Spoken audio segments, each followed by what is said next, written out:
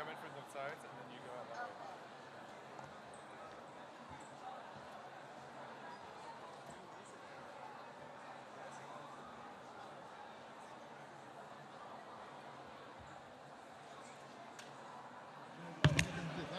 Let's start.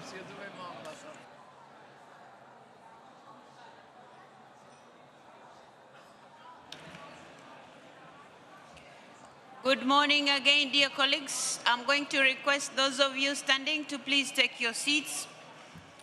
I hope you're all enjoying your stay here in Istanbul, much as it's coming to an end by the end of today. And colleagues, as we announced during our first sitting, a significant part of today's agenda will be devoted to elections, in particular the election of our Secretary General.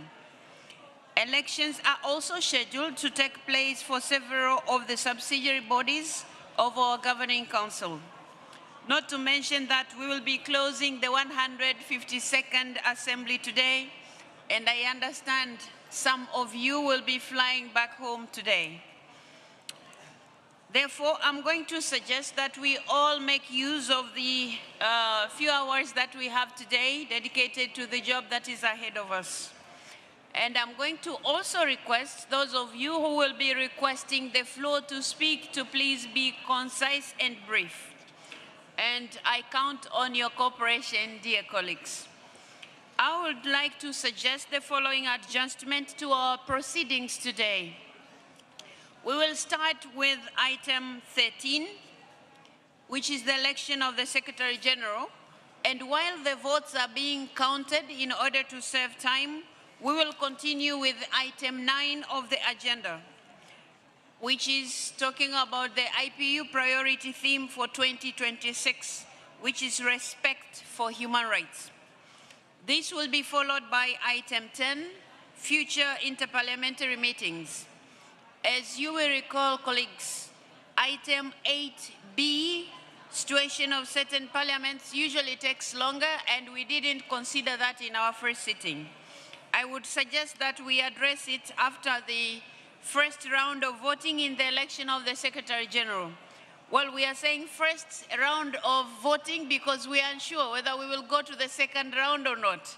Hopefully not. As you elected your president last time, we didn't go to the second round. So I hope we will not be having the second round this time, but we have to factor that when we are planning the time that we have today.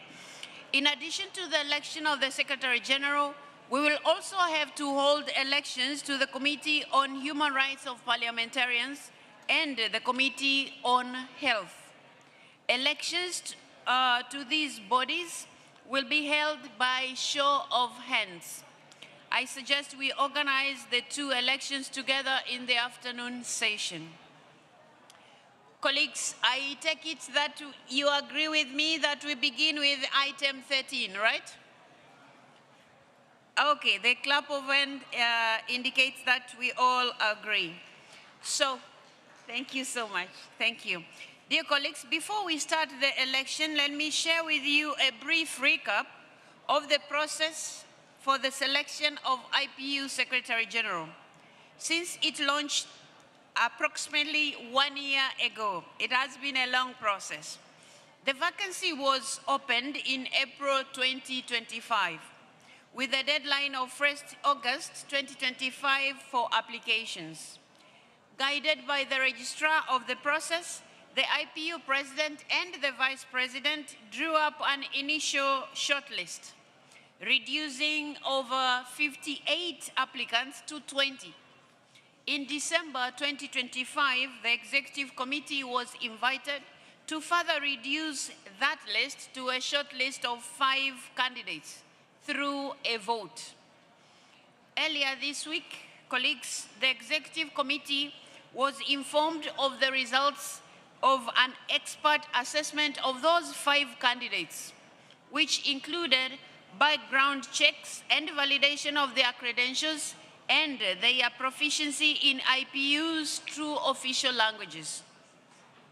The executive committee was able to confirm that confidentiality, transparency with regard to the process, and equal opportunities for all candidates were maintained throughout the process. Based on this, the Executive Committee held interviews with all 5 candidates here in Istanbul on Sunday, 12 April.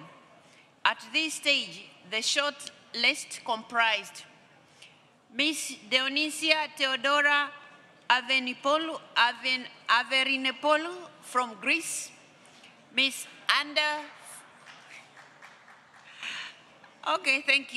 Ms. Anda Philip from Romania, Ms. Sang-Soo Jun from Korea, Ms. Fatou Dieng Thiam from Senegal, and Ms. Cecilia Widegren from Sweden. Colleagues, as you have learned, Mr. Jun experienced a sudden health emergency during this interview. On behalf of the IPU and all member parliaments, I wish to extend our sincere best wishes for Mr. Jun's swift and full recovery. We are hopeful for... Thank you. Thank you. We are hopeful for his return to good health in the very near future. We are in consultation with the hosts, the Grand National Assembly, who have responded efficiently to this emergency. We also wish to recognize his valued participation in this process. We commend his commitment to service at the highest level. Our thoughts are of course with him and his family during this very difficult time.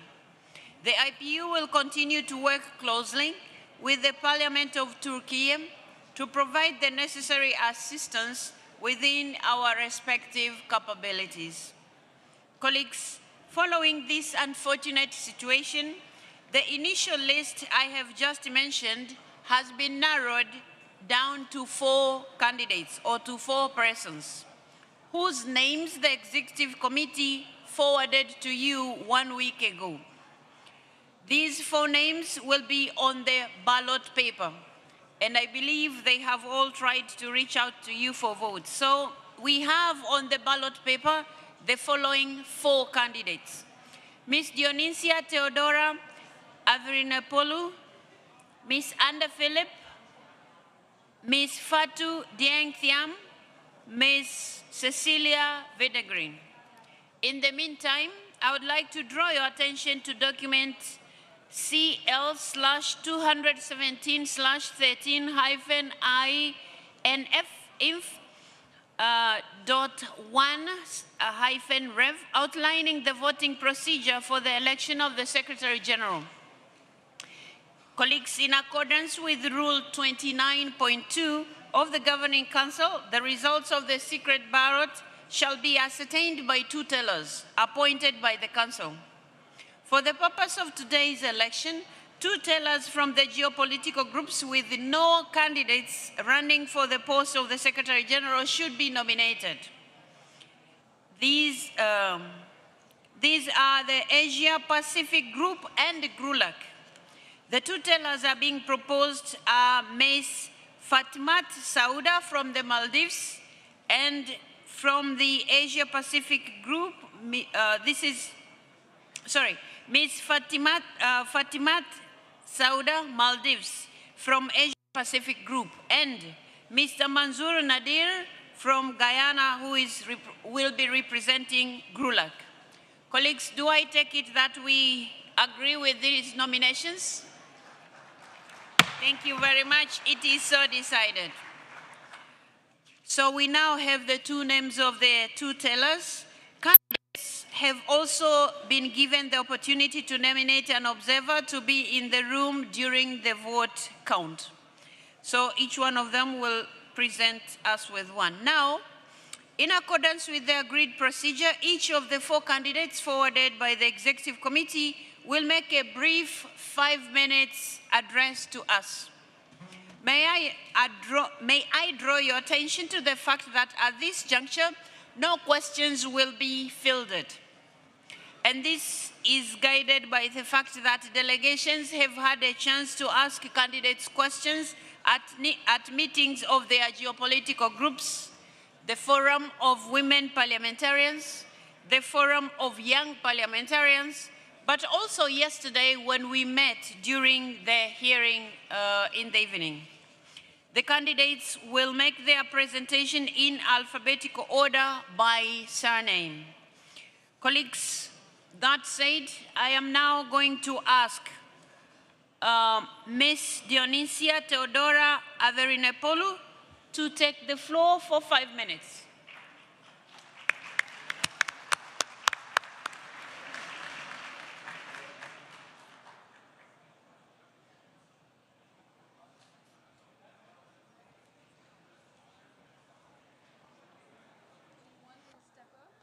Ms. Averinepoulou, you have the floor. Thank you very much, dear President, dear Secretary General, Your Excellencies, dear colleagues. In a few moments, you will have to make a critical decision that will affect the future and the effectiveness of our organization. The IPU has always stood for democracy and dialogue, parliamentary diplomacy and cooperation, solidarity, inclusivity, and respect among our parliaments. These values are today more important than ever. In a world facing uncertainty, division, geopolitical tensions, armed conflicts, threats to democracy, and a serious backslide from multilateralism, the IPU should rise to its role. It should rise to its historic responsibility to defend democracy, multilateralism, human rights, and peace. In our era, the global role of parliamentarians is more relevant than ever before. Ladies and gentlemen, if the IPU did not exist, we would have to invent it today. So the question before us is not simply who will serve as the next Secretary General. It is how, by its administration, we ensure that it remains strong, relevant, responsive, and representative to all its members. We need an IPU that it is modernized and renewed, a true world parliament in the center of the global governance that will make your work more visible and more influential. We need an IPU that empowers parliaments to have a stronger voice, an IPU that invests in parliamentary diplomacy, in preventive action, and can play a role that is complementary to governments, but also decisive in de-escalating tensions and promote peaceful resolution of disputes. We need an IPU that will provide capacity building to our parliamentarians and will embrace innovation and digital and AI tools. An IPU that will keep promoting climate action, respect for human rights, gender equality, and will create more opportunities for young people and the young parliamentarians. We call on an IPU that will support in solidarity the parliaments of the developing and the least developed countries, as well the small island developing states, and will stand by the most vulnerable. An IPU that will contribute at the end of the day to the achievement of the well-being of our people and to a shared prosperity for all. The role of the Secretary General is acting in neutrality to help translate this shared vision into action and ensure that the IPU is, from an administrative perspective, fit for purpose, fully equipped to deliver upon these objectives that you have set. Today, I stand before you as someone who has served the IPU within it, as the Vice President of the Executive Committee of the IPU for 2 years, also as an experienced administrator of numerous other international organizations, and at the same time as an elected member of Parliament who understands the challenges of your own parliaments and of your own lives. I offer you leadership that combines stability and continuity of the organization with also expert knowledge. I have deep respect for our institution, for each one of you and your parliaments. And I also have the determination to strengthen the impact and raise the visibility of our organization. I have the credentials to ensure accountability, good governance, transparency, sound financial management, to find new and additional resources for all of us, and also to promote inclusiveness and closer alignment with the priorities of our member parliaments. I commit that I will provide the necessary parliamentary platform for dialogue, combining all of your voices and building bridges where they are most needed. Dear colleagues, this is a moment for unity, for multilateralism, and for a shared vision for our common future. I commit to serve you all with dedication, efficiency, and respect. Together, we can ensure that the IPU will be a pillar of active cooperation in a changing world. Thank you.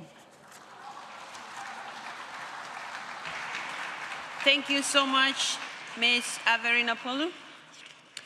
Colleagues, I'm now giving the floor to Ms. Anda Philip.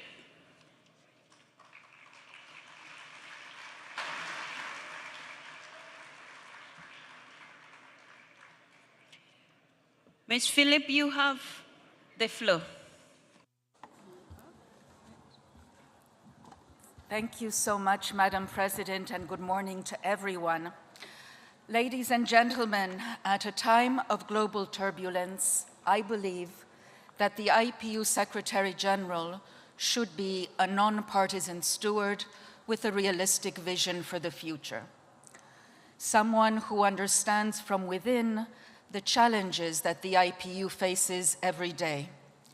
Parliaments under strain, rising expectations of delivery, matching ambition with limited resources. Someone with deep institutional knowledge and the skills to build consensus across regions and political divides. It is in these terms that I present my candidacy to you today. Je pourrais vous raconter toute mon histoire, mais je préfère plutôt me pencher sur quelques moments qui témoignent de ma neutralité et sérieux institutionnel. J'ai été observatrice permanente de l'UIP auprès des Nations Unies, puis directrice pour les parlements membres, travaillant toujours en étroite collaboration avec la direction politique de l'UIP et obtenant de bons résultats même dans des situations très complexes. Je crois fermement au potentiel de l'UIP. Ma vision est que l'UIP devienne la meilleure possible, pleinement pertinente dans une période où le multilatéralisme est mis en question. To realize this vision, I will focus on 3 priorities. First, parliaments and MPs as peace builders. This is where the role of the IPU remains indispensable. We must place greater attention to prevention and early warning, identifying and addressing risks before these harden into conflict. Second, demonstrable impact on the global challenges. Under my leadership, the IPU will make that impact more measurable through practical guidance, allowing parliaments to learn from one another and to assess the progress that they make. Tercero, cultivar sociedades inclusivas. La defensa de la dignidad humana es esencial para el mandato de la UIP. Esta significa redoblar los esfuerzos para combatir la violencia contra las mujeres, avanzar la paridad de género y dinamizar la participación juvenil. Significa también crear las condiciones para que todos los parlamentarios puedan trabajar de una manera segura y libre. Hemos desarrollado normas y planes de acción Mi compromiso es simple. Con la participación de nuestros miembros, su implementación se fortalecerá. So the question is delivery. If the IPU is to maximize its impact, this will require prioritization and partnerships that are fit for purpose. We must also accelerate modernization. Our groundbreaking work during the pandemic, from virtual assemblies to remote elections, proved what is possible. I will advance the work of our Center for Innovation in Parliament so that technology enhances outreach, inclusion, and effectiveness. And during the various hearings that we held in the course of this week, I had the opportunity of sharing some ideas of initiatives that I would take as Secretary General. Ladies and gentlemen, I am ready to serve as Secretary General. Our organization needs steady leadership, focused on delivery, respectful of its mandate and rules, and deeply attentive to the needs of our members. We must defend our foundational values, and we must help build a just global order founded on the rule of law and with a people-centered approach. This period of crisis can become an opportunity for the IPU if we seize it. For me, leadership begins with accountability to the members, and ultimately it is an act of service so that the IPU can be the very best that it can be. I thank you.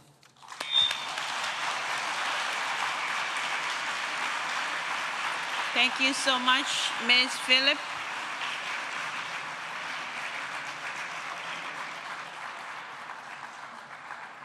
Colleagues, I'm now going to call upon Ms. Fatou Dieng Thiam to take the floor.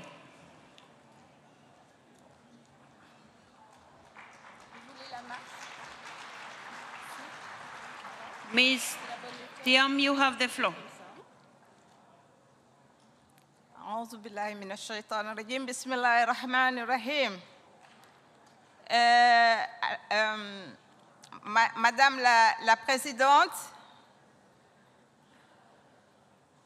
je me tiens devant vous comme candidate, mais aussi comme une femme qui reste convaincue que l'Union interparlementaire peut et doit devenir le catalyseur d'une démocratie plus forte et plus résiliente, en promouvant des parlements plus proactifs, inclusifs, interconnectés et responsables, tout en stimulant l'action pour la paix, la sécurité et les droits humains et le développement durable.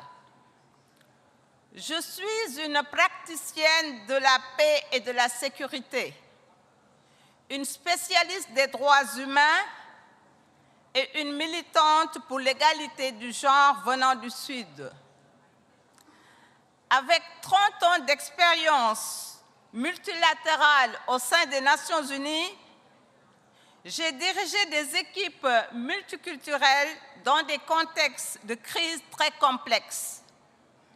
J'ai négocié des solutions là où le dialogue semblait impossible et j'ai bâti des partenariats forts qui ont fait la différence. J'ai la profonde conviction que les défis de notre époque ne se résoudront pas par la guerre ou la lutte pour le pouvoir, mais par le dialogue et une approche collaborative, innovante et profondément humaine. Je crois à la nécessité d'une participation effective de tous pour un monde plus juste, plus équitable, afin que personne ne soit laissé pour compte. Une inclusion non seulement pour la parité du genre et de l'équité intergénérationnelle, mais également pour les personnes handicapées, les minorités, les groupes marginalisés et le multilinguisme. We meet at a moment when the world is not just changing, but demanding a leadership that bridges divides, restores trust, and delivers results. Today, I ask for your trust to lead the IPU into an era where our collective action matches the scale of our challenges, and where no voice, no parliament, no person is left behind. If I have your trust, I will make this institution the engine of a parliamentary diplomacy that listens, acts, and protects. An IPU that anticipates crises before they erupt by strengthening parliamentary diplomacy and making parliaments key actors in conflict prevention. An IPU that does not just talk about inclusiveness, but practices every day. An IPU that embraces the digital revolution without ever losing sight of ethics and fundamental rights. As Secretary General, I will be your operational arm, an implementer standing for efficiency and effectiveness, ensuring that the organization operates with the highest standards of accountability, responsiveness, and strategic clarity. I am non-partisan. I do not have any political agenda.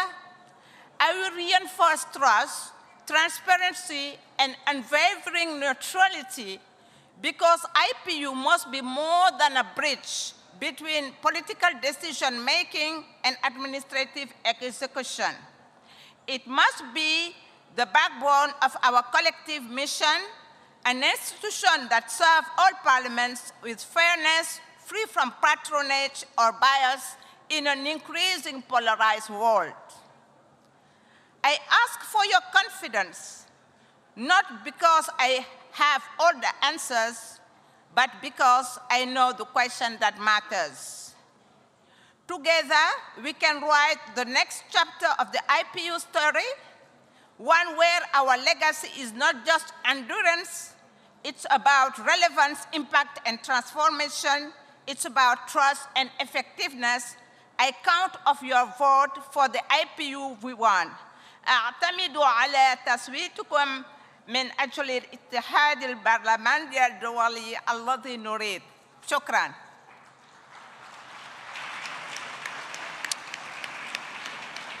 Thank you so much, Ms. Thiam. I am now finally giving the floor to Ms. Cecilia Videgreen.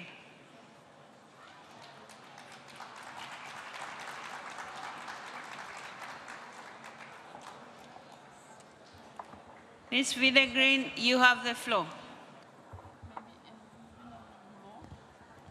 I don't know.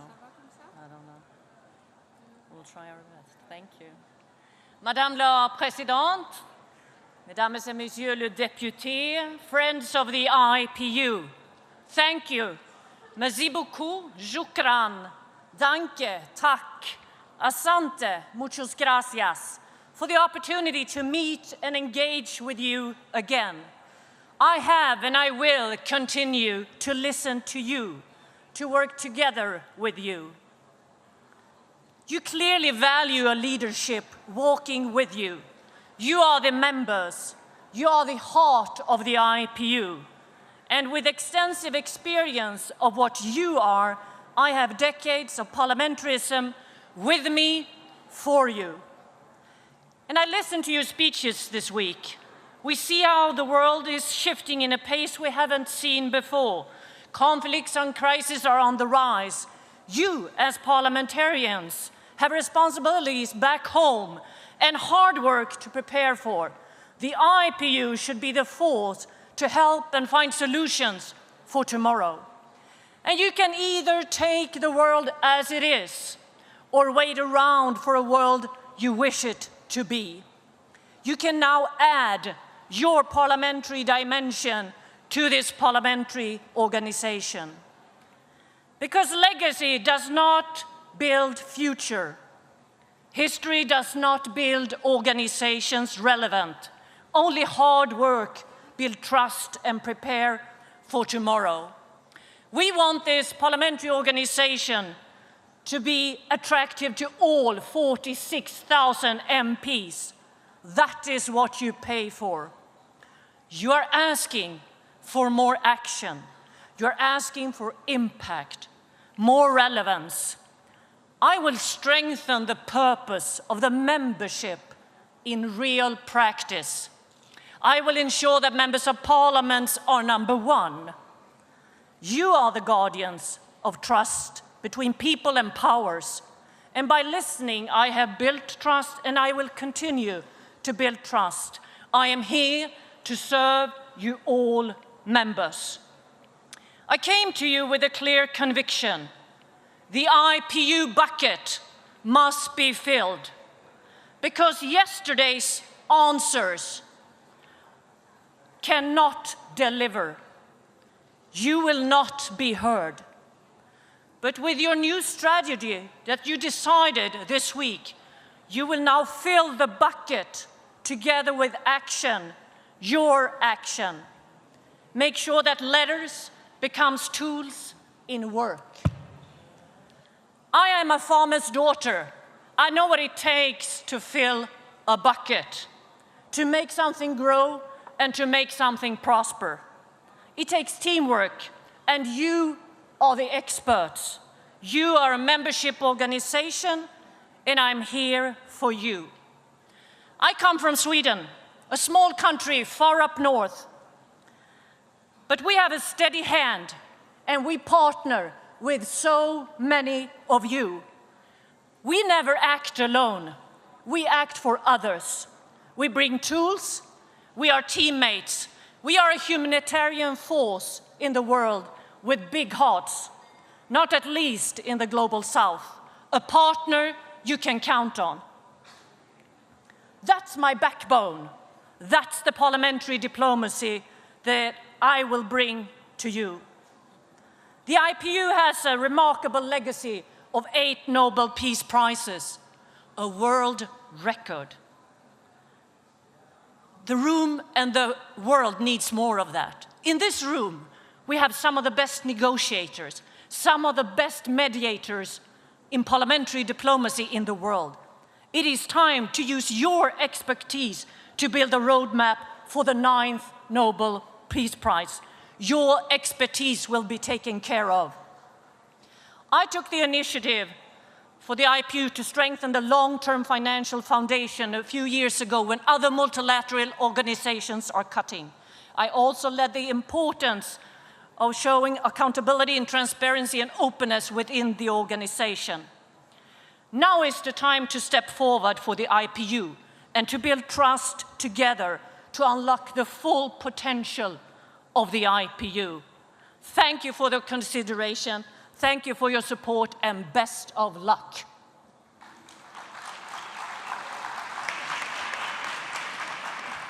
Thank you so much, Ms. Cecilia Videgren. Colleagues, now that we have had all the 4 candidates, I now wish to give the floor to our Secretary General to explain how this election will be conducted, but also to announce the quorum. Mr. Secretary General, you have the floor. Thank you very much, Madam President. Madam President, just to remind you of the quorum, because we did announce it during the first sitting of the Council. You remember that I did say that at the beginning of the first sitting of the Council, we had ascertained that there were 142 members of the Governing Council present here, and we had therefore established the quorum at 72. So that continues to apply until this session of the Governing Council rises at the end of the day today. Madam President, you have in your introduction indicated the background against which you are going to conduct the elections for the new Secretary General of the organization. You have indicated the body that is supposed to elect the Secretary General, that is the Governing Council. The voting shall be by secret ballot as per the statutes of the organization. Let me just use this opportunity to remind you of a number of very key factors that you have to take into consideration. We have indeed, Madam President, you indicated that a document had been circulated establishing or describing the process that will be used here. We assume that some delegates may not have had the time to go through that document, and you allow me to read out certain important excerpts from the document. And we want to refer to Rule 1.2 of the Governing Council, which stipulates that each member parliament of the IPU shall be represented on the Governing Council by 3 parliamentarians, provided that its delegation includes both men and women. A single gender delegation shall be limited to 1 representative. Then we also have Rule 27.1 of the Governing Council, which stipulates that each representative is entitled to 1 vote. Accordingly, a mixed gender delegation comprising 3 members shall be entitled to 3 votes. A mixed gender delegation comprising 2 members shall be entitled to 2 votes. And a single gender delegation shall be entitled to 1 vote only. Each member parliament attending this assembly and enjoying full voting rights shall come to the front of the plenary room here after the Secretariat has verified the accreditation of each member of parliament. He or she shall receive an individual ballot paper and be invited to proceed to one of the booths. There are 2 booths on each side of the room, and samples of valid votes will be displayed inside the voting booths. Once the ballot paper has been filled out by the delegate concerned, the Governing Council members will proceed to the ballot box placed on a table. This table here in front of me, this glass you see in the middle of the room, and under the scrutiny of 2 parliamentary tellers. You earlier on approved the designation of the representative from the Maldives and the representatives from Guyana to be your tellers in this election process here. So they will be sitting on these 2 chairs, supervising the delegates as they cast their votes in the transparent box that you have in front of you. And in accordance with Rule 29.2 of the Governing Council, the results of secret ballots shall be ascertained by 2 tellers appointed by the Governing Council, as I've just mentioned. For the election of the IPU Secretary General today, the 2 tellers shall be drawn from among the members. That is what has just taken place. And then once the votes have been cast, once all members have cast their votes, the tellers, 2 members of the IPU Secretariat, and a personal representative of each of the candidates will proceed to a designated room within this building. I believe that room has been indicated to all those concerned. The tellers will count the votes while the representatives of the candidates observe the process. Only valid votes will be counted. For the purpose of identifying the candidate most capable of securing a broad consensus among the members, the Governing Council will elect the Secretary General with an absolute majority of the votes cast as per Rule 34B of the Governing Council. That is 50% of the votes cast plus 1 vote. If none of the candidates receives the required majority in the first round of voting, the candidate who received the least support will be eliminated, and a new round of voting will be held until such time as a candidate secures the absolute majority that is prescribed in the rules. Madam President, I hope that with this explanation, the process is clear to every delegate present in this room, and that it will now be possible for you to move on to the actual voting process. Thank you. Thank you so much, Mr. Secretary General. Colleagues, do we have any question about this process? I don't see any hand, so I take it that we are all on the same page. That said, I'm going to call on Ms. Fatmat Sauda and Mr. Manzoor Nadir to come and sit here by the ballot box. While they are coming here, in the interest of time, I'm also going to mention the names of the observers that have been brought forward by the candidates. Ms. Stavriana Deli-Petru, yeah, because she's entitled to one, but she has brought two names, so I suppose one of them should get ready to represent Ms. Averinopoulou. So Stavriana Deli-Petru or Ms. Eleni Androni. And for Ms. Anderphilip, it's Ms. Cosmina Moldovan. For Ms. Fatou Dieng Thiam, it's Mr. Magaye Gueye.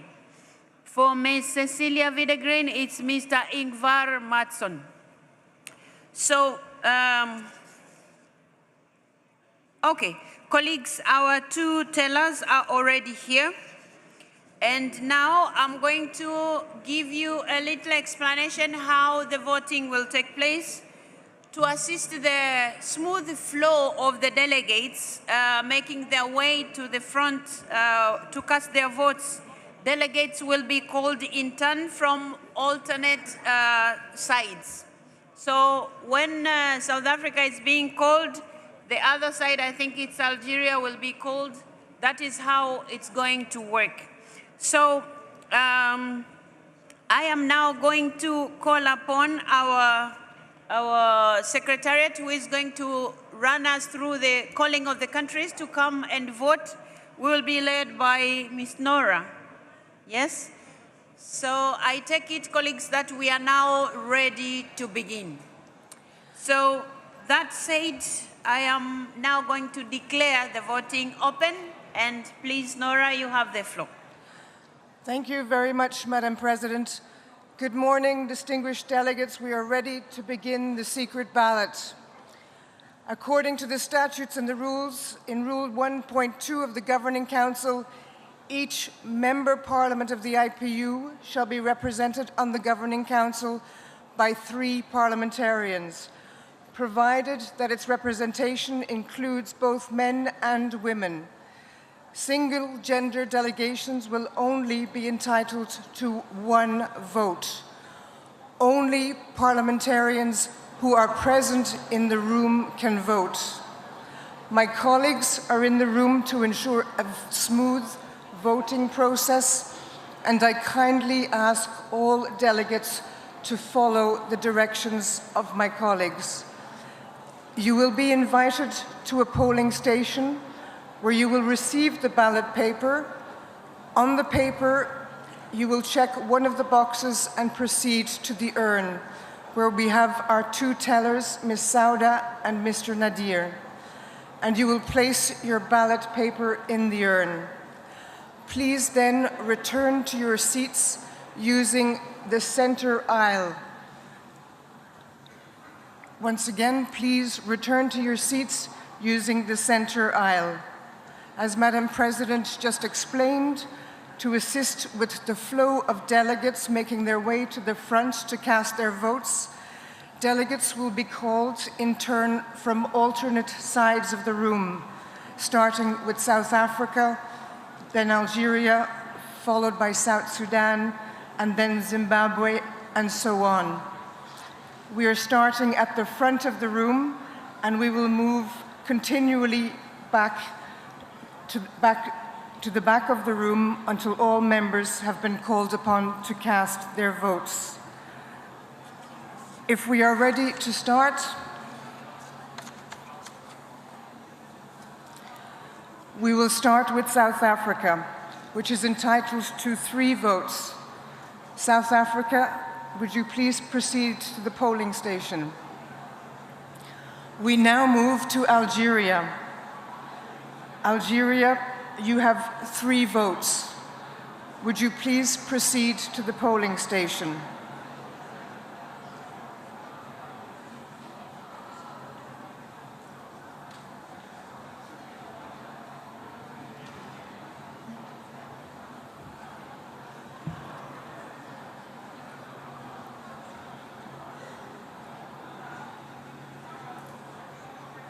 South Sudan, you have 1 vote. Would you please proceed to the polling station? Zimbabwe, you have 3 votes. Zimbabwe, would you please proceed to the polling station?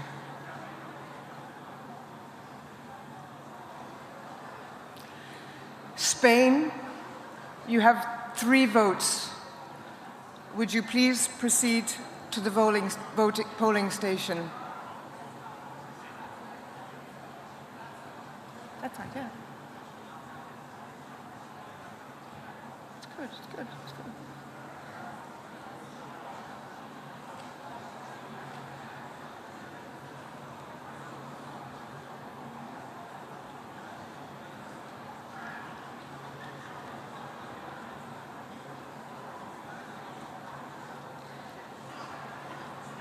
Suriname, you have 3 votes. Would you please proceed to the polling station?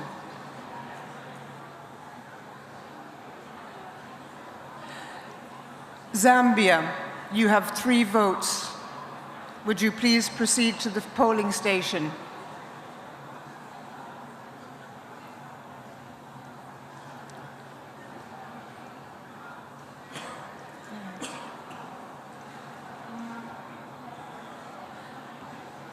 Switzerland, you have 3 votes. Would you please proceed to the polling station?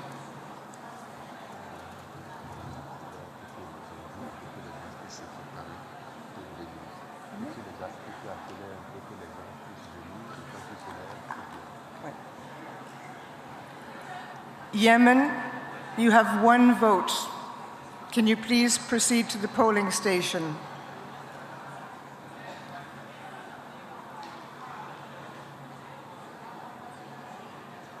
I can't hear you.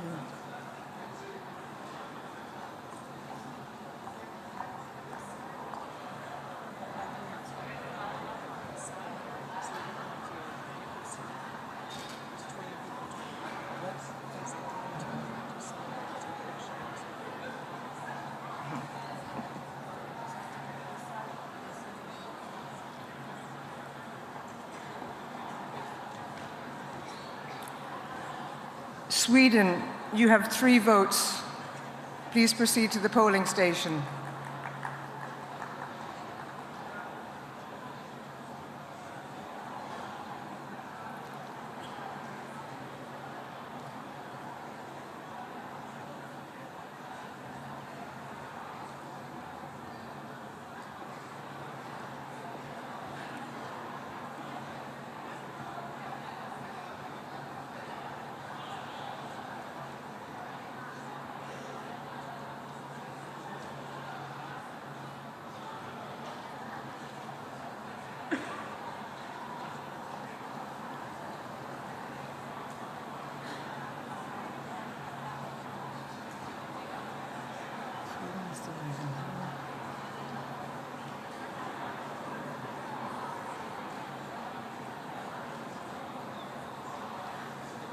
Vietnam, you have 3 votes. Please proceed to the polling station.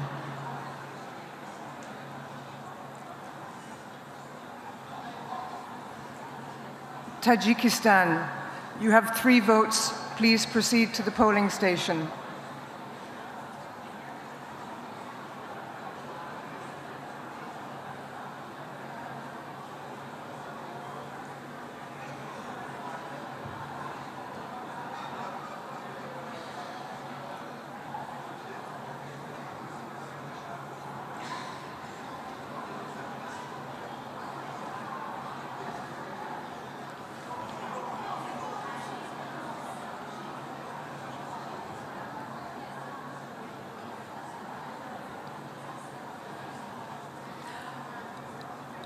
Thailand, you have 3 votes. Please proceed to the polling station.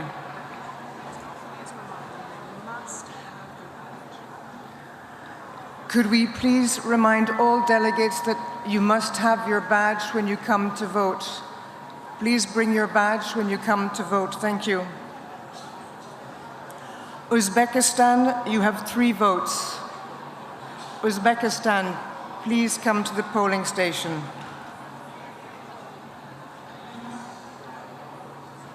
Uruguay, you have 1 vote. Please come to the polling station.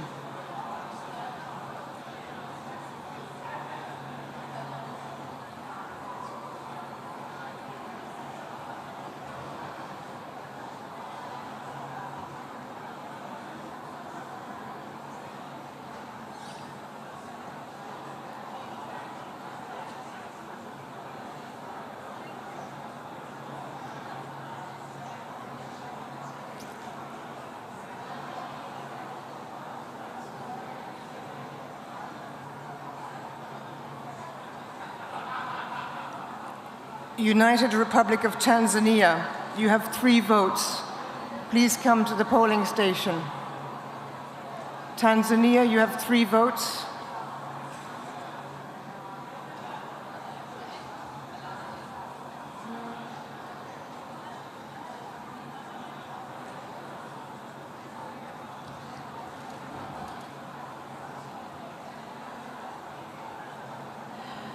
Timor-Leste, you have 3 votes. Please come to the polling station.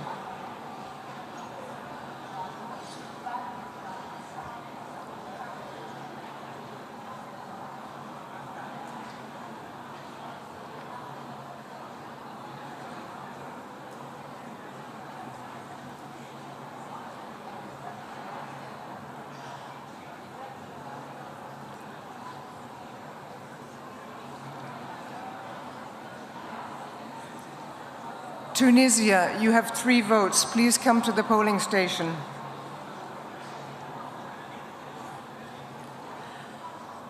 United Kingdom, you have 3 votes. Please come to the polling station.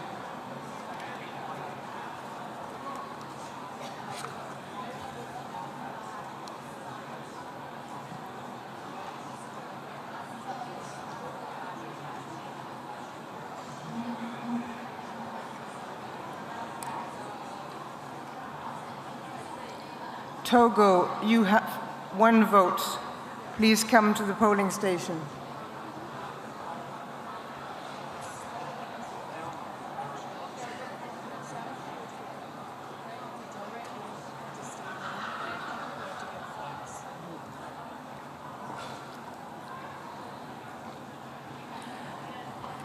United Arab Emirates, 3 votes. Please come to the polling station.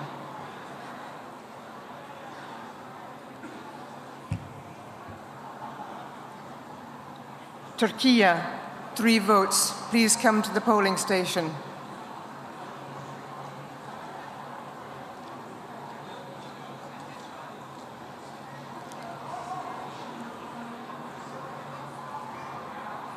Ukraine, you have 3 votes. Please come to the polling station. Delegates, may I ask for quiet in the room, and may I ask cameramen to move back from the center and side aisles. Thank you.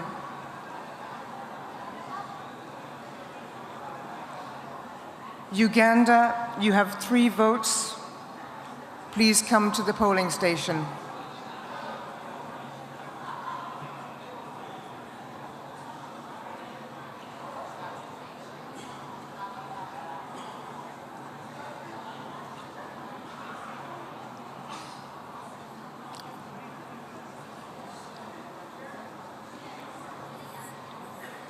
Turkmenistan, you have 3 votes. Please come to the polling station.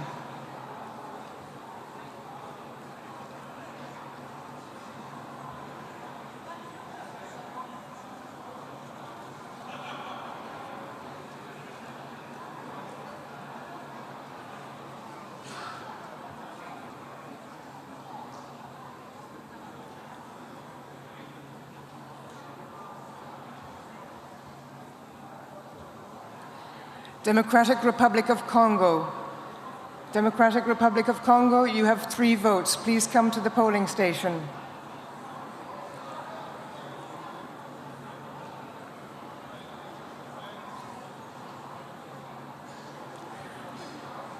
Albania, you have 3 votes. Please come to the polling station.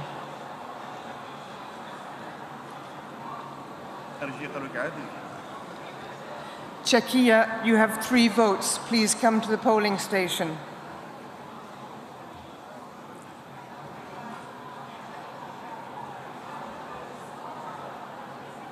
Angola, you have 3 votes.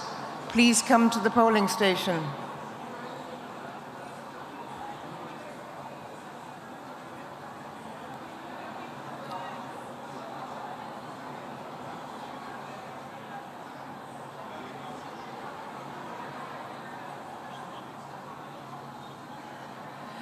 Cyprus, you have 2 votes. Please come to the polling station. Armenia, you have 3 votes. Please come to the polling station.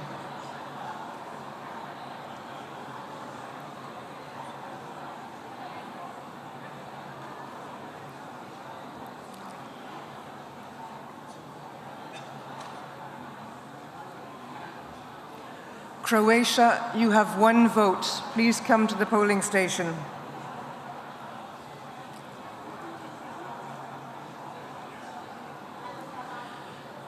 Côte d'Ivoire, you have 3 votes. Côte d'Ivoire, you have 3 votes. Please come to the polling station.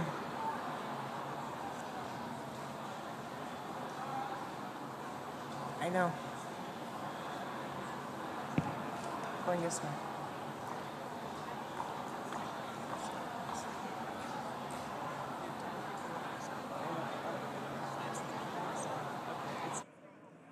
I know.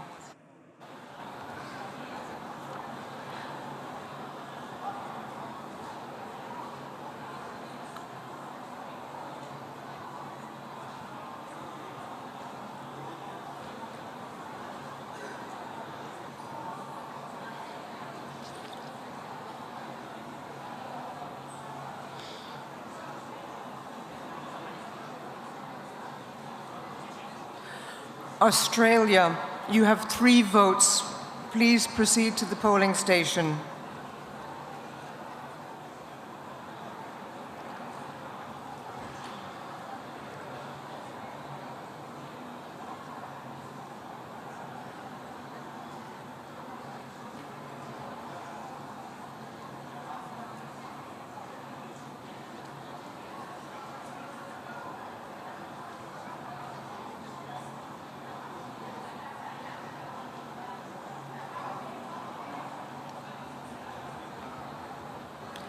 China, you have 3 votes.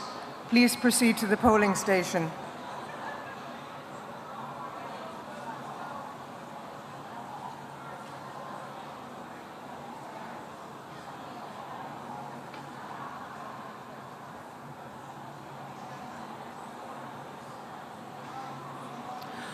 Austria, you have 3 votes.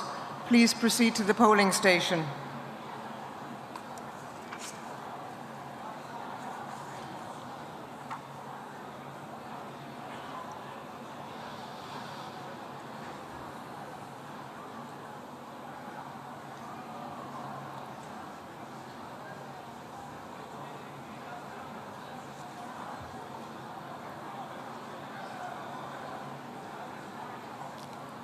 Chile, you have 3 votes. Please come to the polling station. Chile, 3 votes. Please come to the polling station. Azerbaijan, you have 3 votes. Please proceed to the polling station.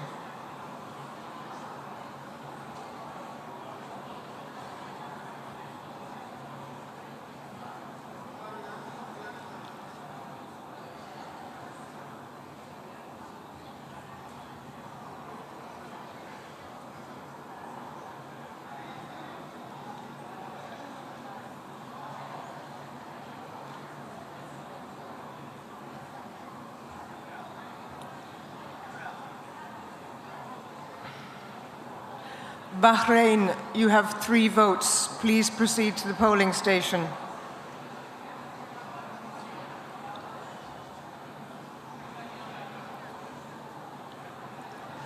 Chad, you have 3 votes. Please proceed to the polling station.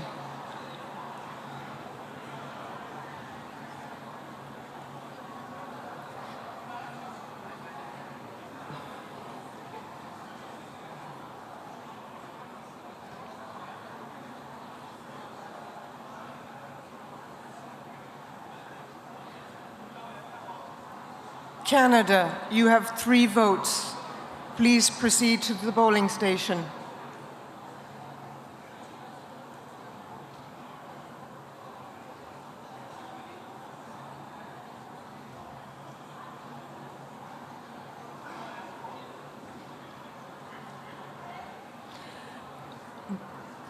Belarus, you have 1 vote. Belarus, 1 vote. Please proceed to the polling station.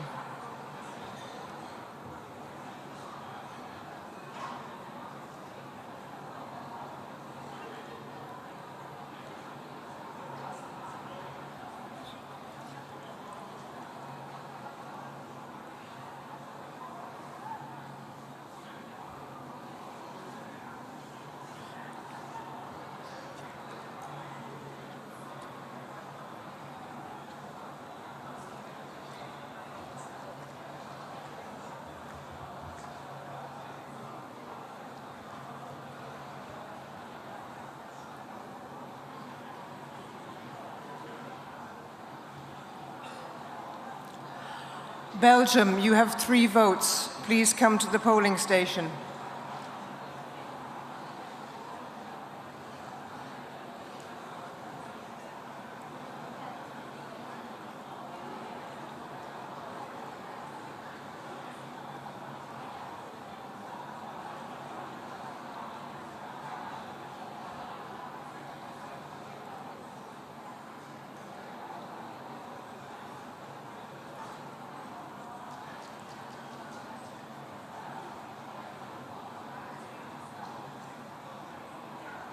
Cameroon, you have 3 votes. Please come to the polling station. Cameroon, 3 votes.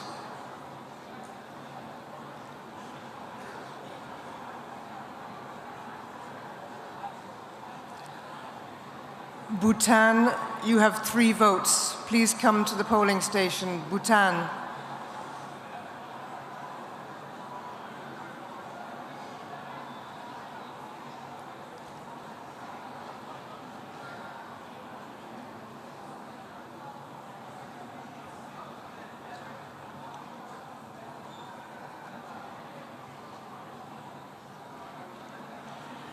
Cambodia, you have 3 votes. Please come to the polling station. Bosnia-Herzegovina, you have 1 vote. Please come to the polling station.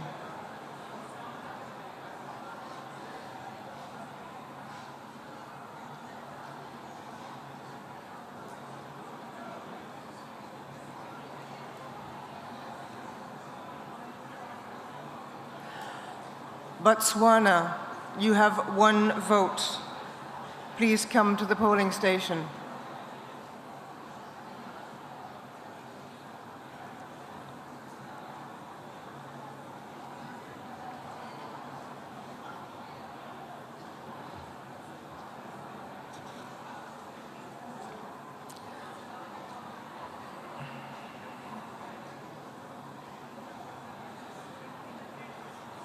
Brazil, you have 1 vote. Please come to the polling station.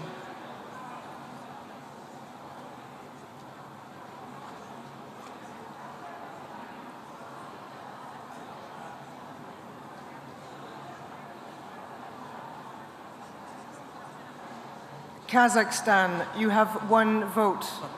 Please come to the polling station. Kazakhstan.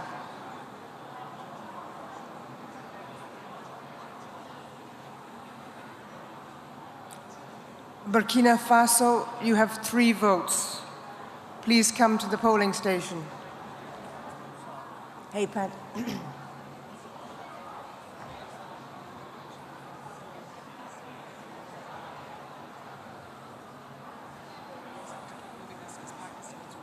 I know.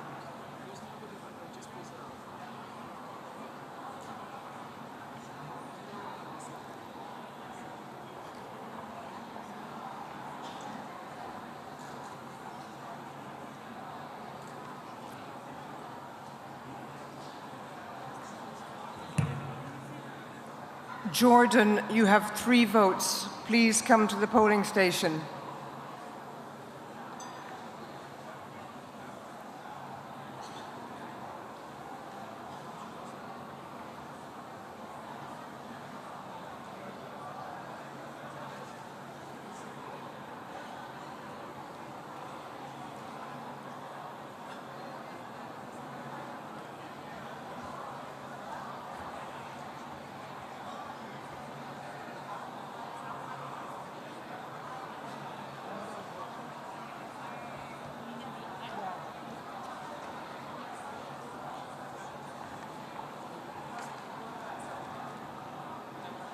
Okay. Japan, you have 3 votes. Please proceed to the polling station.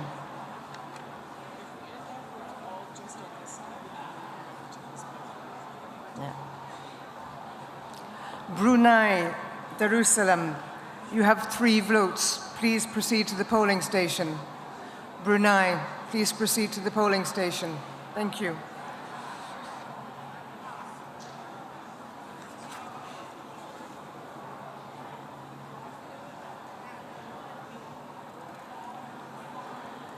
Denmark, you have 2 votes. Please proceed to the polling station.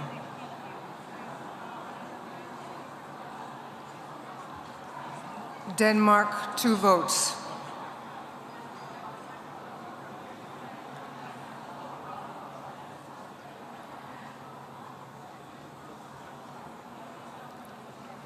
Italy, you have 3 votes. Please proceed to the polling station. Italy.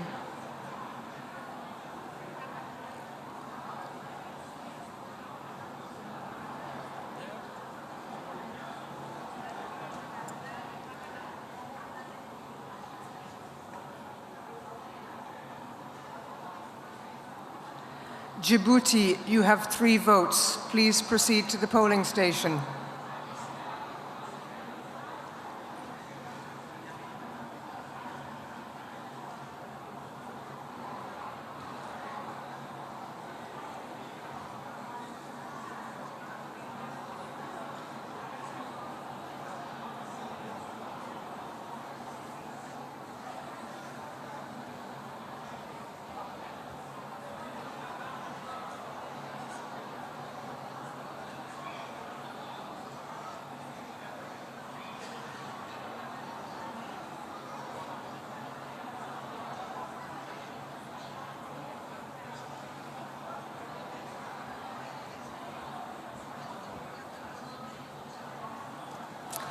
Ireland, you have 3 votes. Please proceed to the polling station.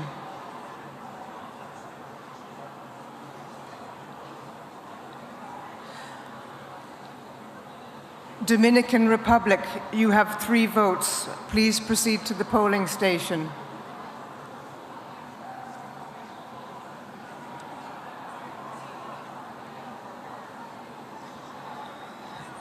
Iraq, you have 3 votes. Please proceed to the polling station.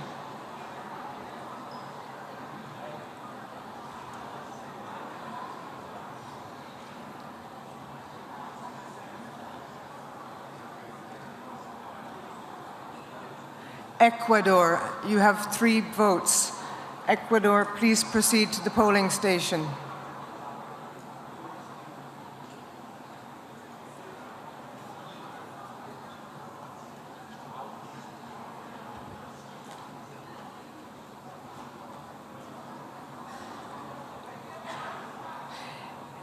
Islamic Republic of Iran, you have 3 votes. Please proceed to the polling station.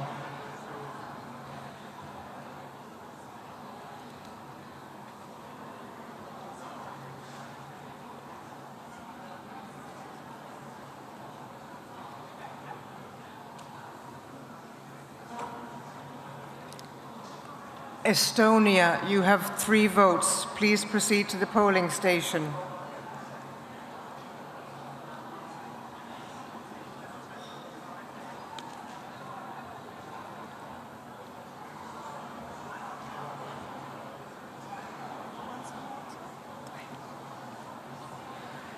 Indonesia, you have 3 votes.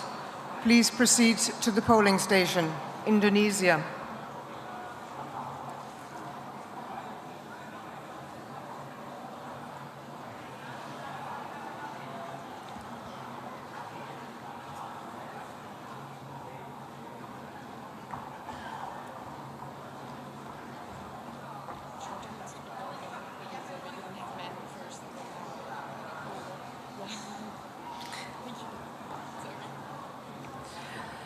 I understand Jordan have now all of their delegates in the room.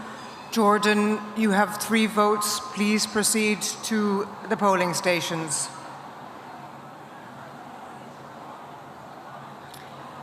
Egypt, you have 3 votes. Please proceed to the polling station.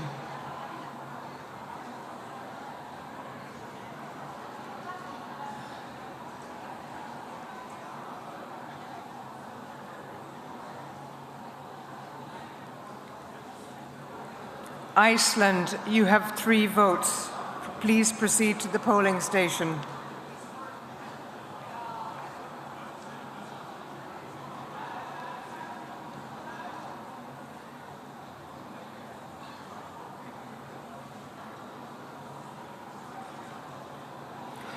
Equatorial Guinea, you have 3 votes. Please proceed to the polling station.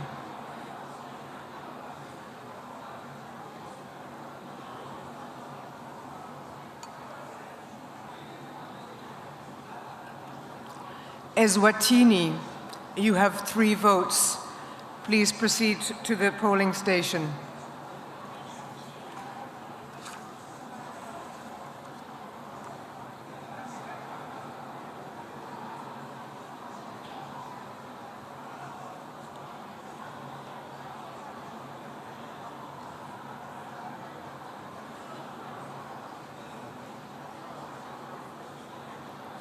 Hungary, you have 3 votes.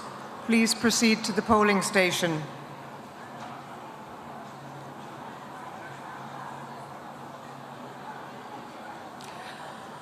Fiji, you have 3 votes. Please proceed to the polling station.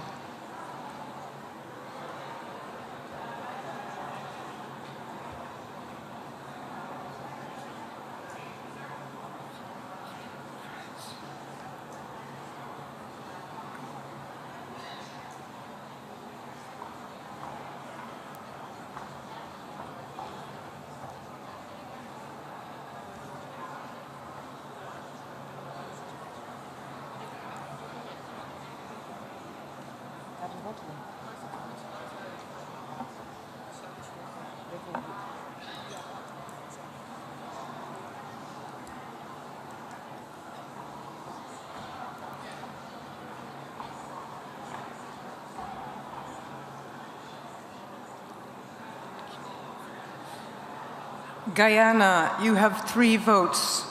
Please proceed to the polling station.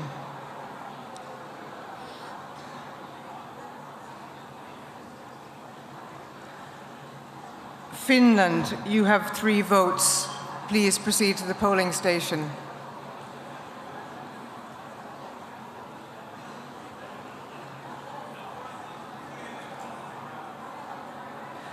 Greece, you have 3 votes. Please proceed to the polling station.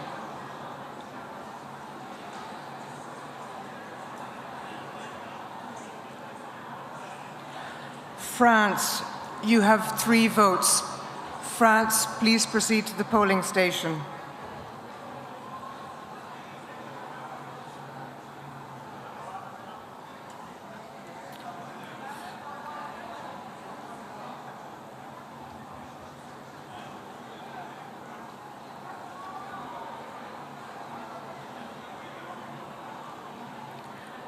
Gabon, you have 3 votes. Please proceed to the polling station. The Gambia, you have 3 votes. Please proceed to the polling station.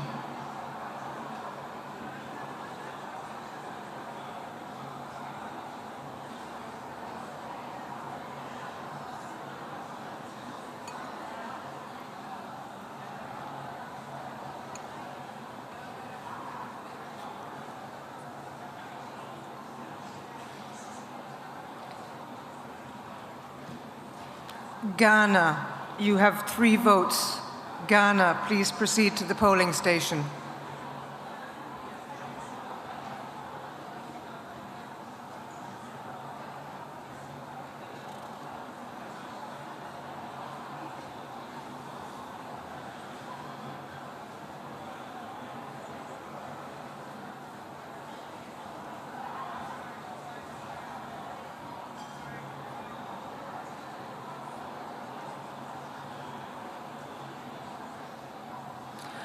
I understand that Georgia has already voted, so we will move on to Germany. Germany, 3 votes, please.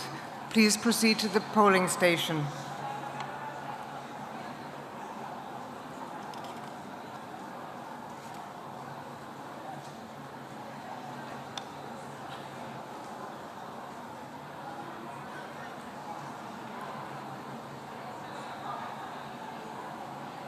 Nigeria, 3 votes. Please proceed to the polling station.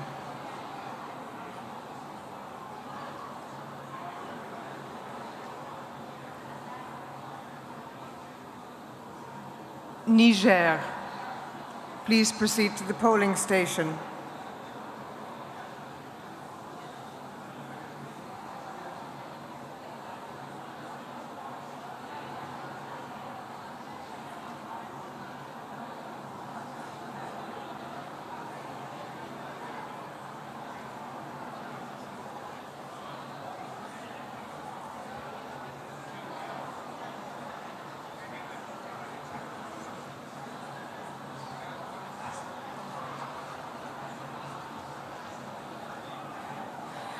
Kenya, 3 votes. Please proceed to the polling station.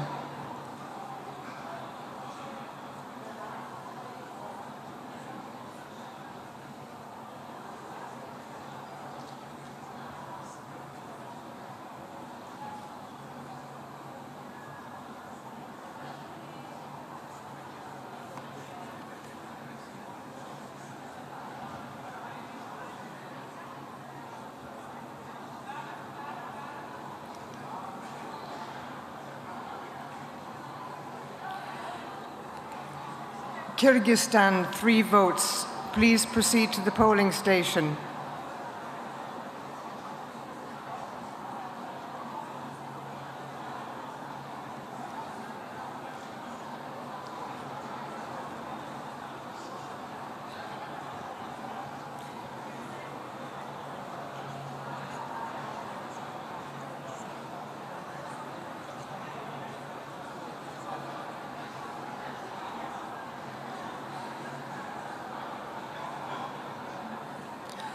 The Netherlands, 3 votes. Please proceed to the polling station.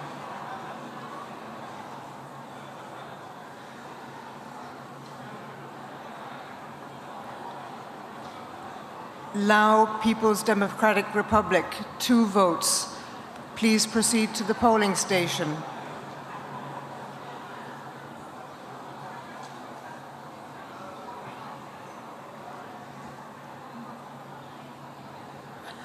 Delegates, may I ask you to please clear the aisles to allow other voting delegates access to the booths. Thank you.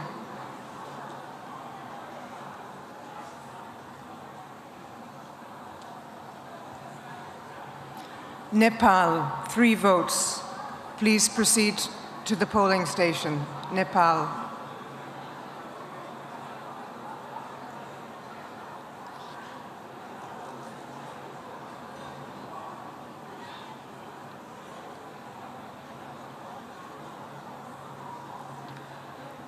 Lesotho, please, 3 votes. Please proceed to the polling station. Lesotho.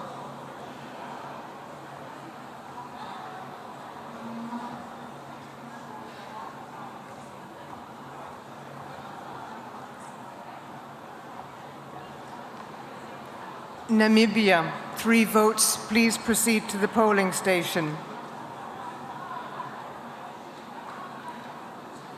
Mozambique, 3 votes. Please proceed to the polling station. Mozambique.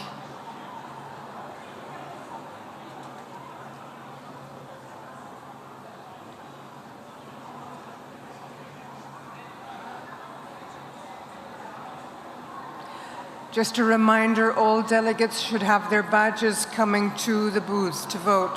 Thank you.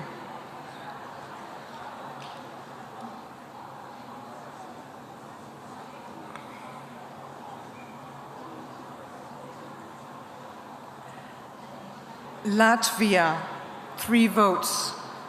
Please proceed to the polling station. Latvia.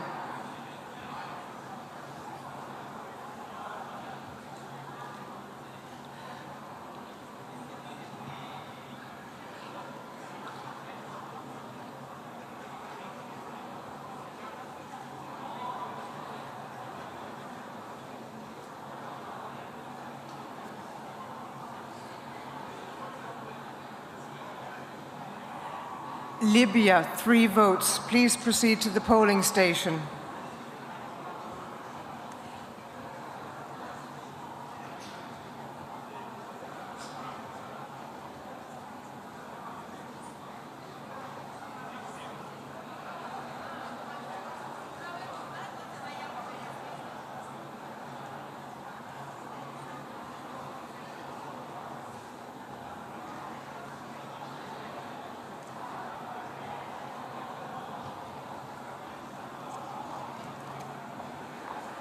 Liechtenstein, 2 votes. Please proceed to the polling station.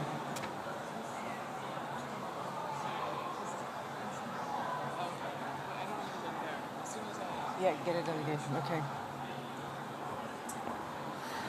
Montenegro, 2 votes. Please proceed to the polling station. Mongolia, 1 vote. Please proceed to the polling station.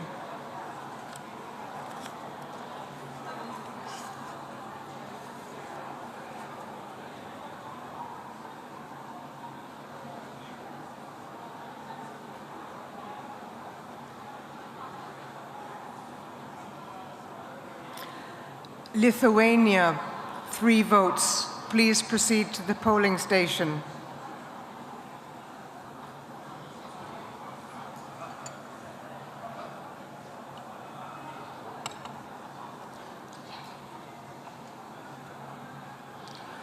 Monaco, 2 votes. Please proceed to the polling station.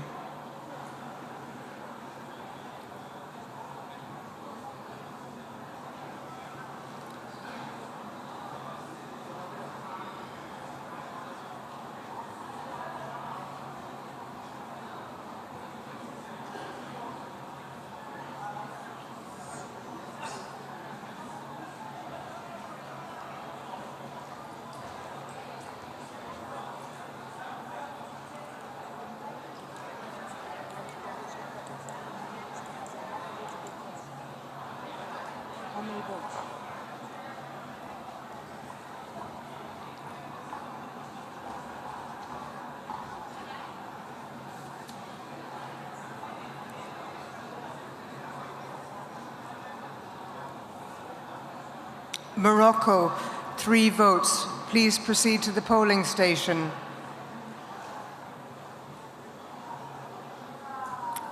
Luxembourg, 3 votes. Please proceed to the polling station.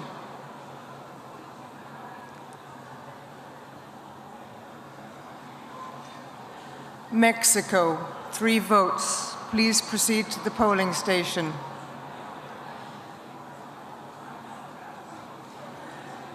Madagascar, 1 vote. Please proceed to the polling station.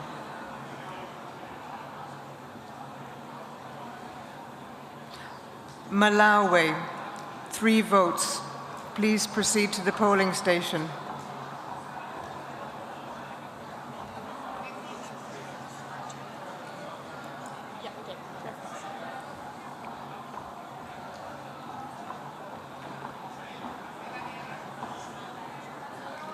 Mauritania, 3 votes. Please proceed to the polling station.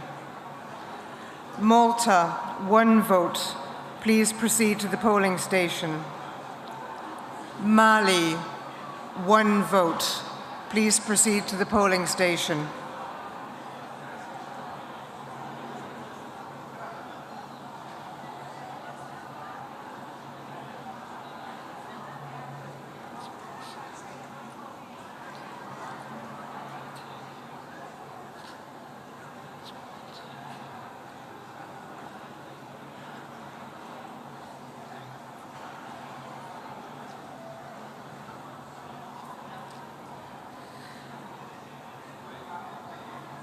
North Macedonia, 3 votes. Please proceed to the polling station.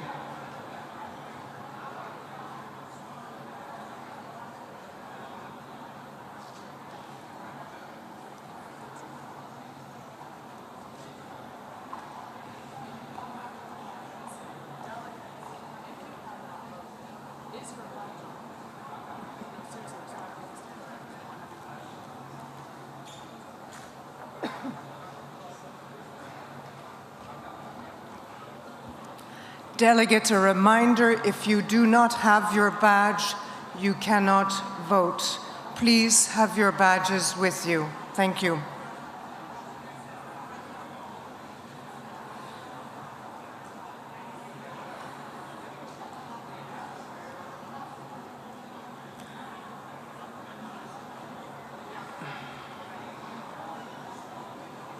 Maldives, 3 votes. Please proceed to the polling station.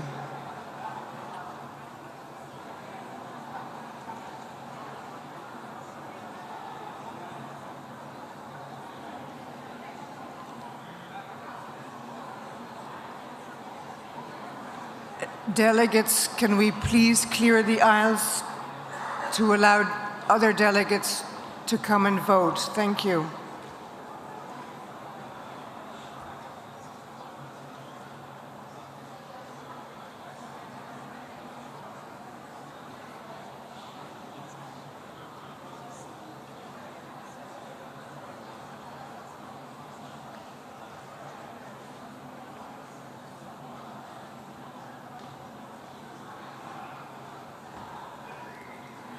Somalia, you have 3 votes. Please proceed to the polling station.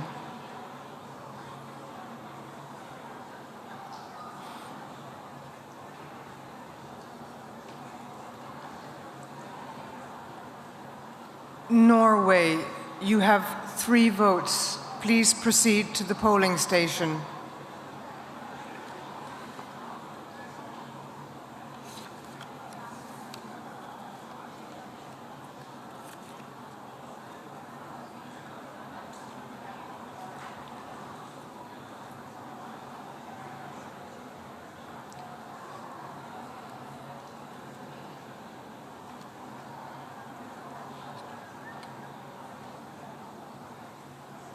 Slovenia, you have 1 vote. Please proceed to the polling station. Singapore, you have 3 votes. Please proceed to the polling station. Singapore.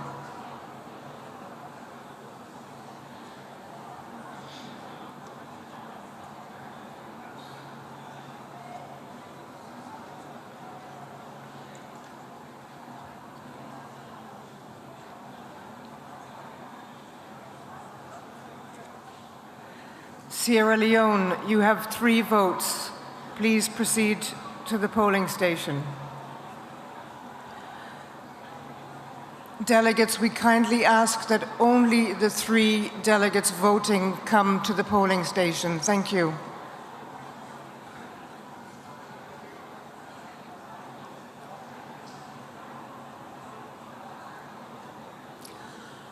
Oman, you have 3 votes. Please come to the polling station.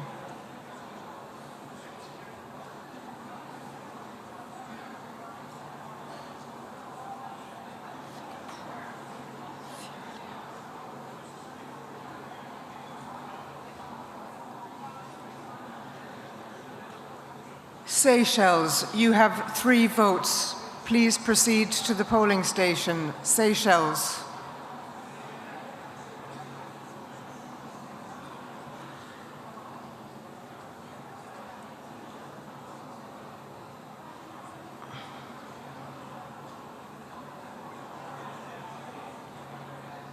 Pakistan, you have 3 votes. Please proceed to the polling station.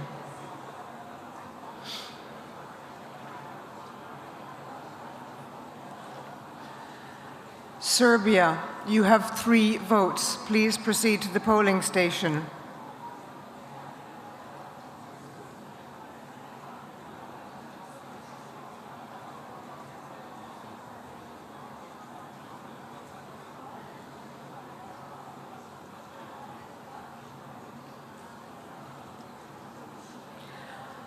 Palestine, you have 3 votes. Please proceed to the polling station.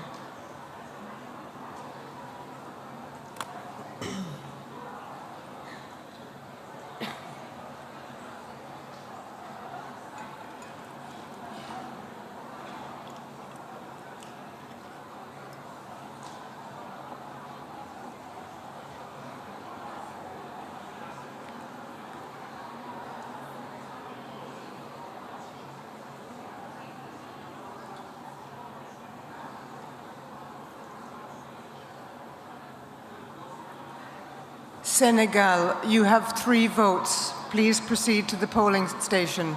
Senegal.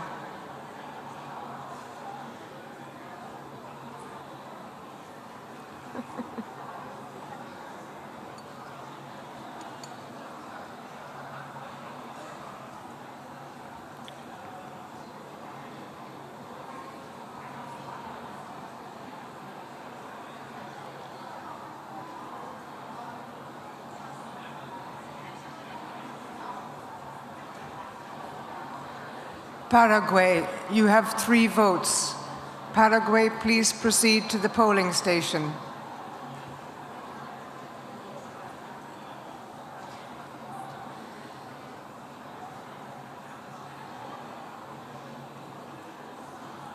Saudi Arabia, you have 3 votes. Please proceed to the polling station.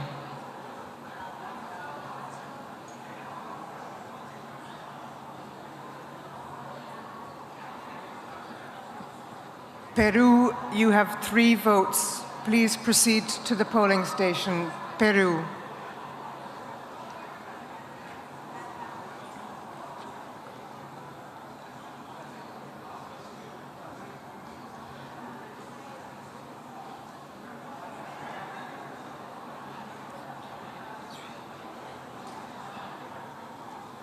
San Marino, you have 3 votes. Please proceed to the polling station.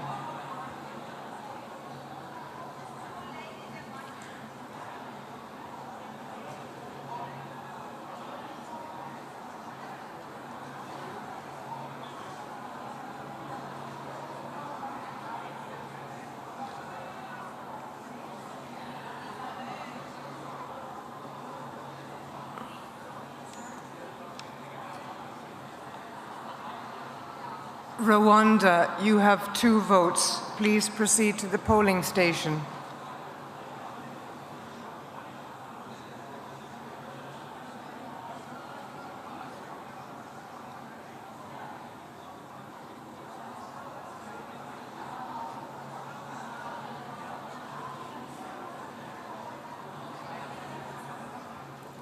Poland, you have 3 votes. Please proceed to the polling station.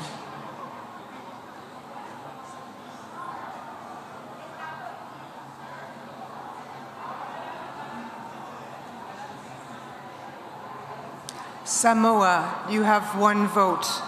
Please proceed to the polling station.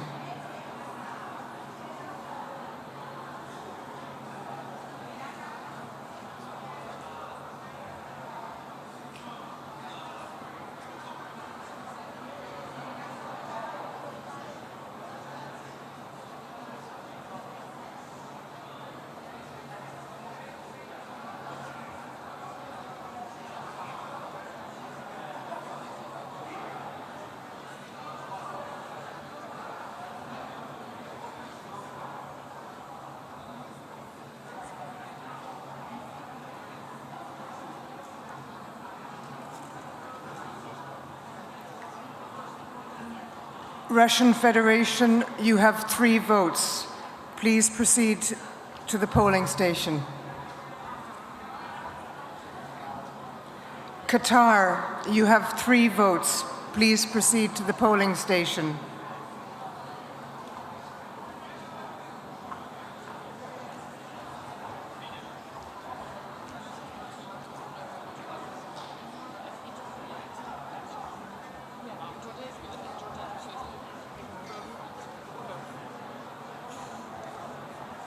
Jordan again.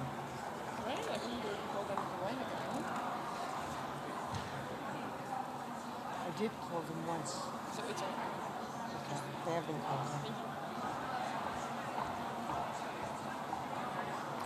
called. Portugal, you have 3 votes. Please proceed to the polling station.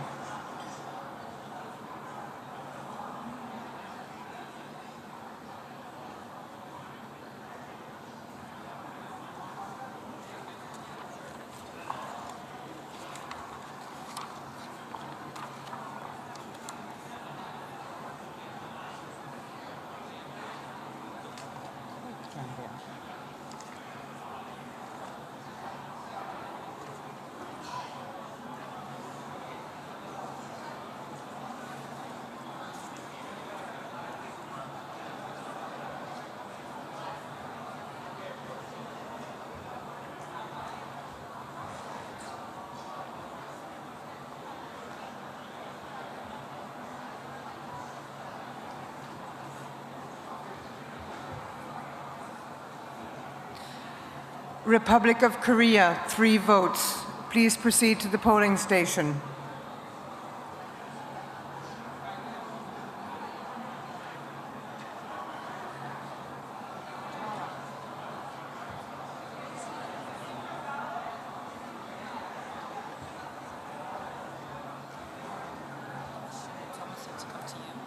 DRC said they had 3 votes, but only 1 person voted. Can the other 2 come up now and vote? I don't know if they did or should I?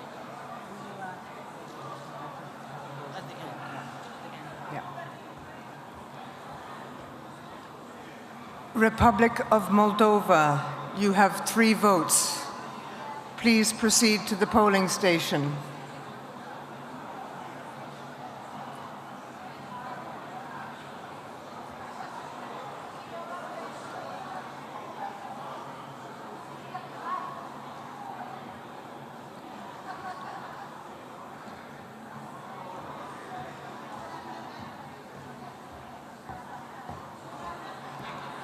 Romania, you have 3 votes. Please proceed to the polling station. Romania.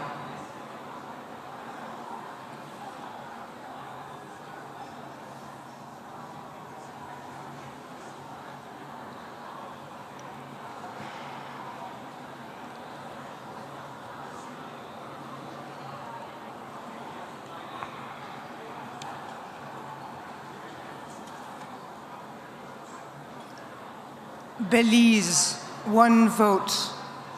Belize, please proceed to the polling station. Belize.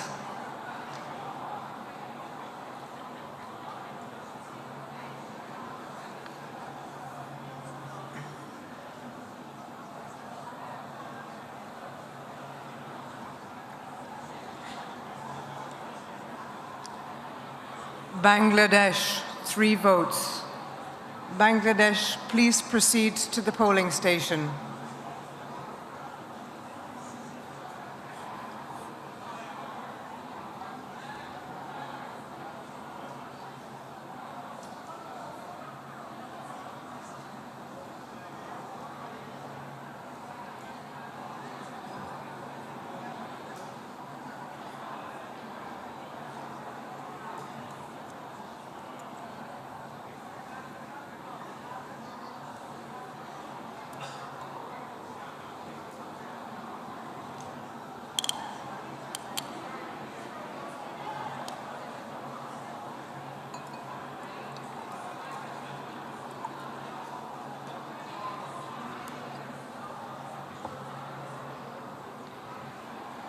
Delegates, may I ask for some quiet in the room, please? Quiet. I now wish to ask if all delegations have had the opportunity to cast their votes.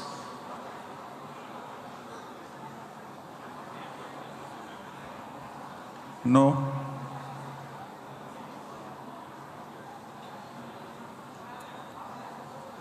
Uganda. Please proceed to the polling station.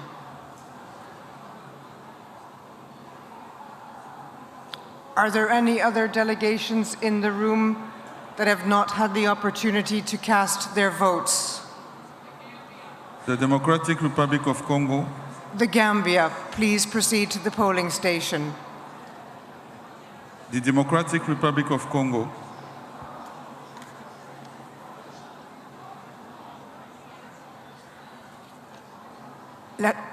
Democratic Republic of Congo, please proceed to the polling station.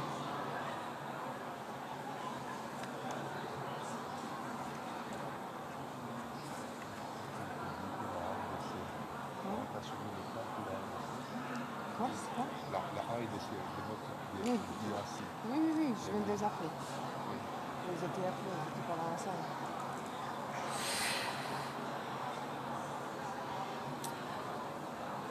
Once again, may I ask if all delegations have had the opportunity to cast their votes?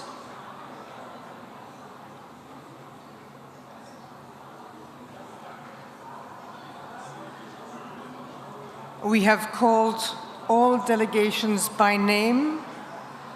I believe all delegations present here in the plenary room today have cast their votes. As I do not see any other requests, Madam President, Mr. Secretary General, I believe that the vote can be declared.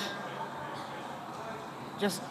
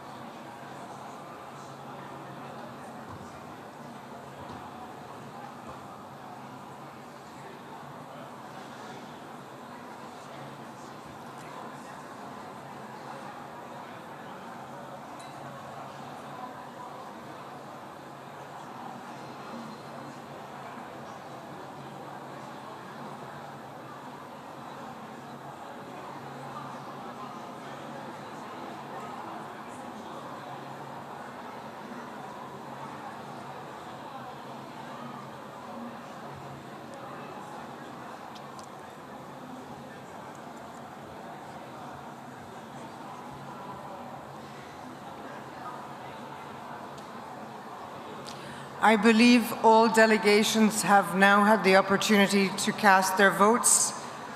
And as there are no other requests, Madam President, Mr. Secretary General, I believe that the vote can now be declared closed.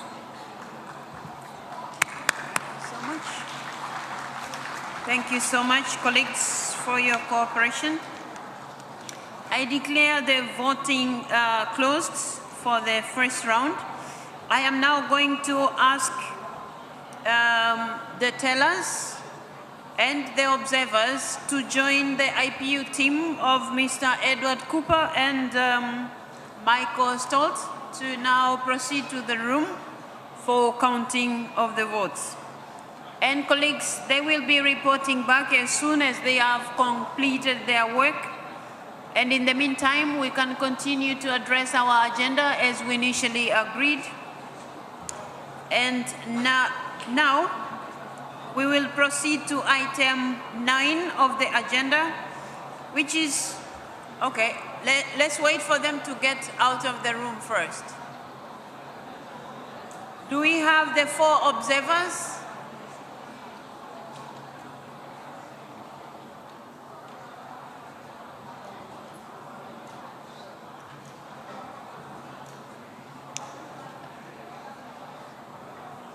Mr. Cooper, if everybody is there, please. Yeah, thank you so much.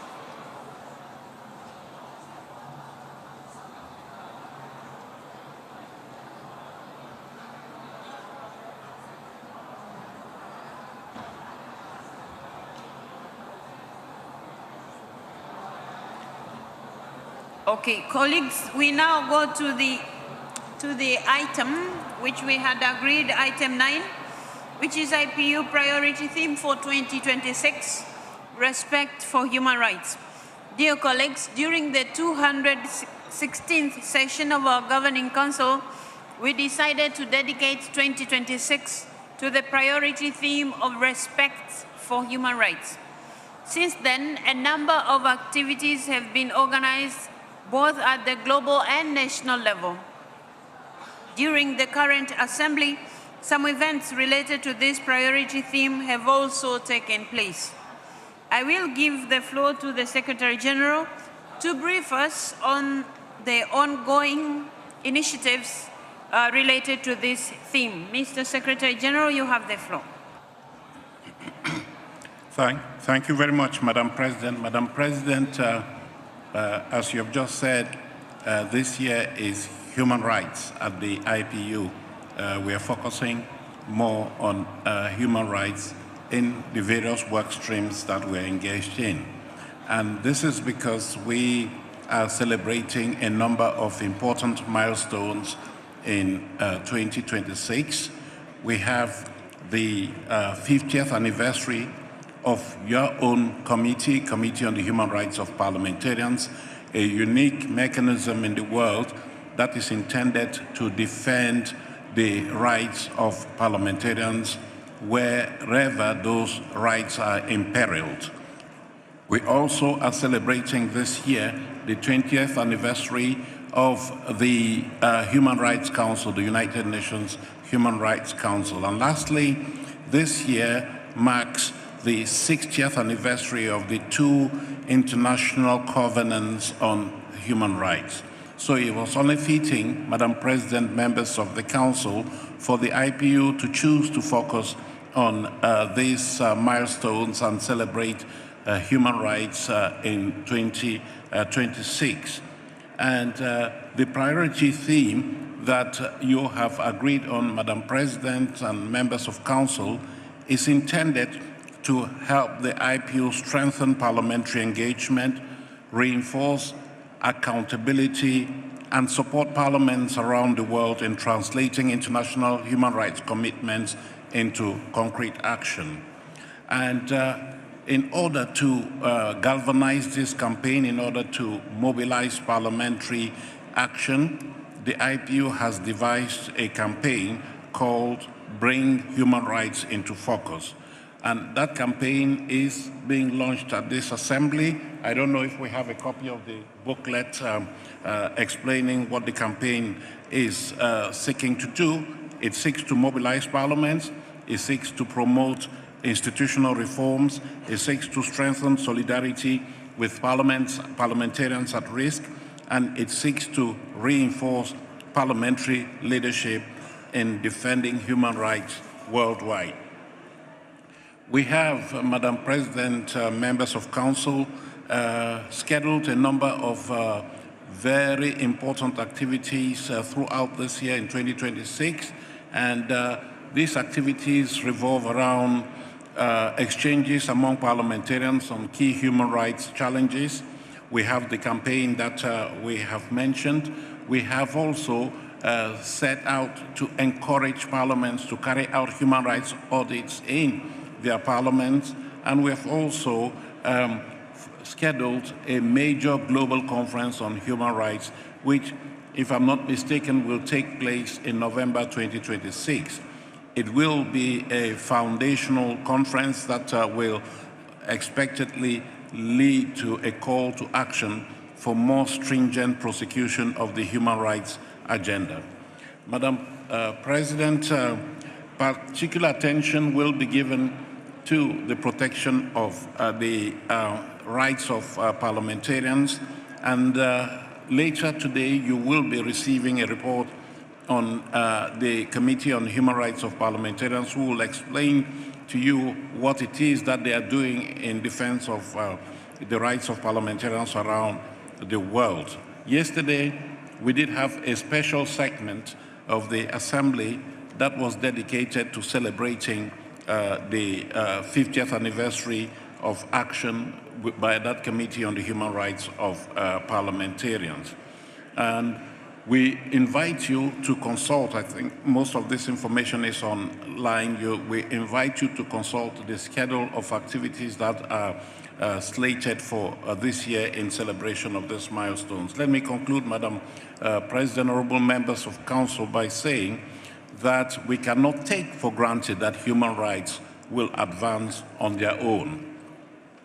For human rights to thrive, they need commitment, they need leadership, they need sustained engagement, especially by parliamentarians, the representatives of the people. So this year should be seen as a year wherein we do celebrate our successes, but we also have a lucid assessment of where we are.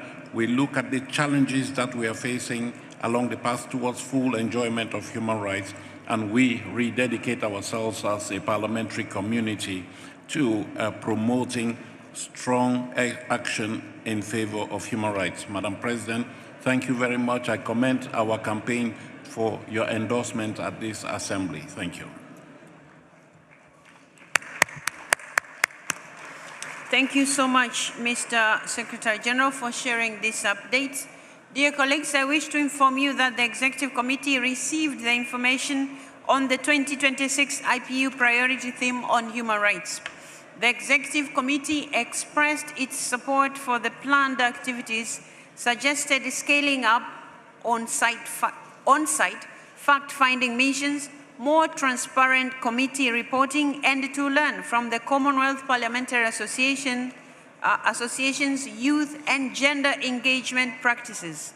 It also called for the Human Rights Handbook for Parliamentarians No. 6 to be shared domestically. The Executive Committee encouraged the Standing Committee on Democracy and Human Rights to take a lead in the IPU's 2026 human rights activities, with improved communication to the Executive Committee. Colleagues, can I take it that you wish to note both the Secretary General's update and the Executive Committee's feedback? Thank you so much. It is so decided. Colleagues, we now go to item 10, future interparliamentary meetings. Under agenda number 10, the Governing Council is invited to review and approve the list of future interparliamentary meetings currently scheduled for 2026 and part of 2027. I would like to give the floor to the Secretary General to provide an overview about these meetings that are likely to take place in 2026 and 2027, part of it, or the beginning of it. Mr. Secretary General, you have the floor. Thank you once more, Madam President. Honorable members of Council, you have received the document on future meetings in your pigeonholes or at the entrance to this room. That document is also available online. It is intended to give you some sense of predictability as to your engagement throughout the year 2026, but also 2027, when it comes to participating in activities of the IPU. You will see from this document that there is a rich schedule of events that are foreseen. I would like to say that for each of these events, we have endeavored to indicate how it is consistent with the strategic objectives of the IPU as articulated in the current strategy. So you'll see that all those activities there are not extraneous to the strategy. They're always within that framework which has governed us for the past 5 years. And so if you look at that document, you will see on page 1 that after this assembly, this 152nd assembly that is winding down today, we are set to travel to Arusha, Tanzania in October 2026 for the 153rd Assembly of the Interparliamentary Union. Earlier this year, I was pleased to travel to Dar es Salaam to conclude the agreement for hosting this assembly with the relevant authorities of the United Republic of Tanzania. And so the dates that have been set aside for that assembly are the 5th to the 9th of October. During this assembly, I believe the Tanzanian delegation has been very active in promoting attendance at that very important assembly that will take place. Thereafter, in terms of statutory assemblies, we have scheduled the 154th Assembly of the IPU for Geneva in May, 17th to the 21st of May 2027. You will see that this assembly is scheduled to take place relatively late in the year. This is because of the fact that the usual venue where we hold our assemblies, the Geneva International Conference Center, is busy, and this is the only slot that we could find to accommodate us in 2027. However, Madam President, I think you and your colleagues are of the opinion that this particular assembly in Geneva is not set in concrete. If there are any offers for us to travel out of Geneva, the executive committee will be pleased to consider such offers and allow for other countries or other parliaments to be able to host the IPU in their country. So if that does not happen, if we do not have any offers and offers that are accepted, you are set to travel to Geneva once again. We don't mind as the headquarters of the organization to host you at the seat of the IPU. Thereafter, we have problems because we don't have any offers for 2028. We can definitely not meet in Geneva because in 2028, the Geneva International Conference Center will be under renovation and they will be closed for business. So we are looking to you, we are looking to any good Samaritans that are here to come up and offer to host the assemblies in 2028. Madam President, members of Council, that is what we have so far in terms of statutory assemblies. Maybe you can just give me 1 minute to speak to the specialized meetings there so I don't have to take the floor again. Just to point out that only meetings for which we have secured resources are included in this schedule. We are saying that everything being equal, all the activities that are here will be carried out because we do have the resources. And as I said earlier, they all are compliant with the strategic objectives of the IPU. Many of the meetings you will see have already been approved by the Governing Council. There are a few that need your approval, and those have been singled out very clearly, and we're hoping that you can give your endorsement to this schedule so that the Secretariat can continue to make preparations for the smooth organization of these events. Thank you, Madam President. Thank you so much, Mr. Secretary General. Colleagues, do we have any concerns or any questions about the list of meetings for 2026 and part of 2027? Madam President. Sorry, where is that coming from? Please mention your country. Bangladesh. I don't. It's on Bangladesh, not on these meetings. Which country is it? Bangladesh. Oh, it's not on these meetings, but in the previous item, you actually talked about human rights. And yesterday we discussed that Bangladesh would have an opportunity to put its observations forward with regard to the committee report. It's a Bangladesh, the clarification is that we were not talking about meetings, we were talking about committee reports. Right, that's correct. On the committee report on human rights. Excuse me, right now we are talking about the future meetings of the IPU. Right, exactly. But the previous item was on the human rights, right? The previous item, the human rights The previous item, report? we are done with that already, I'm sorry. We can't go back to it. We are done already with that. No, but then we were supposed to give a time for providing our observations. Sorry, Bangladesh, there will be a report. Okay, so during that report, that's when you can be asked to give your interventions. But for this item that we are dealing with right now is item 10 of the agenda, which is talking about future interparliamentary meetings. So you can't address that issue under this item. Okay, so we will come back to this again. Sorry, later. please. That's the end of you speaking. Thank you very much. So, colleagues, I was asking if there's anybody who has any issue on the list that has just been shared with you.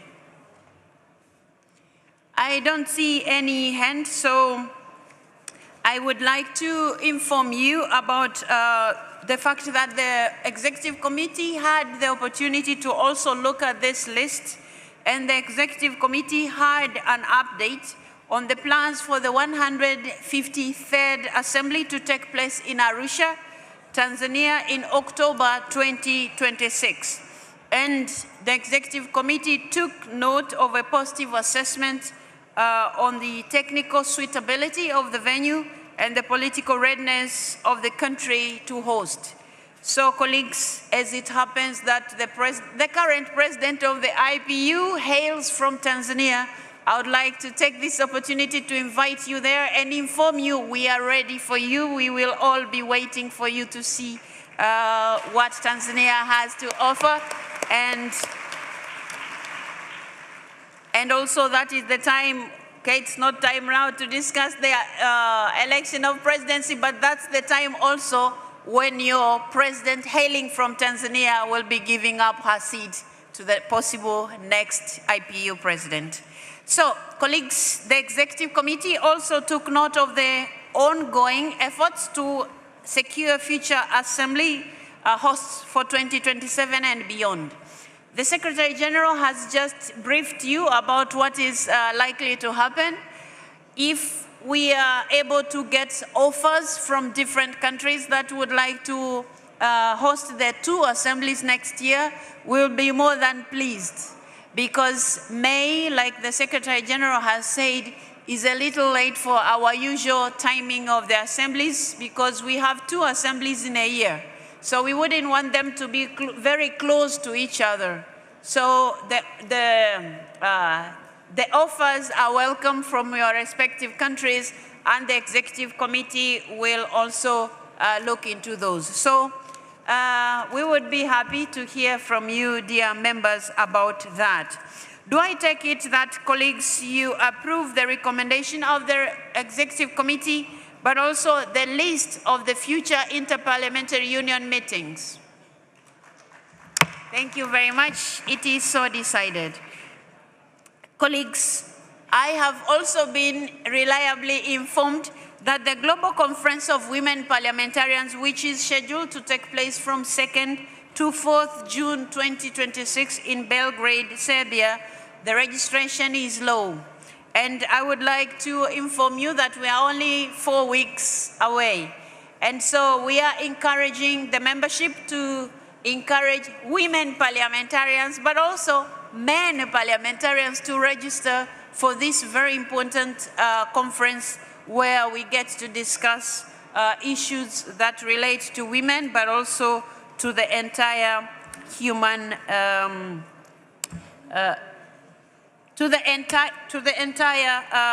issues that concern all of us as human beings. In the light of this, and with the view of sensitizing delegates to attend, the Parliament of Serbia has prepared a video for us to see and then get excited about that meeting. So I'm going to ask the technical team to play the video for us, please.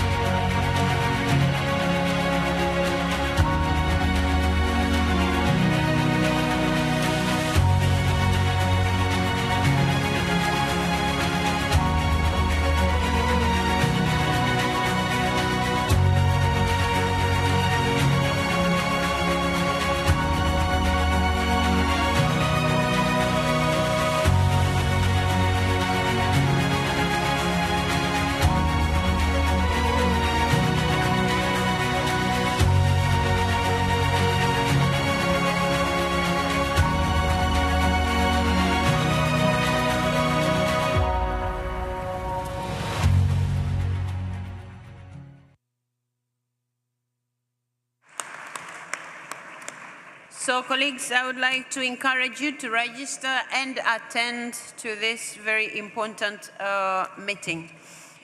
Now, we will move to Agenda 8. You remember we had already dealt with A and C, and we left B pending. So now we will go to that item, dear colleagues. The Executive Committee examined the situation of certain parliaments and general political developments in some of those countries. It made a number of recommendations on these cases for consideration by the Governing Council. I wish to invite the Secretary General to take us through, and we will be making decision on the basis of each case that is going to be presented. Mr. Secretary General, you have the floor. Thank you. Thank you very much, Madam President. Thank you once again. Honorable members of the Council, we are always very pleased at this stage to report to you on certain developments around the world as part of the accountability that this institution owes to its member parliaments, as part of the work that the mandate that you have given to the Secretariat to keep monitoring political developments in the world and identify challenges that parliaments are facing across the world in terms of their functioning and other impediments. So today I propose, as usual, to take you through a number of cases which I hasten to say are exceptional cases, because we are talking of parliaments that do not exist, parliaments that are functioning under very dire conditions. And while we do this, we look at political developments, but you will see from the report that we have submitted to you, which is an extensive report, that we also signal countries in which we are also defending the rights of parliamentarians that are imperiled.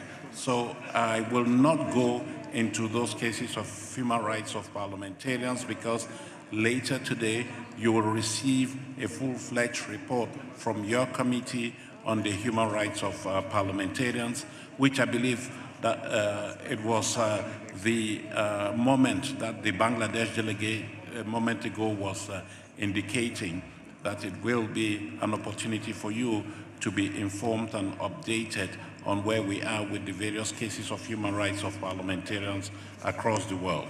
So, having prefaced my presentation, I would like for you to look at that first slide that we have on the screen. There, I hope you can see that we are dealing with a number of categories of parliaments around the world, parliaments that are not functioning, transitional parliaments, there are many of them, parliaments functioning in a political situation that may impact upon their functioning. And of course, we also have indicated on that map the parliament, or where the status hasn't changed. That at a glance gives you an idea of where parliaments in difficult situations are found across the world, and you will see that no particular region is left out, unfortunately. Then when you look, I show you this graph that gives you also a clear idea of the evolution of the situation of non-functioning parliaments that are in transition. The gray ones, I think the gray bars, are those that are transitional parliaments. In recent years, the number has remained more or less stable. From last year, we have had a slight decrease in the number of transitional parliaments, and this is because a number of parliaments have graduated from the category of transitional parliaments, like Gabon, like Chad, and so they no longer figure in this list. Lastly, you have those two pie charts there that give you an indication of the distribution of non-functioning parliaments and transitional parliaments around the world. And you will see from that list that, those two pie charts, that the Middle East and North Africa have the lion's share of non-functioning parliaments, whereas is that correct, Karim? Yes. And for transitional parliaments, it is the Middle East and North Africa again that have, Sub-Saharan Africa that has the lion's share. So the bulk of transitional parliaments currently will be found in Sub-Saharan Africa. So, Madam President, I'll just go quickly through the individual countries and also indicate to you what the recommendation of the executive is to the governing council. If we can start with Afghanistan. Afghanistan has no functioning parliament since the Taliban took over in 2021, but you have continued to engage with the parliament that was in place at that particular time. That parliament is present here at this meeting. We have not noted any significant development since you last met, and you have recognized the parliament that was present at the time as the interlocutor in the IPU, functioning as or participating in our work as a non-voting observer in the proceedings of the IPU. Madam President, you and your colleagues decided to maintain this position, to continue to recognize that parliament and engage with them in the hope that in the near future things will normalize and we can have back in the IPU a fully fledged parliament that is representative of the will of the people. So, Madam President. Colleagues, do we approve that recommendation? Colleagues, do we approve? Thank you very much, Mr. Secretary General. Madam President, Bangladesh is a country wherein we can report progress. As you remember, in 2024, there was the popular protest that led to the ousting of the then administration of Mrs. Sheikh Hasina. Since then, Bangladesh had been functioning in a transitional mode.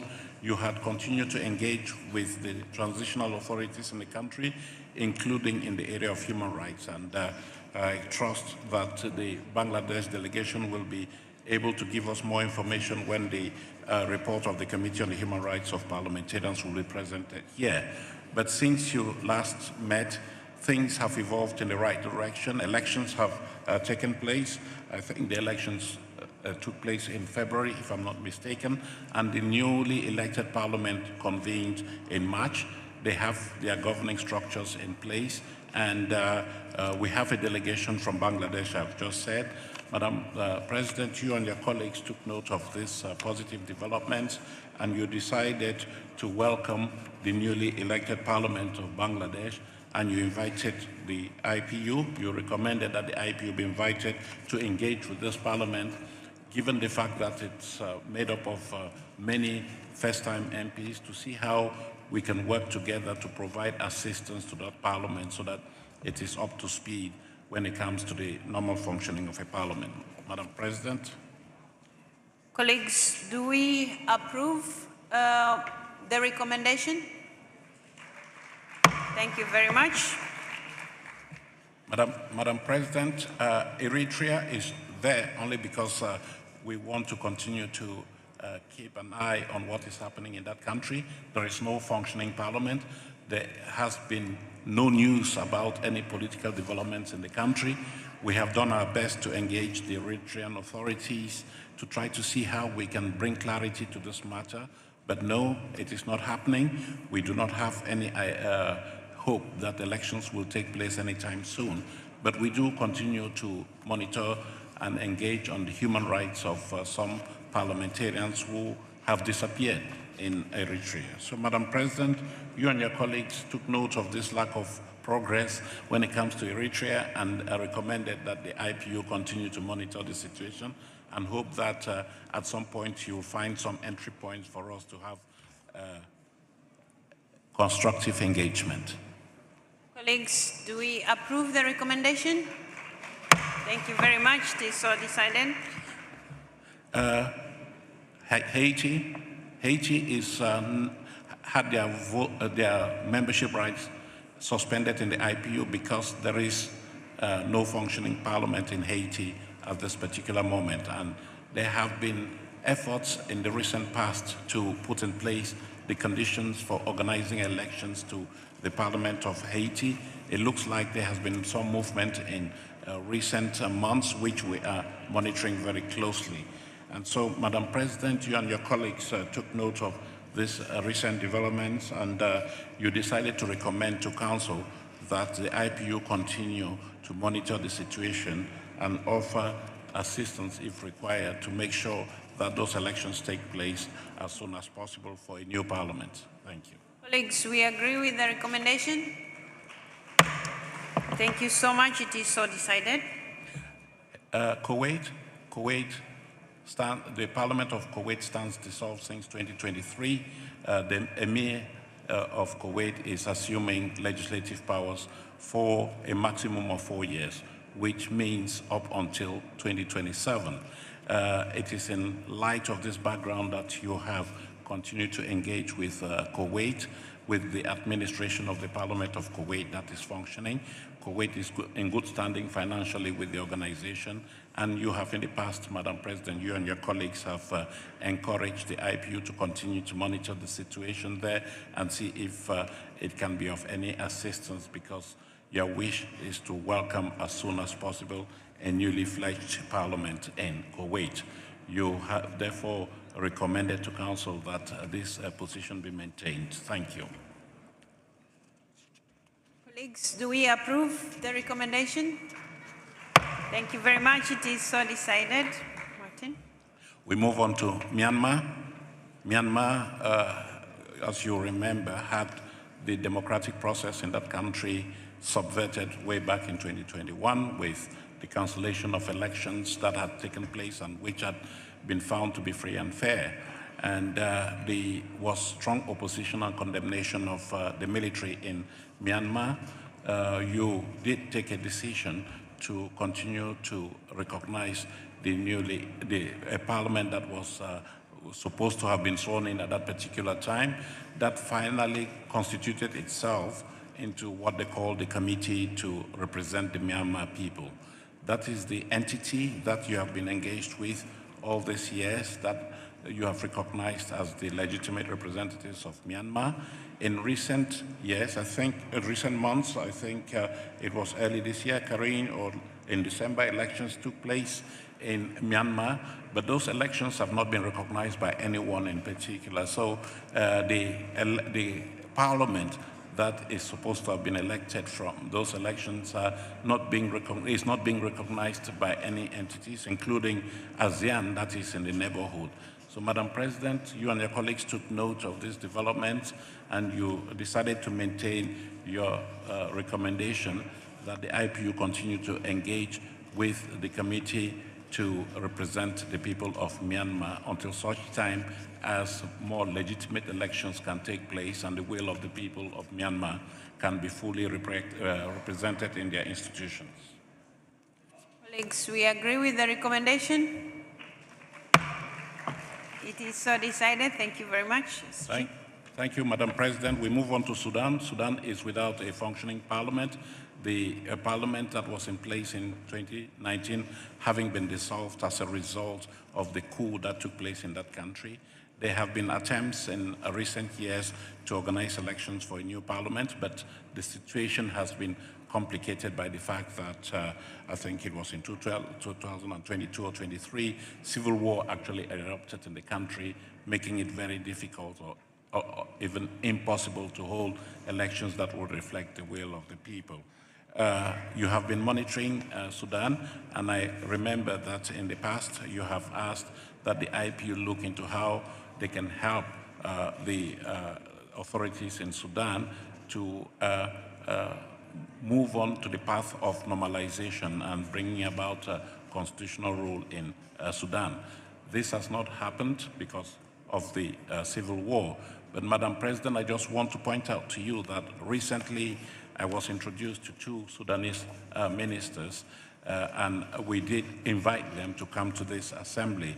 I don't think they were able to come, but we have those leads that we're going to be following to see how we can more usefully and proactively engage with the Sudanese authorities with a view to a restoration of constitutional order. So, Madam President, you and your colleagues decided to recommend to Council that we continue to monitor the situation in Sudan. Colleagues, we agree with the recommendation. It is so decided. Thank you very much, SG. Madam President, in Syria, there has been progress since you started monitoring Syria with the ouster of the then regime of Bashar al-Assad and the establishment of what we would consider the beginnings of a legislative institution in Syria. You did at the time request the IPU to engage with those authorities to see how we could provide assistance with a view to a normalization of the situation in Syria. We have continued to engage with the authorities, but as you may know, we are dealing with a post-conflict country that has been in the throes of conflict for a long time, and it's very difficult to pinpoint exactly who we can do business with. But it is something that is on our radar screen, and Madam President, you and your colleagues, you recommend to Council that Council continue to welcome the developments that are in place, the establishment of the beginnings of a new parliament, and continue to advocate for IPU's support to the new authorities in Syria with a view to the establishment of constitutional rule. Colleagues, we agree with the recommendation. Thank you very much. It is so decided. Madam President, we move on to the second category of parliaments that are on your radar screen. And this is where I believe we can express some satisfaction, given that there have been positive developments there in these countries. And let me start with the good news.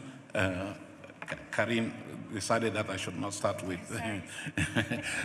Let me start with the good news that from this list, we have Gabon that has now graduated from the list of transitional parliaments. It has now returned to full constitutional rule. With both houses of parliament having been constituted, with a head of state that has been elected through an elaborate process. I want to point out that, Madam President, pursuant to the decisions of the Governing Council, the IPU has supported the transitional process in Gabon.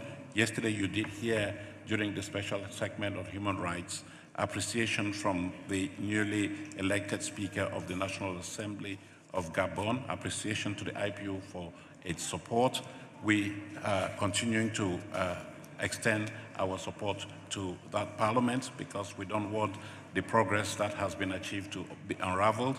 And later in May, we are set to go to Gabon. The Gabon is now the example of good practice, and so we're going to have a second meeting of speakers of transitional parliaments in West and Central Africa that will continue to share notes and experiences with a view to full constitutional rule in this part of the world. So Gabon, congratulations on graduating. That is if the Governing Council agrees on graduating from this category of parliaments that are under review by the IPU.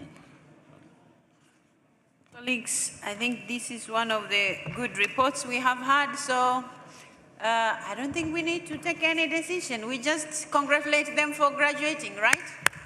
I think we do. Thank you very much. So congratulations, Gabon, and we wish you all the best, and we hope to keep seeing you in our assemblies the same way you have done now. Mr. Secretary General. Thank you, Madam President. Before we came here, we had already welcomed the fully fledged Parliament of Chad that had also graduated in the course of 2025. So we may want to congratulate them again on their success and encourage the IPU to continue to support that newly fledged parliament. So colleagues, we take note also of the progress made in Chad, and we wish them all the best. And we will keep not monitoring anymore, but we will keep supporting them as IPU so that they don't regress, but they keep progressing. Thank you very much, Mr. Secretary General. All the best to Chad. Madam President, we go to Burkina Faso. Burkina Faso is a transitional parliament, but I can certify that that parliament, in addition to just being a transitional authority to look at how the return to constitutional rule can be hastened, has also been functioning as a fully fledged parliament. Thank you. Madam President, you and your colleagues took note of developments in Burkina Faso, and you decided to recommend to Council to continue to engage with the authorities of that country while expressing the hope that the transitional process can be hastened so that we come to a successful conclusion like we are celebrating today for Gabon. Colleagues, we agree with the recommendation. Thank you very much. It is so decided. Madam President, Guinea is a country where we can report progress because a lot of things have happened, largely thanks to the IPU, we must say. There have been elections for the presidency of the country. There is a new constitution for the country, and the IPU was very active in providing technical assistance for the design of organic laws that will govern a new Guinea. As we speak, I think we have technical experts on the ground, if I'm not mistaken, working with the transitional parliament in Guinea to provide assistance, technical assistance with a view to refining those laws.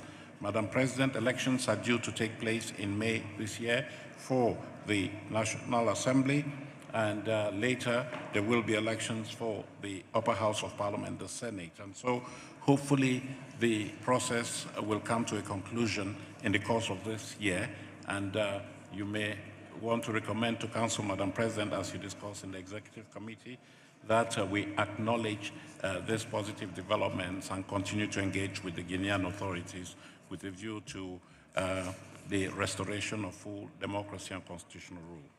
Colleagues, we agree with the recommendation. Thank you so much. It is so decided. Guinea-Bissau, Madam President, is very complex. You have continued to recognize the parliament that was in place some years ago before the president took upon himself, the then president took upon himself to wrest legislative power from the parliament in place at the time. You did, in fact, continue to recognize the Speaker of the Parliament at the time as the IPU's interlocutor. Madam President, in recent months, we have seen a spate of developments taking place in Guinea-Bissau with a coup that was perpetrated by the military following elections that were, to say the least, contentious because the major opposition leaders were excluded from the elections.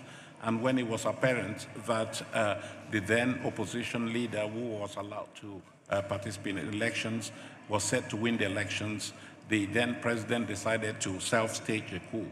We all know that that coup was staged by the then outgoing president. Since then, there is a military junta in Guinea-Bissau, but that military junta is not making headway in forging consensus. There is a transitional legislative body that has been established, which has not been recognized. I don't think it has been recognized even by the regional integration body, ECOWAS, nor the African Union. But recently, Madam President, we did receive a delegation from the parliament that is recognized by you. They came to see me in Geneva, and we invited them here to Istanbul to engage in discussions with the executive committee of the IPU. And it became apparent during that discussion that the opposition now is in a posture of dialogue and not confrontation with the junta. They were very elaborate in explaining that they wanted to dialogue with the junta in order to find a solution out of the current stalemate that we're facing in the country. And so, Madam President, in view of these discussions, you and your colleagues decided to recommend to Council that we continue to engage with the authorities of Guinea-Bissau, but we also look at how we can join hands with other stakeholders such as the regional integration body, ECOWAS, and the African Union in order to promote the dialogue that is very important for the restoration of normalcy in Guinea-Bissau. Colleagues, we agree with the recommendation. It is decided. Thank you very much. Madam President, this is from Iran. May I say something and ask a question? Well, this is Iran. Is it in respect of the Guinea-Bissau? This is in respect of the general report of our distinguished Secretary of General of our IPU.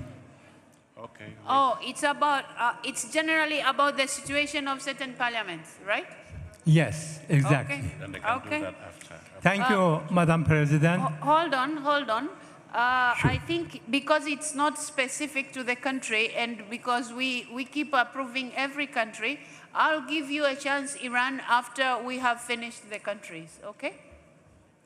I'll give you a chance to address us. All right, thank you. Okay, go ahead, Secretary General. Mali, Madam President, I think you can treat Mali just as you have dealt with Burkina Faso. They are in similar circumstances, and you did discuss and take note of the developments in that country, and your recommendation is that the IPU continue to monitor the situation and engage with the authorities with a view to speedy return to constitutional rule.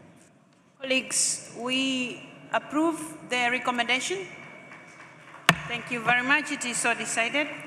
Thank you, Madam President. Niger last year, they were suspended from the IPU because they did not have, at the time, a functioning parliament. But then they subsequently established a transitional parliament, the Council for the Consultative Council for a Foundation, which promptly applied for readmission. You did readmit Niger last year, and they are sitting now as full-fledged members of the IPU. But you also recommended that the IPU continue to support that transitional parliament in its efforts to, as they say, refound the system in Niger and bring about constitutional rule as soon as possible. So, Madam President, we have been working with that transitional parliament. We have organized a number of training activities, and I believe that we are in the process of establishing a roadmap for continued support to the parliament, the transitional parliament of Niger. We hope that in the near future we'll be able to welcome a fully fledged parliament in Niger. So, Madam President, you and your colleagues took note of these developments and recommended to Council that we continue to monitor the situation and provide assistance to that transitional parliament. Thank you. Colleagues, we agree with the recommendation. Thank you so much. It is so decided.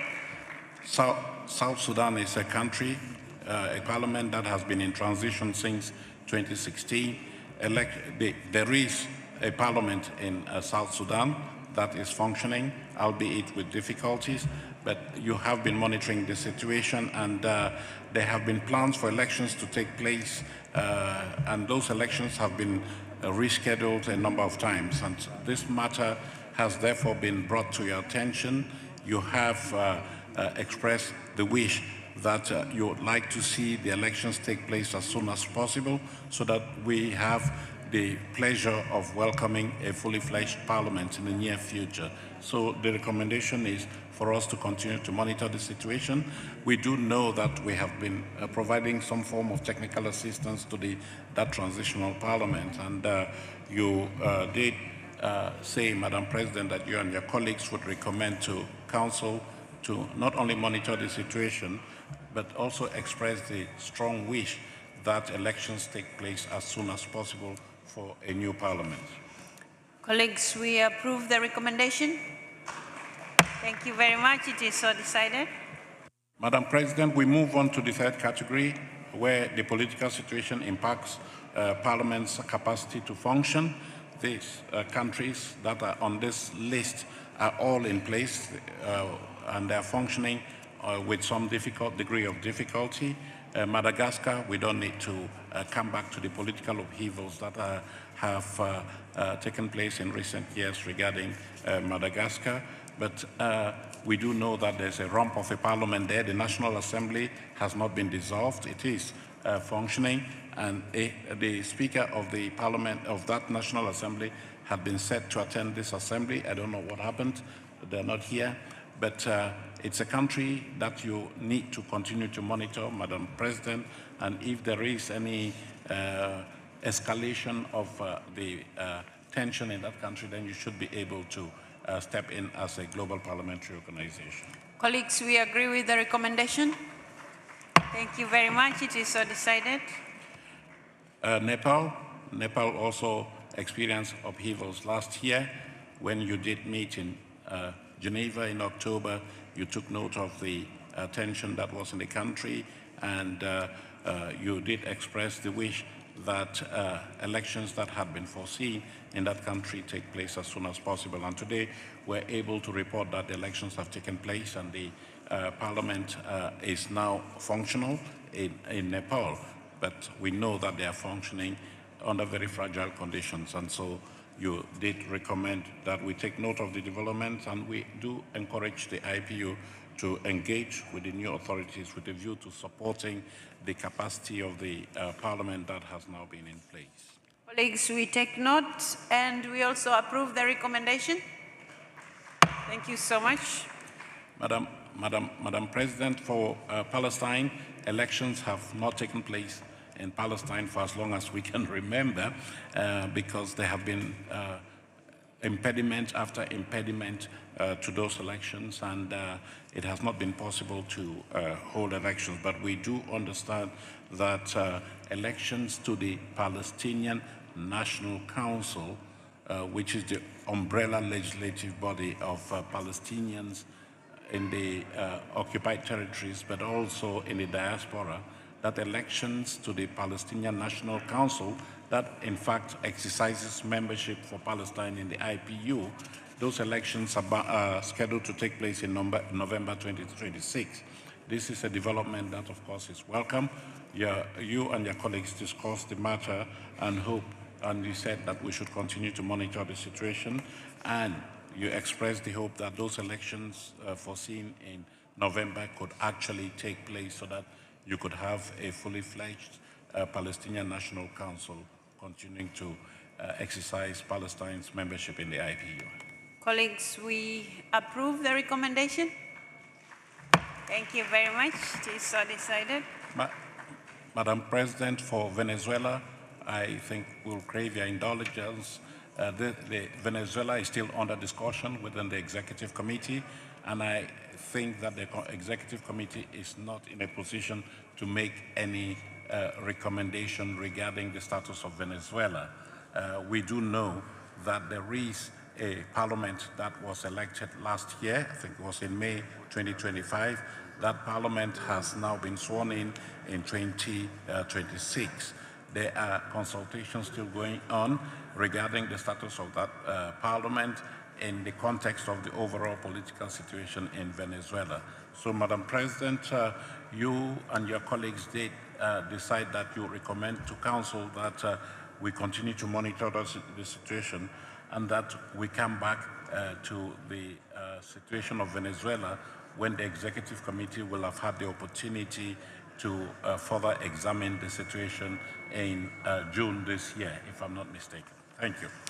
Colleagues, like he said, we are not approving any decision in respect of Venezuela because it's not put forward across to you, but the Executive Committee will be looking into that matter when we next meet in June. My point was also about Venezuela, Madam President, from Iran.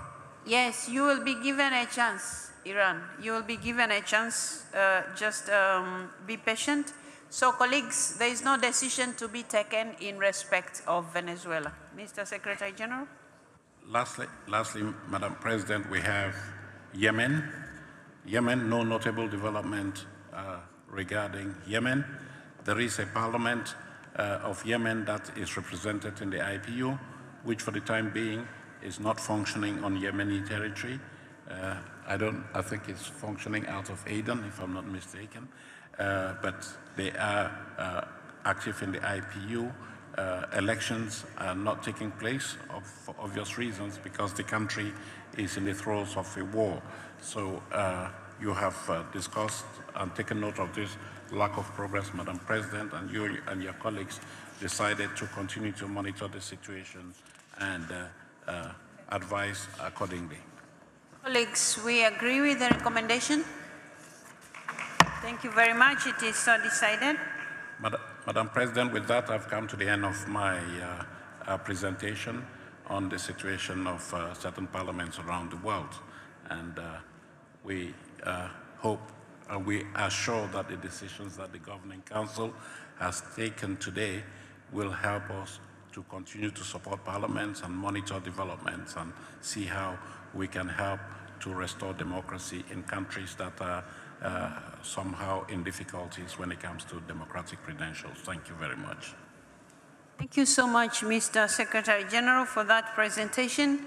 Colleagues, the Executive Committee had a chance to congratulate and appreciate the good work that is being done by the Secretary General and his team in terms of following up what is happening in our parliaments, but also trying to support the parliaments that need support from IPU. So we all look forward to having more concrete results like the examples we have had from Chad, but also Gabon. So I had promised when we come to an end that I will give a chance to Iran. Iran, you have the floor. Thank you, Madam President.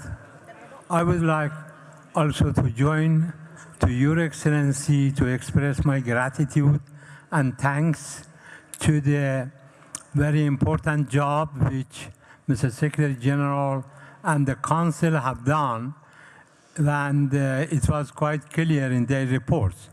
About Venezuela, what was missed is at least we should introduce the problem there, which happened from our last meeting till now, and that was thieving of the President Maduro and his wife, Madame Maduro, who was member of parliament. And when I was foreign minister, she was speaker of the parliament. At least we should mention that this was the problem in Venezuela. This is all I wanted to bring to your attention. Thank you, Madam President. Thank you so much, Iran. The matter that you have just raised, perhaps when we will be looking at the activities of committees and other bodies, we have the Committee on the Human Rights of Parliamentarians. Then we will get a chance to not just address that, but take that into account. So we have noted what you have just said. Madam President. I have heard somewhere else. Thank Madam you. President. What's the Suriname. Is it Suriname? Yes. Hold on. Sorry. Suriname. Yes, and Burkina Faso.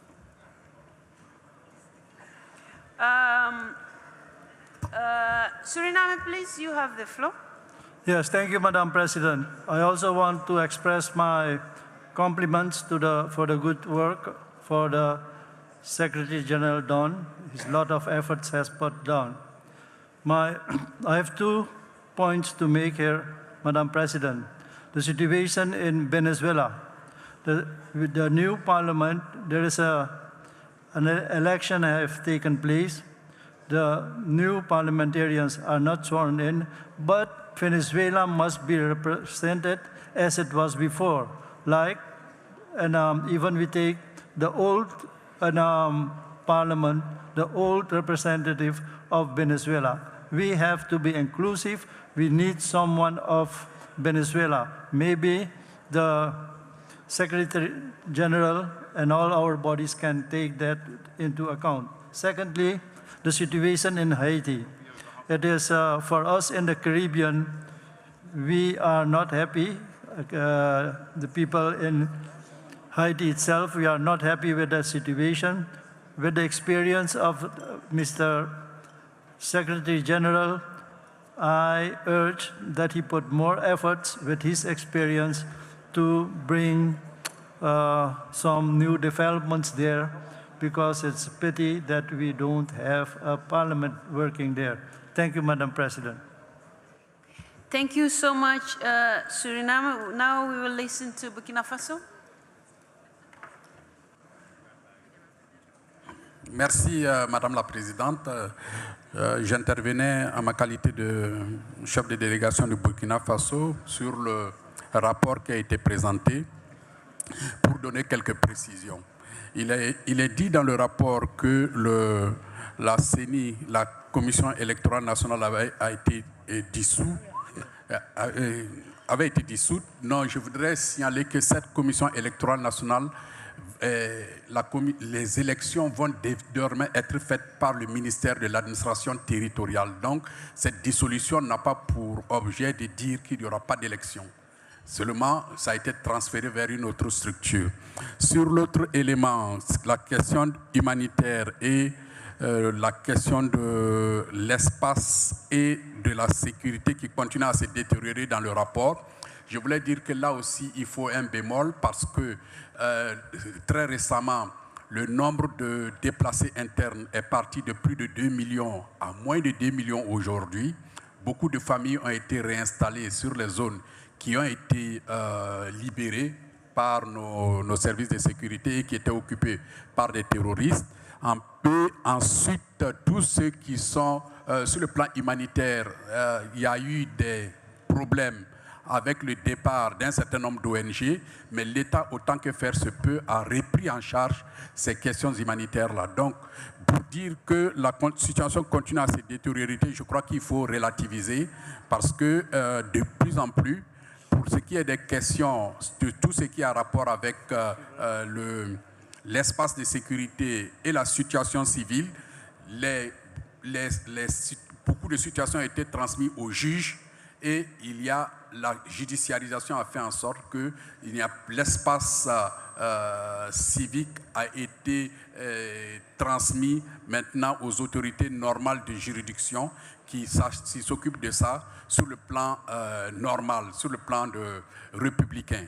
Donc, dire tout simplement qu'il y a un peu à relativiser par rapport à la situation du Burkina Faso si on dit que ça continue de se détériorer. Merci. Thank you so much, dear.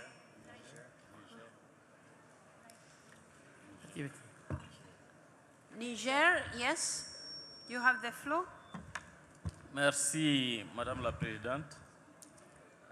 Nous avons une préoccupation à soumettre parce que le mois passé, le Parlement européen s'est ingéré dans les affaires intérieures du Niger par rapport la situation de l'ancien président Bazoum. Donc, nous avons vivement protesté contre cette ingérence dans les affaires intérieures d'un pays souverain et nous condamnons vivement cette ingérence de l'Union européenne. Le Niger est un pays souverain, le Niger n'est pas membre de l'Union européenne et nous ne pouvons pas accepter qu'un autre Parlement s'ingère dans les affaires intérieures du Niger. Merci beaucoup.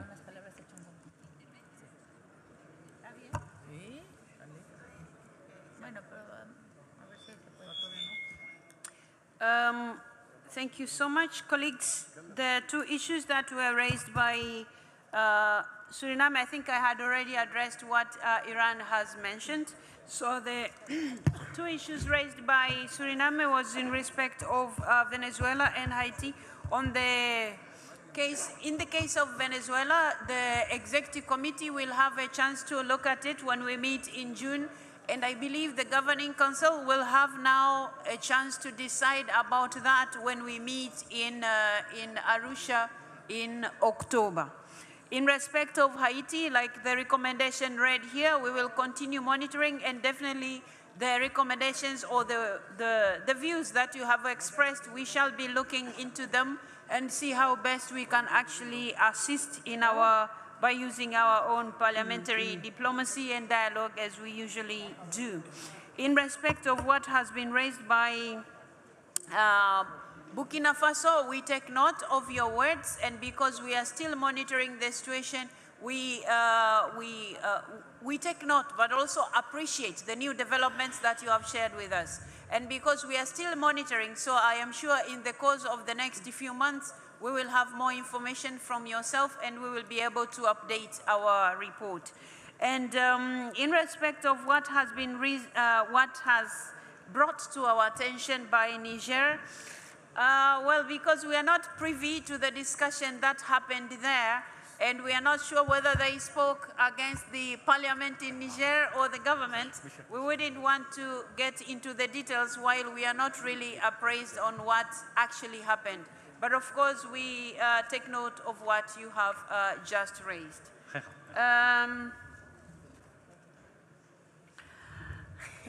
Colleagues, I have received two countries who would like to take the floor on this matter. If you would agree with me, these will be the last two countries because this is our last day and our time is really pressed. So these two countries will be the last to address us on this matter, then we get moving.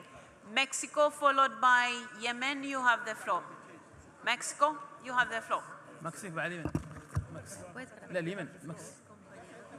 Thank you so much, President. Just I want to express to our Secretary General, Martin Chungong, all the best. I want to recognize him for all his legacy for youth, for women.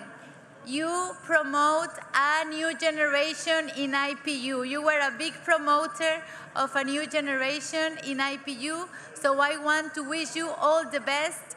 We will be reminding you, and just I want to send you the best wishes in this retirement, dear Secretary General, and thank you for all your passion, your job for more than 30 years in IPU. We will miss you so much.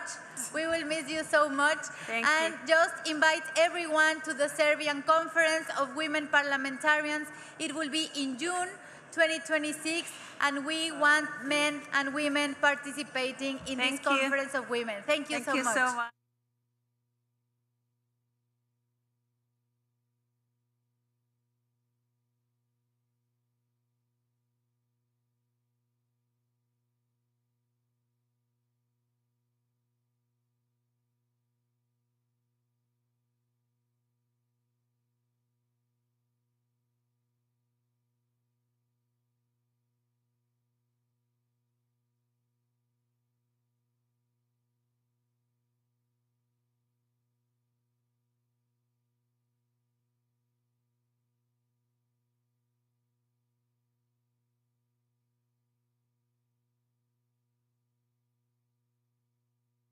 السلاليين الذي انقلب على الشرعية في 2015، وفي أيضا ظروف ذاتية بقبل المجلس الرئاسي الذي لم يسمح ولم يوفر المتطلبات لانعقاد المجلس منذ إبريل 2022. وللأسف الشديد البرلمان الدولي كاتب أنه سيراقب، وقد التقى الوفد البرلماني اليمني مع رئيس الاتحاد مشكورة وتروح لها بعض المخارج التي تسرع من تفعيل مجلس النواب اليمني حتى يقوم بدوره التشريعي والرقابي ليعيش اليمن حياة سعيدة وكريمة. شكرا لكم.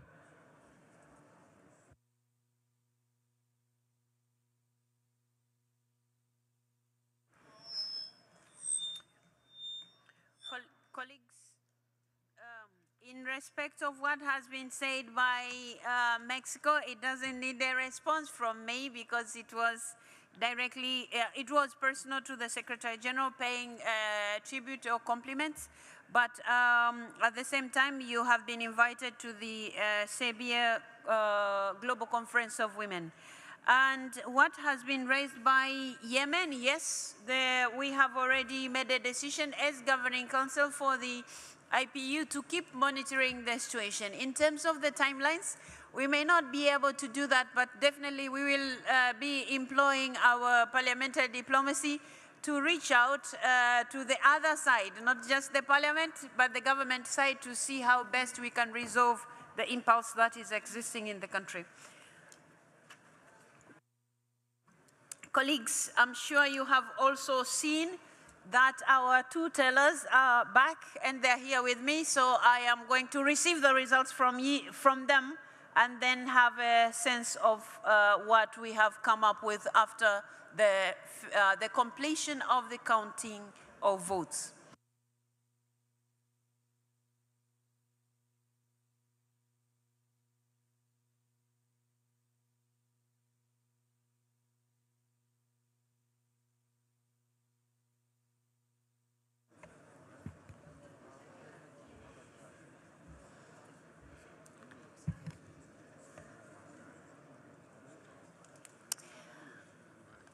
Dear colleagues, work has been done by the two tellers, but also the members of that team from the Secretariat. They have already done a good job, and so I have the results, of which I'm going to read to you right now. So the candidates were Ms. Averinopoulou, Ms. Philip, Ms. Thiam, and Ms. Wintergreen. And the number of ballots, 321. Blank or void ballots, 2. Valid ballots, 319. Absolute majority, 160. Votes obtained. Ms. Averinopoulou got 47 votes. Ms. Thiam got 14 votes. Ms. Wintergreen got 29 votes. Ms. Ander Philip got 229.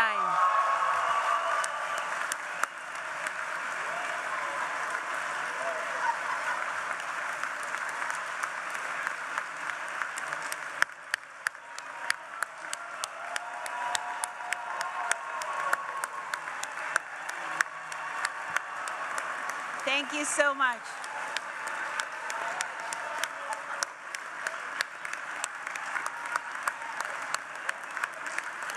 Yes, please come.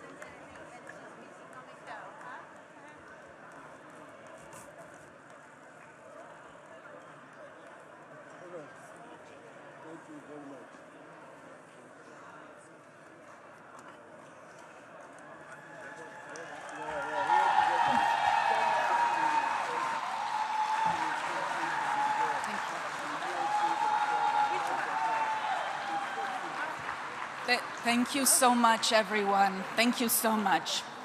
You will excuse me, I'm going to try to keep a steady voice right now, but you will understand that I feel very great emotion, and words cannot even begin to express how I feel right now.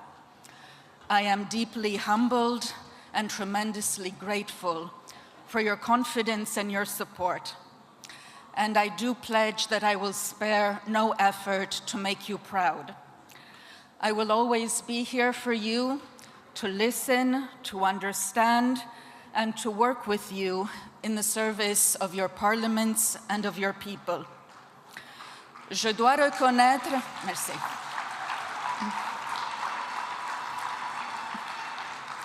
Je dois reconnaître que je n'ai jamais mené une campagne jusqu'à présent.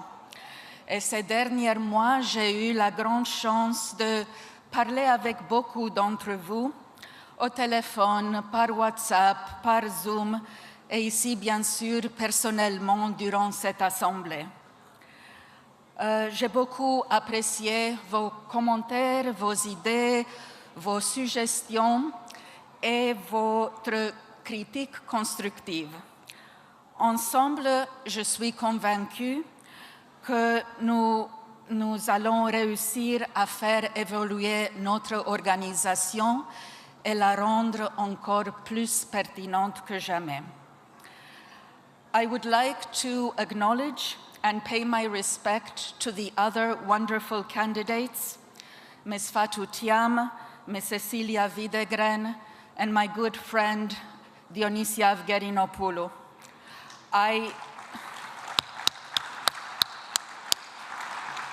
I really am convinced that any one of them would have made an excellent Secretary General, and it has been a great pride for me to be in such good company. I wish you all the very best. I would also like to take the opportunity to thank all of the people here in this hall and outside of the hall, the ones who believed in me, Speakers of Parliament, individual MPs, Secretaries General of Parliaments, staff members. I won't give names, but you do know who you are. I would like to thank the authorities of my home country of Romania, the leadership of the Romanian Parliament, Senator Ioan Stan, and all the members of the Romanian IPU group, Foreign Minister Oana Tsoiu, and all of my former colleagues from the Romanian Foreign Service that have supported me during this campaign. I am not only just the first woman Secretary General of the IPU,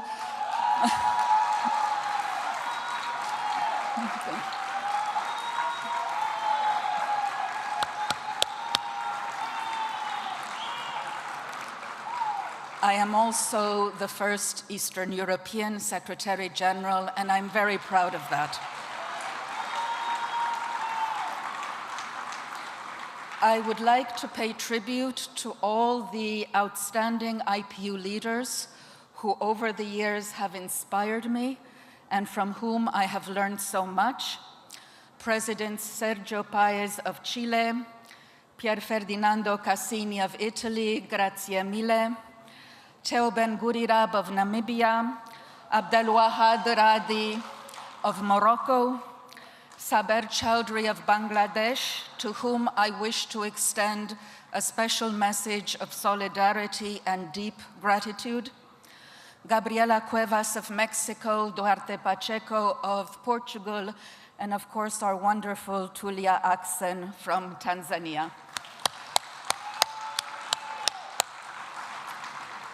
I also wish to extend my heartfelt thanks to the 3 Secretaries General that I have had the privilege to know and to work with.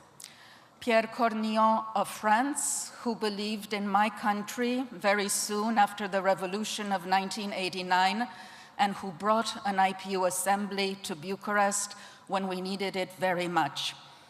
Anders Johnson of Sweden, who hired me, who placed great trust in me, and from whom I have inherited a great love for this organization. And of course, Martin Chungong, who for many years has generously shared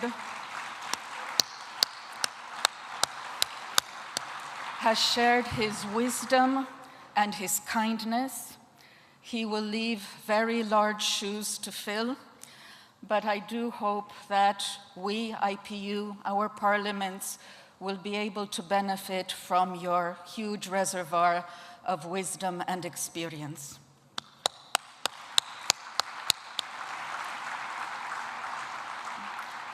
I wish to thank our very gracious and generous Turkish hosts. I was expecting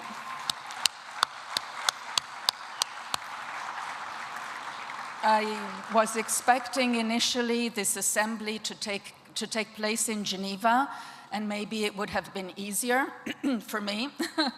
But you have done such an outstanding job, and this is an incredible assembly. And Istanbul will always hold a very special place in my heart. And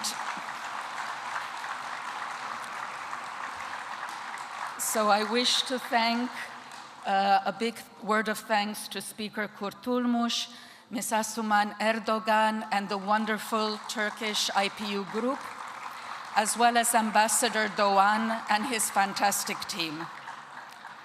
I also, if I may, wish to thank my colleagues in the IPU Secretariat. As a candidate, I had to step back from my usual role as Secretary of the Assembly to concentrate on the campaign. They were ready and willing to mobilize and to step in, and they've done a fantastic job. And I have to say that I'm very proud of them all, because I think I mentioned this in several of the discussions that we've had this week, and I hope I don't sound biased here. But if you look at what a small team of people do in terms of research, reports, publications, programs, activities, events, it is really quite extraordinary. And I know he is watching. I would also like to express my deep appreciation to Sergei Chelnokov, who for the past 10 years has been working pro bono since his retirement, organizing the IPU historical archives so that today they may be digitized and made available to you, your parliaments, and the public at large. Thank you, Sergei. Last but not least, I would like to thank my family, my husband Trajan, who has also always supported me,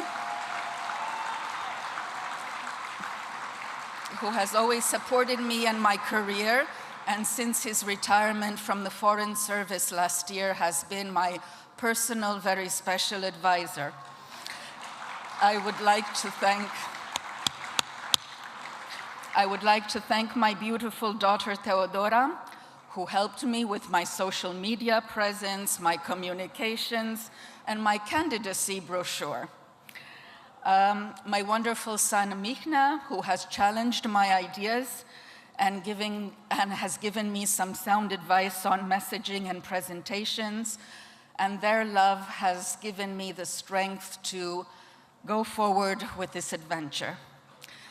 And as a last point, I feel that I want to say that I'm also thinking of my parents, Nicolae and Georgeta, who left this world many, many years ago, but they are the ones who instilled in me the values of hard work, of service and integrity, and I know that they would have been very proud today.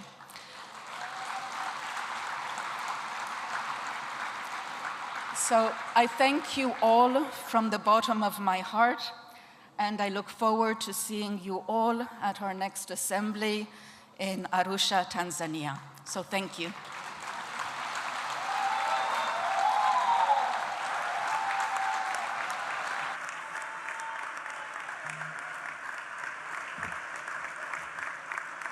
Colleagues, I don't know.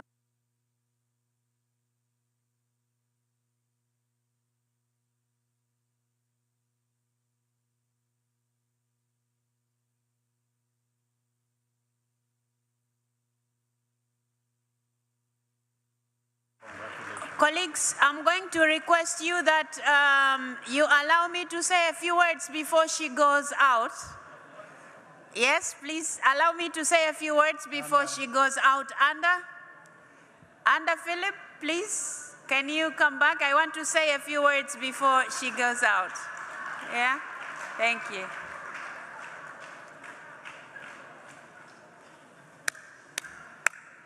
Please.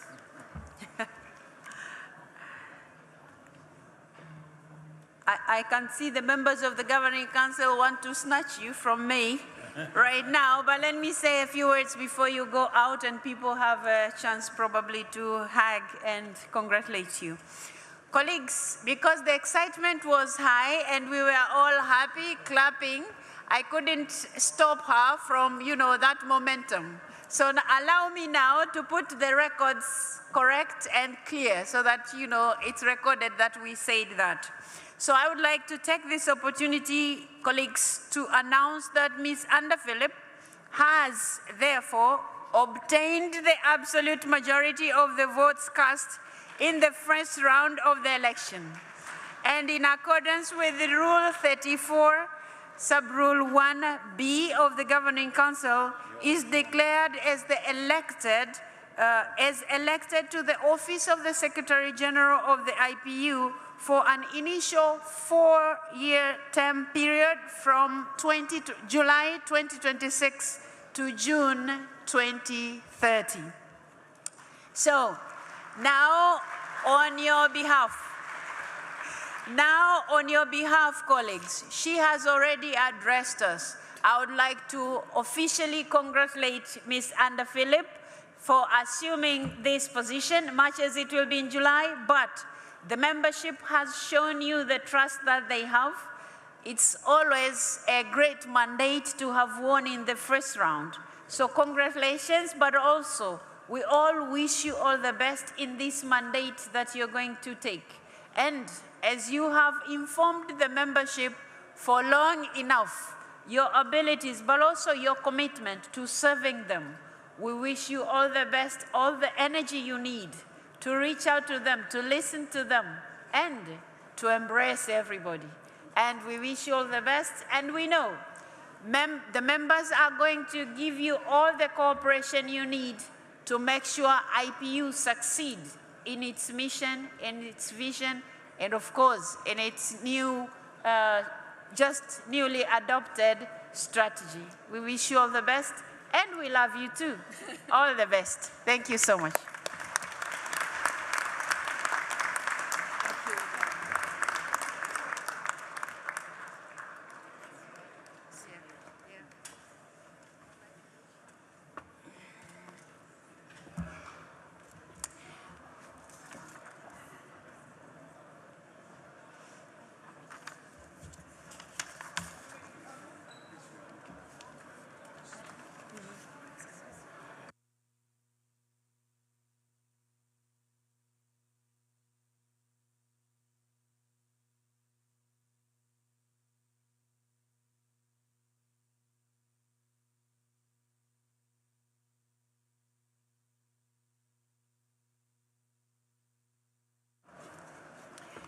So, colleagues, we will now proceed with the agenda.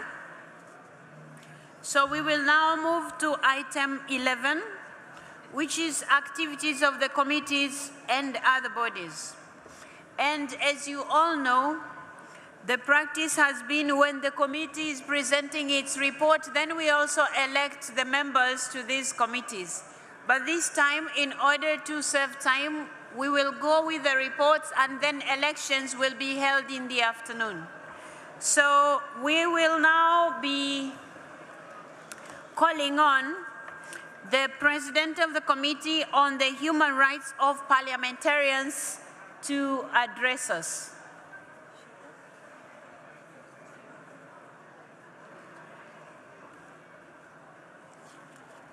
Do we have our President in the room?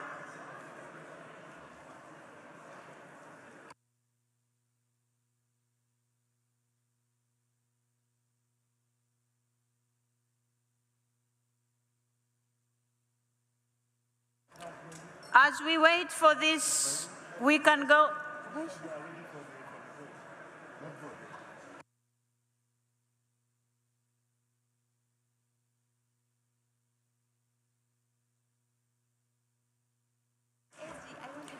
Okay, so we will hear from the President of the Committee on the Human Rights of Parliamentarians. Please, you have the floor. Madam President, dear Secretary General, dear parliamentary colleagues from around the world. I have the honor to present you the report of the Committee on the Human Rights of Parliamentarians, which is celebrating its 50th anniversary this year. The draft decisions that I will submit today for adoption by the Governing Council concern the situation of 204 parliamentarians and 17 countries.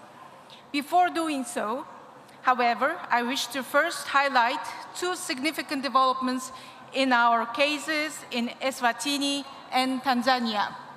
In Eswatini, former parliamentarian Mr. Dube was pardoned and released from detention in November last year following constructive consultations between the committee and the Secretary General and the national authorities. The committee expresses its deep appreciation to the King of Eswatini for granting this pardon. Following the IPU Secretary General's return visit in early March this year, efforts are now actively underway to secure a pardon for the second detained former parliamentarian, Mr. Mabuza. In this context, I also wish to place on record the committee's appreciation for the personal engagement of the Secretary General in advancing these cases towards a satisfactory resolution. Turning to Tanzania, I wish to thank the Tanzanian authorities for receiving a committee delegation last month. I also wish to acknowledge the key role played by the Secretary General in securing and facilitating this mission. Thanks to this mission, the committee gained a better understanding of the status and findings of the investigation into the 2017 attempt on Mr. Tundu Lissu's life. The committee delegation met with all relevant authorities and obtained substantive information on steps taken to advance the investigation. This information underscores the importance of hearing directly from Mr. Lissu. The Secretary General is currently consulting with the Tanzanian authorities to secure access to him in detention, and the committee encourages the continuation of these efforts in expectation that they will be successful. We will now turn to the presentation of the draft decisions. Given that the first decision concerns my own country, Mongolia, I will kindly ask you to allow the Vice President of the committee, Mr. Harry Kamboni, to present it. Please, Harry.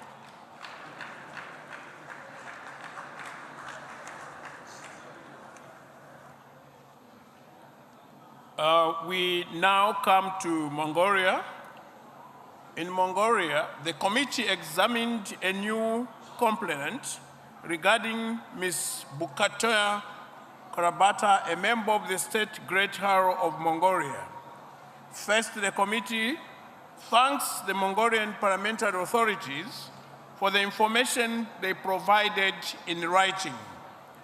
Ms. Bukatoya Karabata was accused of the unlawful seizure of power of the parliament after chairing a parliamentary session aiming to dismiss the then Prime Minister.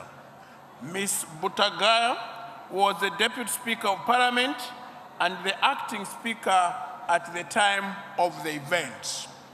As a result of the proceedings initiated against her and a decision issued by the Constitutional Court of Mongolia, Ms. Bukatoya Karabata was stripped of her position as Deputy Speaker following a parliamentary decision. After examining all the evidence and the documentation of its disposal, the committee decided to declare this complaint admissible. The committee also expressed its deep concern about the disproportionate criminal proceedings initiated against Ms. Baukata in violation of her parliamentary immunity. Finally, the committee also took note of the right to record draft bill currently under review by the Parliament and called on the parliamentary authorities to ensure that the draft bill is in line with the Mongolian constitution and established international human rights standards. I invite you to adopt the draft decision on page 24 and 24 of the English and French versions respectively. Let me now give the floor back to the committee president. Thank you.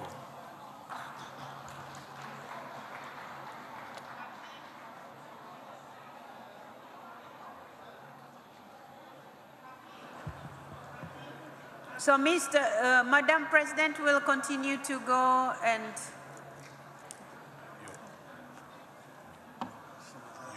oh, okay, Madam President, before you go on, please, the election team, please remove the staff because they are blocking the members. And since we will not be having any other round, please, you have the floor. Go ahead. Let me now present the other draft decisions in the alphabetical order of the countries concerned. Algeria. In Algeria, the committee examined the case of Mr. Abdelkader Jedeh, a former member of the Council of the Nation. The committee thanks the President of the Council for the information provided in his letter dated April 14, 2026. Since Mr. Jedeh's in absentia conviction for the legitimate exercise of his right to freedom of expression, he was found refugee in Spain. However, he recently faced an extradition request from the Algerian authorities. The committee is pleased to report that Mr. Jedeh was not extradited. Given the disproportionate conviction of Mr. Jedeh and the intimidation he faces in Spain, and in light of the committee's findings, the committee calls on the Algerian authorities to drop the proceedings against him, reconsider their position vis-à-vis his rights, and strengthen the protection of the rights to freedom of expression for all members of the Council of the Nation. I invite you to adopt the draft decision on page 1 of the English and French versions. Colleagues, we adopt. Thank you very much. It is so decided. I am sorry we hadn't adopted the draft decision under Mongolia, so I'm going to ask you to adopt it also. Members, do we adopt? Thank you very much. Please go ahead. Next, Bangladesh. In Bangladesh, the committee examined 6 individual situations, including those of Mr. Saber Chowdhury, Honorary President of the IPU, and Mr. Fazle Chowdhury, former President of our committee. We thank the Bangladeshi delegation for the information provided and for engaging in a constructive dialogue with the committee. Madam President, hold on just a second. Yemen, yes? Algeria. Algeria, yes? السيدة الرئيسة السادة الحضور بخصوص القضية التي تخص الجزائر والتي تم ذكرها الآن أود التذكير أنه إدانة السيد عبد القادر جديع ليس لها علاقة بأي عمل نيابي وإنما مشكلته مع العدالة لإقامته بعض الأخطاء التي تمس القانون الجزائري وهو خارج العمل النيابي ولهذا لا يجب الخلط بين الأداء الشخصي أو كمواطن جزائري مع أداء العمل النيابي. شكراً.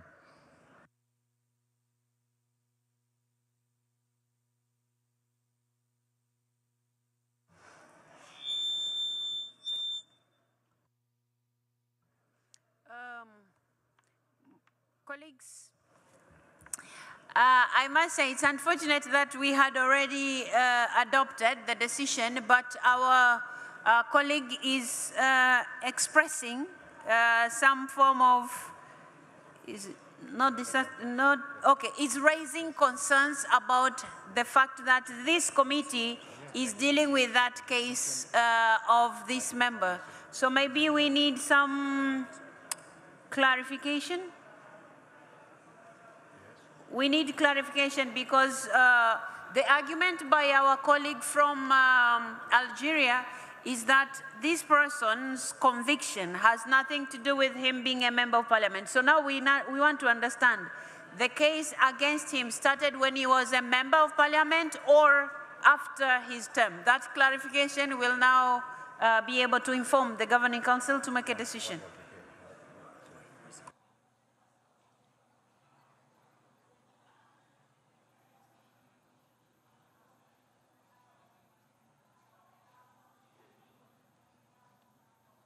Colleagues, the clarification given here is that the case that involves him began when he was a member of parliament. So, and like I said, it's unfortunate that we had already adopted the decision. But our colleague from Algeria, we are here. When we are done with this report, you can provide probably more information that, you know, the case happened this time and the committee maybe has a different timing of that case. But the committee will be seized with the authority to deal with it, provided the case that is against him was actually during the time when he was a member of parliament and he raised it with the committee. So for now, it will remain like that until when we hear, when we have different evidence from your good selves. Okay, so we were now dealing with Bangladesh. Madam President, please, you have the floor to continue. Thank you. Thank you, Madam President. So in Bangladesh, the committee examined 6 individual situations, including those of Mr. Saber Chowdhury, Honorary President of the IPU, and Mr. Fazle Chowdhury, former President of our committee. We thank the Bangladeshi delegation for the information provided and for engaging in a constructive dialogue with the committee during our hearing. We noted with interest the delegation's statement that the newly established national authorities are conducting accountability proceedings in accordance with due process of law. We also met with one of the complainants, which helped us gather updated information. The committee welcomes the delegation's assurances of support and cooperation. We hope that with the new parliament now in place, the long-requested committee mission to Bangladesh can take place soon. I invite you to adopt the draft decision on pages 4 and 4 of the English and French versions, respectively. Madam President, Bangladesh would like to put its observation. Okay, Bangladesh, you have the floor. Madam President, thank you so much for this opportunity.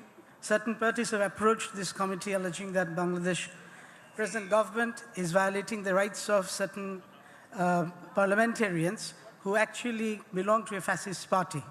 Bangladesh firmly and categorically rejects this framing put forward by them, and we ask this assembly to examine the factual foundation of who these individuals are.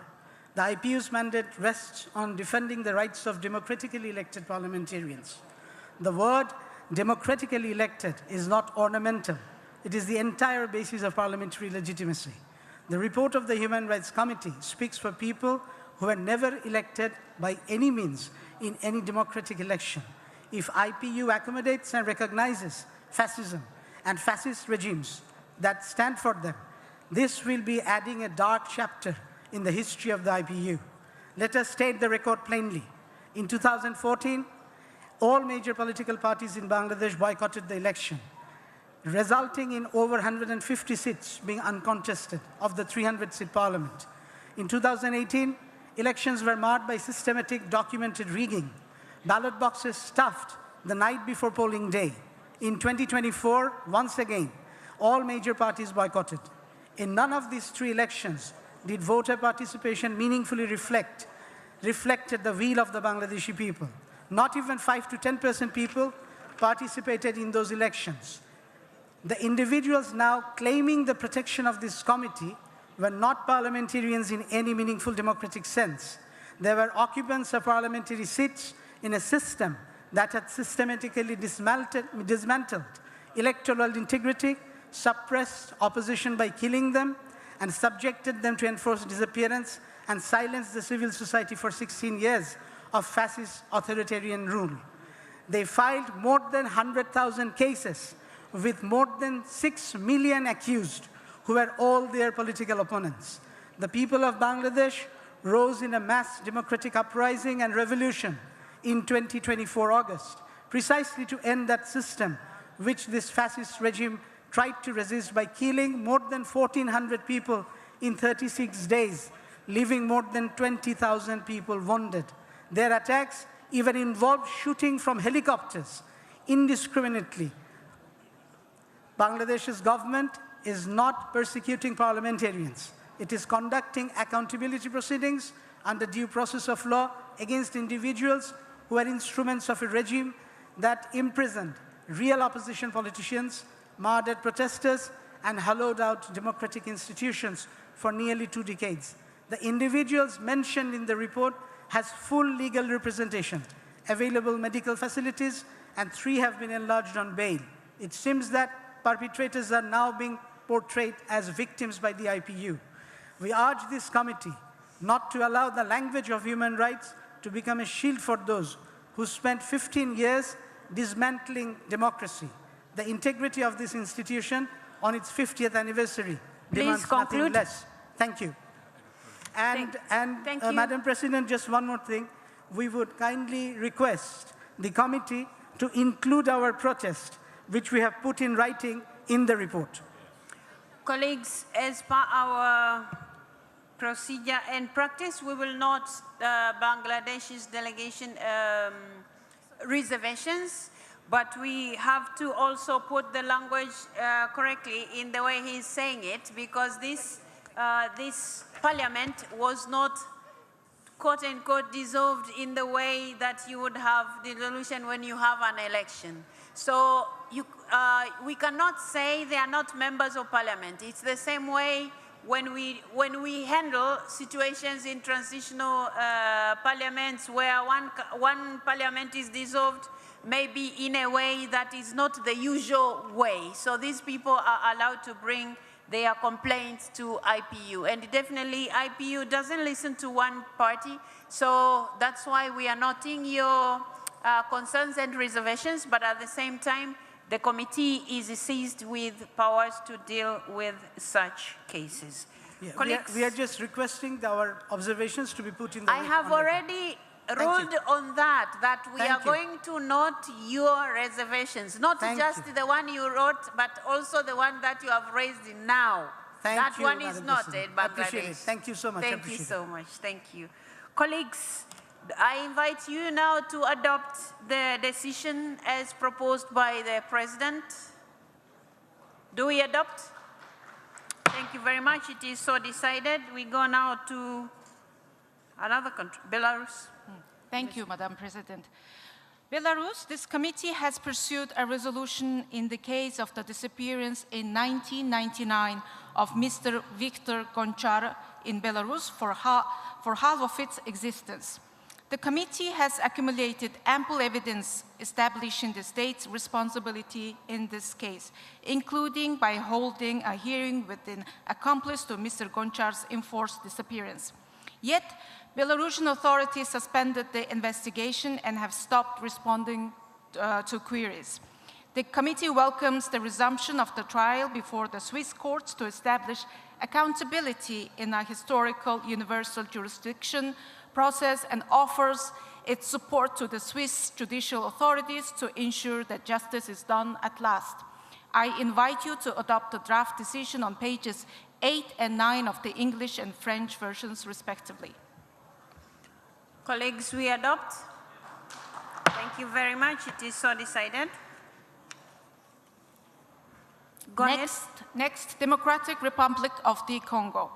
In the Democratic Republic of the Congo, the committee examined the case of Mr. Jean-Marc Kabund, who was sentenced to 7 years in prison for exercising his legitimate right to freedom of expression.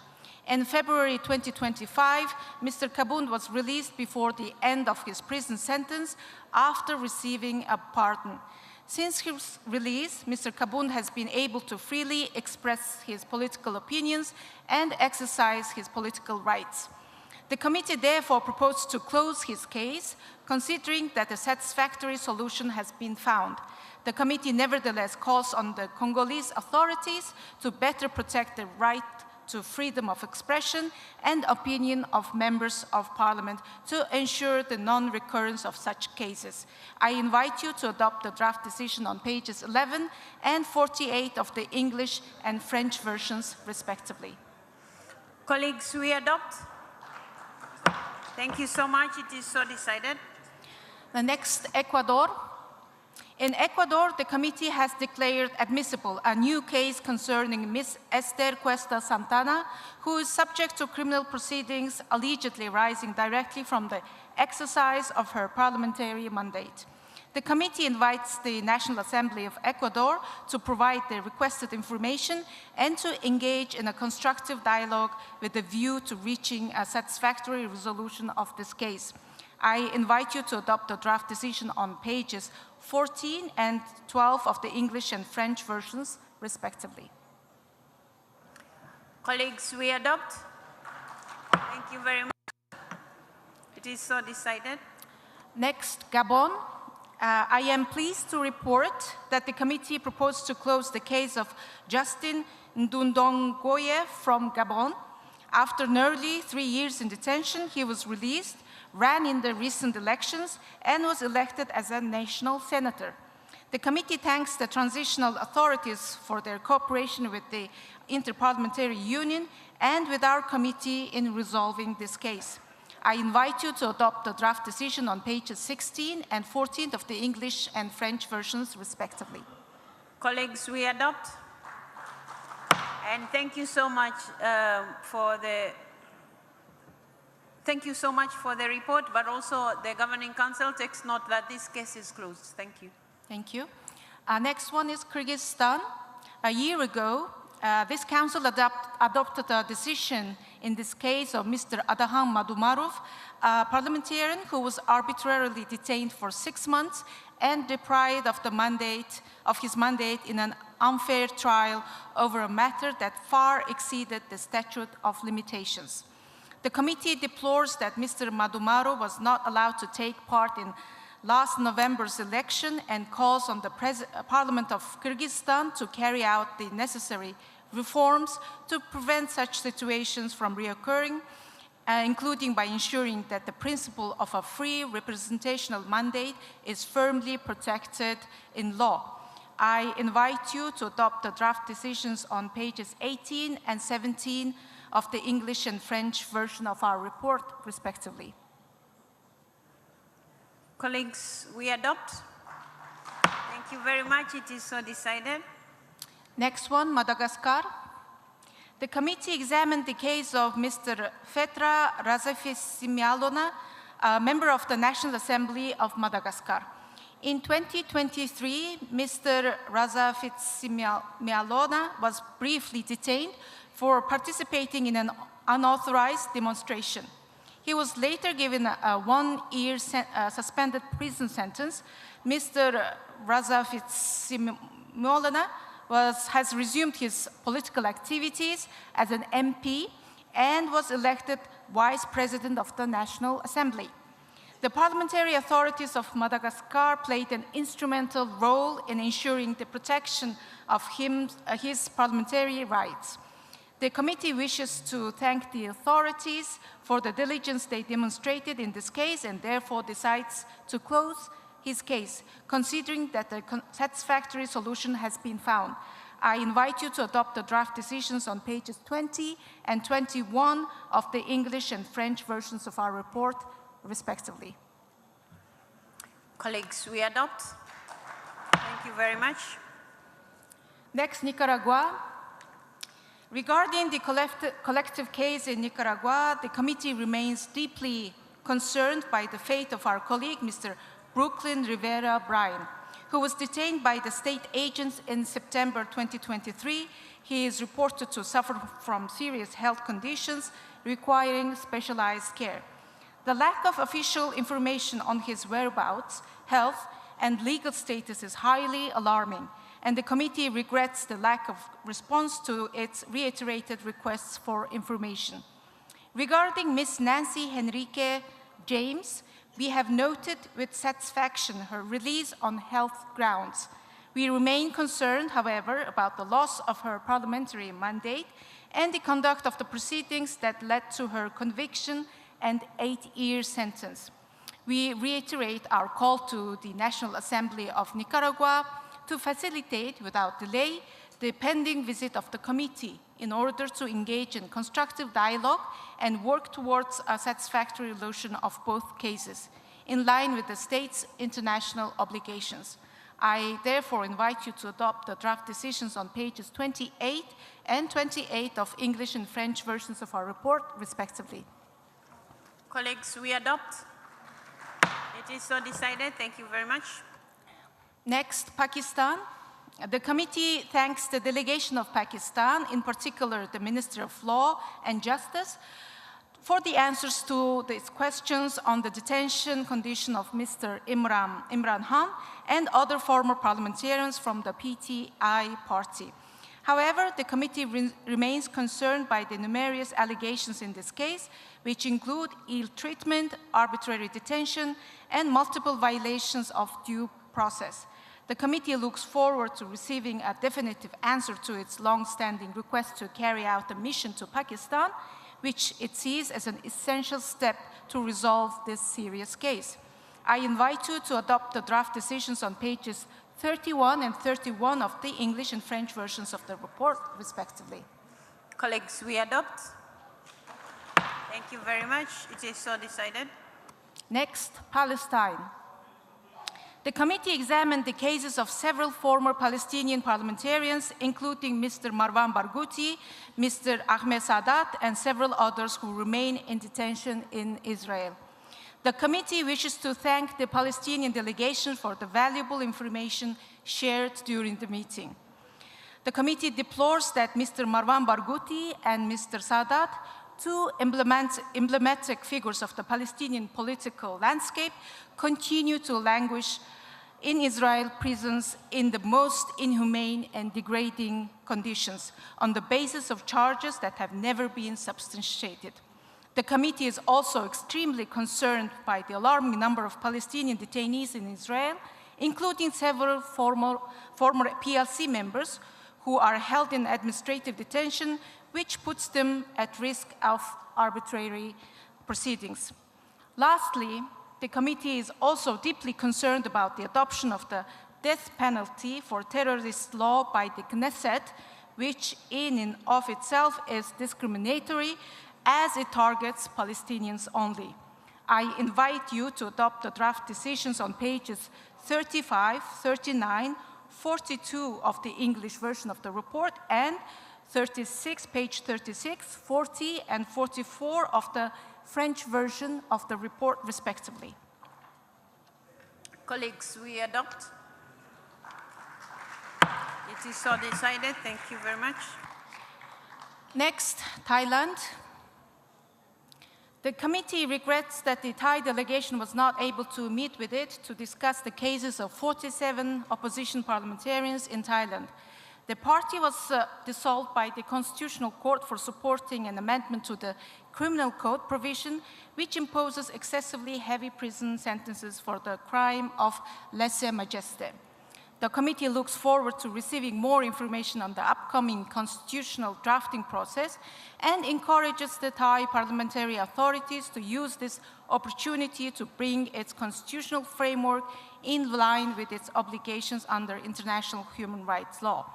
The committee is particularly concerned by another legal process which could lead to the suspension of 10 parliamentarians over their parliamentary work and possibly to the deprivation of the political rights of a total of 44 parliamentarians for life.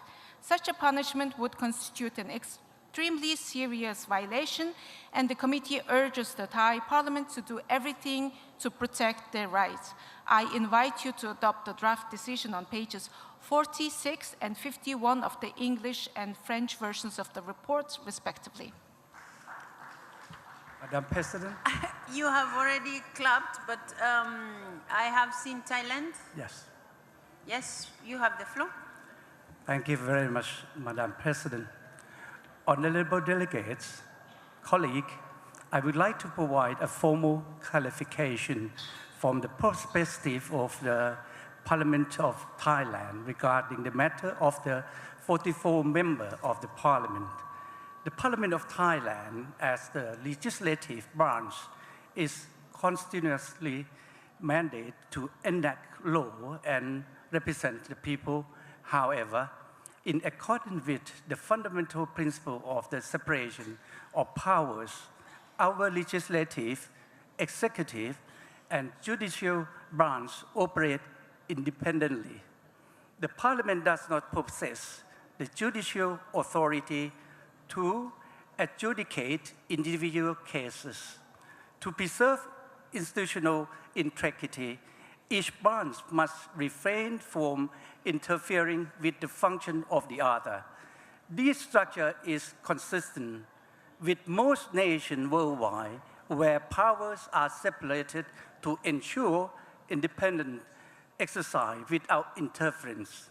The matter concerning these 44 members of Parliament is currently under the jurisdiction of the independent constitutional bodies, including the Constitutional Court of Thailand.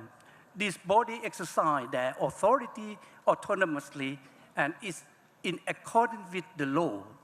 The Parliament has no mandate to direct, influence, or intervene in these ongoing proceedings. Any such involvement would be inconsistent with the rule of law and judicial independence. In conclusion, the Thai Parliament wishes to emphasize that this matter is an ongoing legal and constitutional process. It should not be construed as an action or the responsibility of the Parliament itself. The Parliament of Thailand remains fully committed to the framework of the Interparliamentary Union, promoting democratic values and strengthening the rule of law through constructive dialogue. Thank you very much, Madam President. Dear colleagues, we take note of that extra information shared with us. At the same time, also we note also the reservation, and we are going to encourage our colleagues to try to find in the busy schedule to meet with the committee so that the committee is seized with extra information that has also been shared here. So colleagues, we adopt the recommendation.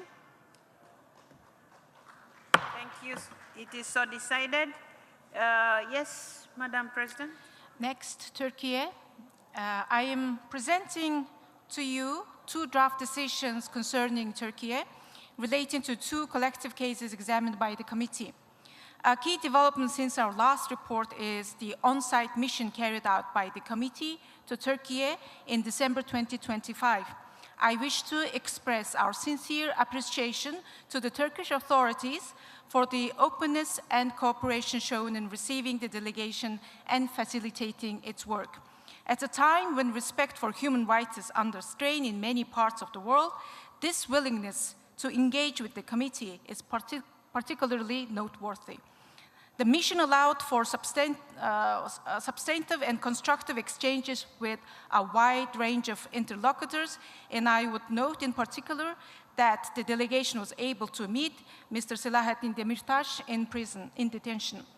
In both cases, the committee sincerely hopes that its ongoing dialogue with the Turkish authorities will help address its lingering concern about the impact of criminal proceedings and detention on the effective and legitimate exercise of political rights in Turkey. It is also in this regard that we welcome the report adopted in February 2026 by the Turkish Parliament Committee on National Solidarity, Sisterhood, Brotherhood, and Democracy. We trust that the implementation of the report will contribute to meaningful improvements in strengthening democratic governance and the protection of the rights of parliamentarians in Turkey. I invite you to adopt the draft decisions on pages 50 and 54 of the English and 56 and 61 of the French versions of the report, respectively. Colleagues, we adopt.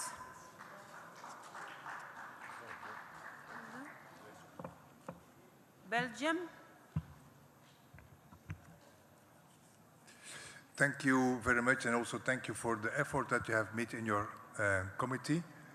I think it's very good that you are now on speaking terms with your committee and the Turkish delegation, Turkish parliament, Turkish opposition. And I think it was also our wish that because we have now here our General Assembly in Istanbul, that we at least has taken the opportunity to have these missions, and that's also what we have done last December 2025, and also already this year in March, etc. At the end, of course, and that's for me also the consideration, we still have 110 cases.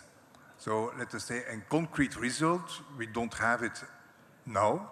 I hope it will be in the really nearest future, and that you still will keep on talking with the Turkish delegation, because you have to understand, it's good that you can talk, but we also like to have concrete results in the nearest future.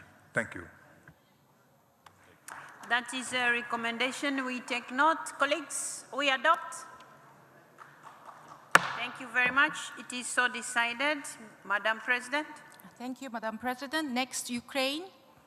The committee thanks the Ukrainian delegation for the information provided and for the welcome extended to the committee to visit Ukraine to seek a resolution to the case of Mr. Dimitruk, a member of the Verkhovna Rada, who was sought asylum in the United Kingdom due to mounting death threats.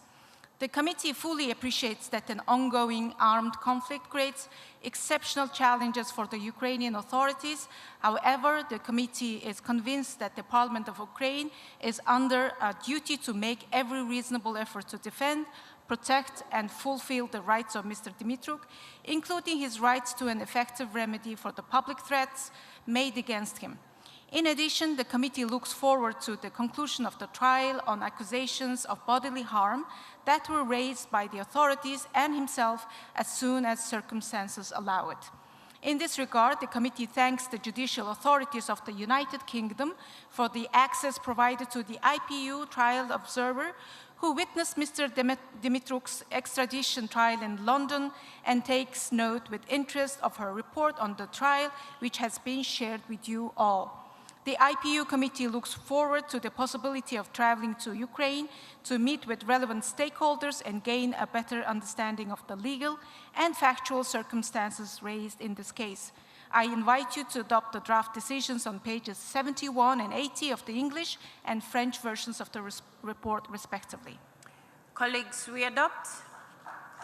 Thank you very much. It is so decided. Last but not least, Zambia. The committee is pleased to report that it proposes to close the case of Ms. Given Katuta Milva following a satisfactory resolution of her situation. Ms. Katuta Milva had been temporarily suspended from Parliament, arrested on 2 occasions, and subjected to criminal proceedings. In December 2025, she was acquitted in all charges. She is now free and has resumed her parliamentary duties. The committee thanks the National Assembly of Zambia for its cooperation throughout the proceedings. I invite you to adopt the draft decision on pages 94 and 102 of the English and French versions, respectively. Colleagues, we adopt. Thank you very much. Madam President? Go ahead. Dear colleagues, so the cases I have referred to here are only some of the many before our committee. While we are not submitting decisions on these other cases today, our committee is continuing to examine them, closely monitoring the situation of 841 parliamentarians in 48 countries. As we mark the 50th anniversary of our committee, I call on each and every one of you, when you return to your parliaments, bring human rights into focus and mobilize your colleagues in the spirit of parliamentary solidarity. Together, we must raise our voices for those who cannot, our colleagues who, at this very moment, are imprisoned, threatened, or missing. Thank you for your attention.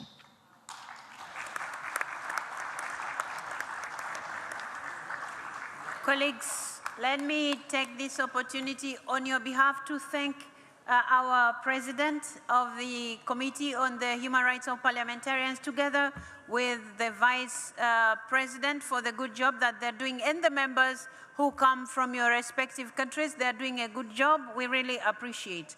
But also the Secretary General, who is being assisted by his team. We really appreciate all the effort you're putting into ensuring that the human rights of parliamentarians are upheld. That said, colleagues, I thank you also for your patience, and I'm going to now, is it adjourn the meeting? Okay, we adjourn until 2:30. We will begin at 2:30 with the reports of other committees. Thank you so much. See you later.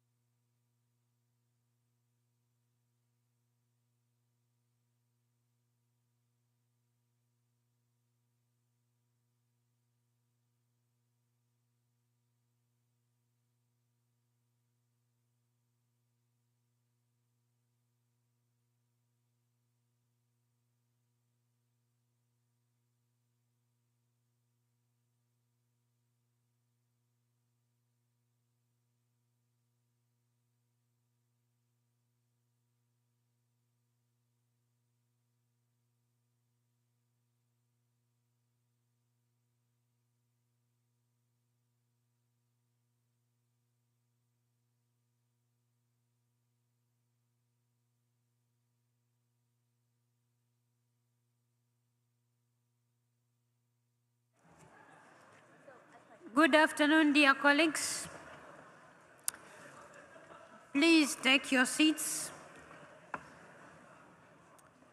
And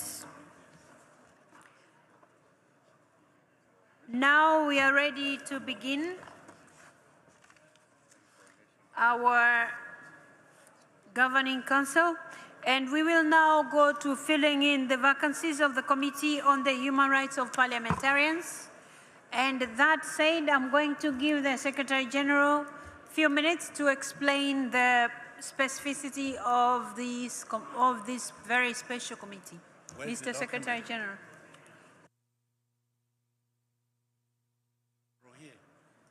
You've been explaining to the President, so why don't you continue? Okay, Martin has delegated. Okay. Oh, okay. Go ahead, Mr. Secretary General. Okay, thank you, Madam President. So we have we have to elect 5 members for the Committee on the Human Rights of Parliamentarians. And sorry, I hope you're okay. Seats are allocated as follows: 1 for the Arab group, 1 for the Asia Pacific group, 1 for the Eurasia group, and 2 for the group of Latin America and the Caribbean. And we remind you that candidates stand in their individual capacity. The rules also require full gender parity in the composition of the committee. And given the current composition of the committee, the 5 members to be elected must include 2 women and 3 men. There is only 1 female candidate, Mrs. Unzila Shapak of Kazakhstan, and she is the only candidate for the Eurasia group. In light of the gender requirements and the absence of any competing candidature in her geopolitical category, we will proceed on the basis that Mrs. Shapak is elected to the Eurasia seat.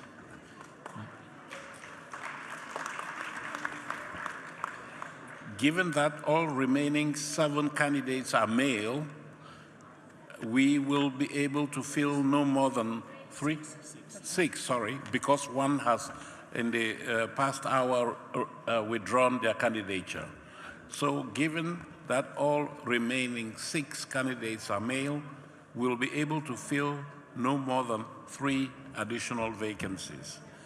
This also means that 1 of the 5 seats will remain vacant, as there is no second female candidate to fill the seat required to ensure gender parity. Voting will therefore focus on the 3 remaining seats.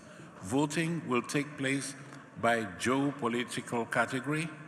Candidates are ranked according to the number of votes received within their respective geopolitical category. A provisional result will be established by selecting 1 candidate for the Arab group, 1 for the Asia Pacific group, and up to 2 candidates for the group of Latin America and the Caribbean. The final result will reflect the combined application of geopolitical distribution, vote results within geopolitical category, and the gender requirement. I hope that this is clear. If it's not clear, we do have colleagues here. We will further explain if you need clarification. Madam President, you may now proceed with the voting. Thank you so much, Mr. Secretary General, for this explanation. Colleagues, as you have heard, we have 7 candidates. One of the candidates is already automatically wins the position. So I will mention the names and then give a chance to the candidates to address us before we vote. We have the following candidates: Mr. Manusher Motaki, member of the Islamic Parliament of Iran; then Mr. Saeed Ali Zafar, senator from Pakistan; Mr. Daniel Kagiani Gomez, senator Uruguay; Ms. Unzila Shapak, member of Parliament Kazakhstan; and Mr. Mustafa Ayash Mutlaq Al-Kubais, Member of the Council of Representatives of Iraq, Mr. Sean Lathan Supai Bonled, Member of the House of Representatives from Thailand, and Mr. Cesar Augusto Rendon Garcia, Member of the Chamber of Deputies of Mexico. So, Ms. Unzila Shapak, Member of the Parliament of Kazakhstan, becomes automatically a member of this committee. Now, colleagues, we will proceed to hear from the candidates, and I'm informed some of the candidates, at least 2 of them, we will see the videos from those members. So, I invite the candidates who are with us in the room to present their candidature from their seats. And each candidate will have a total of 60 seconds. 60 seconds, that's 1 minute. And I would urge them to have learned from the candidates of the position of Secretary General, where you have to be on time. Maybe other people would like to vote you in because you are keeping it to time. Okay, so that said, I will call the candidates in the order in which their candidatures were received. So, we will hear first from Mr. Manucha Motaki, Member of the Islamic Parliament of Iran. 60 seconds, you have the floor. Madam Chairman, he's coming after the other candidates. Okay, colleagues, so we will call Mr. Motaki towards the end. Mr. Said Ali Zafar, the senator from Pakistan, you have the floor. I'm just asking the colleagues to put the video, because it's a video. Okay, this is through the video. Yeah. Okay, video please.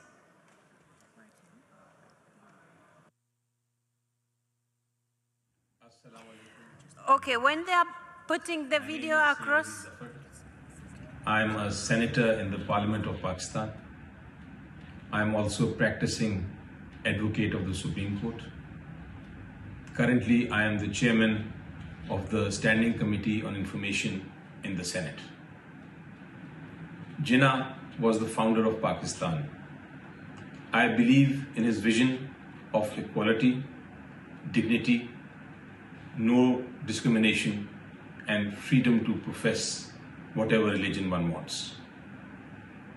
I am personally committed to constitutionalism, rule of law, and upholding and protecting fundamental and human rights. I've been working for the past 40 years in this field. I hope that if I am allowed to be a member of this committee, I will be able to make contributions based on my experience, which could prove helpful. I look forward to being part of this August committee, if allowed a chance. Thank you very much. Thank you so much.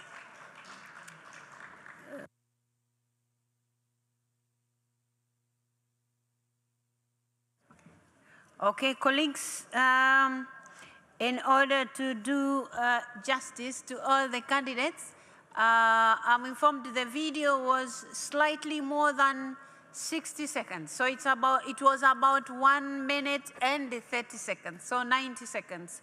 So the other candidates are also given around the same time, between 60 to 90 seconds, so 1 minute and a half. And now I'm going to call Mr. Daniel Cagiani Gomez, Senator of Uruguay. Is he there? Please, you have the floor. Buenos días a todos, buenas tardes a todos los integrantes de esta importante asamblea. Mi nombre es Daniel Cagiani, soy senador por el Frente Amplio de Uruguay.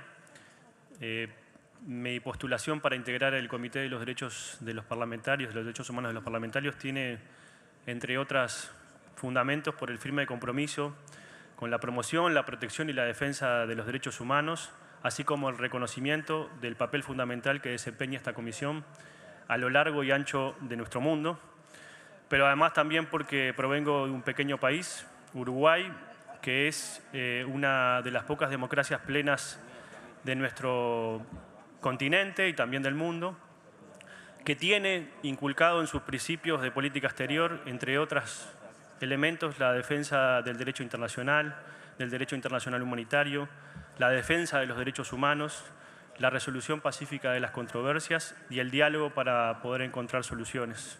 Uruguay, mi país, en el año 2027, tiene la responsabilidad de conducir los destinos del Grupo 77 más China de Naciones Unidas, también la Comunidad de Estados Latinoamericanos y Caribeños, también va a presidir la Asamblea de la Organización Internacional del Trabajo, también va a presidir el Parlamento del Mercosur y también se va a integrar al Consejo de Derechos Humanos de Naciones Unidas en Ginebra.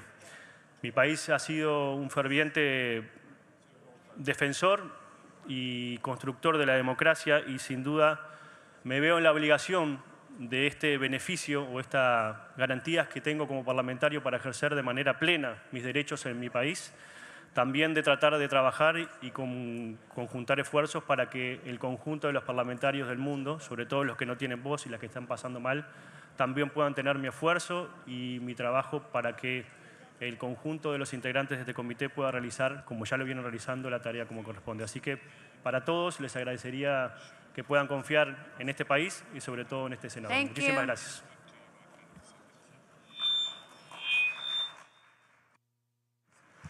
Thank you so much, Mr. Mustafa Ayash Mutlaq Al-Kubaisi, member of the Council of Representatives of Iraq.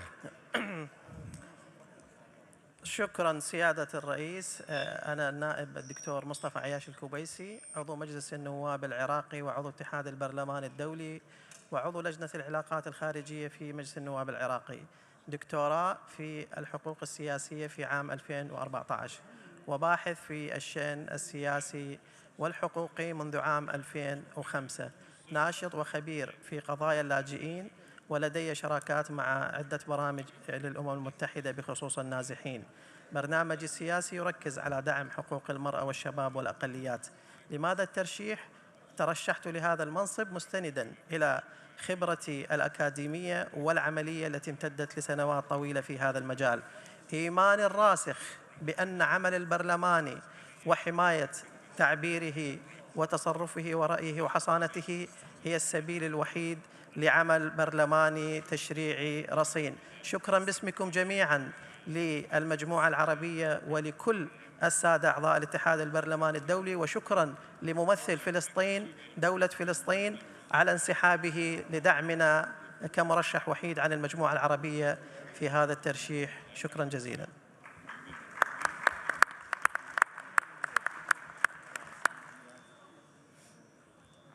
Thank you so much. Now we will hear from Mr. Jonathan Subaiponlet, member of the House of Representatives, Thailand. You have the floor. Madam President, distinguished colleagues, as parliamentarians, we represent the people. We carry their hopes, we voice their struggle, and we fight for their demands. In today's uncertain world, we also serve as the voices of moderation. Yet, true representation is fragile. It requires an environment where all of us can speak truth to power without fear of intimidation or violence. Sadly, statistics shows that a number of cases of reprisal against members of parliament have increased significantly in the past few years. Let us be clear that the safety of parliamentarians is not a personal privilege. It is the absolute foundations of democracy. Before becoming an MP, I was a human rights lawyer and a program director at ASEAN Parliamentarians for Human Rights. I led a program called Parliamentarians at Risk, where we monitored, document, and advocate against human rights violations against members of parliament. I stand here before this council today to seek your trust and support, and I humbly ask for your vote.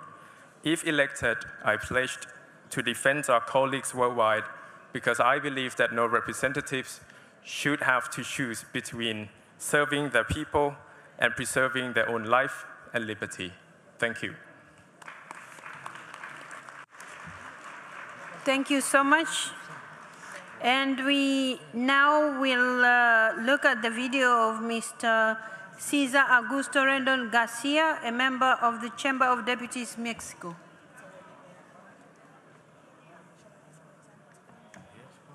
Technical team, the video, please. Good afternoon, honorable parliamentarians. I am Ashraf. Buenas tardes, compañeros. Soy César Augusto Rendón, diputado federal de México.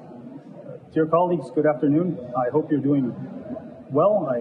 I trust this assembly has been tremendously successful. I'd like to congratulate the organizing committee and the IPU itself for hosting this grand event, which is in pro of democracy and in pro of the world. Today I stand before you to ask for your support. I am proposing myself as a candidate for the Committee of Human Rights for Parliamentarians. As we know, and in our lives, we have all encountered hardship and have had people close to us and known to us who have suffered discrimination, who have suffered repression, and who need their rights protected. This committee grants that.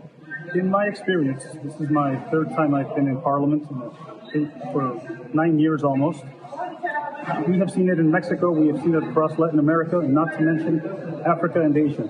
I believe that my experience uniquely positions me to help you combat this. If parliamentarians are endangered, democracy is endangered, and we have to fight that. You can count on me with discretion, with good judgment, and with my full support through this committee to defend our fellow parliamentarians. I ask for your support and would be truly grateful if I can have it. Thank you very much. Thank you so much. Colleagues, the procedure for election was already explained by the Secretary General. Now we have 7 candidates for the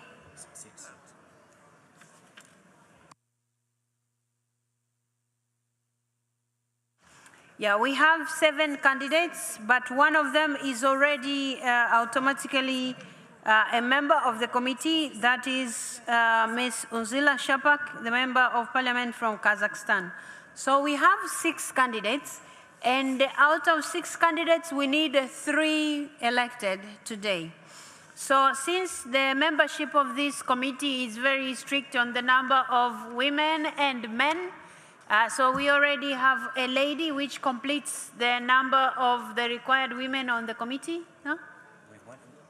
One will be missing. Okay, so we will still have 1 vacancy. So for the 6 male that we have, we can only elect 3 out of them, right? Okay. So we need 3 out of the 6 that we have. And the members of the Secretariat are already all over the place, and they will be counting your votes because we will do the elections by the show of hands. So we will begin with, is Mr. Motaki back? Is Motaki here now? Oh, okay. We had said we will give him a chance last, so let's hear from him and then the voting will begin. Mr. Manucha Motaki, member of the Islamic Parliament of Iran. Thank you, Madam Chairperson. Thank you very much. On behalf of my colleague, Mr. Motaki, who is now in the bilateral meeting, I have the honor to introduce him.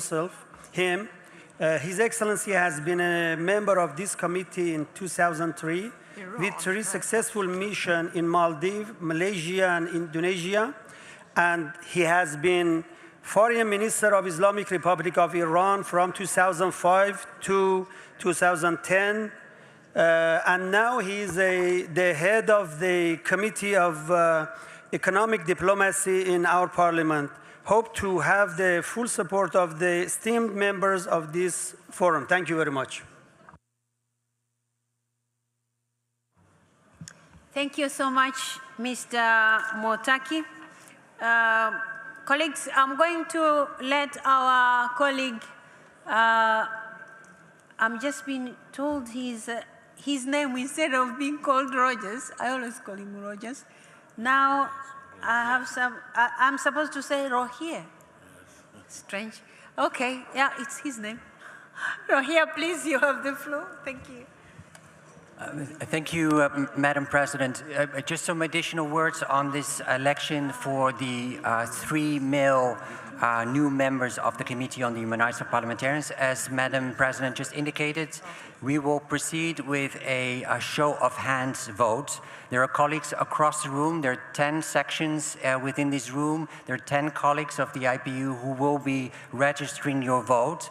And the way in which you can show your vote is by raising your hand. And just as a reminder, only those who wear a blue badge, members of the delegation, and of course, dependent on the number of votes that your delegation is entitled to, whether it's 1, 2, or 3, that you know, those votes will be recorded by our colleagues and will then be subsequently brought forward. The only way in which you can vote is by showing your hand in support of a candidate. You can decide to support 1 or more candidates. You can decide to support all of the candidates, so you can raise your hands 6 times for all of the 6 candidates. You can also decide to not raise your hand at all, and that will not be recorded as a vote in favor, or you can do a mix and show your support for some of the candidates, but not for others. Thank you so much, colleagues. Having heard that information, we now go to the voting stage. Members of the Secretariat, please be ready for the counting. Those who...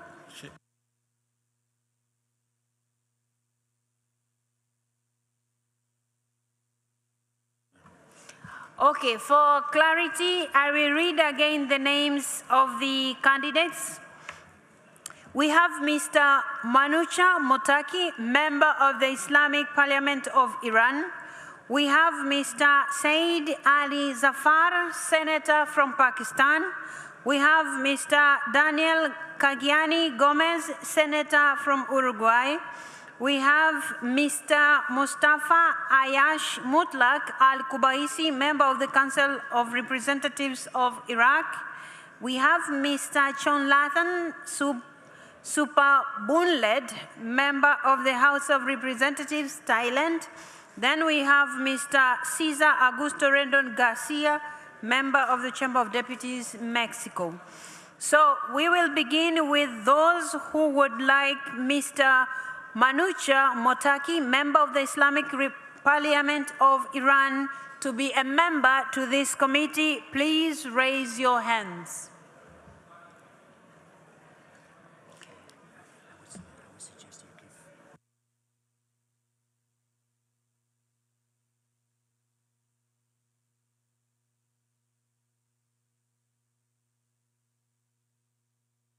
Okay, colleagues, I'm advised here that we wait for a few seconds so that the Secretariat record properly who is in the room, and then we will begin the voting. No, the voting is already... No, the voting.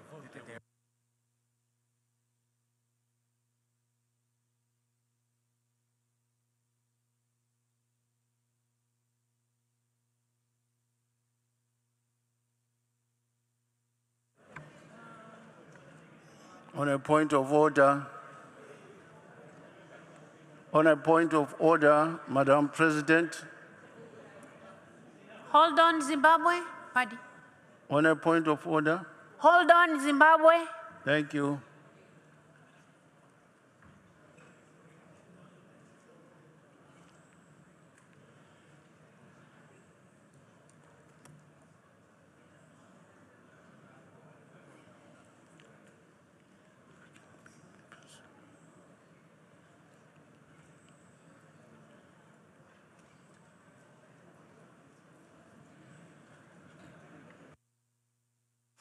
Okay, Zimbabwe, before we go back to the voting.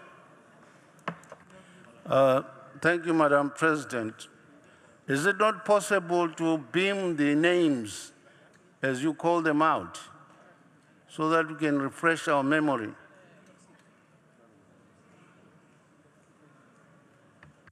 Zimbabwe, you mean I should call them again, or you would want to have the names with you? On the screen? Oh, screen them. Oh, if you on call the one screen. name. Okay. I think that should be possible. The technical team, can we have that projected, please? If you can remove the two names, you have to remove the name of Mr. Francisco Chuhuan, member of Parliament Palestine, and also Ms. Unzila Shapak from Kazakhstan. Remove their names because they will not be voted for. Technical team, can you please project that?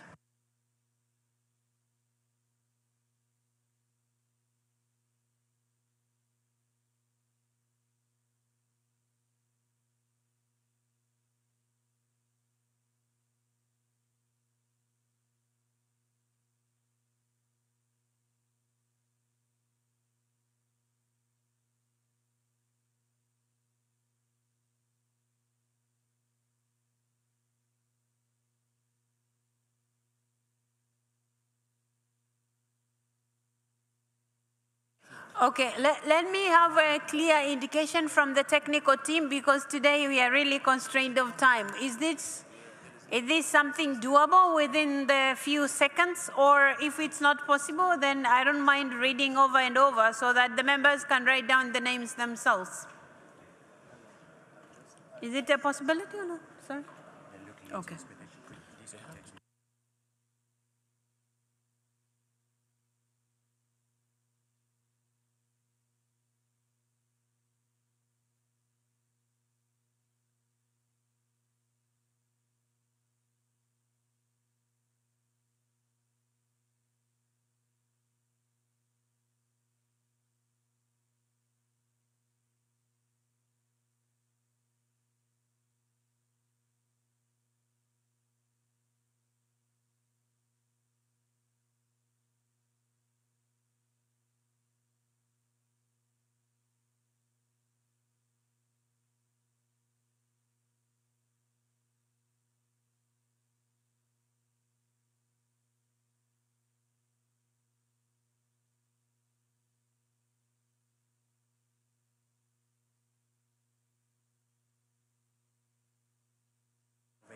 Colleagues, on the while we are waiting for the names to be projected, let me remind you what Rohir has just told us, that you are allowed to vote on every candidate. If you wish to raise your hand in respect of every candidate, feel free to do so. But if there are some that you wouldn't want to vote for, you just like hold your peace. So I'm informed they are trying, but since it's not here, let me read for you. This is a council document on item number 11, and it's number CL/217/11-P note 1, and it's written activities of committees of other bodies, elections to IPU bodies. So if you could also quickly peruse in your documents, then we can get. Yeah, if you can peruse in your document and locate it. So that said, colleagues, let's try to save time. You can vote on every candidate if you so wish. So I will read the names again, yeah? Because we don't have much time today and our agenda is still long. So Mr. Manucha Motaki, member of the Islamic Parliament of Iran. Those in support of this candidate or who would like to vote for him, please hands up.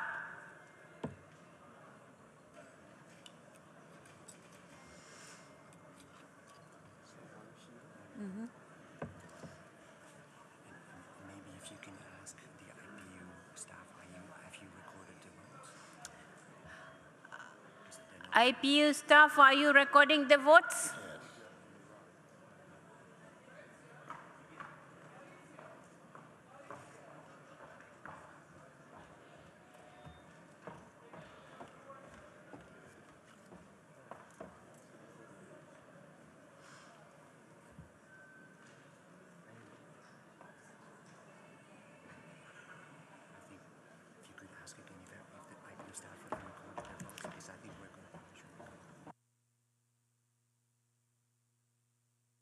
Have you recorded the votes? Okay. Thank you so much. Colleagues, we will now go to the second person, who is Mr. Saeed Ali Zafar, Senator from Pakistan. Those who would like to vote for this candidate, please raise your hands.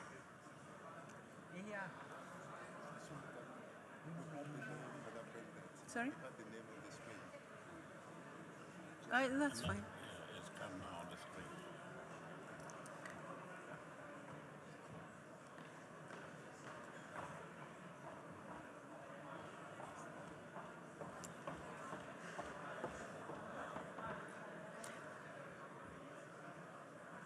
Members of the Secretariat, have you recorded the vote?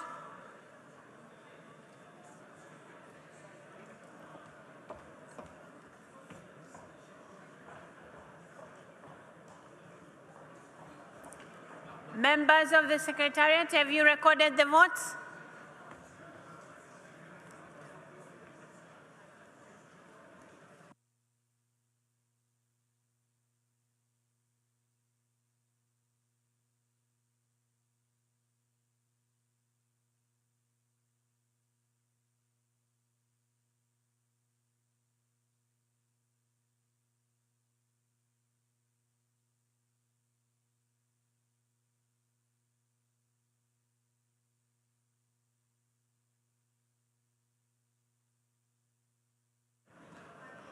Members of the Secretariat, are you done recording the votes?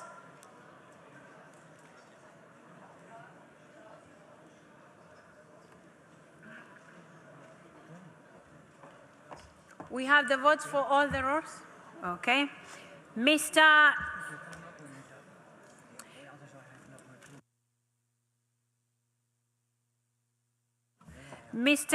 Daniel Cagiani Gomez, Senator from Uruguay. Those in support of this candidate, please raise your hands.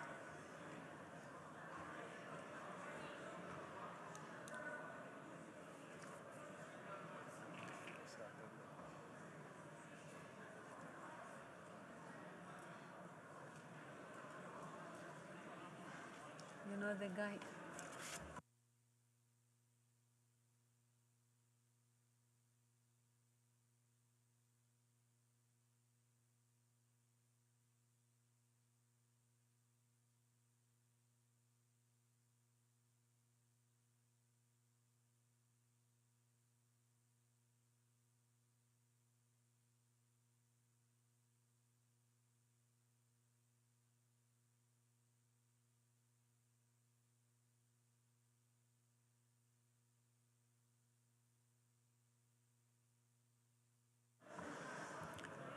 Members of the Secretariat, are you done recording the votes?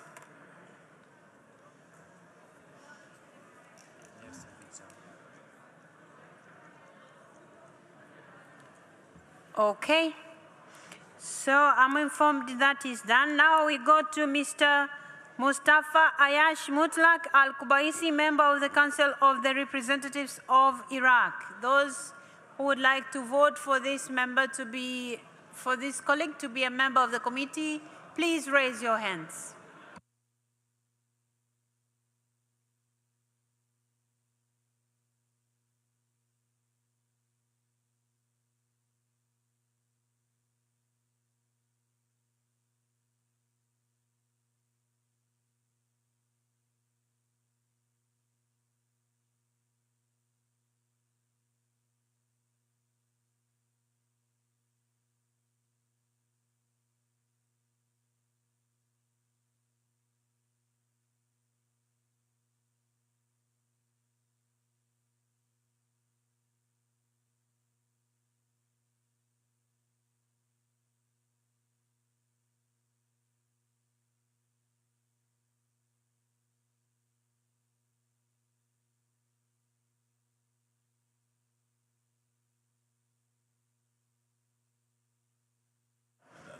Members of the Secretariat, we are done?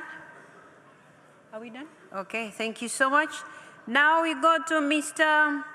Chonlathan Super Bonled, a member of the House of Representatives of Thailand. Those who would like this colleague to be a member of the committee, please raise your hands.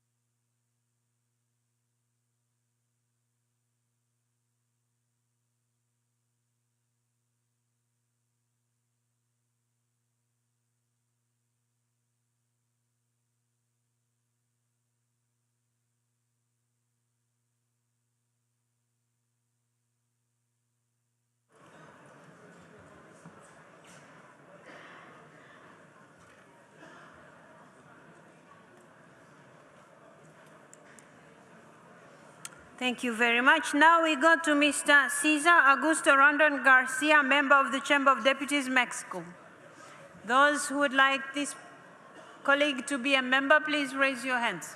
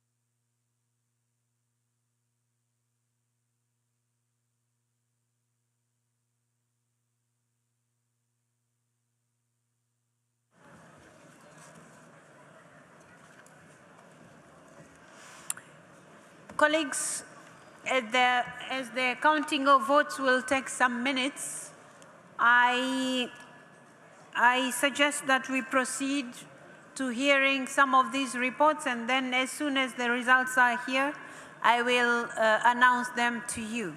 So we will go to now to listen from the report of the Forum of Women Parliamentarians, and I would like to invite Ms. Fatma Aksal, the member of the Grand National Assembly of Turkey and president of the 41st session of the Forum of Women Parliamentarians, to present the report of their meeting.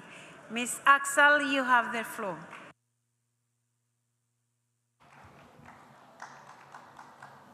Madam President, Mr. Secretary General, dear colleagues, ladies and gentlemen, I have the honor to present the report of the 41st session of the Forum of Women Parliamentarians, which I had the privilege to preside over. The forum met on 15 April and brought together 307 participants, including 156 parliamentarians from 62 countries. Among them were 92 women and 64 men parliamentarians. It was a great pleasure to welcome all participants to this important gathering. At the opening of the forum, Mr. Numan Kurtulmuş, the Speaker of the Grand National Assembly of Turkey, and the President of the 152nd Assembly of the Interparliamentary Union, Dr. Tulya Aksen, President of the IPU, Mr. Martin Chong-ong, Secretary General of the IPU, and Senator Cynthia Lopez Castro, President of the Bureau of Women Parliamentarians, reflected on the forum's long-standing contribution to advancing gender equality and the empowerment of women. They also paid tribute to the outgoing Secretary General, acknowledging its steadfast commitment to gender equality throughout its tenure. The Bureau of Women Parliamentarians has been instrumental in guiding the forum's work. I would like to express my sincere appreciation to all colleagues who serve in it with dedication and commitment. The forum examined 2 draft resolutions before this assembly throughout a gender perspective. With regard to the resolution on the role of parliaments in establishing robust post-conflict management mechanism and restoring a just and lasting peace, the forum called on the parliaments to ensure women's full and meaningful participation in all post-conflict processes. It stressed the urgent need to guarantee access to justice, accountability, and provide comprehensive support to survivors of the conflict-related sexual violence. On the resolution concerning the role of parliaments in combating protectionism, reducing tariff, and preventing corporate tax avoidance, the forum noted that current trade and taxation systems are deepening gender inequalities and identified concrete actions to bring about change. I'm pleased to note that gender-sensitive amendments have been incorporated into both resolutions. In the afternoon, the forum held a substantive discussion on the escalation of conflicts and their disproportionate impact on women and girls. We expressed our solidarity with all women and girls affected by conflict. Our exchanges were frank, timely, and forward-looking. We affirmed that women's full, equal, and meaningful participation in peace processes, conflict prevention, and peace agreements is not optional. It is essential for achieving sustainable peace. Women are not only victims of conflicts, they are leaders, peace builders, and agents of change, and must be fully recognized and supported as such. The forum also heard presentation from the candidates for the positions of Secretary General and engaged with them on their vision for advancing gender equality. Furthermore, the forum elected 2 new members to the Bureau of Women Parliamentarians, Ms. Aseki from Cote d'Ivoire and Ms. Wongmo from Bhutan. I warmly congratulate both of them. Dear colleagues, it has been a great pleasure for me and for my country to welcome you in Istanbul. I hope you enjoyed your stay and wish you a safe return to your respective countries. Thank you. Thank you so much, Ms. Axel, for this report. We really appreciate. Colleagues, may I take that you approve this report? Thank you so much. It is so approved. Now you have just been informed from the report that there were also elections And now the governing board is invited to endorse the election of the candidates that were mentioned by Ms. Axel. For the Africa Geopolitical Group, we have Ms. Aseke, who is from Cote d'Ivoire, who is going to replace Ms. Kalibali Dao, also from Cote d'Ivoire, who is no longer a member of parliament, for a 3-year term ending in March 2029. Do we approve, dear colleagues? Thank you very much. It is so decided. For the Asia Pacific, Ms. D. Wangmo from Bhutan to replace Ms. V. Techaterewat from Thailand, who is no longer a member of parliament, for a 1-year term ending March 2027. Colleagues, do we approve?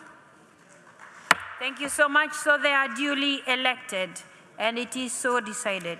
We now go to the Forum of Young Parliamentarians, and I would like to give the floor to Ms. Noor Al-Gush from Jordan, who is the president of the Bureau of Young Parliamentarians, to report on their meeting. Thank you very much. Madam President, Mr. Secretary General, dear colleagues, our forum met on 16 April with 61 young MPs from 41 countries. 34% of us were women MP. At this assembly, only about 13% of delegates were young MPs. This is a very low percentage. I push you all to ensure that at least one young MP under 40 is part of your delegation. Our forum studied the state of youth political participation around the world. Introduction, the 2025 IPU report on youth participation in national parliaments. We were alarmed that a global percentage of young MPs under 30 has been stuck at only 2.8%. Studying young women participation, we were shocked to see that it has actually decreased. We need to do better, and I push you to take more resolute action than ever before to ensure a fair youth participation in your parliaments. Good practice already tested by several parliaments around the world are available to inspire change and results. Some of you have tested lowering the age of qualification, adopting youth quotas, and empowering Gen Z. More needs to be done, including exploring the use of term limits, better support of youth in political parties, and also for women especially. Colleagues, we met in a time of conflicts that are impacting so many young people in this region and beyond. Education and youth employment are being heavily disrupted.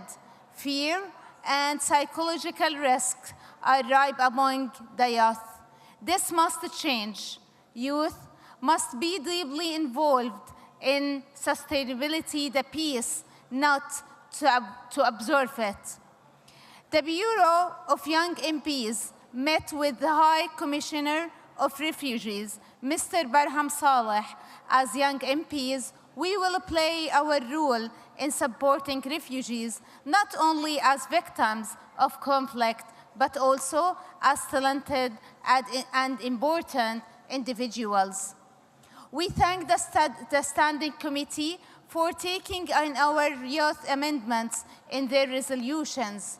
We prepared our inputs into the future resolution on people with disabilities and appointing our colleague, Mr. Kuku from Chad, to be our youth reporter. The young MPs will meet soon again in Samarkand and for the next global conference of young MP from 4 to 6 September 2026. We thank our Uzbek hosts who are preparing the conference. We had a dialogue with the candidates to be the next IPU Secretary General. We look forward to working with our new Secretary General, Ms. Anda, to take the youth movement further. Lastly, a very touching moment was to say bye-bye to our hero and our supporter, Mr. Martin. We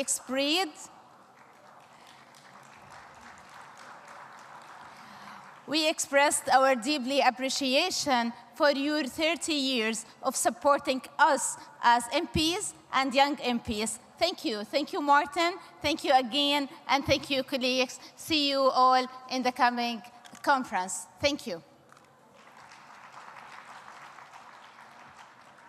Thank you so much, Ms. Ghosh, for this report, and we appreciate your efforts and also the contribution that you're making to the IPU's youth cause. Colleagues, do I take it that we approve this report? Thank you so much. It is so decided. Now we go to task force on the peaceful resolution of the war in Ukraine. And here we will be having Speaker Farougia, who is from Malta, presenting the report on behalf of the task force. Speaker Farougia, you have the floor.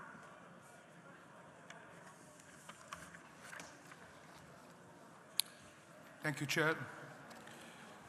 Thank you, Chair. Dear colleagues, since its establishment in March 2022, the IPU Task Force on the Peaceful Resolution of the War in Ukraine has worked to encourage political dialogue and support peace building.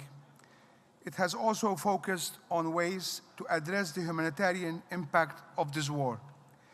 The task force remains deeply concerned by the ongoing hostilities, which continue to cause loss of life and serious damage of infrastructure. At the 16th meeting this year, the task force welcomed recent steps towards a negotiating solution. These included trilateral meetings in Abu Dhabi, in Geneva, involving Ukraine, the Russian Federation, and also the United States. It also noted progress in humanitarian issues, in particular recent prison exchanges. At the same time, the task force expressed concern that negotiations have slowed, and it voiced hope that they will resume soon. The task force also continued discussions on the issue of children separated from their parents and close relatives. Following its October 2025 meeting, the task force received a third set of cases from the Ukrainian delegation. Both sides provided further clarification on this subject during the last meeting. The task force welcomed the constructive tone of these exchanges and the renewed willingness to engage. It will continue to follow up, support information sharing, and explore possible steps towards family reunification. The issue of prisoners also was discussed. Both delegations signaled their readiness to encourage further and showed openness to submitting a limited number of cases and exchange information through the task force. Members are also considered whether discussions could expand to other humanitarian issues. They highlighted concerns about food safety, especially given global pressures linked to the ongoing crisis in the Middle East. They also recalled the important role played by Turkey in facilitating the Black Sea Grain Initiative in 2022. The protection of cultural heritage was also raised as another concern and potential matter for further engagement. The task force agreed to continue its work between assemblies and to remain in close contact with both delegations. The task force now looks forward to reporting further progress in the next meeting during the 153rd Assembly in the United Republic of Tanzania. Thank you very much. Thank you so much, Speaker Farougia, for that report. Dear colleagues, do I take it that we all approve the report? Thank you so much. It is so decided. Now we go to the Committee on the Middle East Questions, and we'll be listening to Mr. No? Okay. So I can see that on behalf of the committee, we are going to listen to. Oh.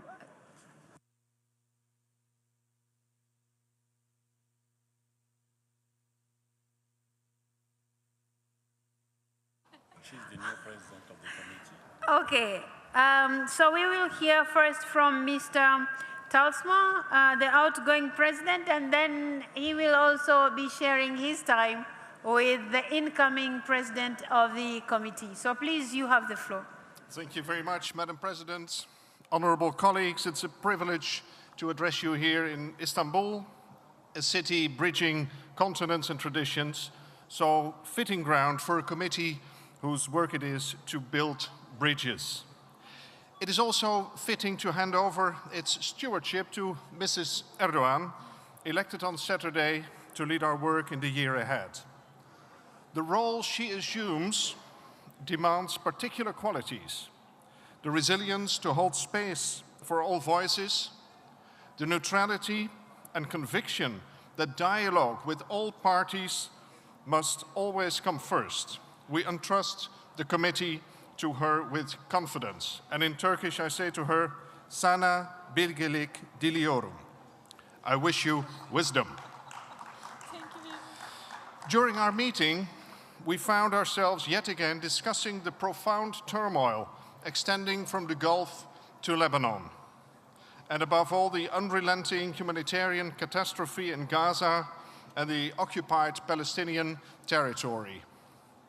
Yet running through our exchanges was a single conviction: these crises are inseparable, and peace in the region is impossible without a just solution of the Israeli-Palestinian conflict on the basis of the two-state solution. We wish to echo before this Assembly, before this Governing Council, the substantive briefing delivered to the committee by the Diakonia International Humanitarian Law Center. This briefing reminded us that to ensure justice for future generations, every state must uphold international humanitarian law. In July 2024, the International Court of Justice affirmed in an advisory opinion, prolonged occupation of the Palestinian territories violates the Palestinian people's rights to self-determination. We all bear the responsibility to uphold that right. Parliaments are not spectators, are not an audience in this. By essence, we hold our governments to account through oversight over budgets, arms transfers, and ratifying treaties. We must do so in defense of the human rights of Israelis and Palestinians, which is why as parliaments we as parliaments have the duty to oppose anti-Semitism and all forms of bigotry that deny dignity to any people. The Committee on Middle East Questions also advanced the practical implementation of the reform before the Governing Council today. We agreed to address the state of the region through a dual focus, keeping the Israeli-Palestinian conflict as our standing priority and taking up at every assembly one further crisis that demands our attention. And we committed to serve our purpose more effectively through field missions, closer dialogue with other IPU bodies, United Nations, and through engagement with civil society and with parliamentarians from the region. As our standing priority, the committee will examine settlements in the West Bank through the lens of international humanitarian law. And in that spirit, Madam President, we will undertake a field visit as soon as possible to assess firsthand the accelerating reality of annexation and liaise with the relevant United Nations offices. As our rotating focus until the 153rd Assembly, we will work on the role of parliamentary and interparliamentary mediation in the implementation of United Nations resolutions. in close coordinations with the Standing Committee on United Nations Affairs. Secretary General Mr. Chung Gong reminded us in his final session as Secretary of this committee that people living in conflict count on the international community to bear witness and stand with them. Once again, I would like to thank him on behalf of the committee for his service, for his great commitment to the work of this committee, for his unwavering support, and we carry his conviction forward. And we also congratulate Ms. Anda Philip with her election today, and we are looking forward to working with her. Having said this, I would like to hand over to my successor as President of the Committee on Middle East Questions, Madam Erdogan. Please.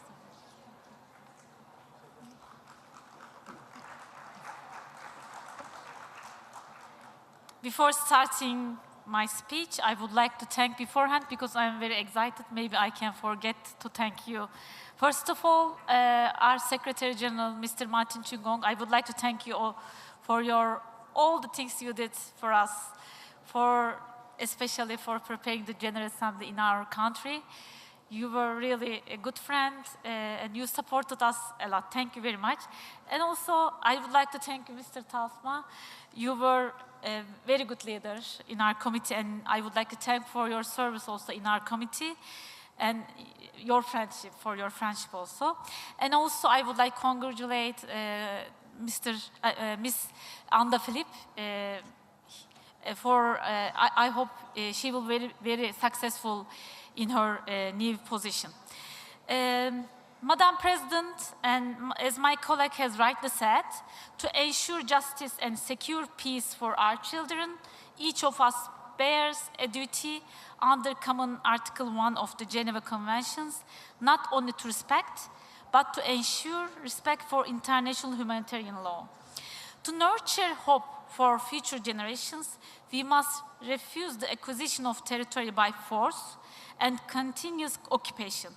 What is happening today is not only a Palestinian tragedy. It's a test of whether the rules we have built together to protect humanity still hold. Join us, dear colleagues, in enduring support for UNRWA so that Palestinian children may have a chance to access education, food, health, and through this, a chance for peace. Madam President, our committee therefore places before you a simple question. Can we truly nurture hope, secure peace, and ensure justice for future generations of Palestinians while legislation adopted in Knesset establishes a death penalty applied on discriminatory grounds? We call upon every parliament in this assembly to join us in urging the international community to defend, without exception, the equal protection of every human being before the law. It is only through respect for the law that we can ensure justice and secure peace. Our task is not to observe history. It is to act upon it. You can count on this committee to stand where parliaments must stand, on the side of the law, on the side of dignity, and on the side of generations whose future this assembly has pledged to secure. Thank you.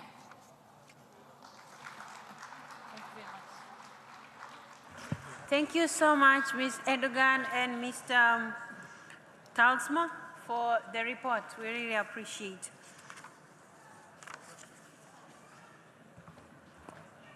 Thank you. Colleagues, do I take it that we wish to adopt the report? Thank you so much. It is so approved.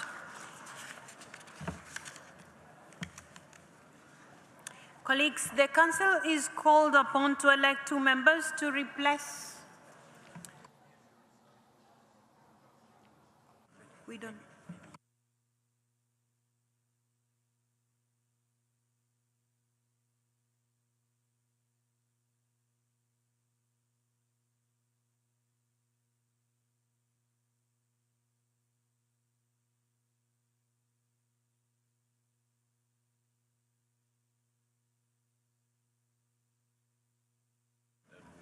Okay.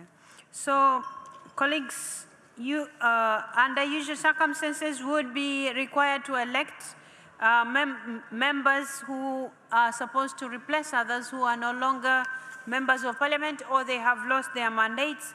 But I am informed that, unfortunately, we don't have any candidates. Irrespectively, the members who were supposed to be elected were to replace Mr. Darwish from Egypt, whose term ended on the 151st Assembly, and Ms. Kaki from Iraq, who is no longer a member of parliament.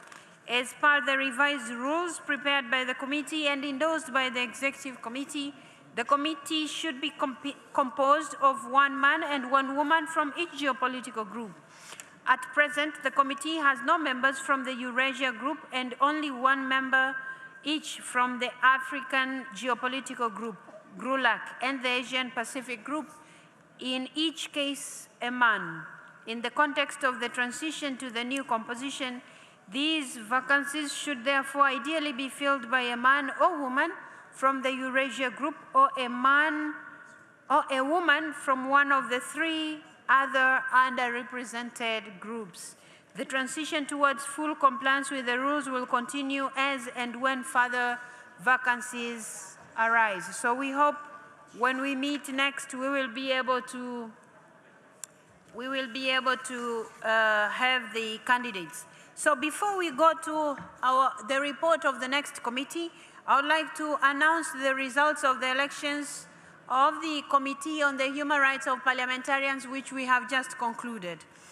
The candidate from the Arab group, Mr. Mustafa Ayash Mutlaq Al-Kubaisi from Iraq, he got 59 votes. From Asia Pacific, Mr. Manusha Motaki from the Islamic Republic of Iran got 6 votes. Mr. Saeed Ali Zafar from Pakistan, 16 votes. Mr. Chon Lathan Sombai-Ponled from Thailand, 82 votes. Eurasia Group, Ms. Unzila was elected unopposed. From GRULAC, Mr. Daniel Cagiani Gomez from Uruguay got 69 votes. Mr. Cesar Augusto Randon Garcia, Mexico, got 73 votes. Now, colleagues, according to the rules that we have for this committee, it is talking about 2 conditions in the sense that we need to have geopolitical groups represented in the committee. At the same time, it is talking about gender parity in the group. Now, these particular rules, at some point, we have to relook at them because at the moment, unfortunately, that's the reality. At the moment, we will have the 3 people who would have gotten the highest votes will be coming from Asia Pacific, who has 82 votes, and then from GRULAC, Mr. Garcia, who has 73 votes, and again from GRULAC, who has 69 votes. But now you will realize from the composition of the committee, we will be missing a representative from the Arab group.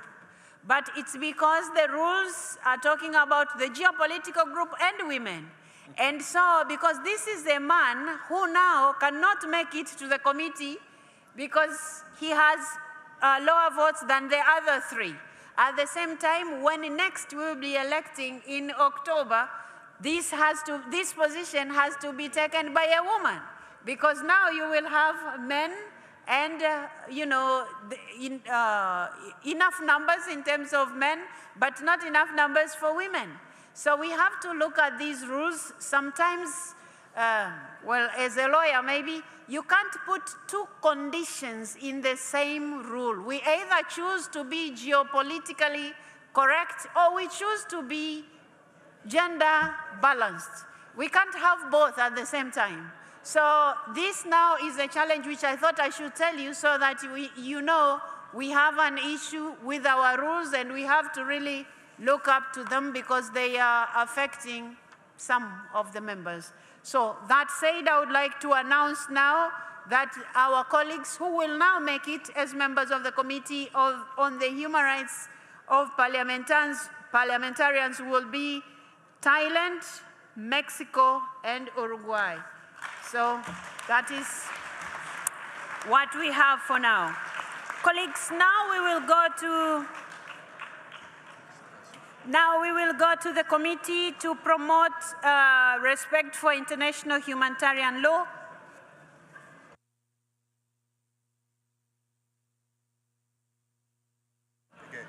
Okay, so committee to promote respect for international humanitarian law. Speaker Farugia is going to lead us as the president of the committee. Please, you have the floor, Mr. Farugia. Thank you, Madam President. Dear colleagues, I am pleased to present the report on the work of the committee, which I chair, to promote respect for international humanitarian law. Our session in Istanbul was again a very busy one and engaged one covering several topics. Of course, I will not cover all of them, but you will find them in our report. But suffice to say that we delve into issues of international humanitarian law, humanitarian disarmament, and also refugee protection. With that, I would like to turn to 2 points which we discussed.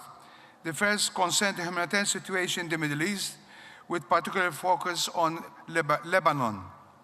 Since the beginning of March 2026, the humanitarian situation in Lebanon has deteriorated sharply following the intensification of the hostilities. These hostilities came on top of years of compounded crisis. Essential services were already stretched to the breaking point. The economic situation was already dire, and countless families were struggling to cope. In reviewing the situation, we expressed concern over the devastating humanitarian impact of hostilities on communities across Lebanon. Women, children, and the elderly have been disproportionately affected. Over 1 million people in Lebanon have been internally displaced within the country since the last escalation of hostilities. That is, 30% of the 1 million are all children. Thousands of people killed and injured, widespread damage to civilian infrastructure, buildings, schools, healthcare facilities, and essential services. The escalation of violence to prevent further loss of life is urgent and needed. Parties to the conflict must respect their obligations under the international humanitarian law. Chair, we need to do more. We need to do more to respect and ensure the respect to international humanitarian law. This is our collective responsibility, not only as global parliamentarian community, but as human beings. We call on all of you to raise awareness on this humanitarian situation to your respective parliament. Encourage your governments to speak out to defend the rights of those forcibly displaced, protect civilians, and respect of the international humanitarian law. We can do more, but we must do more. The second topic of discussion, Chair, concerns the promotion of respect of international humanitarian law as a pathway to peace and ensuring refugee protection. 2 actions and 2 action points, dear colleagues, that we call on you to build on the outcome declaration of the 150th Assembly in Geneva on upholding humanitarian action and norms, and take concrete measures in respect and ensure respect of the international humanitarian law in your countries. The second one is that we also call on you to mark the 75th anniversary of the 1951 Convention relating to status of refugees. This convention is the cornerstone of refugee protection, and we need together to push for its universalization and effective implementation. So we count on you. I will end with a word of thanks to you, Mr. Secretary General Martin. Thank you very much for all the work that you did and that we did together, for all your continuous support to the work of this committee. We know of your encouragement and engagement in favor of those that are forgotten. We know that. And this is something which I keep close to my heart, and I will thank you on behalf of everyone here. And also that the people that are vulnerable, and in particular, the attention that you have always placed, Mr. Secretary General, always placed on ending statelessness. That's something that we have worked together, and we have to continue to work. And we thank you and hope that your successor, and I congratulate her here, Anda Philip, will engage in the same way in our work. We wish you all the very best. Thank you very much. Thank you so much, Mr. Speaker Fargia. Colleagues, do I take it that the Council approves the report? It is so approved. Thank you so much. Now we are called upon to elect 4 members as follows.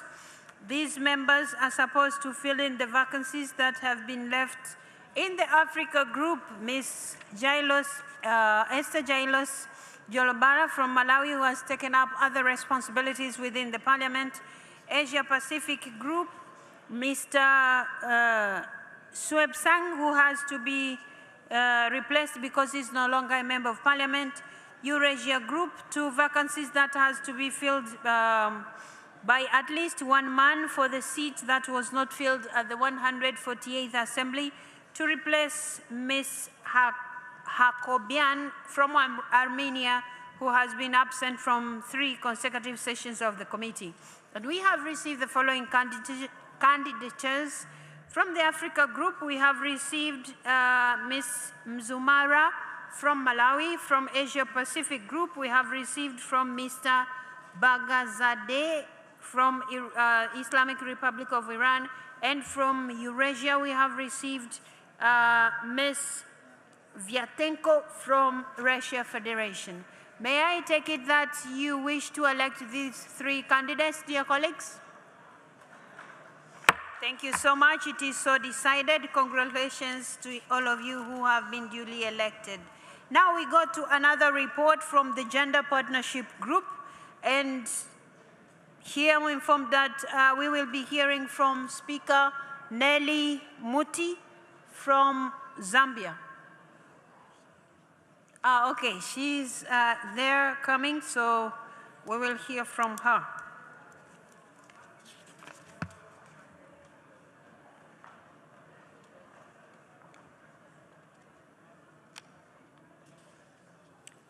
Speaker Nelly Muti, you have the floor. Thank you very much, Madam President. Dear colleagues, it is my great pleasure to brief you on the work of the Gender Partnership Group. As you know, the group is made up of 2 men and 2 women members of the Executive Committee.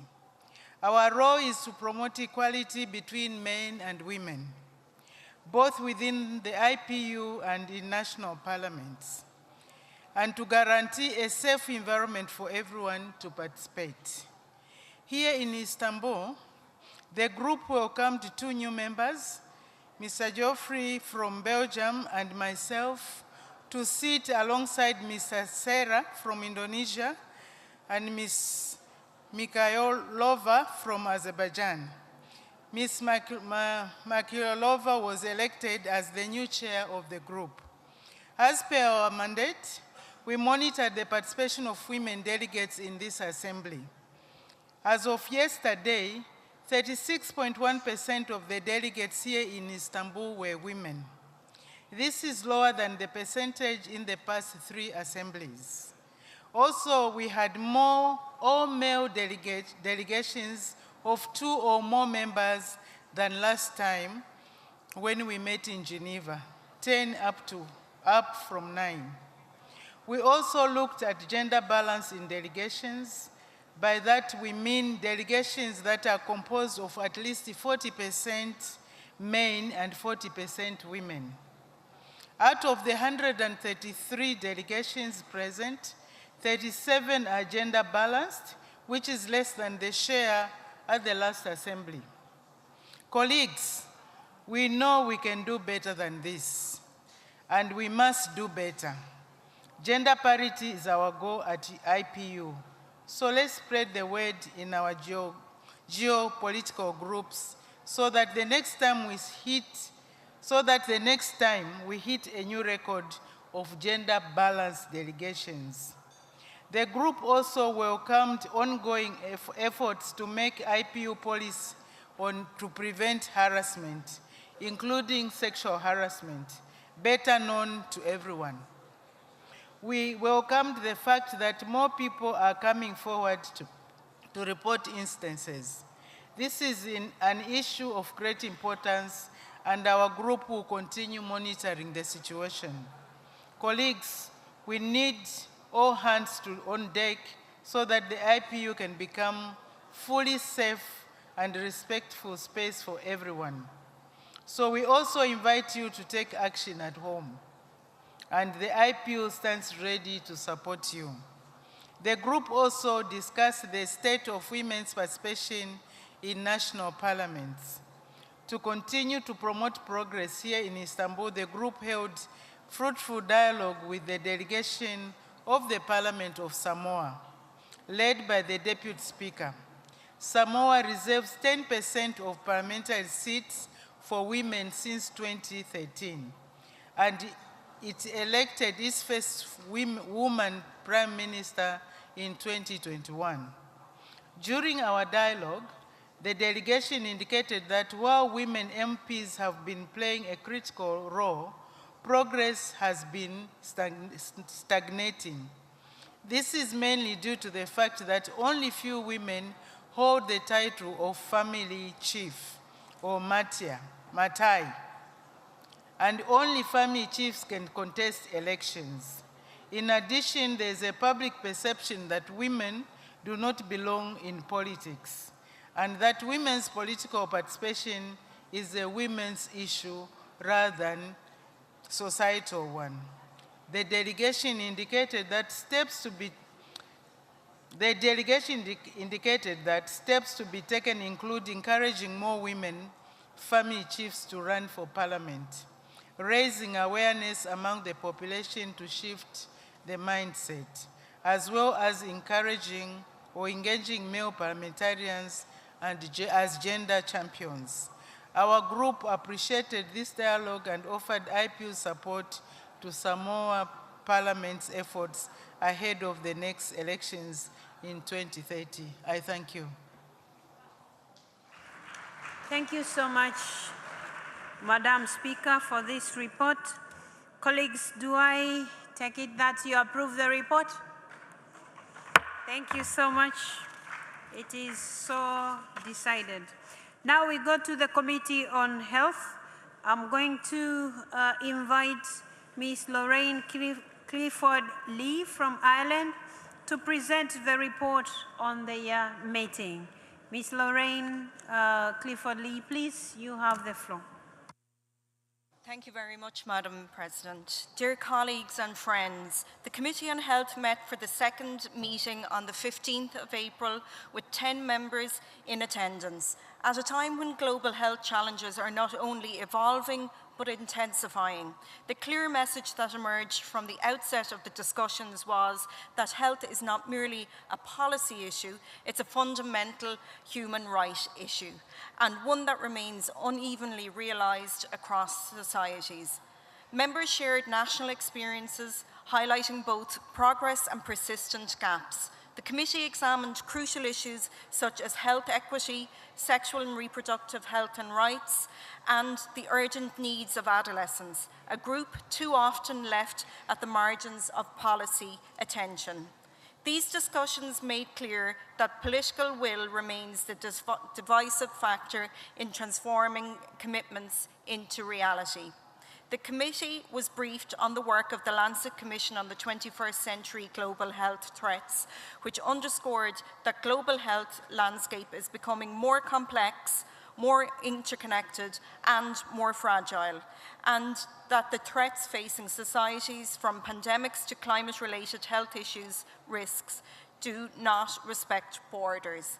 The committee considered whether parliaments are prepared for these developments, concluding that while they are not yet, they can be. The committee also engaged in a critical discussion with a representative from the World Health Organization on the ongoing negotiations surrounding the WHO pandemic agreement. The discussion emphasized that this is not just a technical process, but also a political one, and that parliaments have a decisive role to play in combating misinformation, fostering informed public debate, and ensuring that international commitments translate into national action. It was stressed that these are not abstract responsibilities, but tools for saving lives. The committee turned its attention to the future and significant challenges that lie ahead. Members raised concerns about declining international health funding, particularly for HIV programs, which threatens to reverse years of progress, and discussed the growing need for stronger parliamentary oversight to ensure preparedness and long-term resilience. The discussion also touched on emerging public health issues, namely the rapid spread of new tobacco and vaping products and the silent but deadly rise in antimicrobial resistance affecting both humans and animals. It was emphasised that these are not distinct risks, rather they are present dangers requiring immediate legislative attention. The key principle to emerge from these discussions was that multilateral cooperation is not optional. It is essential, and no country can tackle these challenges alone. The committee discussed the upcoming Global Parliamentary Forum to be held on the 20th of May 2026 at the World Health Assembly in Geneva. Members noted that the event, which will be co-organised by the IPU and the WHO, will be a critical opportunity for parliamentarians to engage directly with global health priorities, exchange expertise, and strengthen their collective response. Committee members also participated in other events at the 152nd IPU Assembly, including a high-level symposium on accelerating action for the health of women, children and adolescents in times of crisis, convened by the PMNCH, as well as a workshop with the WHO on sustainable health financing, including the role of health taxes in an increasingly uncertain economic environment. During a visit to a refugee centre, the committee members witnessed firsthand individuals and families relying on mental health supports, basic services and community outreach to rebuild their lives. This visit served as a reminder that health systems must be inclusive, resilient and above all, humane. And before I finish my contribution, I would like to thank Martin, the outgoing Secretary-General, for his continued support for our committee, and we look forward to working with our incoming Secretary-General and Gurv Mila Mahagiv. This concludes the report from the Health Committee. Thank you so much, Ms. Lee. We really appreciate the good work that you're doing. Colleagues, do we approve the report? Thank you so much. It is so decided.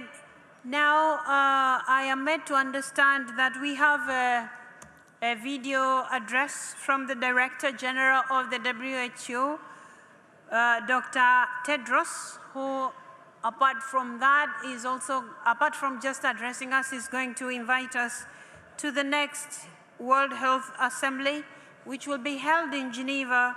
Especially, he would like us to participate in the parliamentary dialogue which will take place during this occasion. So the technical team, please play the video for us.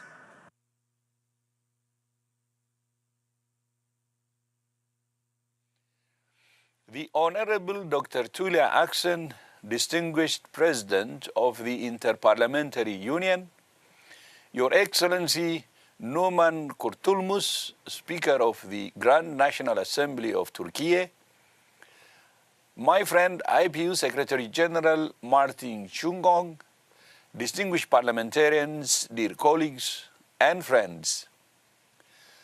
At a time of profound global challenges, multilateral cooperation and parliamentary leadership are essential for peace, equity, development and health.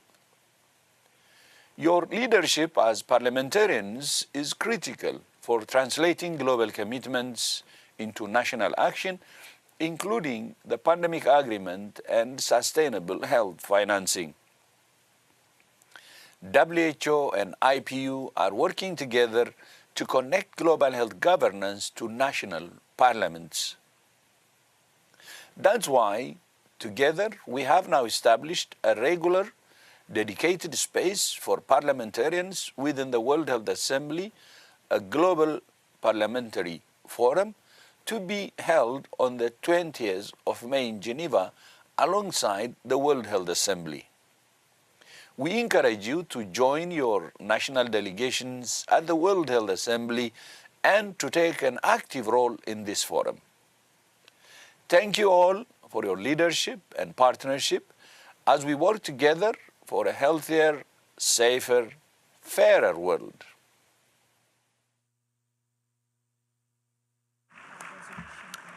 Thank you so much, Dr. Tedros, for this invitation, and the membership has heard you, and we believe they will be making all the efforts to attend. That said, colleagues, we have already adopted the report, but usually after we have been informed about what the committee has done, we are now called upon to determine or to elect then the members to this committee who are now missing, or not missing, but we have vacancies. So what we will do is that we will use the same process that we have been using. We have 2 vacancies? One? We have 1 vacancy. So the Committee on Health is comprised of 15 members elected by the Governing Council for a term of 4 years. Members of the committee are elected in their individual capacity on the basis of their interest, expertise in the subject's matter, and availability to attend all committee sessions. According to the committee rules, no more than 8 of the members should be of the same sex, and as many of the geopolitical groups as possible should be represented. In light of the current composition, applications from men and from underrepresented geopolitical groups, notably the Arab group, are encouraged. There is currently 1 vacancy on the committee, and these are our applicants or candidates. So we have 1, Mr. Ashraf Mahmoud Ibrahim Hatem, member of the House of Representatives of Egypt. And second, Mr. Amir Waliuddin Chishti, member of Senate of Pakistan. So, colleagues,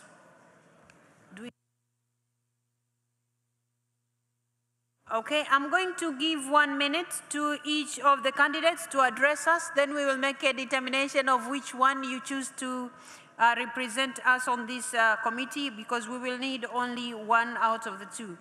So, Mr. Ashraf Mahmoud Ibrahim Hatem, member of the House of Representatives of Egypt. Yes. You have 1 minute to address us. Please, you have Bismillah ar-Rahman ar-Rahim. Madam Chair, honorable parliamentarians, my name is Ashraf Hatem. I am professor of pulmonary medicine, Cairo University. I'm a practicing chest physician during the last 40 years. I worked in every aspect of health services, policy making, education, and administration. I was the former director of the General for the Cairo University Hospitals, which is the oldest and largest tertiary hospital in the Middle East, former Minister of Health and Population of Egypt, and former Secretary General for Supreme Council of Universities. I was elected for the Egyptian Parliament from 20 to 25 as the chair of the Health Committee, and re-elected in 26 to 31.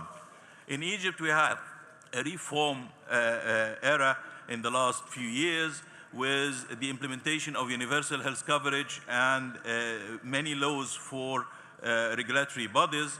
We have eradicated smallpox, schistosomiasis, polio, and WHO last few years declared Egypt free of hepatitis C, malaria, and trachoma, with great success in the national TB program.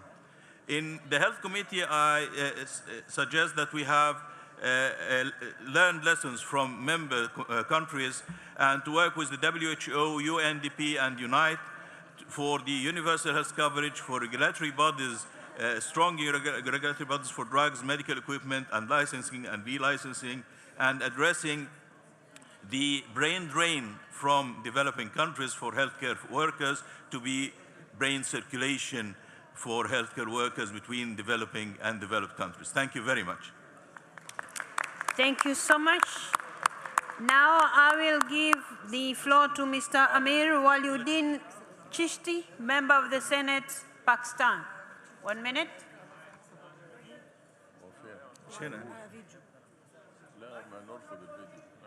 Somebody called chair, but I don't know where they are, and I don't know. Is the candidate in the room? Okay, go ahead. Please use your microphone. I don't know which country is it? Pakistan. Pakistan. Yes, go ahead, Mr. Amir Waliuddin Chishti. You have the floor. Okay, can you move to next? Bismillahirrahmanirrahim. On behalf of Senator Amir Chishti brings a distinguished record as a philanthropist and a public health expert whose personal endeavors have enabled a chain of health care facilities free for the vulnerable and needy people in Pakistan. And especially, I would like to mention that he always looked after the disabled children. He's also the chair of the Standing Committee on Health in Senate. He's actively working for health facilities in areas which is affected by terrorism. I request to kindly elect him. Thank you. Thank you so much. Colleagues, now we will go back to voting, and you will raise your hand in favor of the candidate that you support. But let me remind you the same process that we used when we were electing members for the Committee on the Human Rights of Parliamentarians. Members are allowed to vote for either all the candidates, meaning when I call the name of the candidate and you are in support of them, you raise your hand, we count the votes. Then we'll go to the second candidate. If you so wish to support them again, you can go ahead and support them. So we will now straight go to start voting. The delegates who support the candidacy of Mr. Hatem from Egypt, please raise your badge hand or something, and the members of the Secretariat will count you. Please keep them up as they are counting.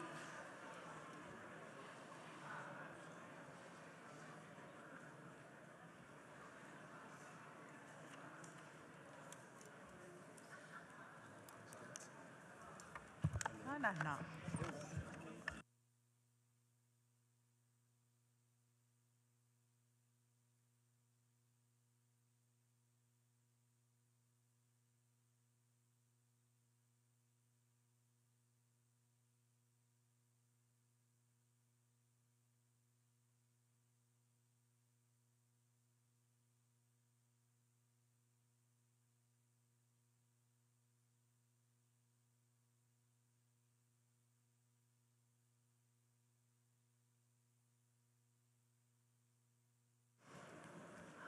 Are you done counting? Done? This end? Are we done? Okay. Colleagues, now I would like to call upon the delegates who would like to support the candidacy of Mr. Chishti from Pakistan. Please raise your badge or your hand.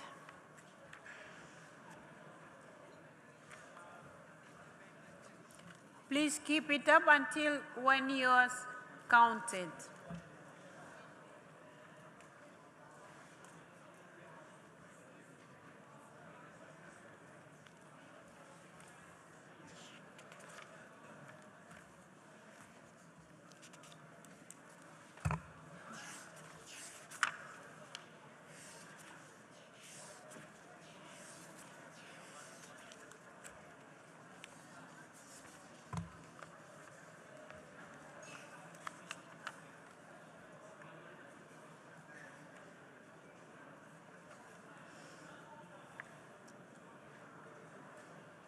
Are we done with the counting?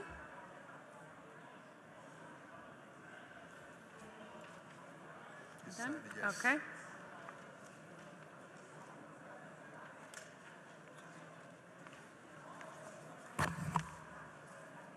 Done, Karin? Done? Okay.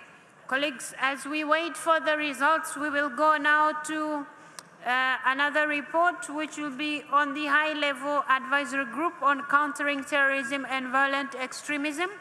And I would like to give the floor to Ms. Castillo Cuera from Mexico, who is the chair of the high-level advisory group on countering terrorism and violent extremism. And she's going to present her report. Madam Chair, you have the floor.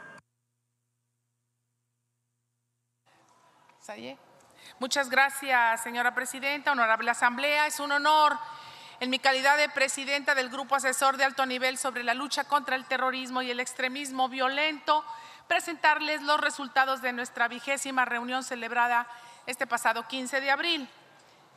En un contexto internacional muy complejo, con múltiples conflictos e inestabilidad, el terrorismo y el extremismo violento siguen siendo una preocupación real para todos nosotros. Durante la reunión analizamos los riesgos y contextos de los postconflictos, ya que un conflicto no significa, o el postconflicto, el fin de la violencia, porque cuando las instituciones son débiles, persisten las desigualdades, faltan las oportunidades y se crean espacios que pueden ser aprovechados por grupos extremistas. También coincidimos, los miembros del grupo, en algo importante. Estos riesgos se pueden reducir con políticas adecuadas, con más inclusión, instituciones más fuertes y oportunidades reales de desarrollo. Es posible, sí es posible evitar que el terrorismo resurja y avanzar hacia una paz duradera. También abordamos la radicalización en el entorno digital. Las plataformas digitales pueden también acelerar la difusión de ideologías extremistas, especialmente entre los jóvenes. Ahora destaco uno de los resultados más importantes de nuestra reunión. Subrayo y destaco el documento sobre la definición de terrorismo que fue presentado en el grupo por la Secretaría, elaborando a solicitud de los miembros del grupo desde nuestra reunión en Kigali, Ruanda. Sabemos que la falta de una definición internacional sigue siendo un pendiente, lo cual complica la cooperación, genera ambigüedades jurídicas y debilita nuestros marcos legales. Por eso este documento es relevante y no es una definición obligatoria y tampoco vinculante, pero sí establece una base clara, sólida y jurídicamente fundamentada, basada en el derecho internacional y en los derechos humanos. Es un punto de partida que nos hacía falta. Los miembros recibieron esta propuesta de manera muy positiva y reconocieron su valor como una herramienta concreta para apoyar nuestras tareas en los parlamentos. Este documento no puede quedarse en el ámbito técnico y solicito su pronta publicación. Le pido al señor secretario general pueda emitir una autorización para que este documento, esta definición, se pueda publicar cuanto antes. Permítame referirme ahora al llamado del Sahel, el Call de Sahel, que sigue siendo una prioridad para el grupo y por supuesto de interés para el grupo de África, porque la situación en el Sahel es preocupante y bien conocida: la inseguridad, el terrorismo, la pobreza, las presiones climáticas, la juventud en un entorno de peligro permanente y todo ello en un contexto de fragilidad. Y en ese sentido, se están realizando esfuerzos para fortalecer alianzas con instituciones y movilizar recursos en apoyo a proyectos de desarrollo en la región. Se informa a los miembros también sobre los contactos en curso con foros internacionales que trabajan iniciativas muy interesantes de desarrollo y de medio ambiente y que cuentan con mecanismos de financiamiento económico relevantes para el Sahel. Me refiero prácticamente a la iniciativa sudano-sahalien, que promueve un enfoque integral que vincula la protección del medio ambiente, el desarrollo y la seguridad, así como hacer frente a las presiones climáticas, a la pérdida de recursos naturales y a las vulnerabilidades socioeconómicas, al tiempo que se refuerza también la resiliencia y los medios de vida para las comunidades del Sahel. Por otra parte, se actualizó sobre las visitas parlamentarias en la región del Sahel para mayo del 2026. Compañeras y compañeros distinguidos delegados, la lucha contra el terrorismo no puede limitarse a la seguridad porque debe de abordar sus causas profundas y centrarse en las personas. Este esfuerzo tiene que estar en unión en todos los parlamentos porque es un papel esencial el que tenemos como parlamentarios para hacer frente a estos desafíos. Le quiero dar las gracias a nuestro secretario general Martir Chongun por haber tenido la iniciativa en el año 2018 de haber creado este grupo. Es un grupo importante, es un grupo que está completamente asesorado por expertos y que ha sido muy entusiasta, pero además ha enfrentado también desafíos, sobre todo el de profundizar en el tema del terrorismo. Gracias, señor secretario Martir Chongun, por poner en el centro a las víctimas en el ESLAC y hacerlas más visibles. Es cuanto, gracias. Soy Marcela Guerra de México. Thank you so much, Madam Chair, for the report. Colleagues, do I take it that we approve the report? Thank you so much. It is so decided. Now we are called, members of the Council, to elect 4 members as follows. The Africa Group, Eurasia Group, and 12+.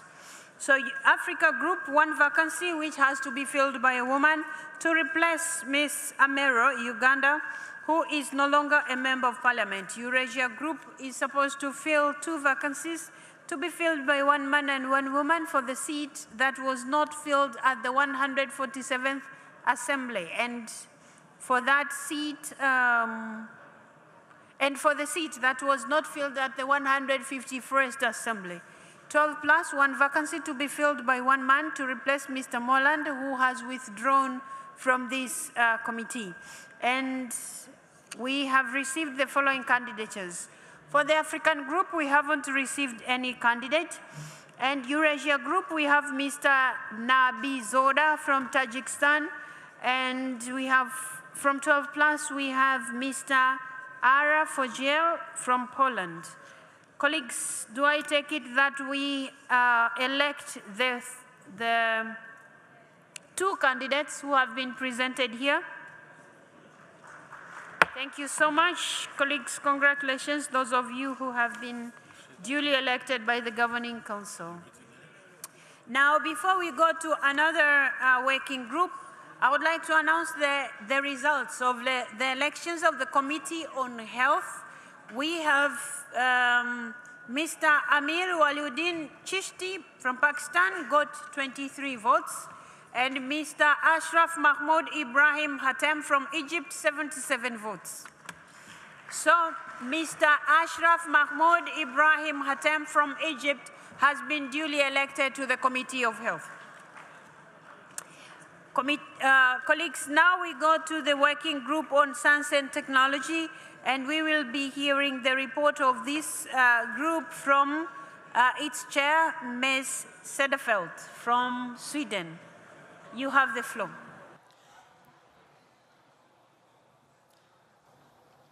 Thank you, Madam President. If you allow me, I would first like to start on behalf of the Swedish delegation. I would like to congratulate Ms. Anda Philip for the election and the result to be the new Secretary General of IPU.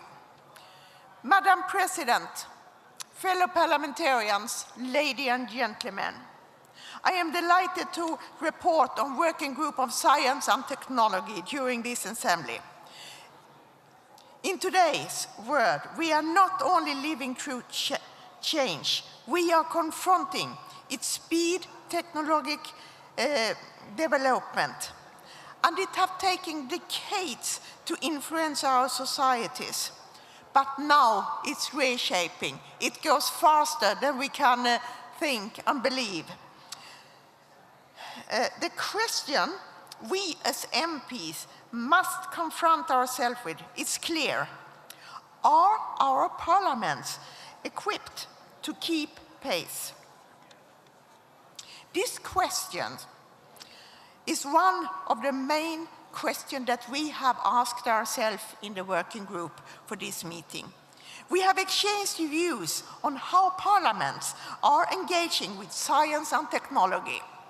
While approaches vary, there is a shared effort to integrate evidence more systematically into policy making and lawmaking through advisory bodies, expert hearings, dedicated committees and partnerships with academia.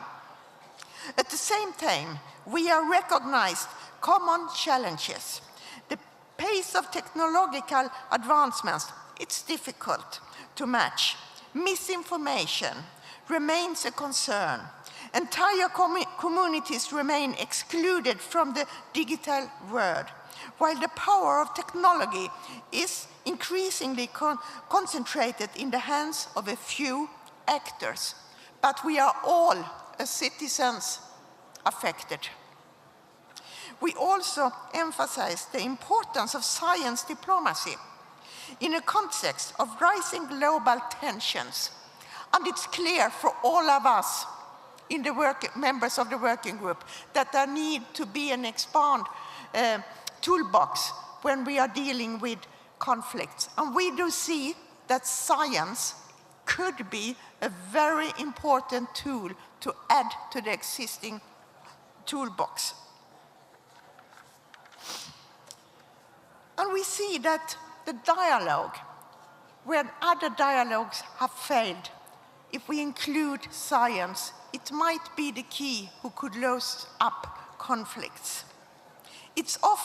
Science offers a shared language to address global challenges, from everything from climate change to technological disruption, and allows cooperation to bridge divided and overcome tensions.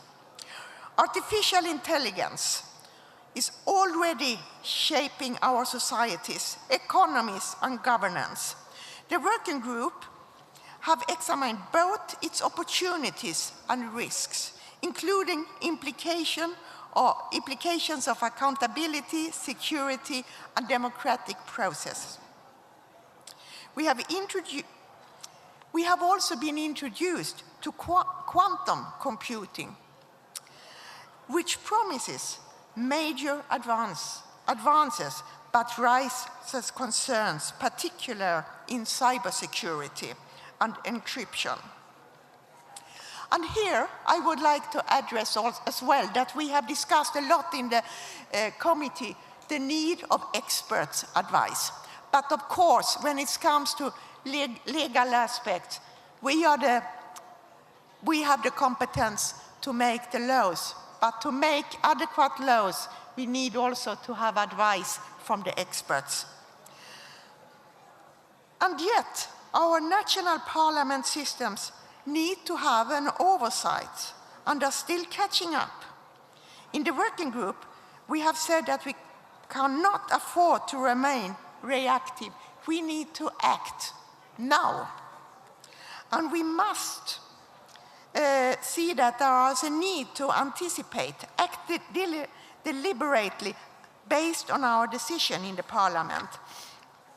And our message in the working group is clear. Governance must keep pace with innovation. And we, as parliamentarians, we are the ones who can push for this. The need for forward-looking governance is reflected in the working group's ongoing work on an AI ethic annex to the IPU Charter on the ethics of science. The working group reviewed the progress we made and committed to our advanced work with a view of the adoption of at the upcoming meeting in October. The annex is grounded in a key principle, including human rights, transparency, accountability, and inclusivity, underscoring our responsibilities to ensure that AI is guided by robust governance frameworks. And we believe that AI could serve us, could serve our societies in the best manner, but there need to be adequate legislation. The impact of AI have no borders. It's worldwide, it's everywhere, it crosses borders. And that's why coordination is essential. And that's why we, as a parliamentarian worldwide organization like IPU, have to take the lead to foster the dialogue. And it's only through collective action it's possible to share the view of the technological process that serves the most common good. But let me say also that it's always the national parliament who own its own legislation, but IPU could be the body where we share our experience and views.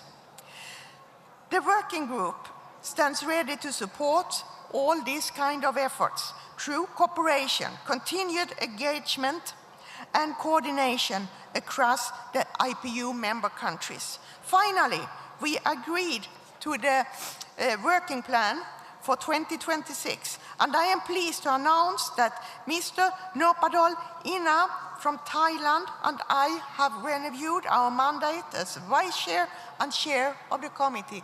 Thank you very much to the members of the committee for your trust. And I will conclude by thanking the government and parliament of Turkey for their generous hospitality at our meeting here in Istanbul. And I would also like to thank Mr. Ambassador Mokhtar Omar and Ms.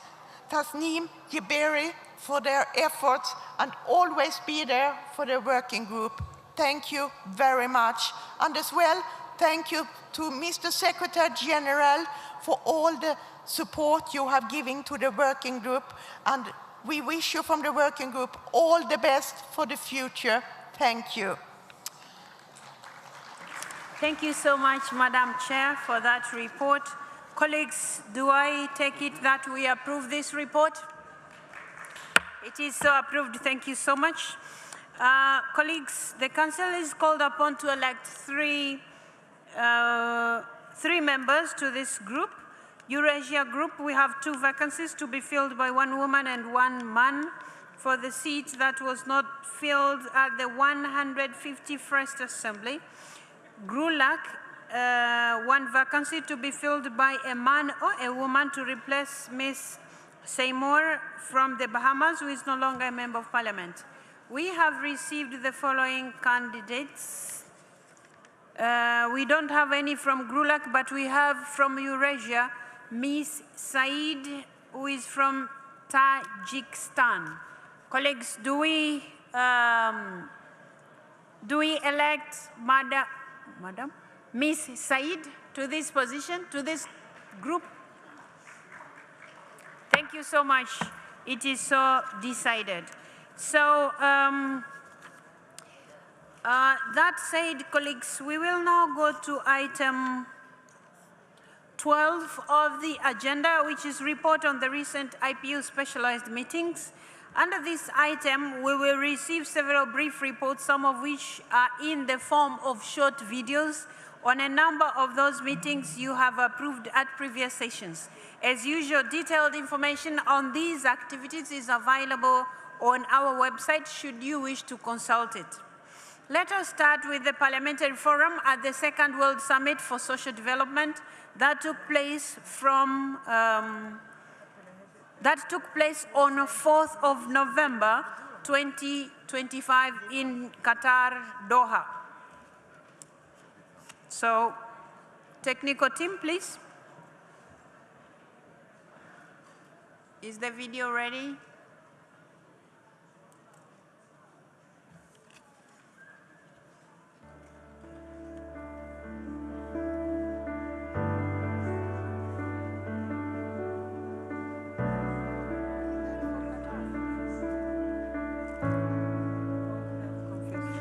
Okay, so this will be an oral report and it will be presented by Ms. Al-Sulaiti, the Deputy Speaker.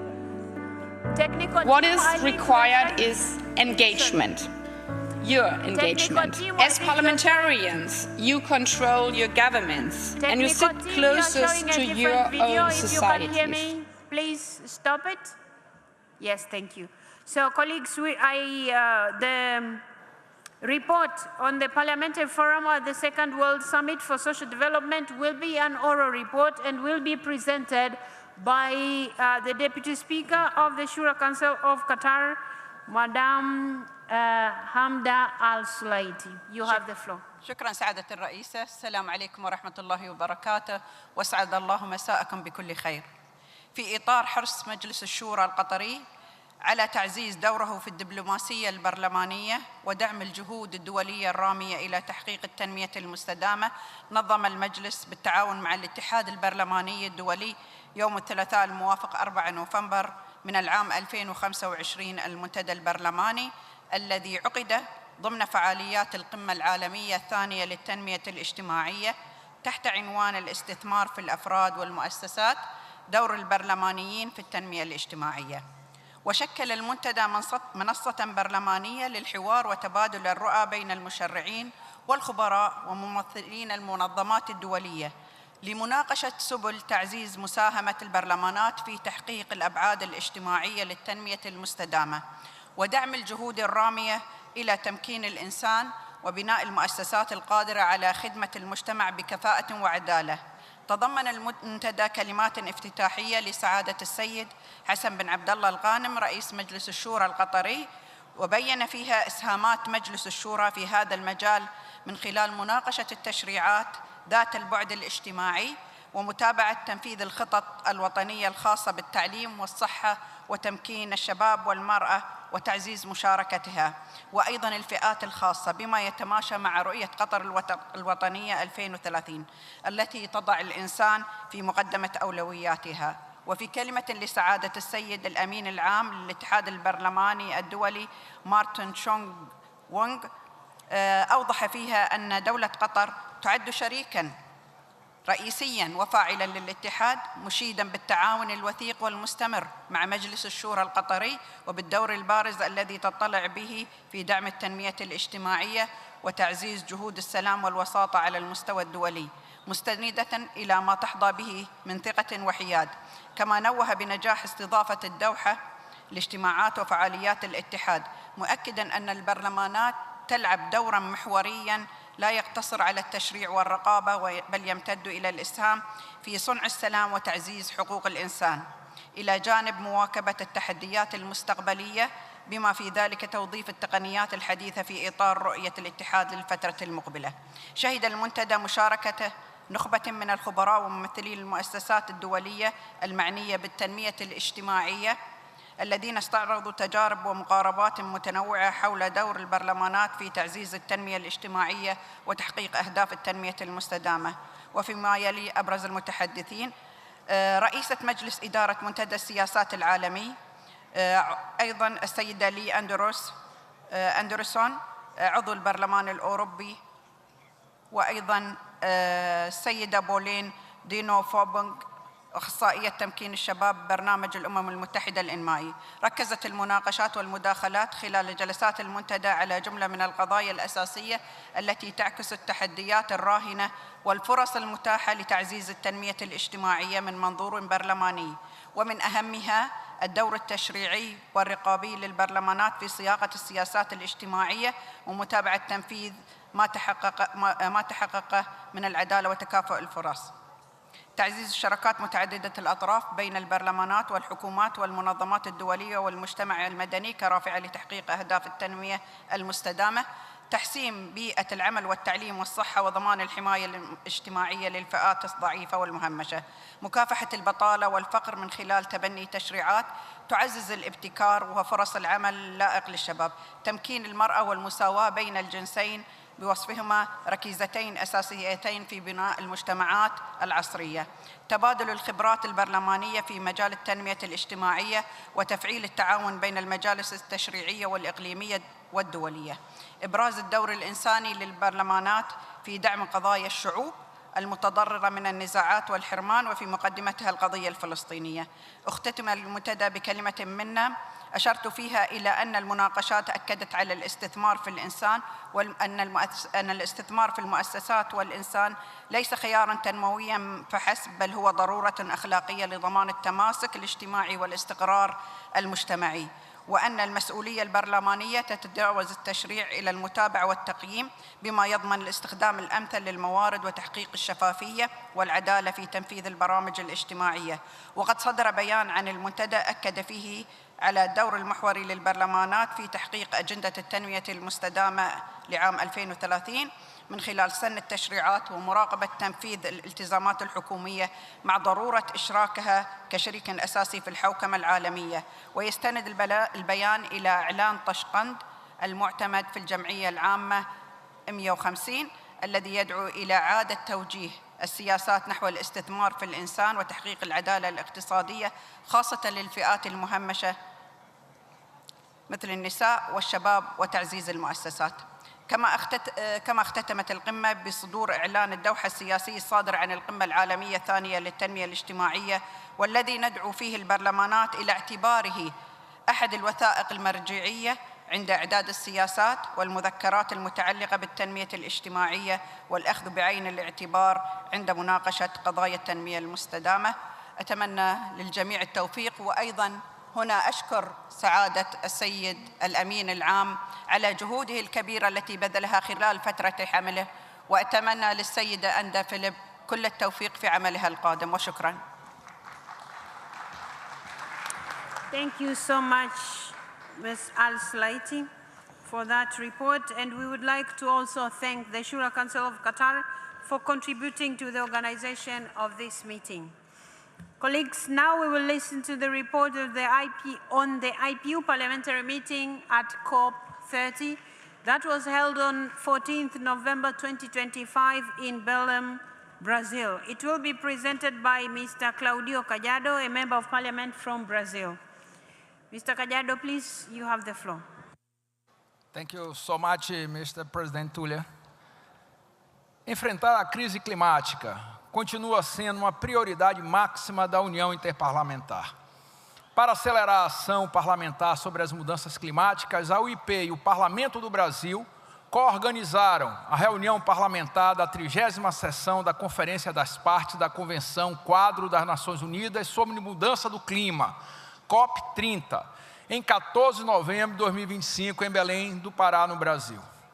Realizada paralelamente às negociações da COP, a reunião parlamentar reuniu quase 150 participantes de cerca de 30 países que reconheceram a urgência de enfrentar a crise climática, especialmente porque 2025 foi o ano mais quente já registrado. A reunião reafirmou o papel fundamental que os parlamentos desempenham na estruturação, implementação e supervisão da ação climática em níveis nacional e global, inclusive em conformidade com o Acordo de Paris.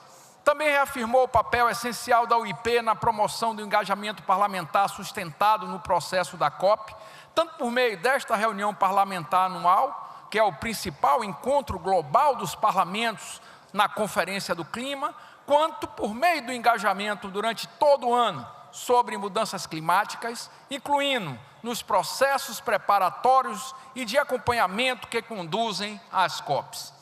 Durante as discussões parlamentares, enfatizaram que as mudanças climáticas representam uma ameaça existencial à humanidade, com eventos climáticos extremos crescentes, impactando a segurança alimentar, hídrica, energética e a saúde pública e a estabilidade da economia. A reunião também deu forte ênfase ao financiamento climático e chamou a atenção para a significativa lacuna de financiamento para países em desenvolvimento. Parlamentares pediram apoio financeiro ampliado, transferência de tecnologia e fortalecimento de capacidades, especialmente para os países mais vulneráveis, incluindo os países e estados insulares em desenvolvimento.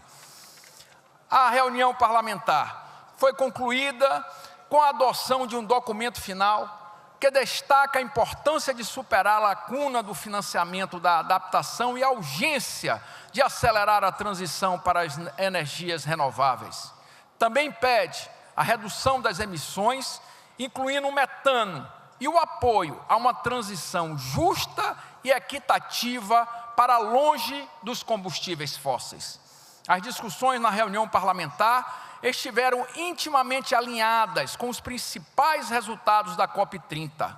Essas incluíram a adoção de indicadores para o Objetivo Global de Adaptação, o compromisso com o financiamento triplo da adaptação e o acordo para buscar maior ambição em contribuições determinadas nacionalmente. Na reunião parlamentar, a importância da ação climática inclusiva foi continuamente enfatizada, incluindo o reconhecimento dos impactos climáticos desproporcionais sobre mulheres, jovens, povos indígenas e outros grupos vulneráveis. O documento ainda convoca os parlamentos a fortalecer a legislação, melhorar a supervisão dos compromissos nacionais sobre o clima, aumentar a transparência no orçamento relacionado ao clima e envolver os cidadãos nos processos de tomada das decisões climáticas.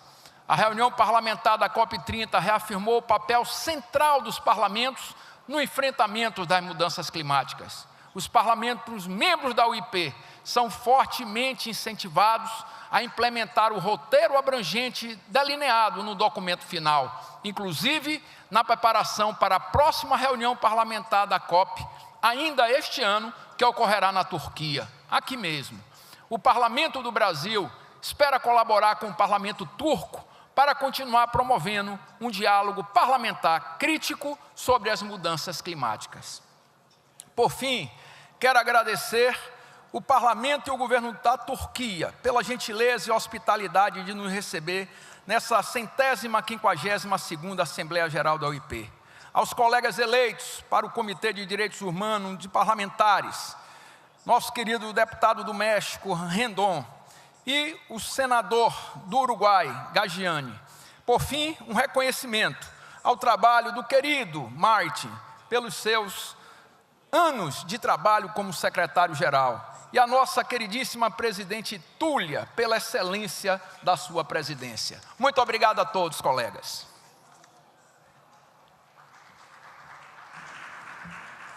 Thank you so much, Mr. Callado, for the insights you have given us and for that concise report. And also, we would like to thank the Parliament of Brazil for its support for this event. The next report, dear colleagues, relates to the global meeting on the role of Parliament in shaping the future of responsible artificial intelligence, which took place from 28th to 30th November 2025 in Kuala Lumpur, Malaysia. It will be presented by Ms. Margareta Cederfelt from Sweden. Ms. Cederfelt, please, you have the floor.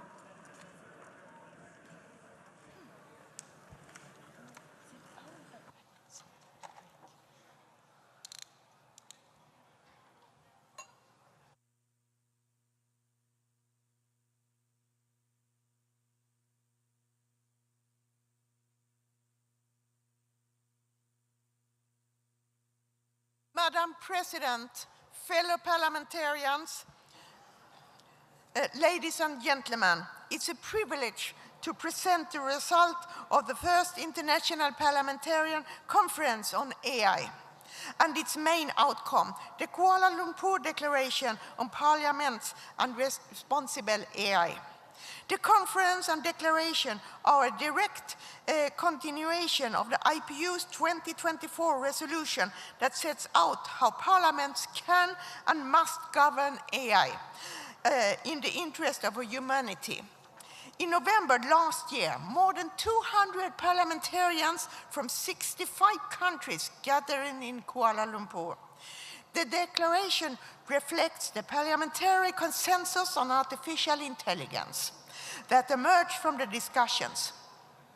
It affirms a clear principle that decisions about AI are political choices, and in a democracy, it is parliaments that are mandated to make these decisions. And it was particularly highlighted the ethical perspective. The ethical perspective that also the working group on science and technology have discussed here, but also the human rights perspective that have been discussed here in the Human Rights Committee. And it's not about stopping the technological development. It's not to stop the scientific part of the development. It's to make it secure to use the AI, to have the people's perspective in the laws on AI. The declarations set out 13 recommendations for parliaments covering how to organize the work on AI, how to legislate and oversee governmental approaches to AI, and how to increase interparliamentary cooperation. No single parliament will act on all of the 13 recommendations at once, but every parliament can identify where to start. The declaration established a follow-up mechanism and calls on parliaments to provide a progress update by the 1st June this year. The IPU will help complete this in a status report to be published in August. Very exciting. I do look forward to the report in August. And I really hope that all of you will respond to this question, which will be the first comprehensive global picture of where parliaments stand on AI governance and policies. The work forms part of IPU's ongoing activities to support parliamentary activity on AI. Colleagues, there is no time to waste. AI is a rapidly emerging issue that each of us MPs needs to pay close attention to for its potential, impact, and every policy area. I commend the declaration to the Council and encourage all delegates to use the declaration as a guiding document for greater action in your own national parliament. Finally, Madam President, I would like to thank the organizers. First of all, from IPU, I would like to thank Andy Richardson for his work. I'd also like to thank the host, the Parliament of Malaysia, as well as, of course, IPU as an organization, the UNDP, the Commonwealth Parliamentarian Association, CPA. Thank you, Madam President. Thank you so much, Madam, as well as the Parliament of Malaysia for its support of the event. Colleagues, now we will turn to the video on the 2026 IPU hearing at the United Nations, which was held from 12th to 13th February 2026 in New York, United States.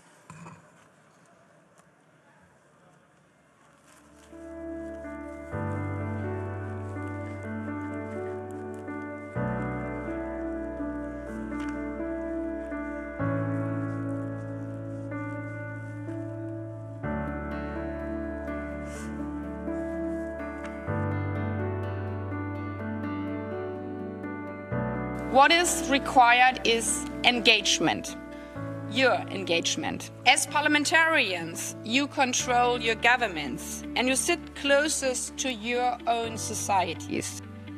You bridge the international and domestic transatlantic global agreements into practical national policies. And that is why the Pact for the Future in Action 55 explicitly called for more robust and structured engagement between parliaments and international and regional institutions.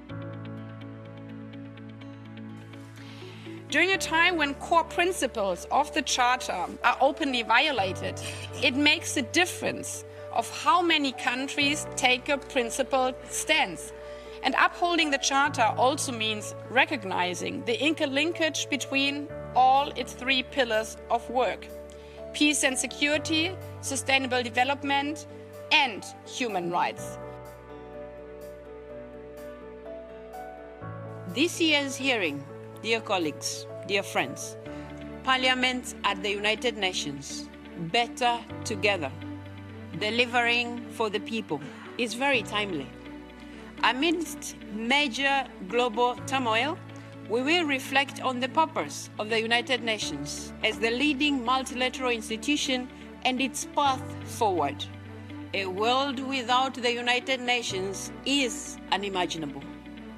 Let's not give in to the voices of doom. Colleagues and friends, the United Nations is here to help all of our countries for the good of humanity. We can build on this together. Indeed, we can be better together. You have been the people's representatives, and I believe you have said it as it is. You have been very candid about your assessment of the current situation in the world and how this can be fixed. The bigger question we need to pay attention to is how can the United Nations deliver better by doing things differently? UN80 initiative goes very much in that direction and deserves our unconditional support. The Pact for the Future provides a clear roadmap to help the United Nations and the international community manage long-standing issues as well as emerging ones. We need to overcome divisions on critical policies to fight poverty, inequality, and fragility, which are the root causes of citizens' mistrust of institutions.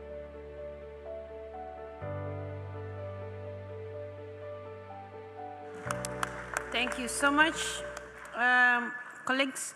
We will now receive the oral report of the Regional Seminar for Parliaments of the Western Balkans, which took place from 23rd to 24th February 2026 in Podgorica, Montenegro. It will be presented by Mr.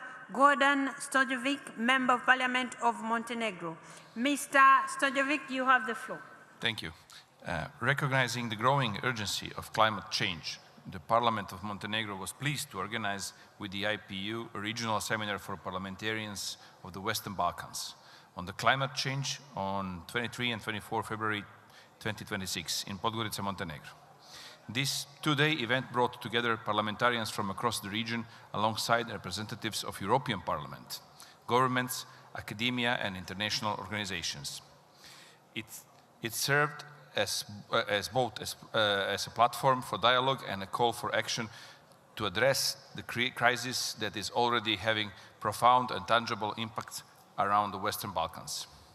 Participants also had the opportunity to conduct a field visit to Lake Skadar, the largest lake in the Balkan Peninsula, to learn firsthand about efforts being undertaken to protect the region's biodiversity. Scientific evidence presented during the seminar confirmed that the region is among the fastest warming in the world. Rising temperatures, reduced rainfall, and more frequent extreme events are realities that are already affecting livelihoods, public health, and economic productivity.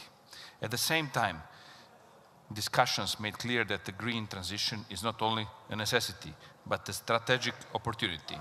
Participants highlighted its potential to drive sustainable growth, create jobs, and strengthen energy independence, particularly to greater investments in renewable energy. In this regard, aligning national policies and European Union climate framework was widely recognized as both necessary and beneficial for achieving long-term sustainable development. The seminar also addressed the political realities confronting parliamentarians and their ability to communicate climate issues with their constituents. Public skepticism, misinformation, and concern about economic cost of climate policies contribute to act as barriers to more decisive climate action. It was emphasized that effective climate leadership requires stronger political communication that is clear, grounded in scientific evidence, and directly connected to citizens' everyday priorities, including jobs, health, and economic security. A strong call was made for enhanced regional cooperation, recognizing that climate change doesn't stop at national borders. Participants emphasized the importance of strengthening regional interparliamentary collaboration, particularly through the IPU, and supporting the accession process to the European Union. Continued engagement through regional seminars was seen as an important avenue for enhancing peer learning and sharing of both practices. The seminar reaffirmed that climate change is not only an environmental issue, but a social and economic issue, and that addressing it will require sustainable political commitment, strong partnership with the government and specific community, and coordinated regional action. Thank you. Thank you so much, Mr. Stojevic, and we also would like to thank the Parliament of Montenegro for its support to this meeting. Colleagues, we will now watch the video regarding the report of the annual IPU UN Women Parliamentary Meeting at the 70th session of the Commission on the Status of Women, CSW, which was held on 11th March in 2026 in New York. Technical team, please.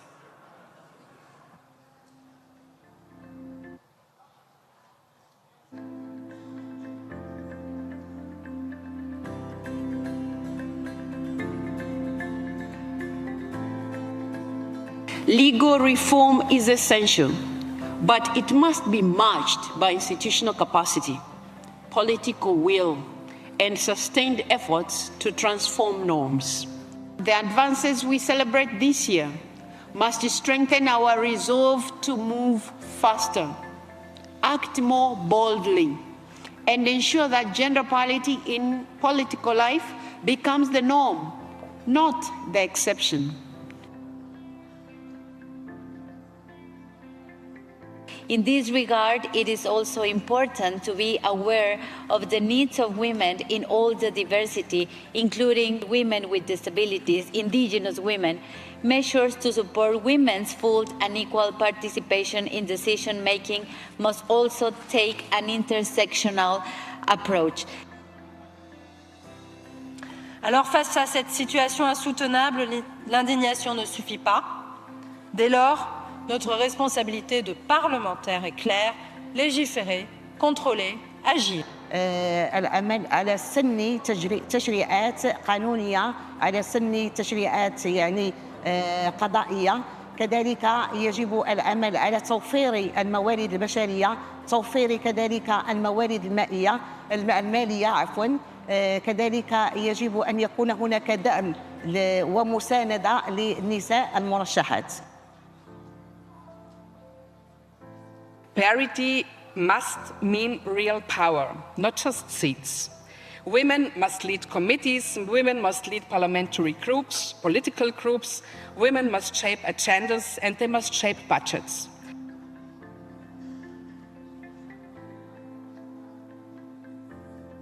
We should be inviting more men, even in our parliaments, because they are the majority, to come to conferences like this deliberately to pass a message. With the time, they will appreciate this, if not allowing me as Catherine to go back to Parliament, but seeing a Catherine in their daughters.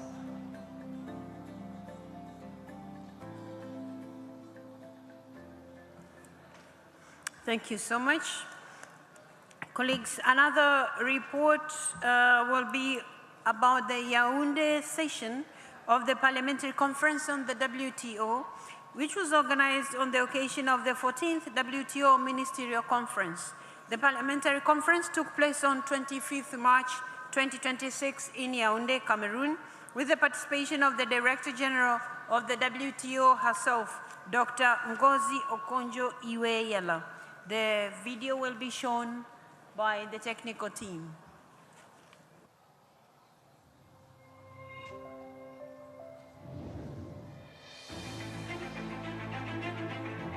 our sincerest gratitude to our brothers in Cameroon and sisters in Cameroon, the parliaments of Cameroon, for the warm welcome we have enjoyed here in Yaoundé.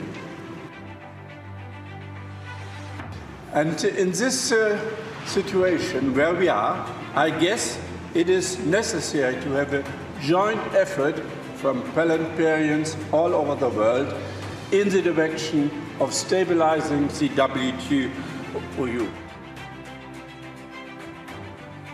C'est un grand honneur pour notre pays d'accueillir cette conférence ministérielle à un moment crucial, j'allais dire à la croisée des chemins du multilatéralisme commercial. So, with that principle of consensus, it means that at all moments, let both parties sit down and agree on the terms that is beneficial to both of them. Cette conférence n'aurait pas pu avoir lieu sans le concours précieux de l'OMC elle-même, dont je salue la sagesse et le courage de ma sœur, la directrice générale de l'OMC, Madame Okonjo-Iweala. Now we have a geopolitical situation that not everything is working well, and I guess parliamentarians have also to take care about trade policy, because it is really crucial for the economic development of each country, specifically for the Global South, and therefore I guess our government to be more constructive in the WTO. Pur produit de la haute administration de l'Assemblée nationale du Cameroun, Monsieur Chungong, qui a rejoint l'UIP en 1993, en a gravi tous les échelons avant d'en être élu secrétaire général en 2014. Devenu ainsi le premier Africain et même le premier non-européen à occuper cette haute fonction depuis la création de cette institution il y a plus de 125 ans.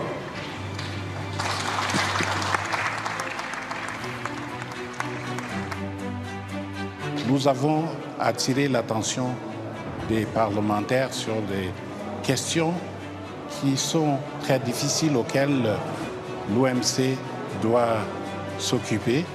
Donc je pense que ce qui est important, c'est qu'aujourd'hui, au sortir de cette conférence, il y aura un document final qui expose les attentes des parlementaires à l'endroit de la conférence qui se tient à Yaoundé, la 14e conférence ministérielle de l'OMC. Je déclare clos les travaux de la conférence parlementaire sur l'OMC, session de 2026 à Yaoundé. Vive le Parlement camerounais, vive la conférence parlementaire sur l'OMC, vive la coopération internationale pour que vive le commerce mondial. Je vous remercie.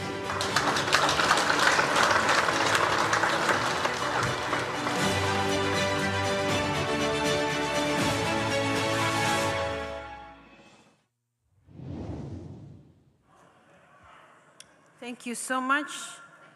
Colleagues, that brings us to the end, but before I do that, I would like to thank the Parliament of Cameroon for its support to this global meeting. Now, before we go to the last item of our agenda, our Governing Council agenda, I have been informed that under item 11 of the agenda, the group of facilitators on Cyprus hadn't presented their report then, so I'm going to give 2 minutes to Mr. Wetley, who is the chair of this committee. I don't know if he's in the room. Okay, yes, please, you have 2 minutes to present the brief report. Thank you.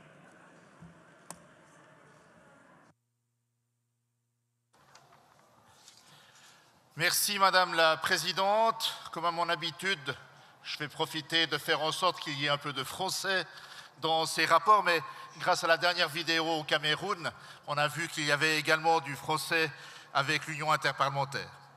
Madame la Présidente, Monsieur le Secrétaire général, Mesdames et Messieurs, chers collègues, le rapport de la réunion du groupe de facilitateurs du groupe de Chypre.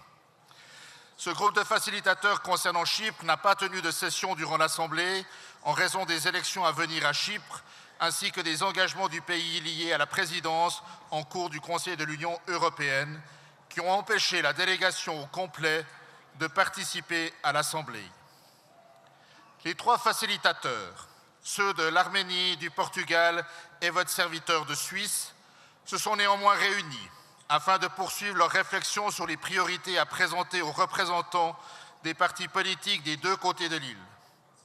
Les facilitateurs sont convenus de s'efforcer d'organiser une réunion avec l'envoyé personnel du secrétaire général pour Chypre, donc du secrétaire général de l'Organisation des Nations Unies pour Chypre, afin d'examiner comment le groupe de facilitateurs concernant Chypre peut contribuer à faire avancer les travaux de la mission de bons offices du secrétaire général de l'ONU à Chypre grâce à la diplomatie parlementaire, un de nos objectifs stratégiques. Les facilitateurs ont également examiné les moyens les plus efficaces d'assurer la continuité des travaux du groupe entre les assemblées. Il a également été demandé au groupe de facilitateurs de faire un exposé devant le comité exécutif de l'UIP dans le cadre du nouveau point de l'ordre du jour consacré aux initiatives de diplomatie parlementaire de l'Union interparlementaire.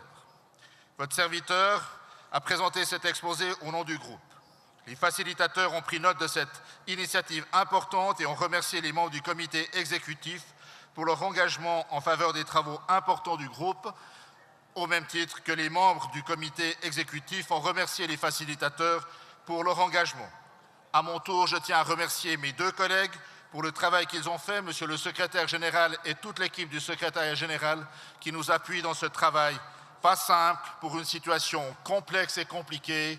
Je vous rappelle que Chypre est toujours séparée depuis 1974, soit depuis 52 ans, et que nous aimerions beaucoup que cette réalité se change au profit d'une paix et d'une vie en commun sur cette île. Je vous remercie, Madame la Présidente, Mesdames et Messieurs, de votre attention.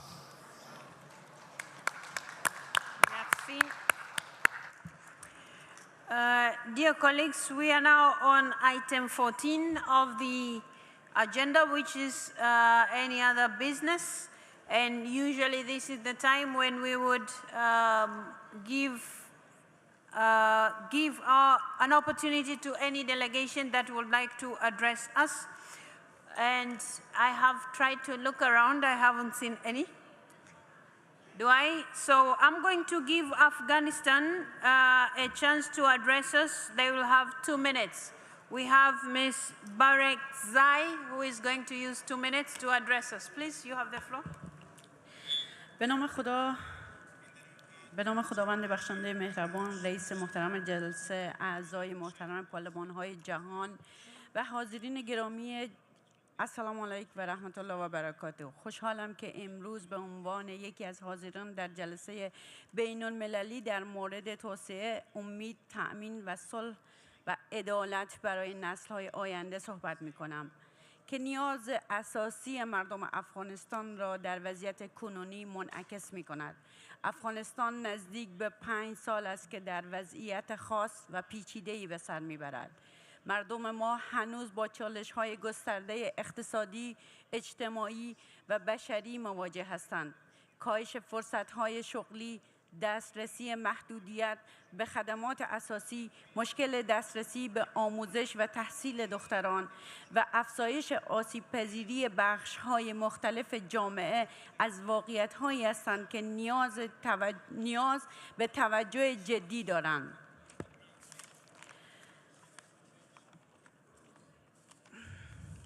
و در اخیر از کشورهایی که در سیاست افغانستان دخیل هستند سوال میکنم.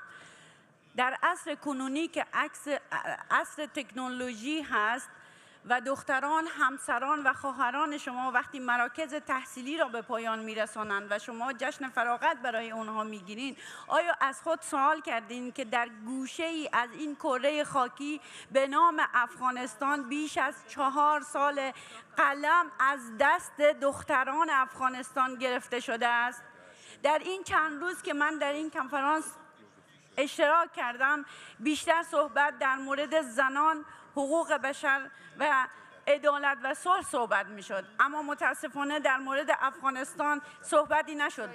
ما و شما همه میدانیم که نیم پیکر هر جامعه را زنان تشکیل میدهند و زنان همون مادرانی هستند که فرزندان را بزرگ میکنند و نسل‌های آینده را پرورش میدن. وقتی زن سرزمین من، دختر سرزمین من قلم به دست نداشته باشد و مکاتب و دانشگاه‌ها بر رویش بسته باشد، پس وضعیت آینده افغانستان چگونه خواهد بود؟ مطمئن باشیم به قهقرای تاریخ خواهد رسید و من به عنوان دو دوره که نماینده مردم و زنان کشورم بودم از تمام پارلمان‌های جهان که در این جلسه اشتراک کردن خواهش میکنم در مورد زنان افغانستان کمی بیاندیشیم و کشورهایی که افغانستان را به رسمیت شناختن، دولت کنونی افغانستان را از اونها بخواهیم که مکاتب، دانشگاه ها را به روی زنان افغانستان باز کنند.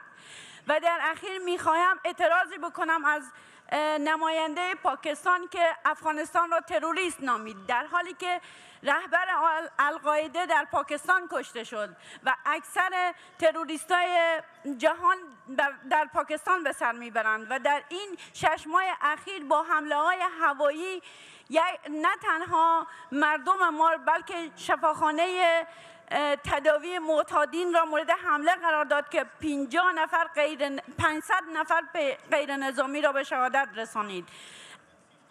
تشکر از رئیس صاحب که به من وقت دادم و میخواهم لحظه ای به زنان افغانستان فکر کنیم. تشکر.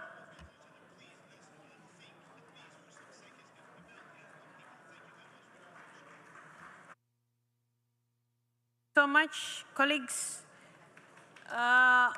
Since I have not Yes, Madam President. which Here I am, country is that? Suriname. Suriname here, may I? Suriname, yes. Madam President, the next session will be held in Tanzania. I suggest, and I hope it's possible, that we also have in the program to visit and to have a dialogue with some relevant institution there in Tanzania. Thank you, Madam President. Sorry, dialogue with which sort of institution? Sorry? You said you hope when you visit Tanzania for the assembly. So, some relevant institution like the parliament on the national or regional level or other relevant institution so that we can have some deliberation with the people, with the representatives of Tanzania. Thank you, Madam President. Oh, okay. I have understood you. Now, colleagues, we are going to have a chance when we are in the assembly to listen to the Deputy Speaker of the National Assembly of Tanzania, who has been sent here by the Speaker to talk about that. But specifically from what you have requested, we are going to take into account whatever views that you have, colleagues. Just reach out to us. If you have specific requests, we shall also deal with that. But generally, the Deputy Speaker will have a chance to address us here. And if, because you will be there, if there is any institution that you feel like you would want to reach out, please let us know. We will make arrangements. As for the members of parliament, you will have plenty of them in Arusha. In fact, the entire parliament of the entire parliament of Tanzania will be in Arusha. So whichever member of parliament you would like to reach to, they will be there waiting for you. Dear colleagues, I would like to take this opportunity now to close the 217th session of our Governing Council, which marks an important moment in the history of our institution. We have adopted a new strategy, and we have also elected the first female Secretary General of the Interparliamentary Union. And let me put a small point there. We have elected not just a female Secretary General, we have elected a capable female Secretary General of our organization. I would like, that said, to once again thank you for your attention and contributions to the successful deliberations and discussions that we had during the 2 sessions of the Governing Council. I look forward, as our colleague from Suriname has said, I look forward to seeing you, members of the Governing Council, at the 218th session, which will be held in Arusha in Tanzania. And I believe you have had a chance to go at the booth to just have more information and have a feeling of what you're going to find in Tanzania. That said, colleagues, the 217th session of the Governing Council is now officially closed. That said, we will resume in the same room for the Assembly now to finish the agenda of the Assembly after 5 minutes break, and the Speaker of the Grand National Assembly, who we had elected as President of this Assembly, will also be joining us. So colleagues, in 5 minutes, please be on time so that we finish our agenda on time. I thank you so much. Thank you for your cooperation.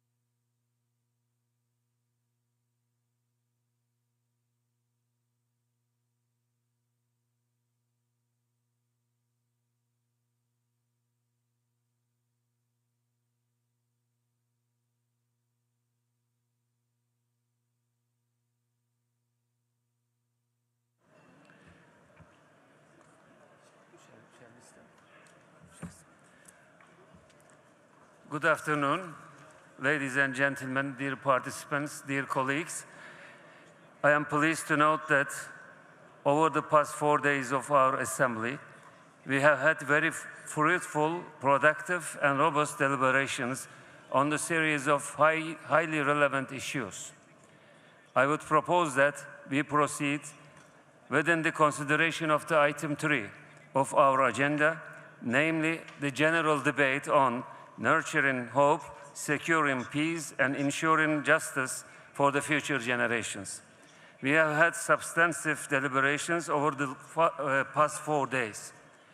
Our debate was enriched by the some 165 interventions from 115 national parliaments and 19 partner organizations.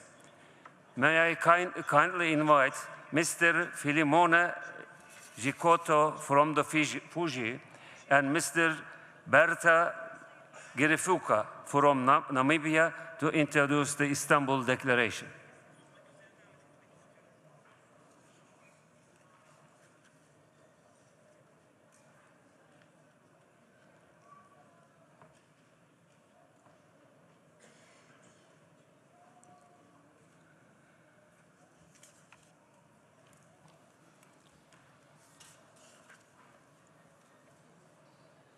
Honorable, the floor are yours. Noman Kutulamus, the Speaker of the Grand National Assembly of Turkey,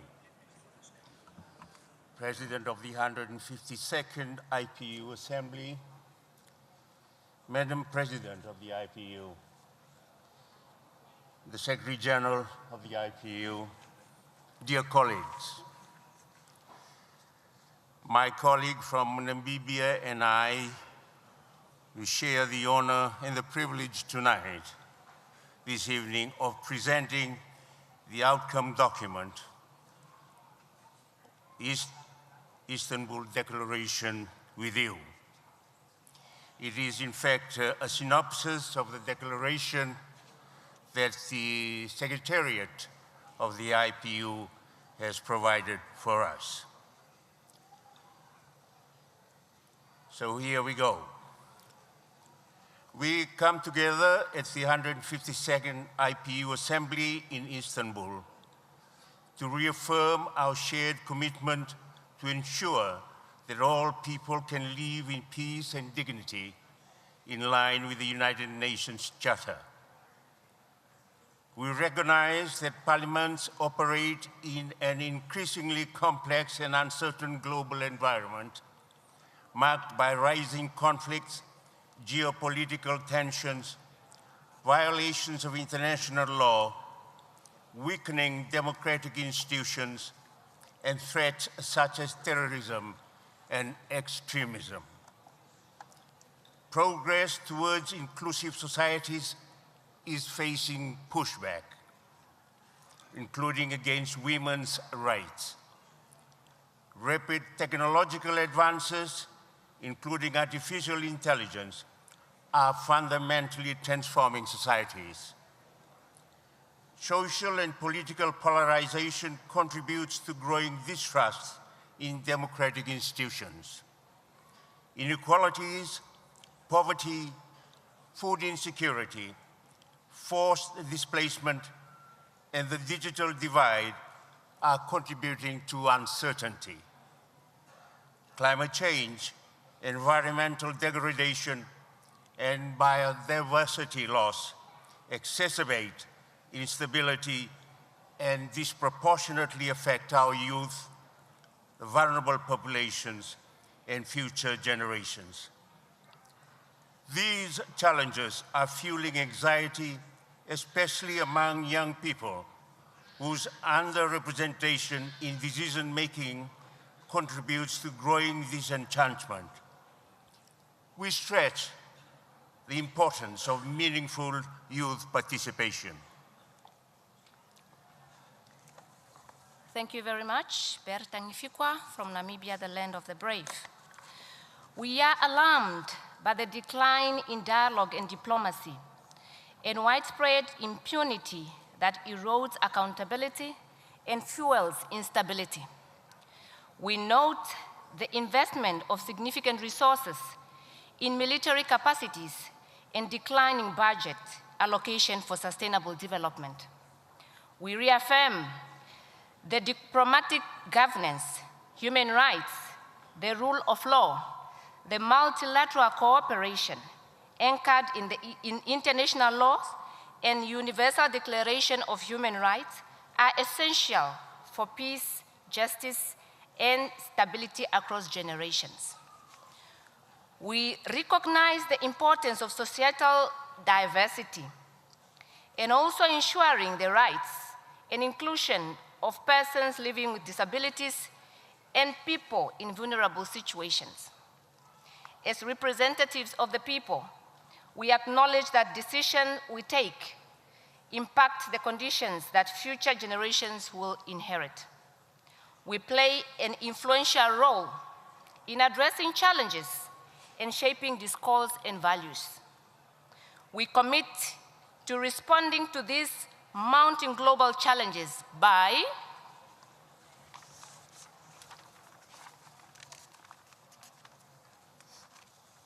strengthening democratic, inclusive, and representative governance across generations, enhancing transparency, accountability, and responsiveness in our national institutions to build public trust.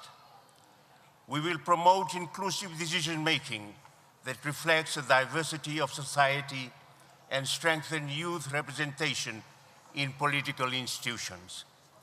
We will advance gender parity in parliaments by addressing challenges to women's political engagement, including structural barriers and gender-based violence. We will additionally respond by advancing long-term and intergenerational governance, by strengthening parliamentary monitoring, evaluation frameworks and data collection, and reinforcing evidence-based policy making, strategic foresight, and inclusive dialogue. We will support institutional mechanisms, including committees for the future, to embed long-term perspective beyond electoral cycles. Addressing structural drivers of instability by tackling root causes of poverty, inequality, exclusion, polarization, and radicalization. We will promote preventative, people-centered approaches to security and advance sustainable development, food security, and climate resilience.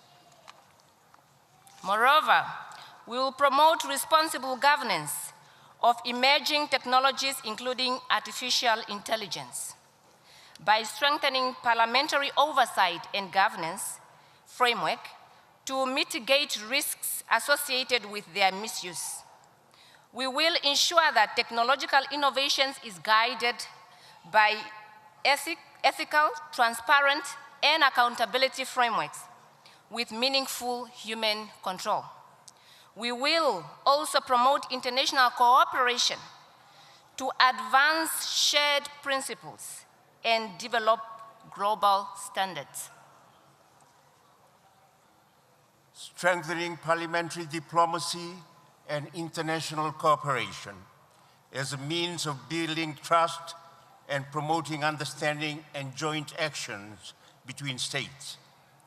We will bolster interparliamentary action for conflict prevention and the peaceful resolution of disputes, as well as mediation.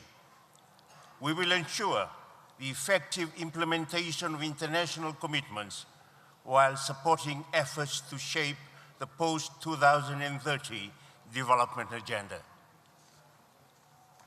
Therefore, we parliamentarians pledge to do our utmost to nurture hope, secure peace, and uphold justice for all.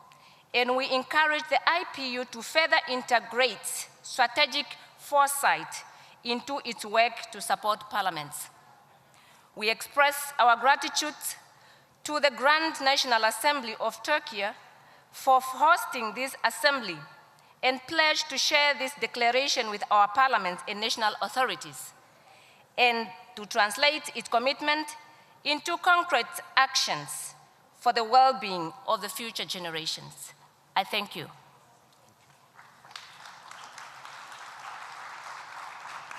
Thank you very much.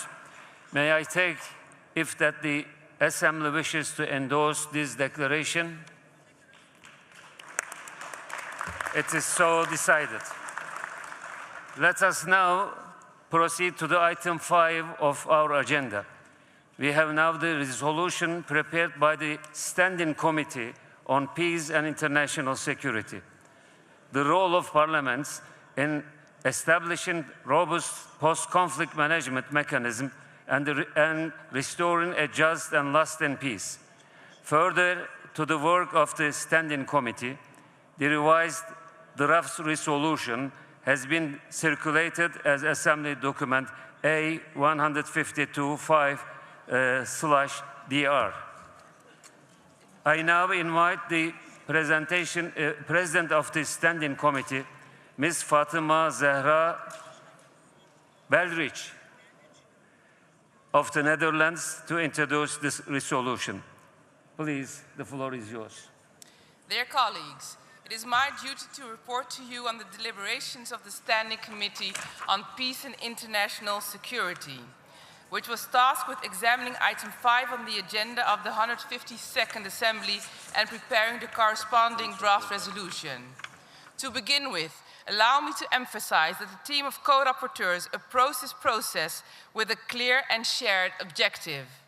Their intention was to develop a practical, 5-dimensional and inclusive tool capable of assisting any parliament in the world in navigating post-conflict situations and working for common good of its people. The committee held a debate on the draft resolution during which 34 speakers took the floor. The discussions were rich and substantive, but also intense and marked by strong and deeply held views. They reflected both the importance of the subject and realities faced by parliaments in conflict and post-conflict context. Following this debate, the committee proceeded to examine the 159 amendments submitted within the deadline. These requirements sustained engagement. Negotiations were occasionally complex and sometimes emotional and adversarial. Nevertheless, a genuine willingness to engage in dialogue persisted, enabling the committee to move forward. Several amendments tabled by delegations made valuable contributions.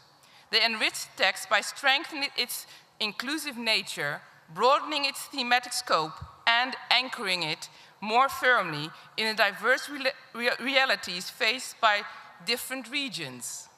They also helped to ensure that the resolution reflects a wide range of perspectives and experiences. At the same time, it is important to recall, in a world where more than 120 conflicts are ongoing, no single situation can fully reflect the extent of human suffering and the complexity of post-conflict challenges. From this broader perspective, it is hoped that the resolution will provide all parliaments involved in conflict management with guidance on how to handle the consequences of conflicts. Fundamentally, the resolution provides a framework for parliamentary action on post-conflict recovery. It reaffirms the role of parliaments in transposing peace agreements into law, ensuring oversight and accountability, and mobilizing resources for reconstruction.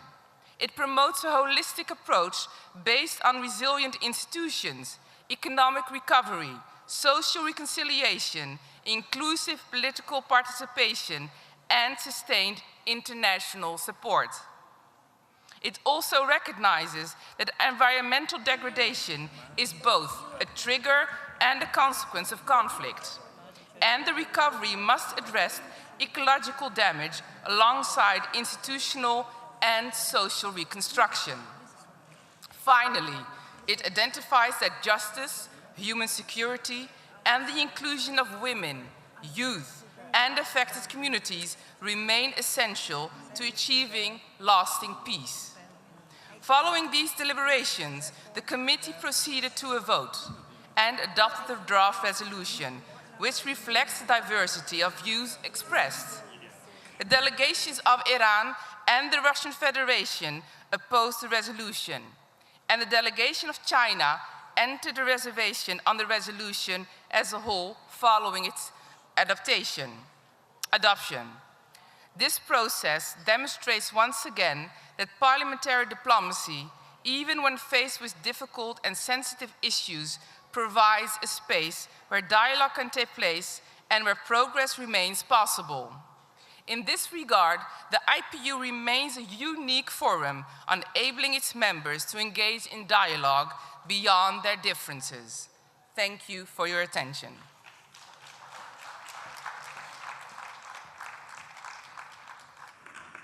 Can I take it that the Assembly is ready to adopt this resolution?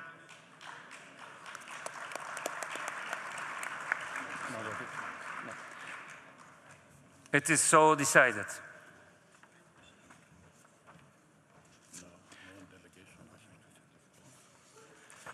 Let us now proceed to item 6 of our agenda, the adoption of the resolution prepared by the Standing Committee on Sustainable Development. Building a fair and sustainable global economy, the role of the parliaments in the combating professionalism, reducing tariffs, and preventing corporate tax avoidance. You have before you the revised draft resolution as prepared by the Standing Committee and circulated as Assembly Document A/152-6DR. Now, may I invite the Bureau member of the Standing Committee, Ms. Anjan Shakya of Nepal. Please, the floor is yours to introduce the draft resolution.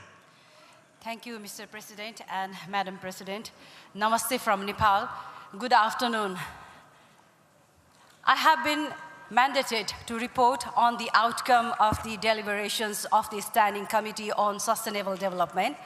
The committee was assigned the responsibility of discussing and drafting a resolution on building a fair and sustainable global economy, the role of parliaments in combating protectionism, reducing tariffs, and preventing corporate tax avoidance.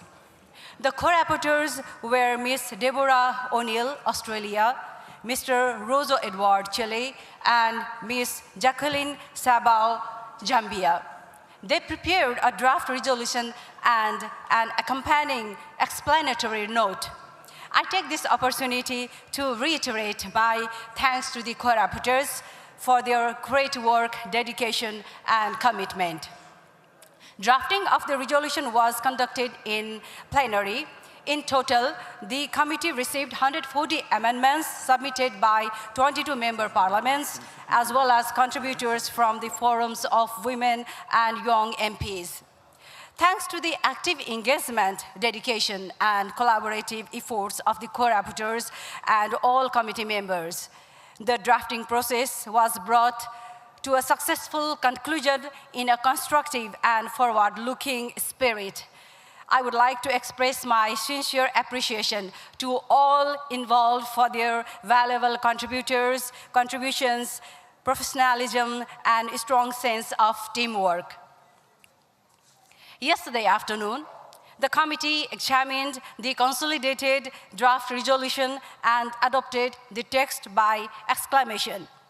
The resolution underscores the vital role of international trade and as a driver of economic growth, job creation, and poverty reduction, while emphasizing the need for an open, rules-based multilateral trading system that respects national sovereignty.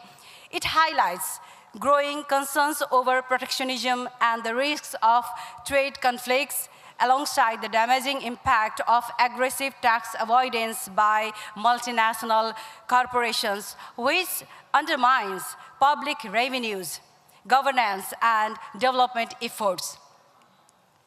The text calls for stronger international cooperation, transparency, and fair taxation, while recognizing the legitimacy of lawful tax planning and encourages engagement in ongoing global tax reform efforts, including initiatives led by the United Nations and the Organization for Economic Cooperation and Development.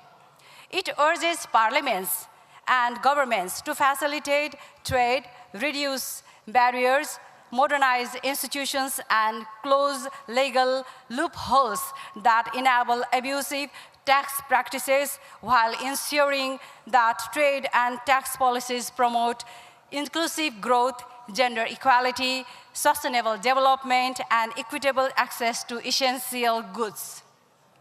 The committee also approved a work plan for the next assembly. It includes a debate on the theme of the next resolution, a panel debate on the impact of artificial intelligence on jobs and the future of work, as well as a segment to prepare for the parliamentary meeting at the United Nations Climate Change Conference in Turkey, COP31. Thank you for your attention.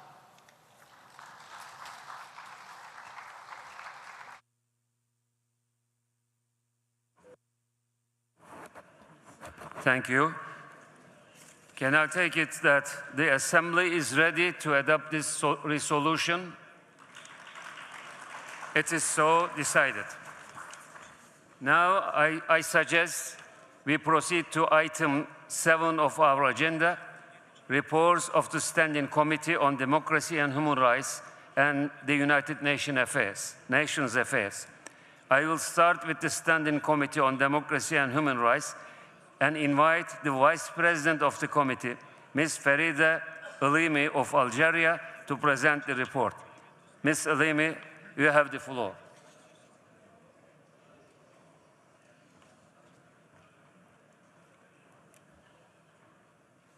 شكراً سيد الرئيس. أغتنم هذه الفرصة لتهنئة البلد المستضيف تركيا على إنجاح الدورة 152 للاتحاد البرلماني الدولي. السيدات والسادة كل باسمه ومقامه، السلام عليكم ورحمة الله وبركاته. عقدت اللجنة الدائمة للديمقراطية وحقوق الإنسان مناقشتين تناولت كل منهما قضايا الأفراد ذوي الإعاقة والذكاء الاصطناعي، ويسرني أن أقدم إليكم بإيجاز أبرز الاستنتاجات التي تمخضت عنهما. فيما يتعلق بالأفراد ذوي الإعاقة، تمثل النشاط الرئيسي في نقاش تحضيري للقرار المرتقب للجنة، وقد استفادت المداولات من إسهامات خبيرة قدمها المقرر الخاص للأمم المتحدة والتحالف الدولي للإعاقة، فضلاً على 3 مقررين من تركيا وسويسرا وكينيا يتمتعون بدورهم بخبرة وتجربة عميقتين. وقد أدلى 30 وفد بمداخلات خلال نقاش حيوي، وكانت الرسالة الأساسية واضحة: ينبغي معاملة الأفراد ذوي الإعاقة بوصفهم ذوي حقوق لا مجرد متلقين للرعاية. وتملك البرلمانات القدرة الفريدة من نوعها لتجسيد هذا من خلال التشريعات والرقابة البرلمانية واعتماد الميزانيات. إن الاستثمار في الإدماج هو أمر عادل وذو جدوى اقتصادية، فعندما يقضى الأفراد ذوي الإعاقة من التعليم وسوق العمل والحياة العامة، يدفع المجتمع بأسره الثمن من حيث تراجع الإنتاجية وفقدان القدرة على الصمود. كما سيقوم المقررون الآن بالشروع في إعداد القرار على أن يستكمل في الجمعية المقبلة في شهر أكتوبر 2026، ونأمل أن تقضي هذه العملية إلى تجديد الجهود الرامية إلى تهيئة الظروف التي تمكن الأفراد ذوي الإعاقة من المشاركة الكاملة في جميع جوانب الحياة الاقتصادية والسياسية. كما عقدت اللجنة الدائمة مناقشة حول الذكاء الاصطناعي متابعة لقرار الاتحاد البرلماني الدولي لعام 2024 بشأن هذا الموضوع، ويتطور الذكاء الاصطناعي بوتيرة متسارعة، مما يجعل من الصعب للغاية على مؤسساتنا مواكبة هذه الوتيرة، ولذا يتعين علينا رفع هذا التحدي.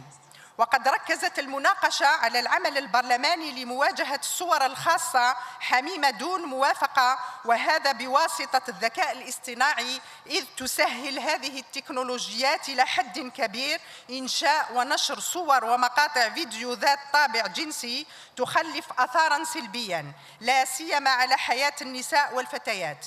وقد عرض برلمانيون من النمسا والمكسيك وغيرهما من البلدان كيفية تصديهم لهذا الشكل الجديد من العنف القائم على النوع الاجتماعي. وفي ختام المناقشة اعتمدت اللجنة الدائمة مذكرة تدعو جميع البرلمانات إلى ما يلي: أولاً، تنفيذ توصيات إعلان كوالالمبور بشأن الذكاء الاصطناعي المسؤول. ثانياً، المشاركة الفاعلة في الحوارات البرلمانية المشتركة حول الذكاء الاصطناعي. ثالثاً، الانخراط في المسارات الإقليمية والدولية ومتعددة الأطراف من أجل حوكمة الذكاء الاصطناعي لا سيما في إطار الأمم المتحدة. رابعاً، تعزيز قدرات أعضاء البرلمانات وموظفيها في مجال الذكاء الاصطناعي، وتعد المذكرات إجراء جديد منصوص عليه في القاعدة 6.6 من النظام الداخلي للجان الدائمة. وأحيل هذه المذكرة إلى الجمعية للإطلاع، وأشجع جميع البرلمانات على مواصلة العمل بنشاط في مجال الذكاء الاصطناعي بما يخدم مجتمعاتنا. وأغتنم هذه الفرصة لأهنئ السيدة أوندا فيليب على انتخابها كأمينة عامة للاتحاد البرلماني الدولي، ونتمنى لها التوفيق في مهامها الجديد. وكما أشكر الأمين العام السابق ماختا شونكونغ على كل ما بذله من جهد ونجاح للاتحاد البرلماني الدولي. وشكرا على كرم الإصغاء.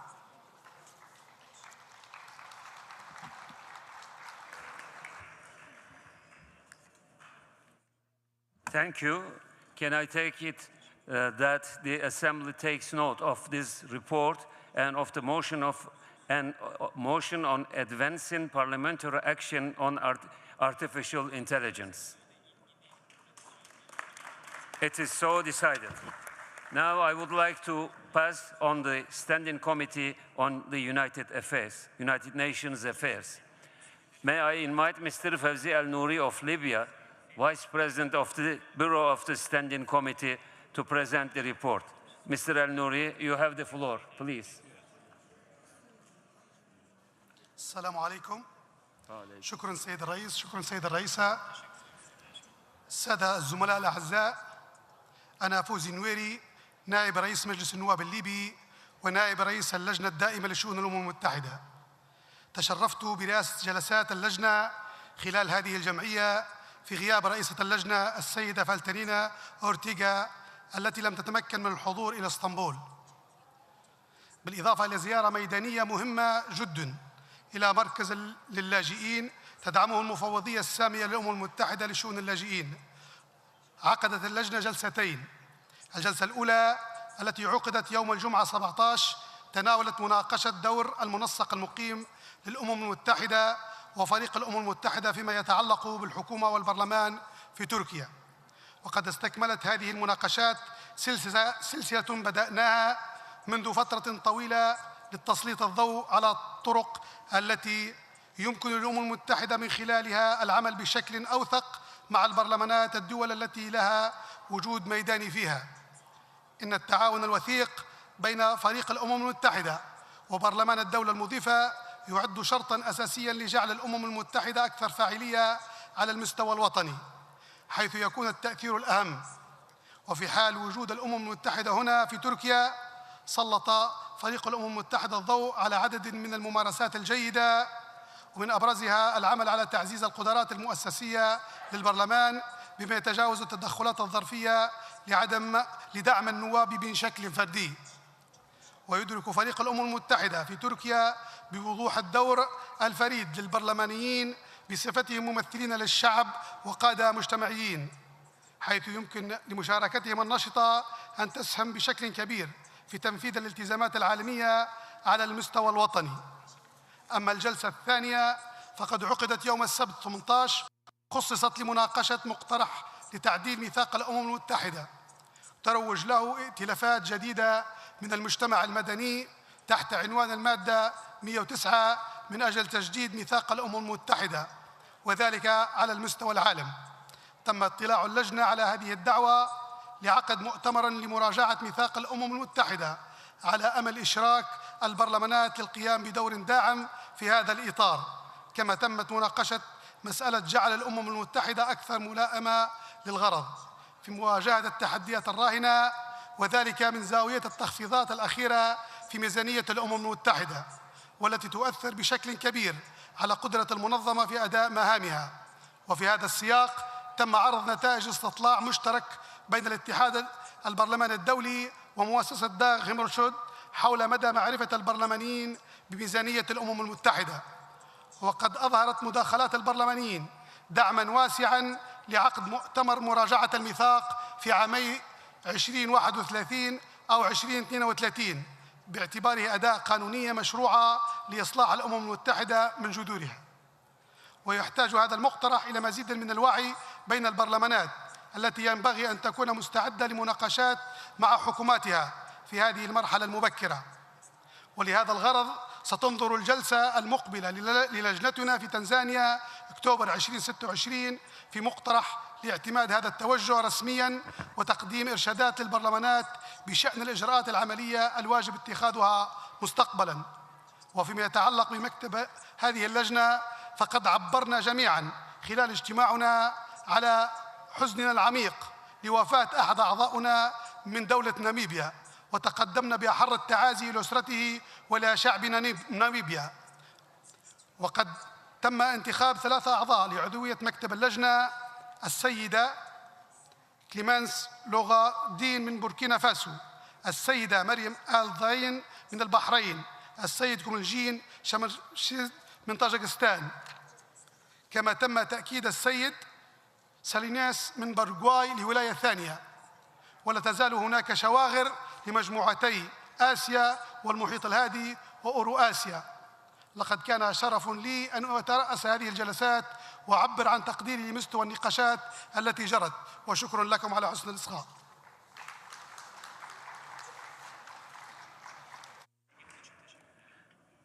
Thank you very much. And I take it that the Assembly takes note of this before this report. This is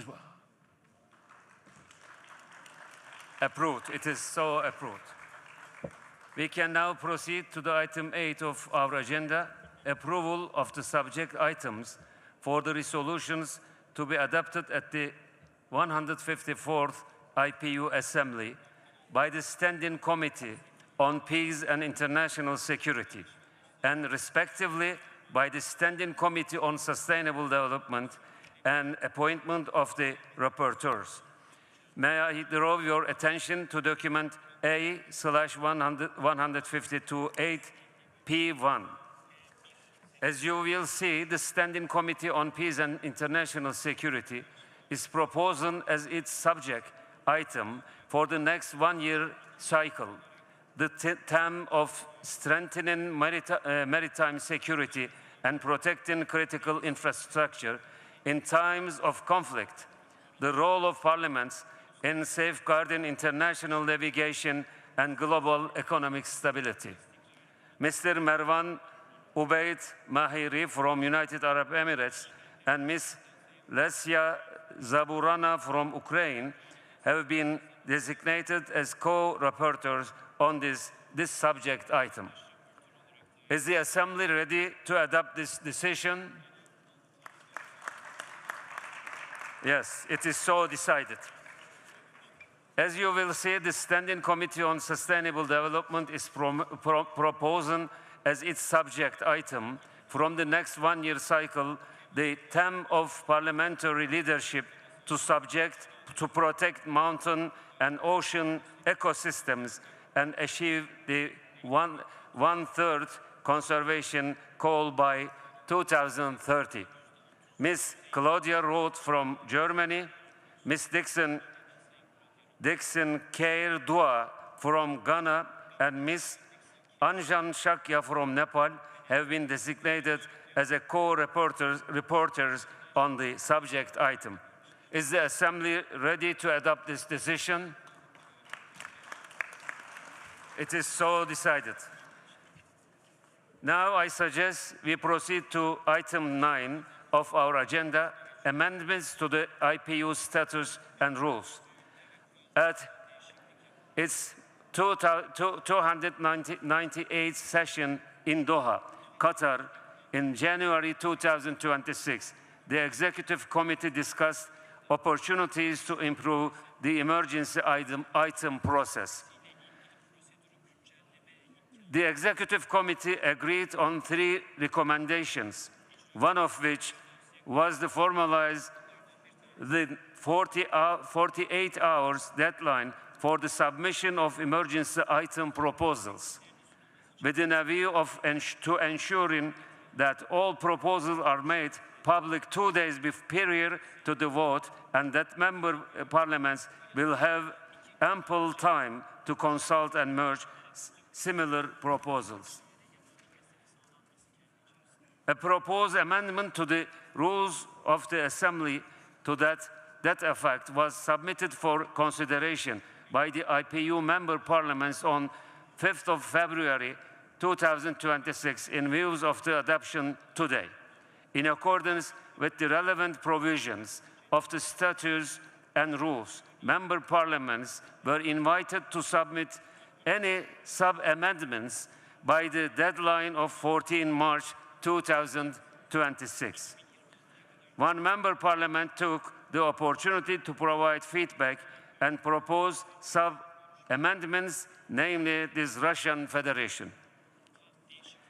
During the Executive Committee's sitting on 14th April 2026, the proposed sub-amendments were accepted. The document tabled for your consideration today, A/152/9P1 review, therefore contains the final proposed amendment to the rules of the Assembly. The Assembly is invited to adopt this amendment. Can I take it that the Assembly approves these amendments to the rules of the Assembly? Okay, it is so decided.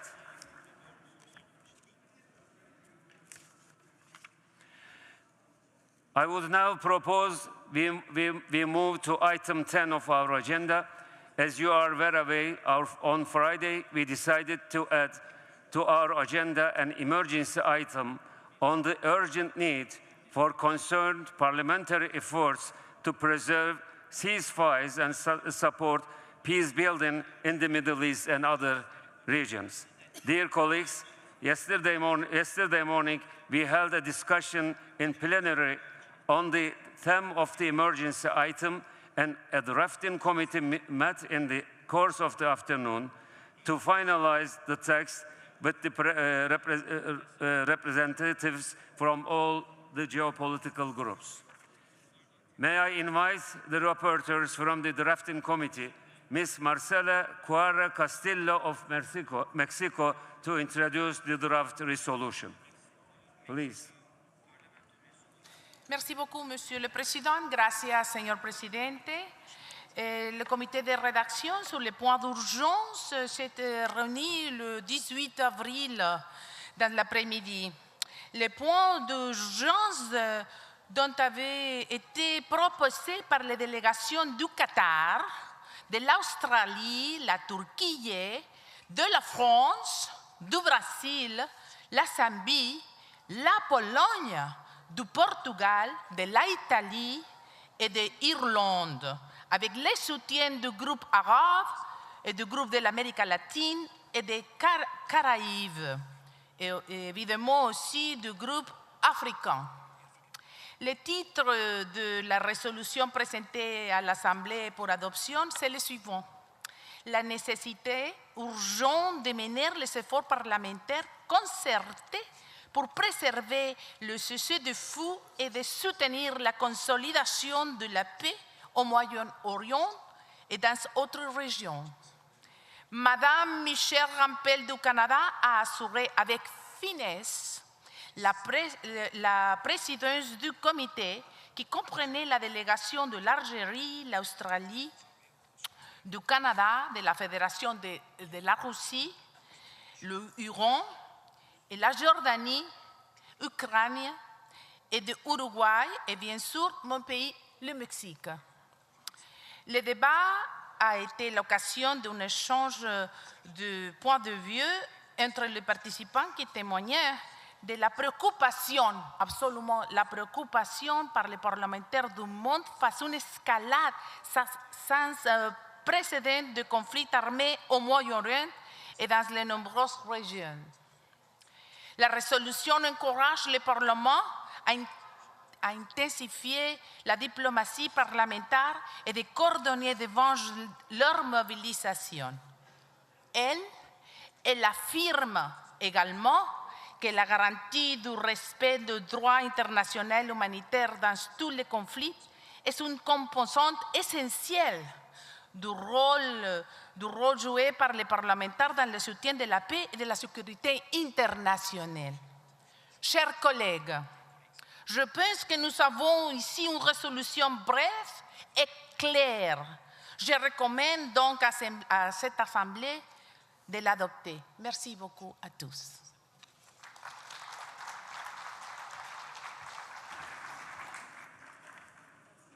Thank you. Can I take it that the Assembly is ready to adopt this resolution? It is so decided. Before we move on, I would like to acknowledge the presence here today, Mr. Daniel Sillo, the distinguished Deputy Speaker of the National Assembly of Tanzania, which will be hosting the 153rd IPU General Assembly in Arusha in the October 2026. Mr. Deputy Speaker, may I invite you to the podium to say a few words?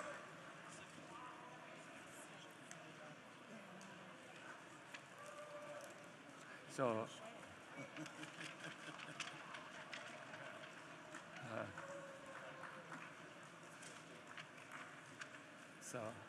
you're well prepared.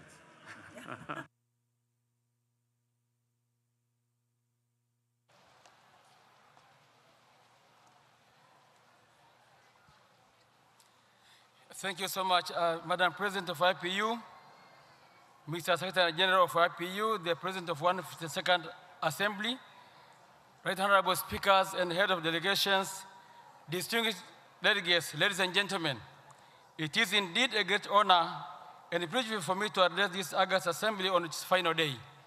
Allow me at the outset to thank our gracious host, the Parliament of Turkey, and the able leadership of Right Honorable Numan Kurulmus, Speaker of the Grand National Assembly of Turkey, for the warm reception and the generous hospitality extended to us since we arrived in this great country and the beautiful city of Istanbul. We are also grateful for the excellent arrangements and the state-of-the-art facilities put at our disposal. Right Honorable Speaker, I thank you most sincerely and your hardworking staff for making the 152nd Assembly a roaring staff. Indeed, we will leave this remarkable city and our generous people with fond memories of our staying here. Mr. President, dear colleagues, as you are aware, the 153rd IPU Assembly will be held in Arusha from 5th to 9th October 2026. I wish at this juncture to extend a very warm welcome to all of you to our beautiful northern tourist city of Arusha, famously known as Geneva of Africa. I am pleased to inform you that the government of the United Republic of Tanzania, under the visionary leadership of Her Excellency Dr. Samia Suluhu Hassan, the President of the United Republic of Tanzania, in collaboration with the Parliament and other stakeholders, are keen to ensure that the success of 153rd IPU Assembly. I am absolutely confident that we will live up to the trust and confidence reposed in us to hold this prestigious gathering. Dear colleagues, the United Republic of Tanzania has enjoyed and continues to enjoy uninterrupted peace and tranquility since its independence in 1961.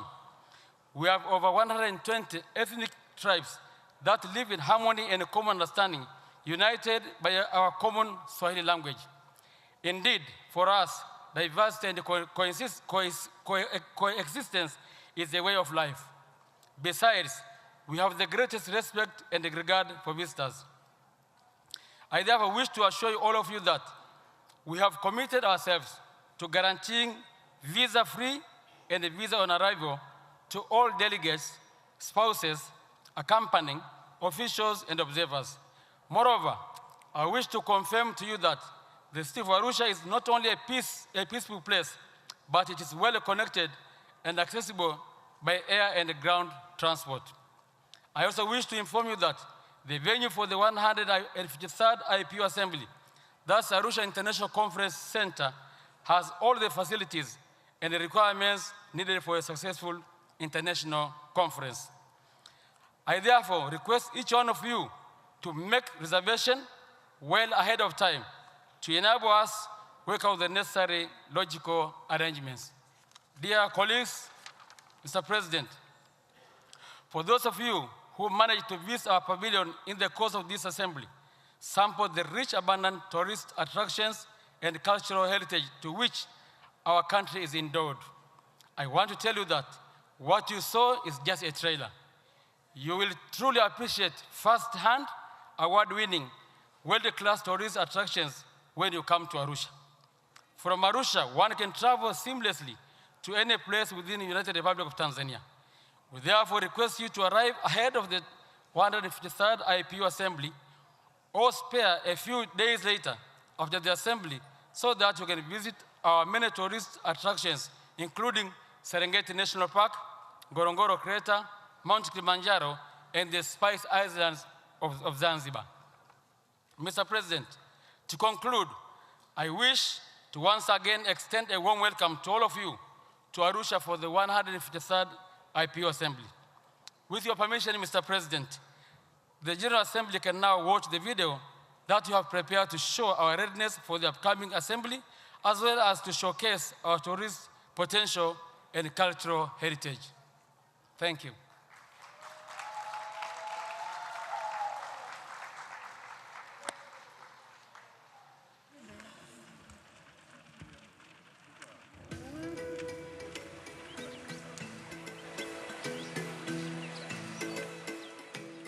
Right Honorable Speakers, heads of delegation, esteemed delegates to the 152nd IPU Assembly. It is with immense pleasure and great honor I extend a very warm welcome to each one of you to the 153rd IPU Assembly that will be held in Arusha, Tanzania, famously known as the Geneva of Africa, from the 5th to the 9th October 2026. We are thrilled to host this prestigious gathering, which brings together delegates from 183 members of Parliament, a true testament to the rich diversity and unity of a global community.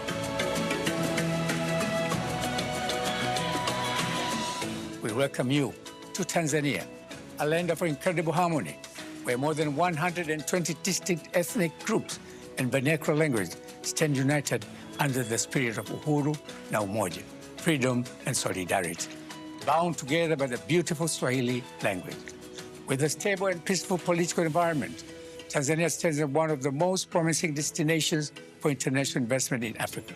Its strategic location as a gateway to East and Central Africa, abundant natural resources, and expanding infrastructure offer vast opportunities across sectors such as energy, agriculture, tourism, mining, and manufacturing.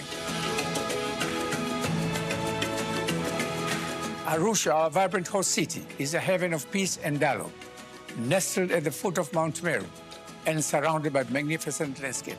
It is the gateway to the Ngorongoro Crater, the world's largest intact volcanic caldera, where the Maasai people coexist with wildlife, offering a unique culture experience. We are proud to share with you the wonders of Tanzania, from the sun-kissed shores of Zanzibar Island, where the scent of cloves and spices fills the air, to the world-renowned Serengeti, where the great migration of 1.5 million wild beasts happens every year, and the majestic snow-capped Mount Kilimanjaro, the highest peak in Africa and the highest freestanding mountain in the world. As you join us in Arusha, where the vibrant Maasai traditions showcase our rich cultural heritage, you will not only experience the warmth and hospitality of our people, but also walk in the footsteps of our ancestors, the Olduvai Gorge, the cradle of mankind. This is a truly special opportunity to connect, collaborate, and celebrate our shared humanity in the place where it all began. Distinguished delegates, we are proud to host the 153rd Assembly, when our Parliament is celebrating the 100th anniversary of its inauguration on the 10th October 1926. I wish to reiterate my call to each one of you not to miss the 153rd Assembly that resonates with the historic milestone. Karibu Tanzania, Karibu Arusha.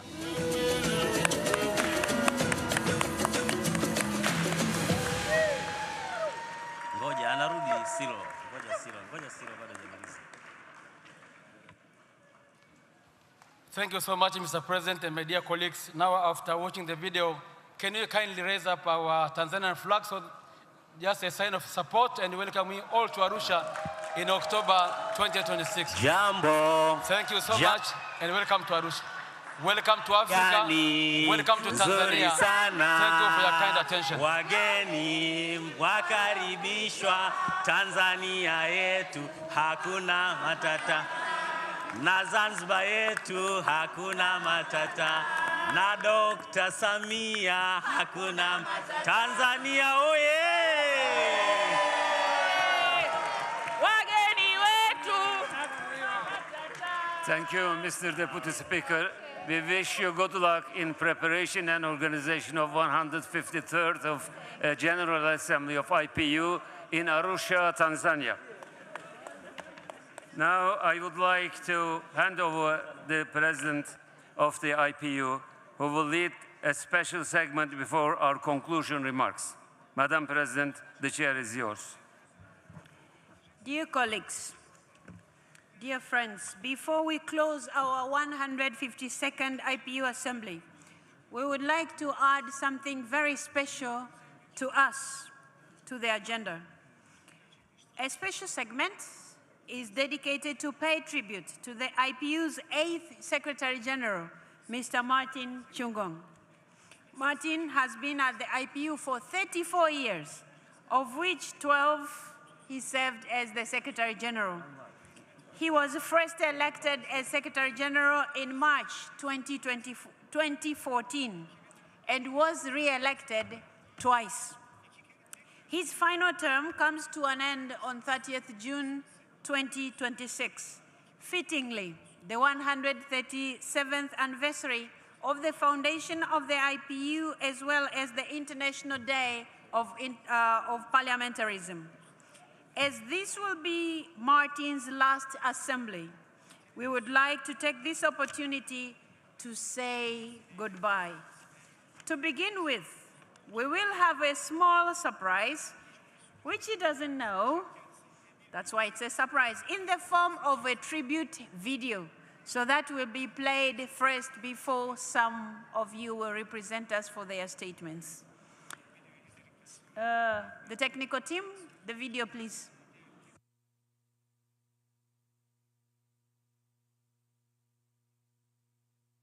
We had all the founding fathers in those days who created this vision of a world free of war through dialogue. And that is what has also driven my term as Secretary General, always trying to use parliaments and parliamentarians as a bridge in promoting diplomacy in a way that creates trust, creates an enabling environment for peace.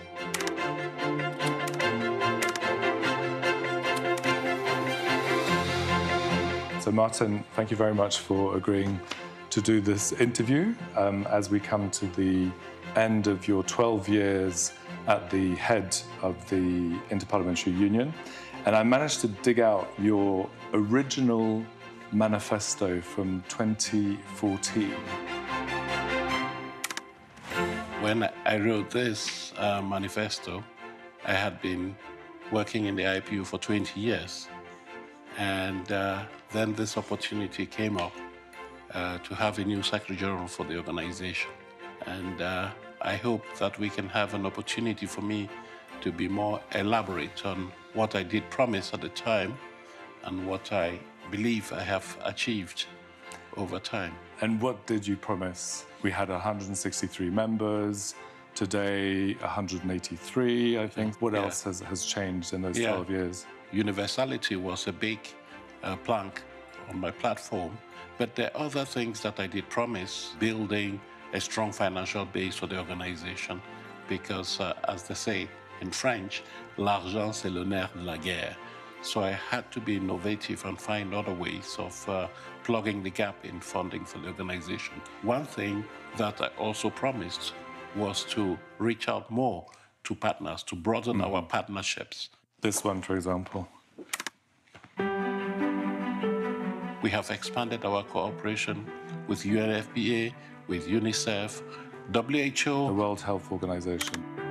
Today we have a standing forum within the World Health Assembly, part of the official agenda of the World Health Assembly, which is a forum of parliamentarians engaging with other stakeholders on the major health issues that are on the agenda of the World Health Assembly. I have to show you this picture as well, which is a picture of you in the Security Council, the UN Security Council. This picture takes me back to my days as a young student in Canada, visiting the United Nations for the first time and not being allowed to go into the Security Council chamber, but having a photograph taken of me in front of the Security Council. As a tourist. As a tourist. And then several years later, I find myself being invited by the President of the Security Council to speak on behalf of the global parliamentary community. This is recognition of the vital role that parliaments play at international levels in support of the work of the United Nations. This is in Burkina Faso, I think. Why were you in Burkina Faso? I went to Burkina Faso as part of our engagement with transitional authorities in a number of countries. I wanted to show the link between what we do best here in the IPU, promote democracy, human rights, rule of law, and real-life impact on the lives of the people. Can you tell us a little bit more about how to encourage gender equality in youth empowerment in these countries, which have very youthful populations as well, I think? We consider that democracy should take into account the representation of diverse segments of society, and Parliament should be that mirror of society.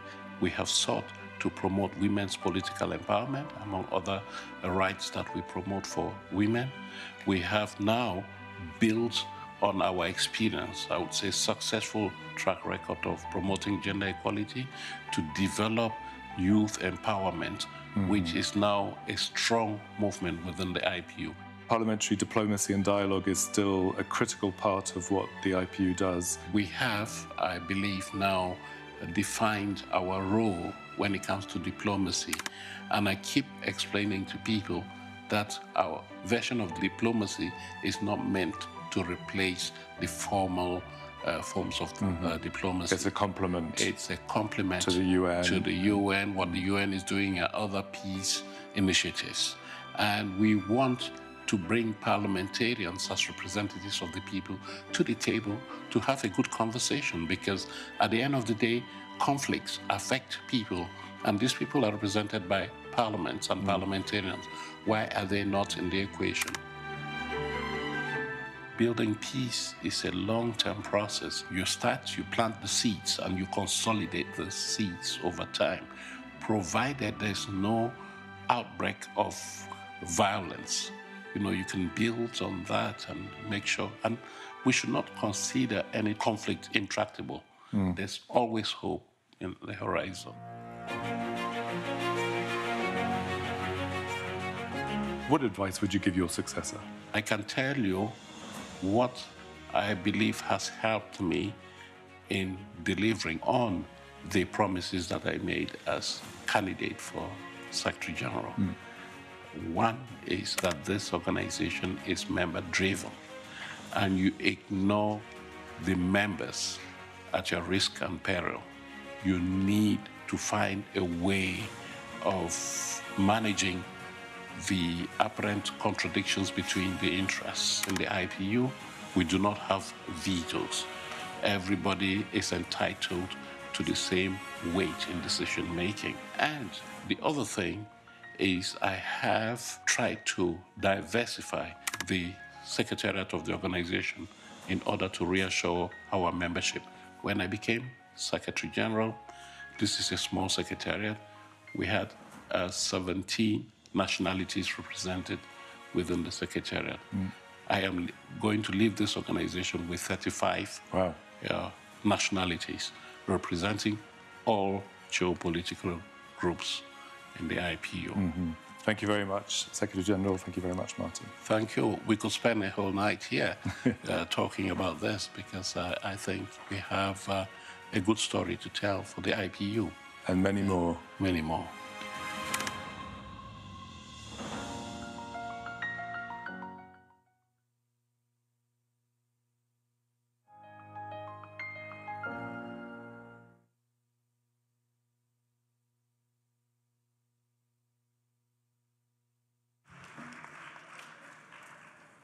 Colleagues, that is all we could gather for the few minutes that we have.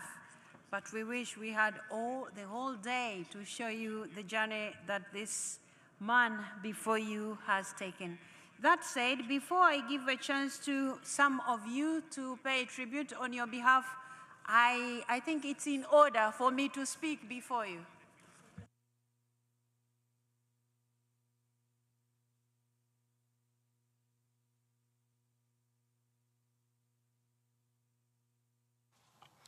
Colleagues, like I said, it's because we are limited with time, then I will try to limit my tribute to the Secretary General, Martin Chugong, who is going to be with us just for this assembly, and we plan to invite him to Tanzania so you can have a chance to see him again. And some of you who wouldn't have had a chance to chat with him because he's seated here, you will have a chance there. He will have more time because here, our Under Philip will be seated this end. Colleagues, it is my honor right now to address my tribute on your behalf to Martin. Martin, you are a family. You are a leader. You are a mentor, all at once. Under your watch, the Interparliamentary Union became more than an assembly of parliaments. You have made it a home.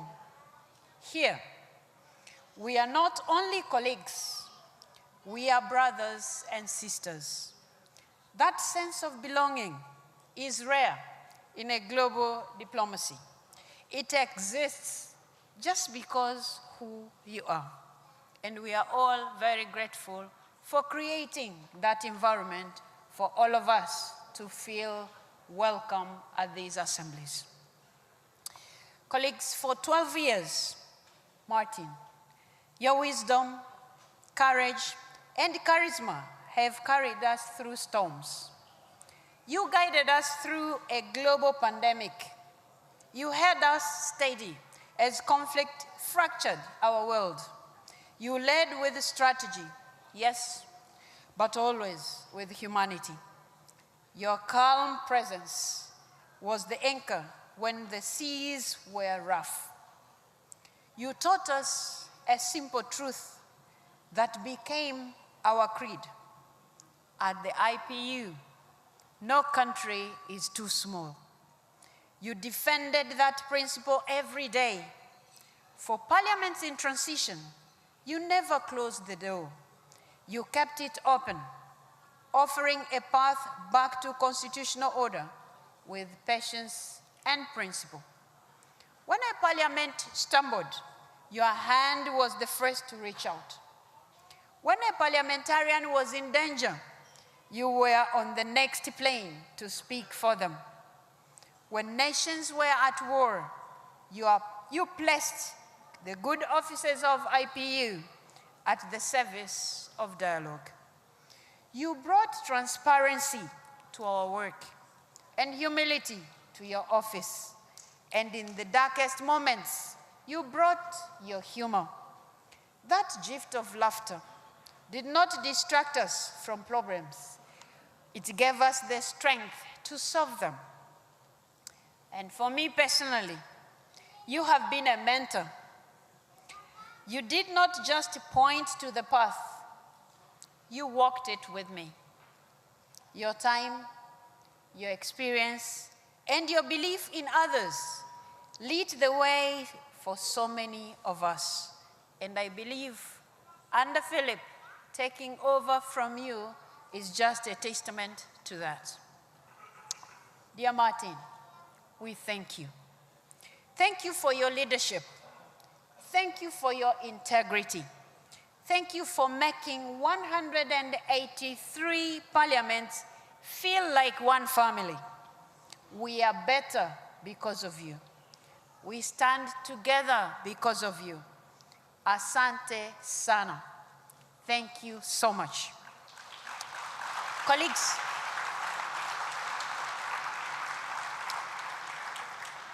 Colleagues, I said Martin is a family man. We are joined here with his wife. He will have a chance to address us later, but allow me to give on your behalf a simple gift to Martin. As he is retiring in Tanzania, it would mean this person will have more time for themselves, but also for other people. So I am going to give him a board game. And this board game is symbolic because it is made from a tree we call mpingo. And mpingo, you can translate it to ebony tree. And we all know the features of an ebony tree. This is a hardwood tree. It withstands all the weather. And that said, I believe this traditional board game, when some of us will have a chance to visit him, we will find him of sound mind because he will be playing this game. Dear colleagues, in the interest of time, I'm also going to call the wife of Martin, Stella, Dr. Stella, to come join me here. I will also be presenting to her a gesture of what we call kanga at home. These are traditional wrappers, because when Martin retires, when she's home, Martin will expect her to behave as a woman at home because he's retired. So she has to also prepare herself psychologically. She will have a husband at home waiting. That said, I'm now going to call my assistant to bring those two gifts, which, colleagues, I know all of us would have wished to do that, but I'm doing this on your behalf as your president. So please join me as Martin is coming to receive this. And Stella, I don't know where she is. If she could.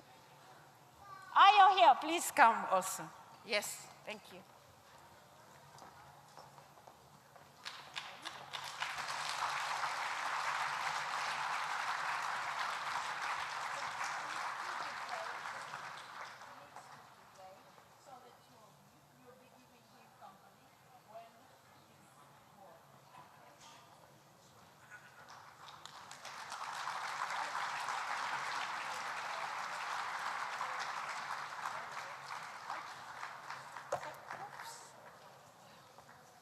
Okay, I'm going to try and help her how we wrap this so that she's also prepared for that.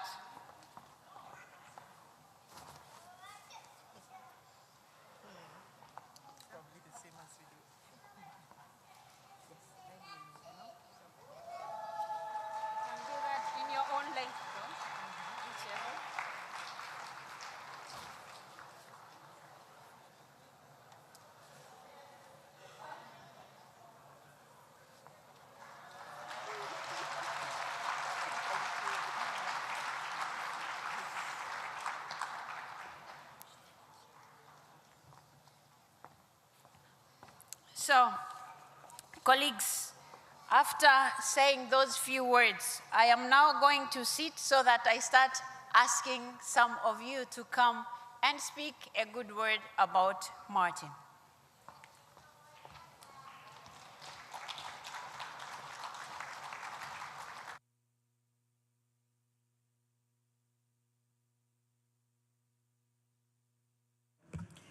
Colleagues, we are going to have some of you representing us, and we will do this in the geopolitical groups. So we will have representatives from different geopolitical groups. We will begin with the representative of, or the president of the Africa Geopolitical Group, Mr. Bagbin, the Speaker of the Parliament of Ghana, followed by Maria Carmen Alva from GRULAC. Mr. Bagbin, you have the floor. Asante sana, Tanzania, Tanzanite area, here we come. I deliver these closing remarks as the chair of the African Geopolitical Group, and I do so for and on their behalf. In view of time constraints, permit me to say all protocol observed. Over the last few days, we have reaffirmed that sustainability is not merely a goal, but a condition for survival.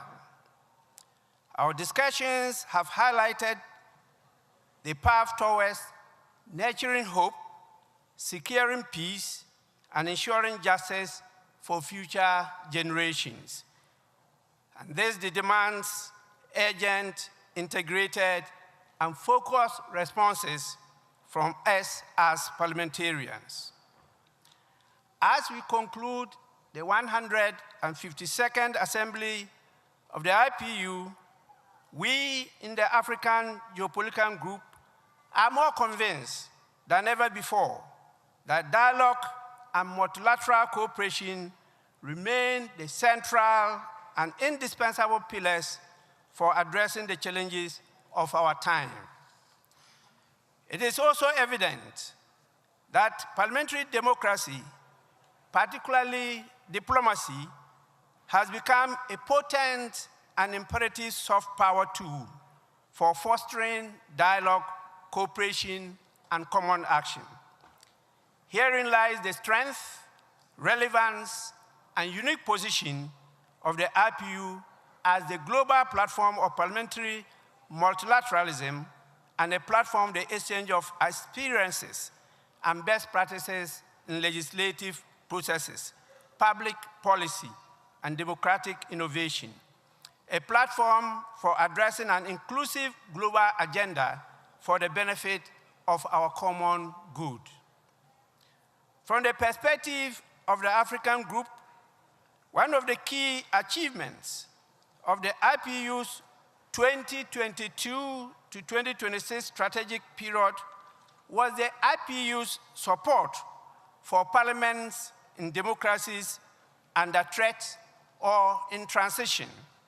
Its work with parliaments forced to operate within constraints of violence and conflict, and its facilitation of greater engagement and support from the parliamentary community. We remain grateful for the cooperation and solidarity. At this juncture, and on behalf of the African Group, I wish to extend our warmest congratulations to our newly elected Secretary General, Ms. Anda Philip, and to wish her every success in steering the affairs of this organization. Madam Secretary General-elect, we have no doubt that we have made the right choice in placing the IPU into your capable care. So you can count on the support of the African Group as we embark on the task of leading the IPU into a new era of parliamentary diplomacy in an uncertain world. Dear colleagues, 14 years ago, when our outgoing Secretary General, Mr. Martin Chungon, my own brother, was first elected into office, I was then in the IPU. The IPU rewrote its history twice by placing for the first time a non-European, and also for the first time an African into that position for over a century of his existence.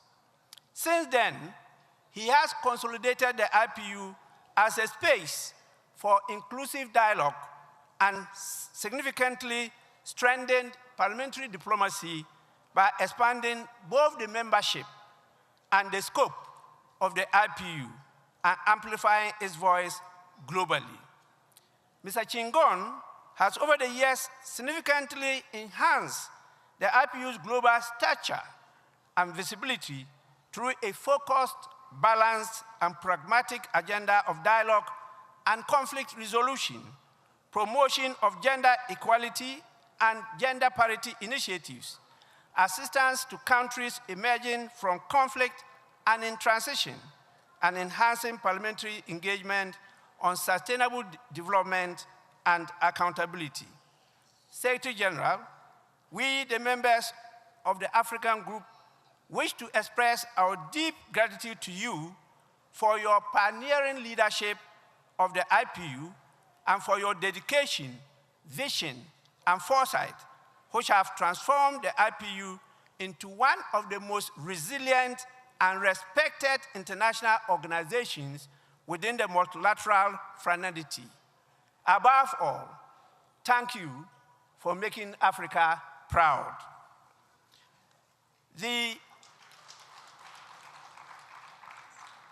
Thank you so much. The 152nd Assembly has demonstrated that despite our differences, we share a common vision, that of a fairer, more sustainable, and peaceful future. To that end, and in the spirit of the President of the IPU's objective to promote greater interaction between geopolitical groups, we have laid the foundations for a cooperative partnership with the Arab group by agreeing in principle to approve a memorandum of understanding.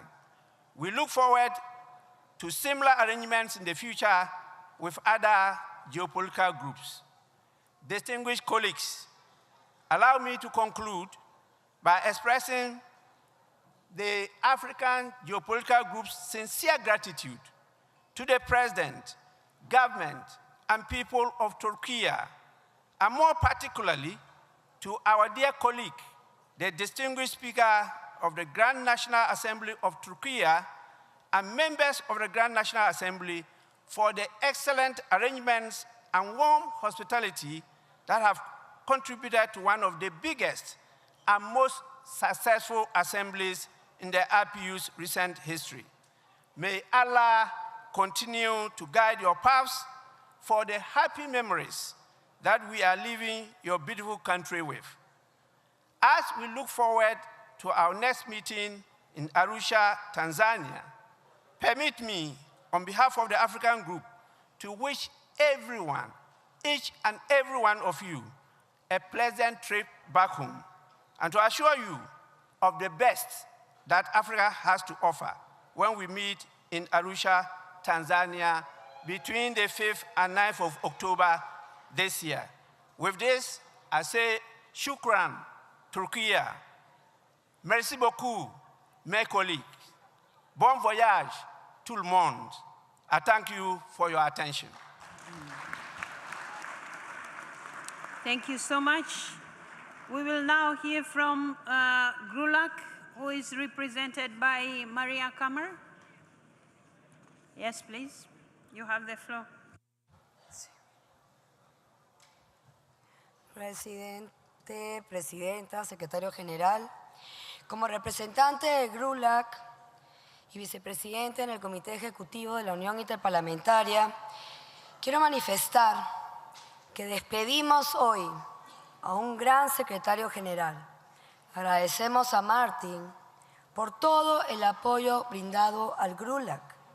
Durante su campaña para secretario general, se comprometió a proporcionar interpretación al inglés en nuestras sesiones ordinarias durante las asambleas de la Unión Interparlamentaria, lo que hizo posible la participación activa de los parlamentarios anglófonos en las reuniones del GRULAC y contribuyó a su inclusión y a su participación plena, tanto en el GRULAC como en la UIP.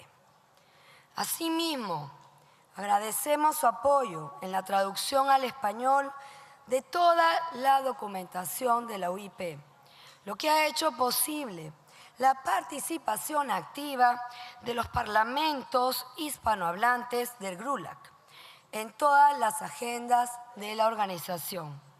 Nuevamente, gracias, Martín. Por otra parte, felicitamos a la primera secretaria mujer de la historia de esta institución, que cuenta con todo nuestro apoyo. Anda Philip tiene muchos desafíos por delante y la acompañaremos con mística y vocación política. Mucha suerte, Anda. Agradecemos a la Gran Asamblea Nacional de Turquía por su hospitalidad y confiamos en vernos una vez más en Tanzania para continuar trabajando por los valores de la diplomacia parlamentaria. Muchas gracias.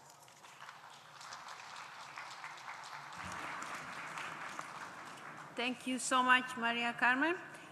Now we will listen to a representative of the Arab group, Mr. Bochev. Yes, you have the floor.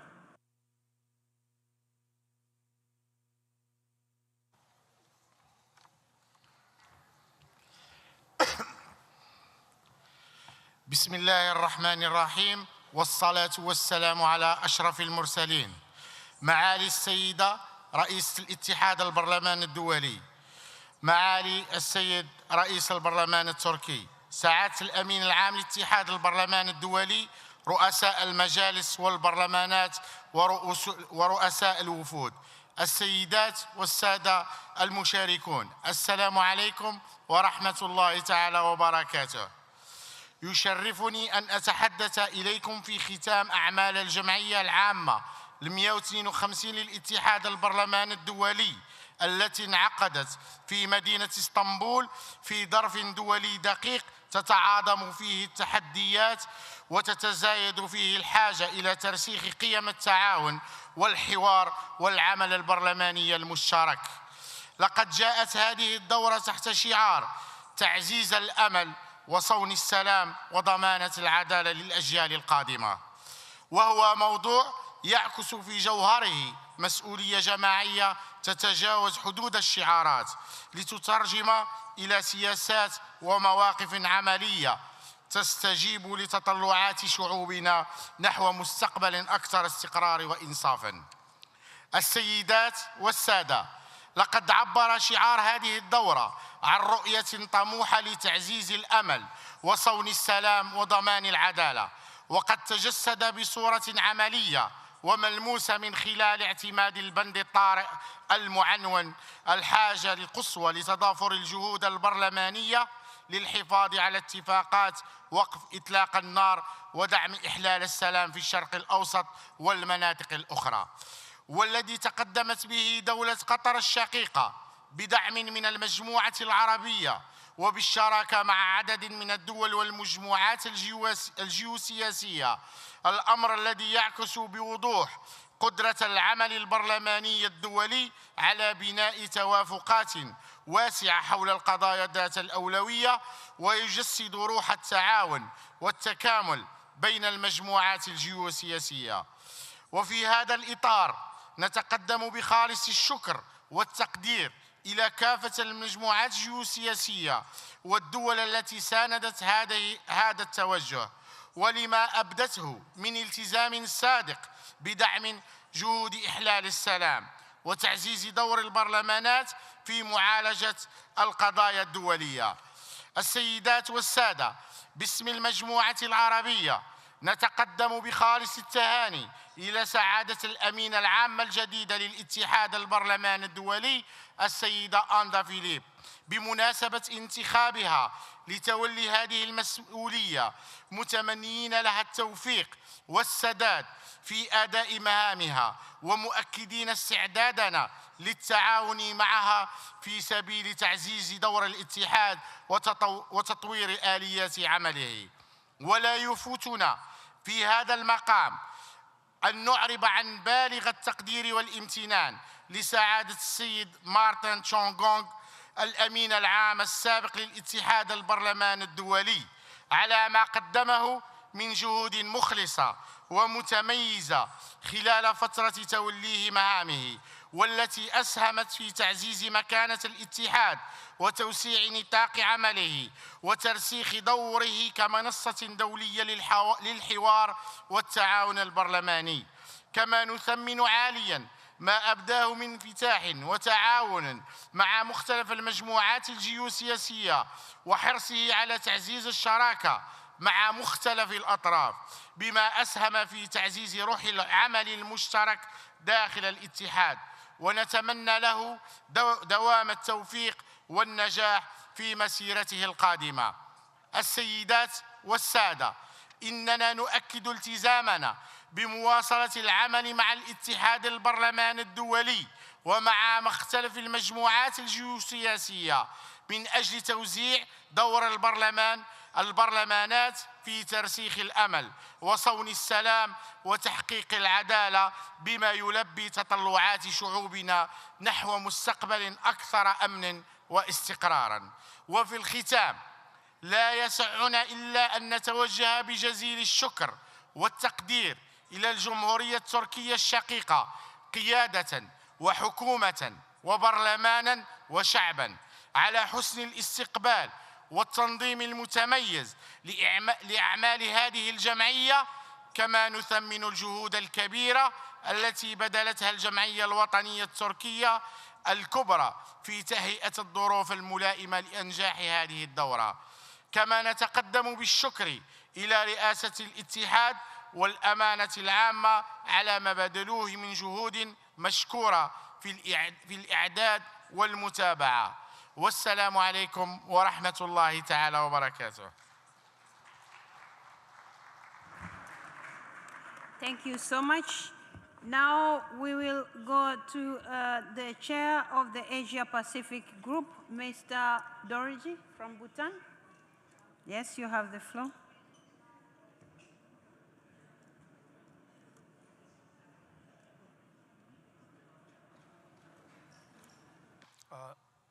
Madam President, Mr. Secretary General, it's a privilege for me to represent Asia Pacific Group to say a few words of tribute to Mr. Martin Chungong. Martin brought to this role a distinguished background in international relations and law, along with decades of experience in multilateral diplomacy. Throughout his career, he has been known as a principled negotiator, a thoughtful leader, and a true bridge builder. During his 12 years tenure, he strengthened the core mission of the Inter-Parliamentary Union, advancing parliamentary diplomacy, promoting democratic governance, and amplifying the voices of people through their elected representatives. Since assuming office in 2014, he has overseen a period of steady institutional reform and global engagement, expanding the IPU's membership's reach and deepening its collaboration with the United Nations system, particularly in advancing the Sustainable Development Goals. Under his leadership, the IPU became more responsive to emerging global challenges, including conflict, democratic backsliding, and the need for stronger parliamentary oversight. He championed inclusivity, ensuring stronger participation of women, youth, and underrepresented groups, and consistently advocated for gender-balanced parliaments worldwide. Importantly for my country, under its leadership, the IPU, through its gender partnership program, supported the conduct of a gender-based workshop in the Parliament of Bhutan. This included fielding experts, and especially in the field of gender, to design and facilitate a dedicated program aimed at enhancing women's participation in politics and strengthening gender-responsive parliamentary practices in Bhutan this March.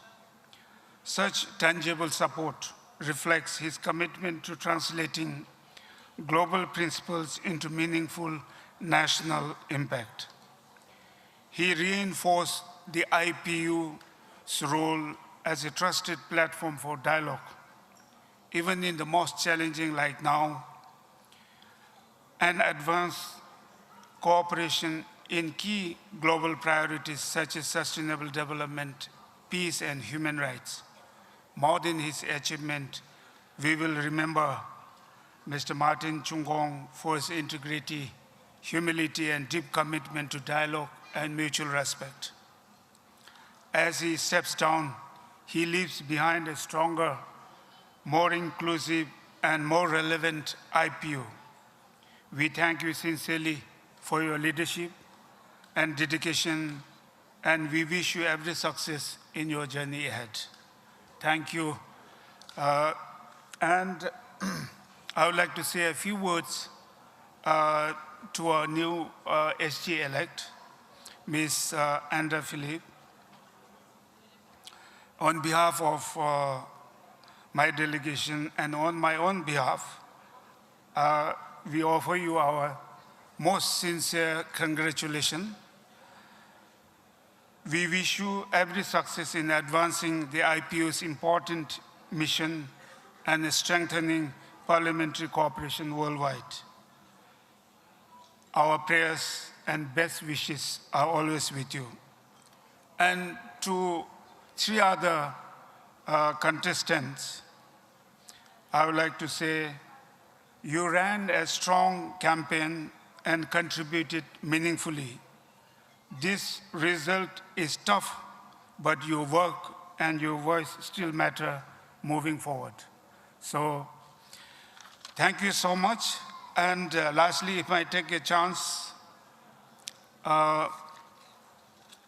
Honorable the Speaker of the Grand National Assembly of Turkey, it has been, as my predecessors have just said, this has been one of the most successful events, IPU events. And we have had the privilege of receiving your warm hospitality, right? And also visiting some of the historic sites and heritages. And we must also thank the Hilton management and the staff for their meticulous jobs all around and keeping us busy with overflowing coffee and tea and snacks. So we thank them from the bottom of our heart. And we will all pray and see that we meet in Tanzania next year. And we wish you all a safe journey back home. Thank you, and we wish you all a safe journey back home. Thank you. Thank you so much, colleagues. Now I will call on Mr. Wehley, who is the president of the 12+ group. Mr. Wehley, you have the floor.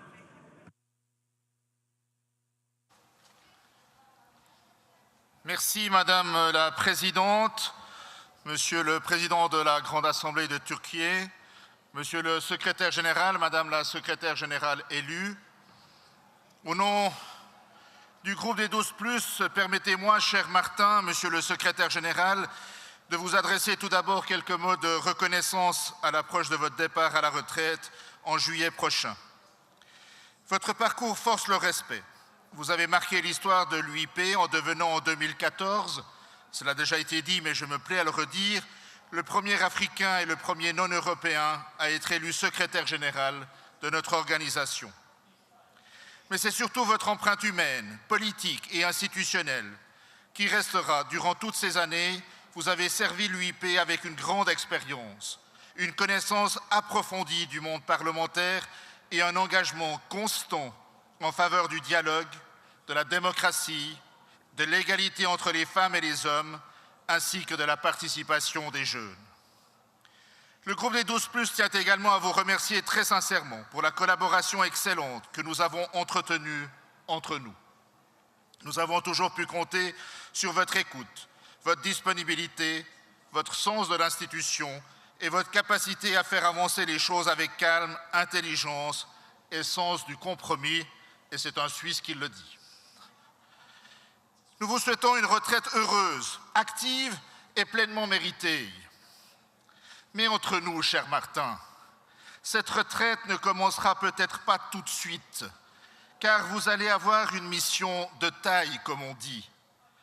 Il vous faudra certainement un temps relativement important pour organiser tout ce qui trône sur votre célèbre table dans votre bureau.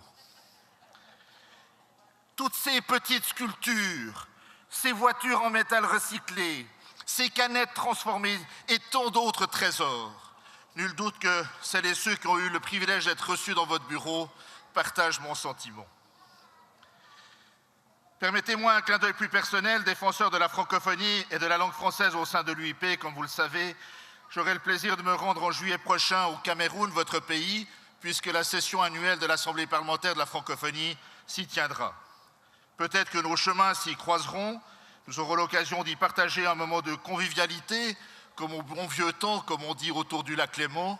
Et je me permets de vous rappeler que Genève n'est pas si loin de Montreux, ma ville, et j'espère bien avoir l'occasion de vous y revoir. Cher Martin, nous tenons encore à vous remercier pour votre engagement, votre fidélité à l'esprit de l'Union interparlementaire et tout ce que vous avez apporté à notre organisation.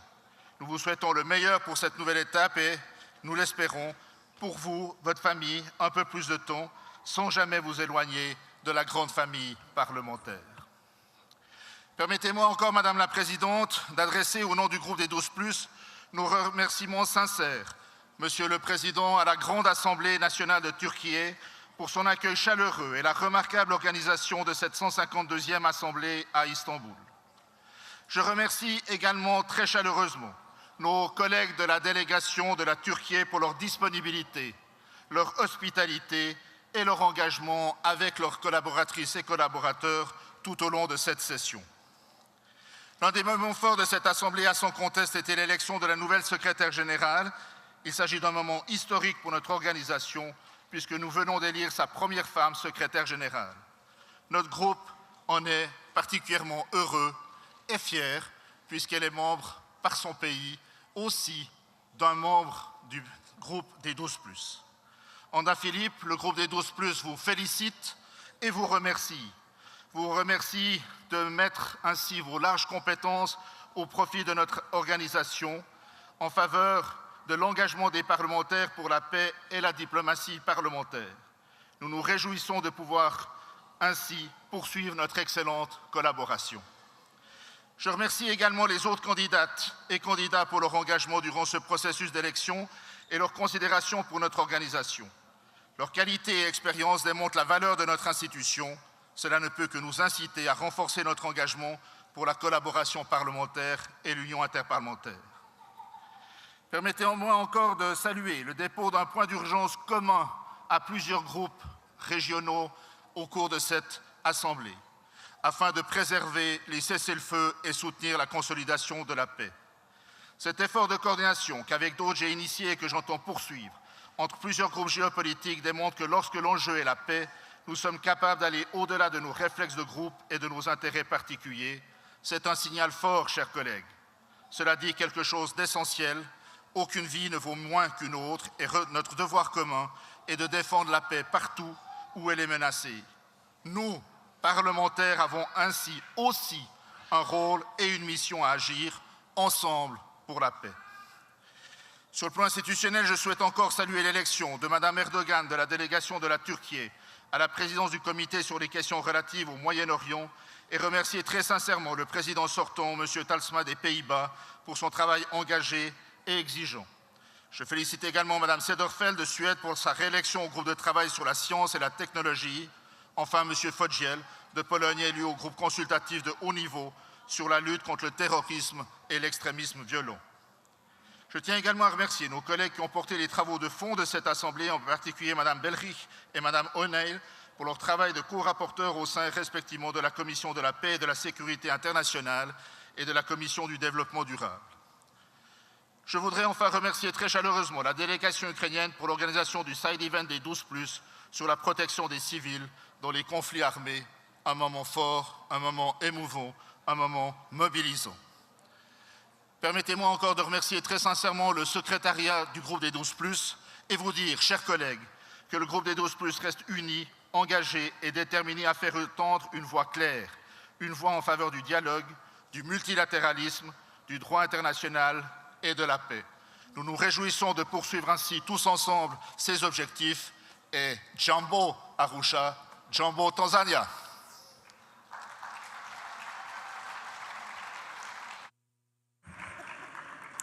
Thank you so much, Mr. Whaley. Colleagues, we have listened to the geopolitical groups, but allow me now to welcome our colleague from Martin's motherland, mother country, Cameroon, Ms. Kultechomi Epse. You have the floor.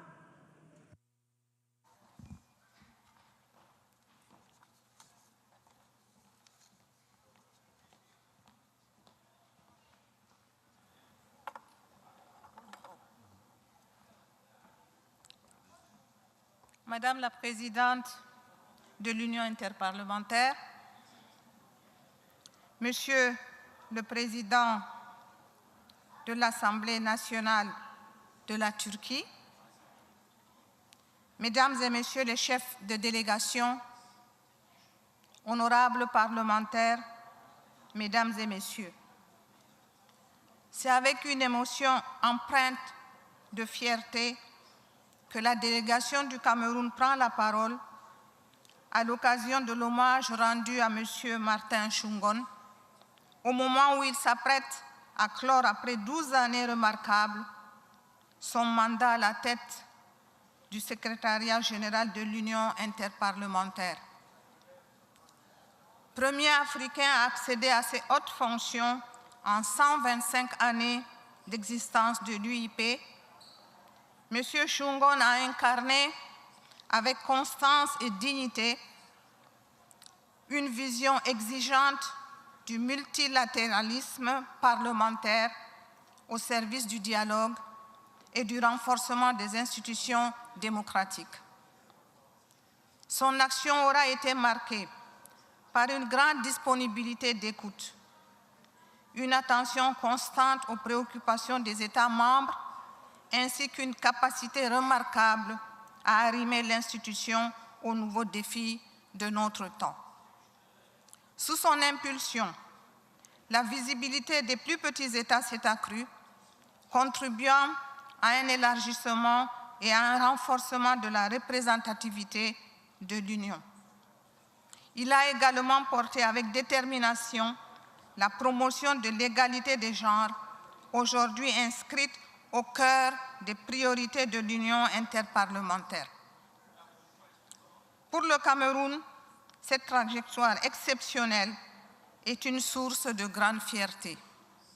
Elle s'inscrit dans une reconnaissance pleine et entière, consacrée et constamment réaffirmée par les plus hautes autorités de l'État. Au premier rang, desquels son Excellence M. Paul Biya, président de la République du Cameroun, ainsi que les présidents du Sénat et de l'Assemblée nationale du Cameroun. la tenue à Yaoundé de la récente conférence parlementaire sur l'OMC sur la terre natale revêt une portée hautement symbolique. Elle apparaît comme un signe du destin venant parachever un parcours d'exception et boucler la boucle d'un engagement au service de la coopération interparlementaire. Le Cameroun exprime à cet égard sa profonde gratitude à l'Union interparlementaire pour la confiance ainsi accordée. Nous remercions également l'ensemble des États membres pour leur contribution au succès de ces 12 années et saluons la loyauté, le professionnalisme et l'engagement de ses collaborateurs au secrétariat général de l'UIP. Monsieur le secrétaire général, le Cameroun vous adresse ses hommages les plus appuyés et ses vœux de plein succès pour la suite. Je vous remercie. Thank you so much. Colleagues, before I welcome Martin to address us, I'm going to ask our little Georgina Magessa to pay her tribute to Martin. Georgina, you have the floor. Thank you very much, Your Excellency, Madam President Tulia Aksen, Your Excellency, President of the Assembly of Turkey, Mr. Nurman Kurtulmus, Your Excellency, our outgoing Secretary General, Mr. Martin Chungong, Your Excellency, our incoming Secretary General, Madam Anda Philip, Your Excellency, honorable members of the Parliament, ladies and gentlemen, good evening.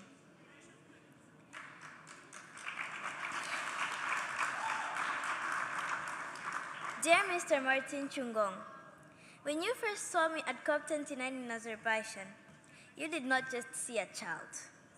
You saw someone I was still becoming. You saw a girl with dreams bigger for her small hands. But you never asked me to make them smaller. You did not measure my height or the softness of my voice. You listened, as if what I carried mattered. And in that moment, you gave me something I will carry for the rest of my life: belief. You believed in me before I fully understood who I could be. You made space for me in rooms I once thought I had to wait years to enter. And because of you, I did not just feel like a child. I felt seen, I felt heard, I felt possible. And that changes everything.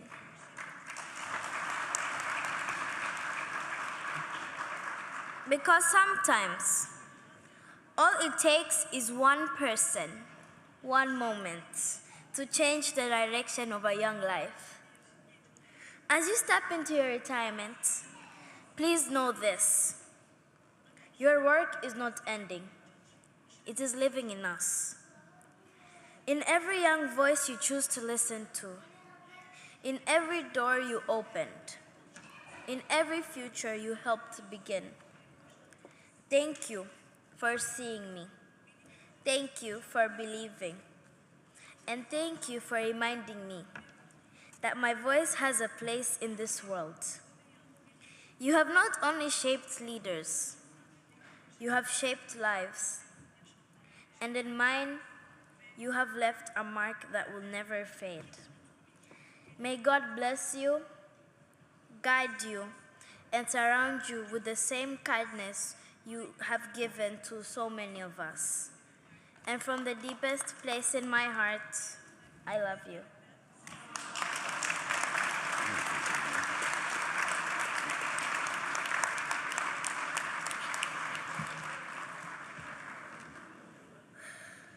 To the elected Secretary General, congratulations for being trusted with this beautiful role.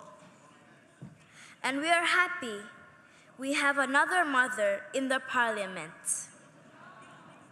Our simple message from us children to you: please do not forget us. Love us, care for us, listen to us, see us. Lead with purpose, lead with compassion, lead with hope. Nurturing hope, securing peace, and ensuring justice for future generations. Because we're not only the leaders of tomorrow, we are part of today. The world is changing, and children are watching. We're hoping, we're believing, and we're depending on you. Please be the leader who remembers there is no world without children. I pray that God gives you wisdom. I pray that He gives you understanding. And I pray that He guides your heart as shaping the world for us all. Tanzania is waiting for you all. Our beautiful president, Her Excellence, President Samia Suluhu Hassan, is ready to welcome you all. See you all soon in October in my precious and beautiful Tanzania. We can't wait to see all the beautiful faces in Arusha. And me and my beautiful Madam Tulia can't wait to take you all at the top of our beautiful Mount Kilimanjaro.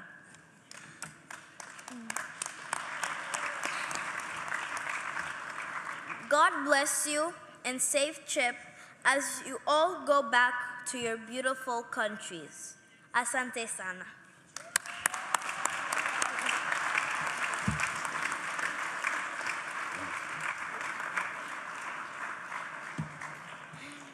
Colleagues, now it's the turn of our Secretary General. It feels difficult to say outgoing, isn't it?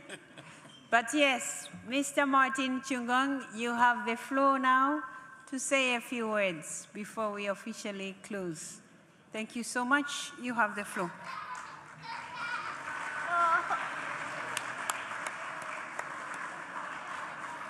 Ladies and gentlemen, welcome to the next Secretary General of the IPU. And you're going to be the president, so you have the Chungongs in the family, Theo and Darius. Thank you so much. Okay. May I now say something? Come on.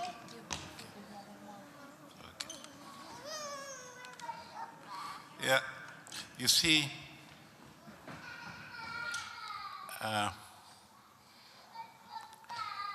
the other day, I was taken by surprise by the Forum of Women Parliamentarians.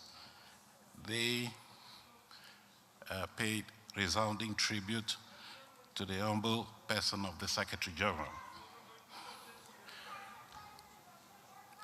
At the time, I was so moved, and I remembered that I had not taken with me a box of Kleenex or tissue paper to wipe my tears.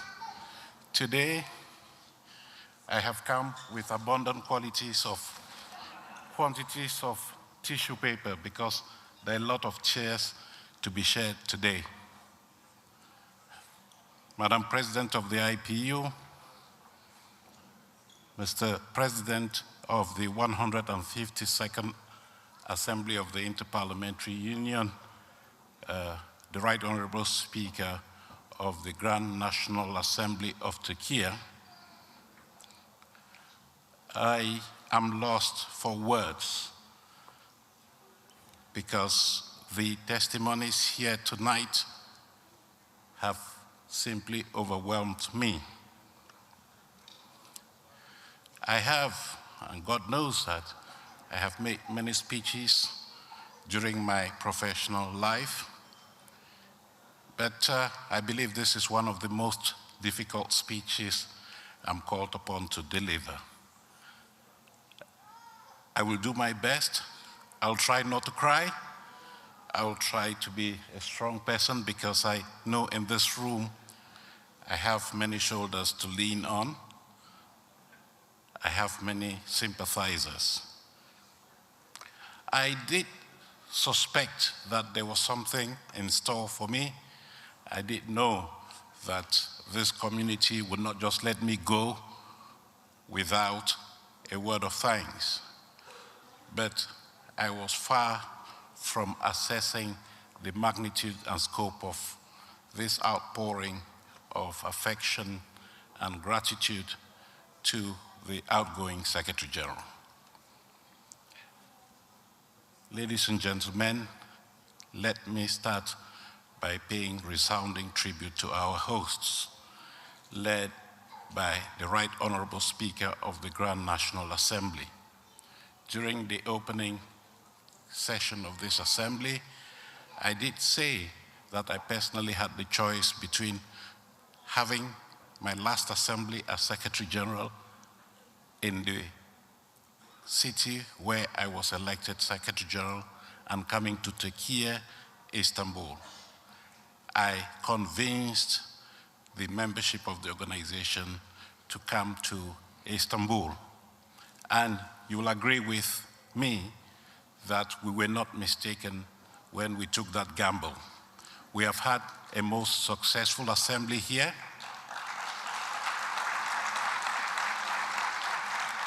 We have had the most, thank you, we have had the most successful assembly here. We have just adopted the various outcomes of this assembly in this same hall in the spirit of accommodation, sympathy, and solidarity that is befitting of the global parliamentary community. And I'm sure that those outcomes will go a long way in helping international and global efforts to rise to the challenges that this world is facing today.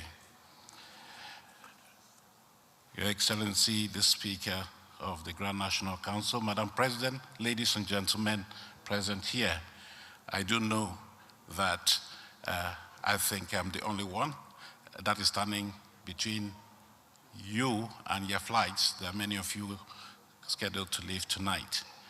But permit me to say a few words, and those words will be limited to thanks and gratitude.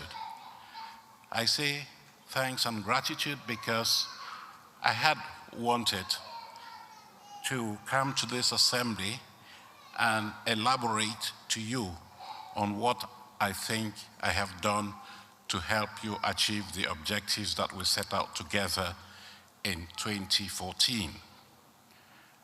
But listening to you today, listening to the testimonies that we've had over this several days here in recognition of the work of the Secretary General, I will refrain from going into those success stories because you have been very clear and elaborate. I don't want to repeat that. It is coming from you and not from me. It makes life easier for me because I would have had to blow my own trumpet. Now you are blowing the trumpet for me, and it feels so refreshing that people that chose you to serve them recognize that they did not make a wrong choice when they elected me in 2014. Madam President, distinguished members, Honorable Speaker, the President, when she paid tribute to me, said I had been around for some 32 years or so. But Madam President, let me just correct that. My love story with the Interparliamentary Union actually started in 1984. That is when I attended my first, in those days it was called conference. I attended my first conference of the IPO as a delegate from Cameroon. So I have been acquainted with this organization for 42 years now. I don't think there's anyone in this room that was there when I started my career in the IPO as a young civil servant from Cameroon. This says that I have devoted my career to the service of parliaments at the national level and at the international level. Because as you heard the distinguished delegate from Cameroon, I did serve in the Parliament of Cameroon before joining the IPU. But let me go back to what I proposed to say. That is to say, thank you. And unto Caesar, I want to give to Caesar. I want to thank you all, the membership of this organization. You believed in me in 2014 by entrusting the management of this organization into my hands. You took a gamble, and today I am very comforted that you think that you won that gamble. We have made progress over the years, we've had achievements, and let me say that it is not Martin Chungong's success, it is our collective success. We have simply been at your service, we have simply heard you, and we have simply done your bidding according to the founding visions of this, the founding fathers of the organization.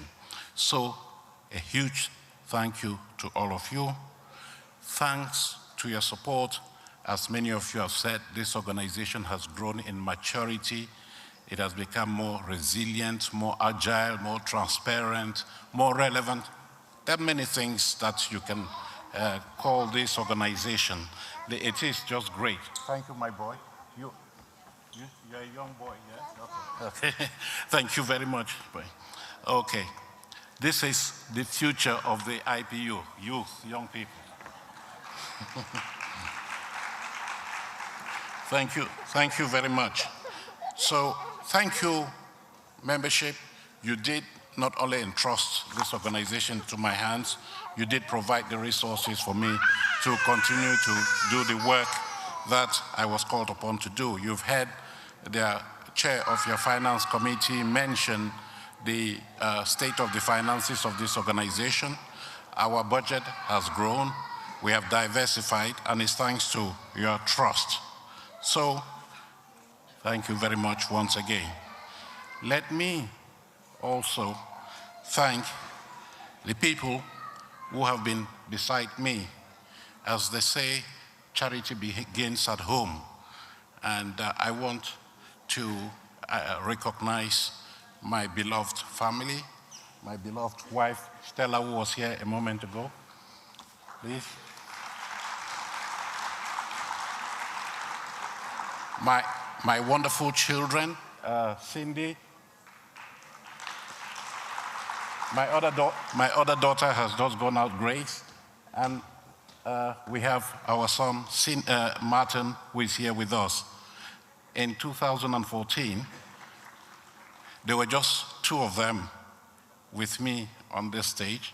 There was my wife and my son, who was my campaign manager at the time. You didn't see Cindy, who was here, but I did mention that she had been the person who had prepared my mission statement, who had prepared my CV, because I had run out of ideas. I had no experience in applying for a job of the magnitude of Secretary General. And so, thank you very much. These are the people whom I run to after a long day in the office, after a long day of stress, success. I go home, we celebrate the successes together, we rely on each other's shoulder to make sure that we can weather the storm. Stella, I will forever be grateful to you for being that companion that has always stood by me. You have made many friends in this assembly, in this IPU, and when they see me without you, they're asking, where are you? Where is Stella? So you have your own fan club here because you have stood by me over these years. And there have been times when I have come home and I said, I don't want to do it anymore. I'm tired, I'm stressed. But they encourage me. My children and my wife, they encourage me, and they have been the bedrock of my mandate as Secretary General. Thank you very much.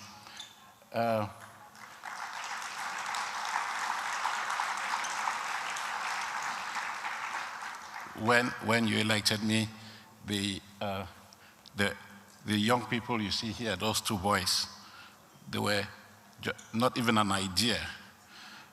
They didn't exist. But they have appeared in our lives, and they are there. Today, I was sitting at the stage there, and a friend in the crowd here sent me a text message saying, the boss is here. And there was this picture of my younger grandson, Darius, sitting together with that delegation. Do you want me to tell you the delegation? No. But he was the boss. And that is how they treat us at home. We are their boss. Many of you do ask me what I'm going to do when I retire. I do say I am going to retire because I'm going to spend time with those young people. So thank you very much, dear family. Let me go back to my other family, the staff of the IPU. I didn't know when I became Secretary General, when I was campaigning for Secretary General, that we had an amazing team in the Secretariat, and had seen over the years, having worked with them, how dedicated and they were devoted to this organization. And I knew for certain that they were going to give me their support in the implementation of the mandate entrusted to us. I was not mistaken. Over this year, we have seen that dedication grow. We have seen a sense of solidarity amongst us as staff of the organization. We have celebrated victories together. We have celebrated our frustrations together. And I want to say to each and every one of you, can you stand up, please? Staff members of the organization that are here. Thank you. Thank you.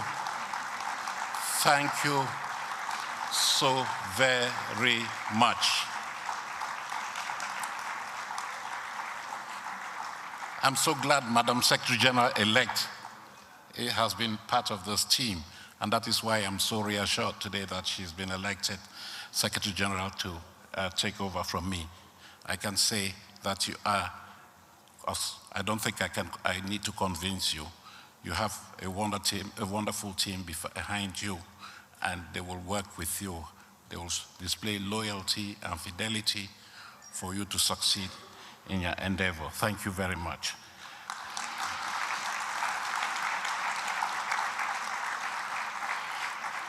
Let me say something in recognition of what my leadership in the IPU has all been about. Inclusion, involvement of all stakeholders, as I promised to do in 2014. Where's Georgina? Has she left? The young girl who was sitting there paying tribute to me.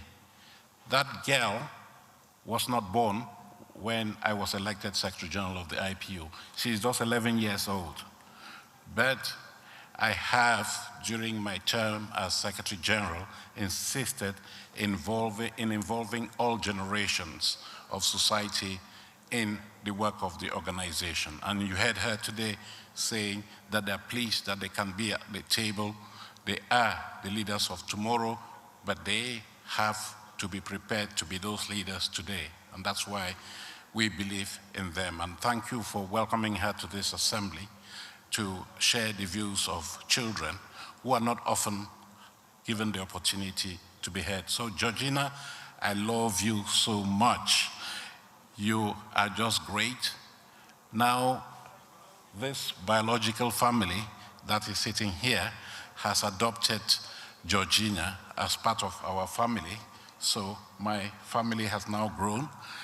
She is now considered as one of my grandchildren, and I'm very grateful for that opportunity to help her change her life and also help her change lives, as she has said. Let me quickly thank my homeland, Cameroon.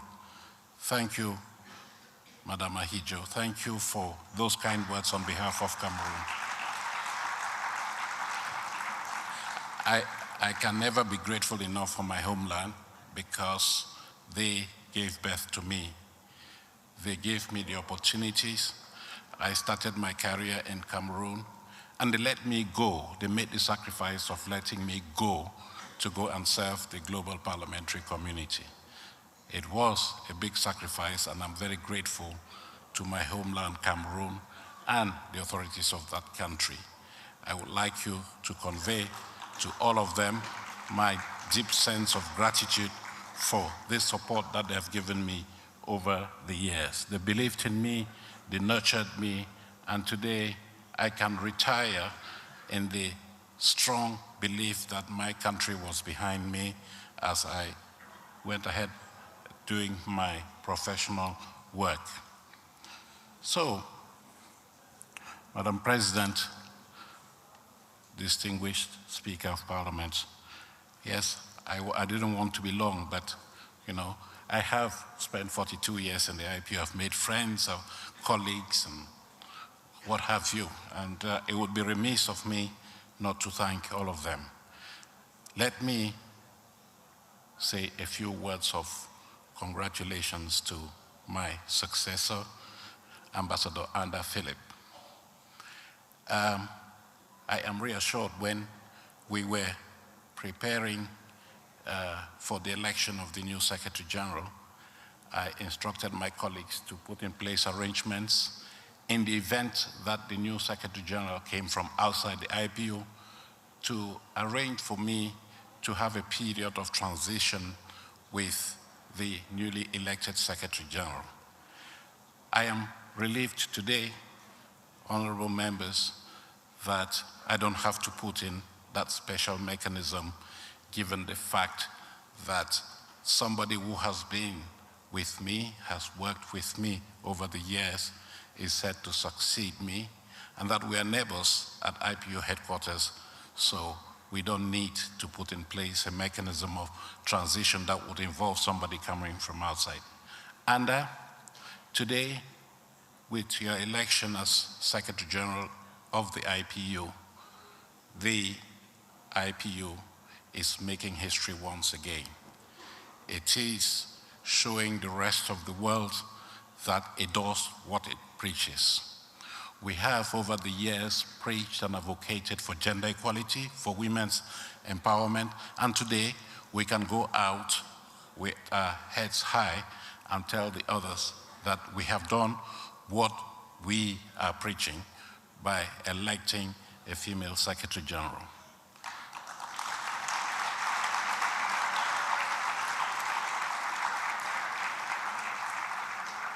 In 2014, as some previous speakers have said, the IPU made history by electing the first non-European, non-African,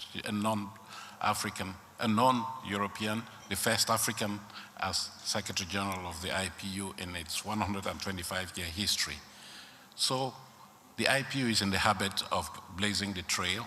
I'm sure we're not going to stop there, and that under your leadership, you'll take this organization to greater heights because you have all the resources there, you have the mandate. We just need to see the scope of your victory here. It is a strong mandate that has been given to you to drive this organization, to help the members of this organization to attain greater heights. So I offer my assistance over the next 2 months or so that remain of my contract as Secretary General of the IPU. I offer my assistance to work with you in a way that the transition is a smooth one, smoother than expected, so that come 1st of July, you hit the ground running, because that is what that mandate that has been given to you today entails. You're expected to hit the ground running. So thank you very much for the support that you have given us over the years. You now have a strategy. I'm sorry, Anda, we are going to saddle you with a strategy. Of course, you contributed to the elaboration of that strategy, and so I'm sure that you feel a sense of ownership, but there is flexibility built in that new strategy, and I'm sure that you want to imprint your own mark. Let me just conclude then to say that yes, 2014 to 2026 has been 12 long years for some. It has been 12 short years for the Secretary General, the outgoing Secretary General. Time has run fast. Things have happened in a frenzied way. The world has gone through thick and thin, but this organization has remained resilient, steadfast, because its members believe in its relevance and have contributed to its visibility. The IPU Secretary General, as they leave office, is very pleased that he has been able to witness the IPU in action. I have attended 81 assemblies, do you know that? 181 assemblies, and I've served with 5 speakers, or 5 presidents of the assembly, or the IPU. Let me use this opportunity, therefore, to thank profusely my friend and sister, Dr. Tulia Axon. We have worked in tandem for the past, 3 years. As you will relinquish your post in October, I think that you will leave this organization in a better place. We have worked together seamlessly, and if you notice, without any consultations, we're wearing the same colors today. I'm wearing a yellow tie, she's wearing a yellow dress. That tells you the spirit within which we are cooperating, and it's just fitting that we will be taking this as your assembly to Arusha, Tanzania. I have no doubt that there is a commitment for that assembly to be successful. So I will just like for my family to come here again so everybody can see them. I've been talking about you. Come on, Martin, Cindy. I would like for you to be recognized globally. Come on. The other 2 have disappeared. See?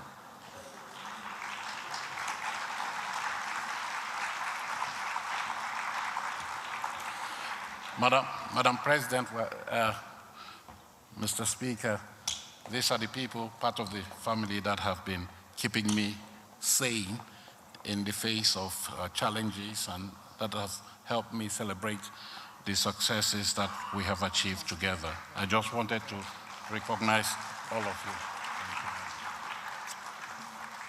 Thank you all. Thank you. Okay. Thank you. Okay. I don't want to take any more of your time. I just say I wish you well in your future endeavors. Come on, say hello. Thank you to everybody for Grandpa. Come on, say it, Grandpa. Okay, thank you very much, and I am still with you.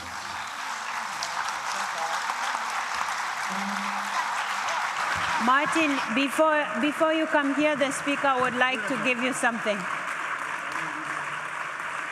No, can you move him there for the good picture? Yes. Yeah. Yes.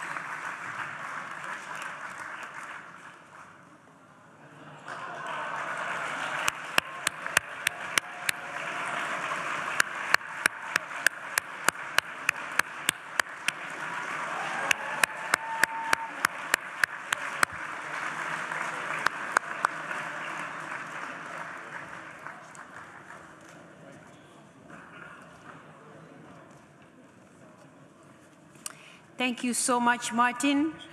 Colleagues, without further ado, I am going to address you in the closure of this meeting before our President of the Assembly addresses you. Sure, then go back to your cousins. You need me to take anything?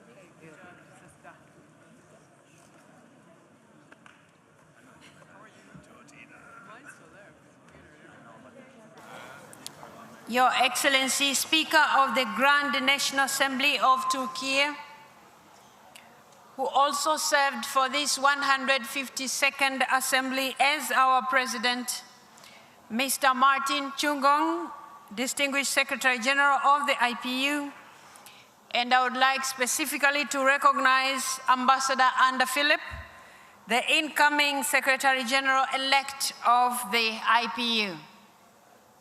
Honorable Speakers of Parliament, Honorable Deputy Speakers, Heads of Delegation, dear Members of Parliament, ladies and gentlemen.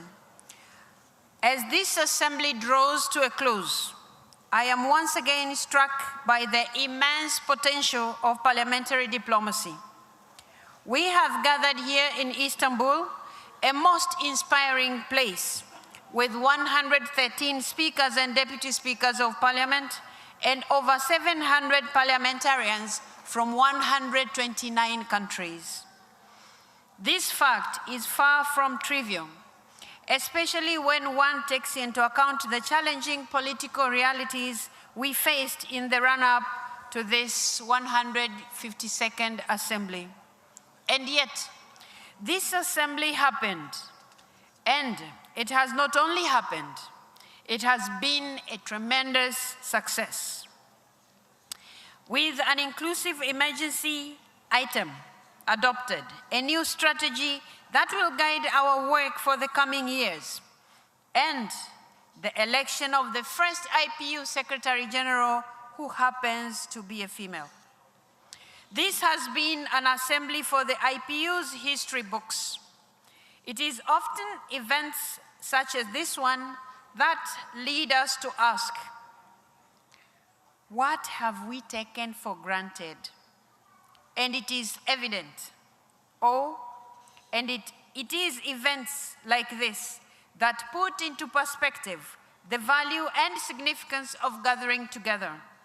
I said in my inaugural speech that we should never take assemblies for granted. In many ways, our assemblies embody our people's common will to live in peace and harmony. Moments like this, dear colleagues, dear friends, remind us that we do not promote dialogue and democracy for the sake of it. We do so because they are the means through which differences are resolved peacefully. They are what allow equals to disagree without discord, and societies to balance the interest of the many with those of the few. At the core of IPU assemblies lies a simple principle: inclusion. And without it, no democracy and no global society can truly stand. There is no better place than an assembly to realize that the challenges we face are shared across our borders. This is why the idea of turning our backs on the world and retreating into narrow national interest is a dangerous path.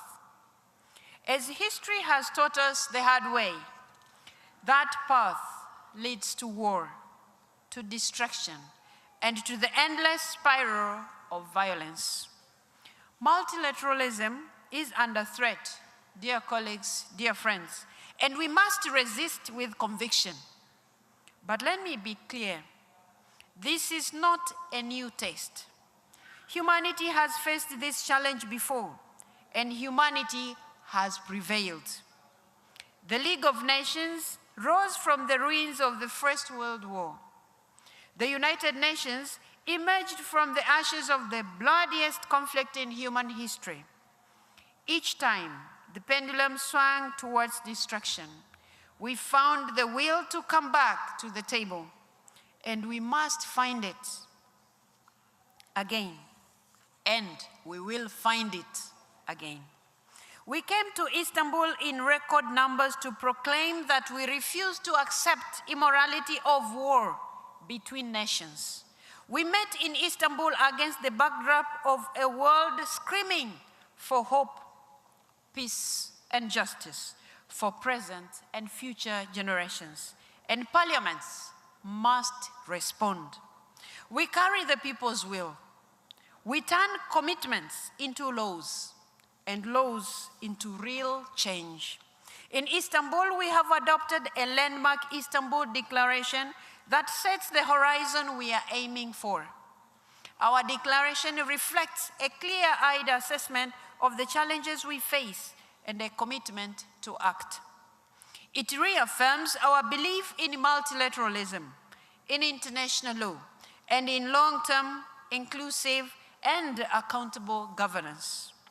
Through this declaration, dear colleagues, dear friends, we have committed to strengthening democratic representation across generations, addressing the structural drivers of instability, governing emerging technologies responsibly, and advancing parliamentary diplomacy as a force for dialogue and conflict prevention. Colleagues, above all, this declaration is an act of solidarity, intergenerational solidarity. As leaders of today, we commit to shaping for the better political, social, and environmental conditions that the future generations will inherit. This declaration is not an endpoint. So we must take these choices back to our parliaments, translate them into legislation, oversight, and budgets, and ensure that the hope we nurtured here in Istanbul through our speeches and conversations become concrete action. Dear friends, dear colleagues, hope is indeed a powerful, enduring force, and intergenerational solidarity is the choice we breathe that hope into younger generations, to protect their dreams and aspirations, and to remind them that they are not alone. I urge you, colleagues and friends, to return to your countries carrying this truth, that the challenges humanity faces cannot be faced alone. Share with the children of your countries that there are hundreds of women and men, young and old, from every corner of the world, who gather in places like this, not out of habit or obligation, but out of conviction. The conviction that dialogue is stronger than conflict, and that cooperation is wiser than competition. Without doubt, another highlight of this assembly has been the adoption of an emergency item resolution. As you know, we have not always succeeded in adopting one. Nonetheless, this is another example of how parliamentary diplomacy does not wind down in moments of crisis, but rises to meet them. At this very moment, when the world, and the Middle East in particular, is drowning in conflicts, this assembly chose not to look away. We chose to speak. The resolution we adopted is a message to the world that the drums of war ought to be silenced.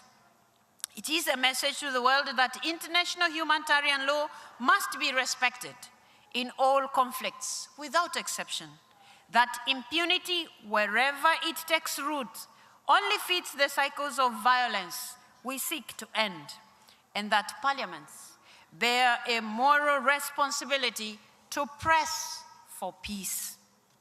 We, colleagues, are a living proof that differences can be voiced, that disagreements can be resolved, and that common ground can be found through the patient, imperfect, yet indispensable work of talking to one another.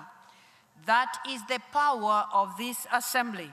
That is the promise of Istanbul.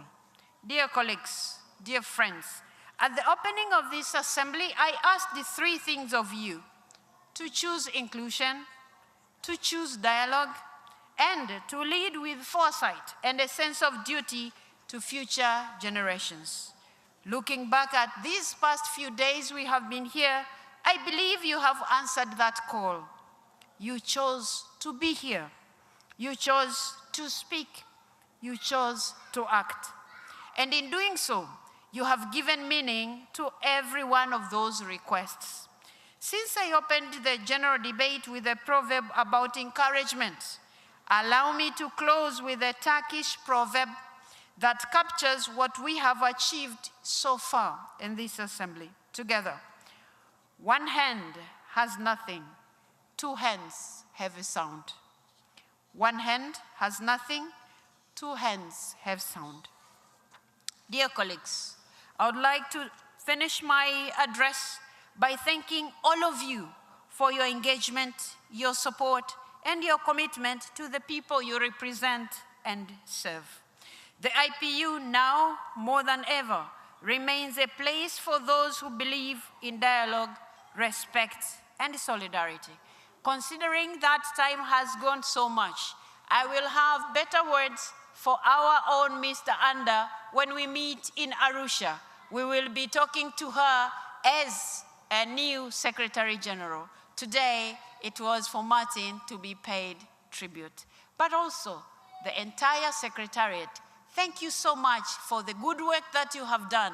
We have made history here together, not just parliamentarians. You are part of history, and I am equally as proud of you as Martin is. You do a good job. We are happy with your work, and we wish you all the best. Colleagues, let me take this opportunity to now invite our President of the 152nd Assembly to come address us. Mr. President, you have the floor.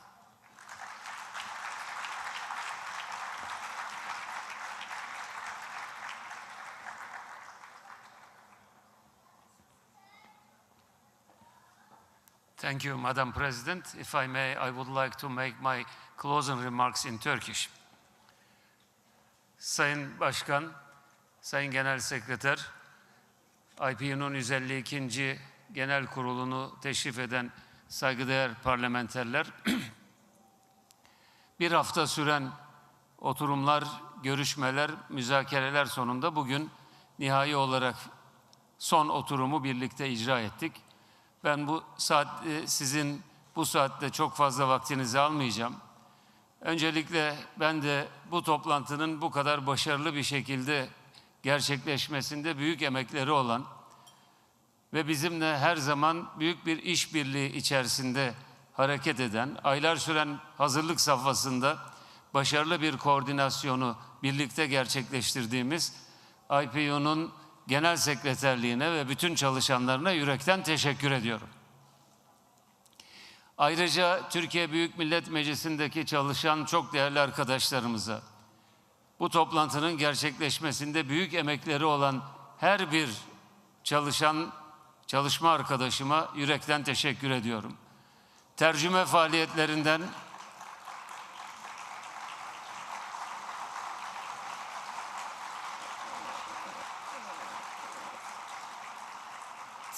faaliyetlerinden ulaşıma, buradaki yeme içme faaliyetlerinden salonun hazırlanmasına kadar emeği geçen, bu sahanın güvenliğini fevkalade hassas bir şekilde alan, bu konuda destek olan bütün arkadaşlarıma çok teşekkür ediyorum. Ayrıca çok önemli bir protokol çalışmasının da gerçekleştirildiğini biliyorum. Ben de müsaadenizle bütün bu çalışmaları bizim adımıza koordine eden Sayın Büyükelçi Ahmet Aydın Doğan'a huzurunuzda çok teşekkür ediyorum.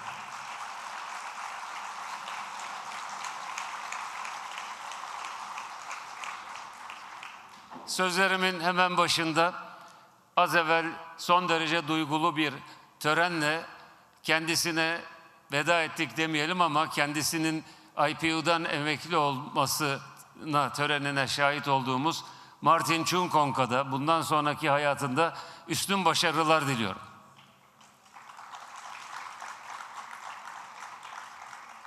Dünkü seçimde de seçilen yeni Genel Sekreter Anda Filip'e üstün başarılar diliyorum. İnşallah bundan sonraki süreçte de biz Türkiye olarak kendisiyle son derece yakın işbirliği içerisinde çalışmalarımızı sürdüreceğiz. Kendisine ferasetli bir yönetim diliyorum. Kendisine barışın, dostluğun ve kardeşliğin diliyle konuşabilmeyi, iş yapabilmeyi temenni ediyorum. Romanyalı bir dostluğumuz olduğu için bir komşumuz aynı zamanda, komşu olarak da kendisine başarılar diliyorum. Değerli katılımcılar, günler boyunca uzun konuşmalar yapıldı, uzun toplantılar yapıldı. Saatlerce ve günlerce de konuşulabilir. Ben bu konuşmalar içerisinde yapılan her bir tartışmanın son derece önemli olduğunu, dünya barışını sağlamak konusunda fevkalade yararlı olduğunu ve özellikle parlamenter diplomasiye güç vermek bakımından da son derece anlamlı olduğunu düşünüyorum. Bütün bu konuşmaların özetini ise bir noktada toparlamak mümkündür. Fevkalade zor, fevkalade türbülanslı bir dönemden geçiyoruz. Yerkürenin hemen her yerinde, her ülkeyi, her milleti kapsayan çok derin gerilimleri yaşıyoruz. Çatışmaların, iç çatışmaların, vekalet savaşlarının, ticaret savaşlarının olduğu, dünyada bu anlamda gerilimlerin ve çatışmaların hemen hemen dünyanın her yerine yayıldığı bir dönemden geçiyoruz. Ayrıca yaşanmış olan birçok olumsuzlukların doğal bir sonucu olarak fakirliğin, kıtlığın, yoksulluğun dünyanın birçok bölgesi için neredeyse sıradan bir hal aldığını görüyoruz. Aynı şekilde bu olayların hepsinin ortak vektörü olarak ortaya çıkan fevkalade ciddi bir göçmen meselesi ve uluslararası yer değiştirmelerin olduğuna şahit oluyoruz. Ülkeler arasında gerilimlerin yanı sıra ülkelerin içinde de toplumsal gerilimlerin önemli bir fay hatları olarak ortaya çıktığına şahit oluyoruz. Aynı şekilde insanlık tarihinin hiç yaşamadığı kadar ağır bir çevre krizini, iklim krizini ve çevrenin tarumar edilmesine şahit oluyoruz. Sabaha kadar sayabileceğimiz birçok olumsuzlukları yaşıyoruz. Değerli dostlar, bu olumsuzlukların doğal afetler dışında hemen tamamı insan eliyle oluşturulmuş felaketlerdir. Dolayısıyla insanlığın şöyle bir sarsılıp kendine gelmesi, kendi eliyle oluşturduğu bu felaketleri, bu insani soykırımdan tutun göçe kadar, açlıktan tutun savaşa kadar bu insani felaketleri çözmek için yine insanoğlunun devreye girmesinin şart olduğu açıktır. Bu problemleri yaratan insandır, ortaya koyan insandır. Çözüm de insanoğlunun zihninde, insanoğlunun gönlünde olmalıdır. Bunun için diyorum ki bütün bu çalışmalarımızın, bütün uluslararası kuruluşların, bütün toplanmalarımızın, müzakerelerimizin bir tek odak noktası vardır, bir tek odak noktası olmalıdır. Bu dünya böyle gitmez. Dünyanın yeni bir yola, yeni bir anlayışa ve yeni bir çıkışa ihtiyacı vardır. Bunun için temelinde hakkaniyet ve adalet olan, temelinde insan onuruna saygı olan ve bütün insanları da yaratılışta eşit olarak gören bir anlayışı büyütmek, beslemek ve çoğaltmak durumundayız. Bu anlayış olmadan dünyanın hangi kurumu olursa olsun o kurumların işleyişi mutlaka eksik ve faydasız olacaktır. Onun için diyorum ki amacımız yeni bir yol, yeni bir anlayış, yeni bir istikamet tayin edecek sözleri geliştirmek, çoğaltmak olmalıdır. Bunun için dünyanın yeni bir küresel mimariye ihtiyaç olduğu açıktır. Hem siyasal alanda hem de ekonomik alanda yeni bir küresel mimariyi bu parlamentolar arası diyaloglarımız vasıtasıyla, uluslararası kurumlarda bir araya gelişimiz vasıtasıyla inşallah gerçekleştireceğiz.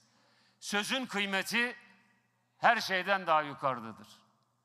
Sözün en güzelini, en iyisini söylemek ve bütün insanların hayrına olan sözün etrafında birleşmek durumundayız. Bu da dünyada sadece sesi çok çıkan hakimlerin çizdiği, üstünlerin, galiplerin çizdiği yoldan gitmek değil, 8 milyar insanın ortak anlayışı, ortak faydası ve ortak geleceği için hakkı, hukuku, adaleti esas alan bir yolda ilerlemekten geçmektedir. Ben şahsen bu ve benzer bütün toplantıların bu amaca hizmet ettiği müddetçe konuştuğumuz ve çözüm aradığımız insani meselelerin çözümü için bize yol göstereceğini, yol bulmamıza yardımcı olacağını düşünüyorum. Bu amaçta bugün burada İstanbul'daki bu toplantıda da görüşlerini açıkça dile getiren bütün parlamenter arkadaşlarımıza çok teşekkür ediyorum. Bu toplantı IPU bünyesinde uzun zamandır da bulunamayan bir konsensüsü ortaya koymuştur. İstanbul Deklarasyonu'nun konsensusla çıkmış olması her türlü takdirin üstündedir ve bu konuda görüşlerini ifade eden bütün delegasyona teşekkürlerimizi ifade ediyorum. Aynı şekilde acil gündem maddesinin de konsensusla çıkmış olması bu toplantının başarısını gösteren, bu genel kurulun başarısını gösteren önemli bir sonuçtur. Bu çabanız, bu desteğiniz dolayısıyla hepinize ayrı ayrı çok teşekkür ediyorum. Son olarak İstanbul'a geldiniz. Bu güzel şehirde, medeniyetler şehrinde sizleri ağırlamaktan fevkalade büyük bir memnuniyet duyduk. Ama neredeyse birçok arkadaşımızın, karşılaştığımız arkadaşlarımızın, misafirlerimizin organizasyonun başarısından ve buradaki misafirperverliğin gücünden bahsetmesi de bizleri yürekten onurlandırmıştır. Bundan dolayı çok teşekkür ediyorum.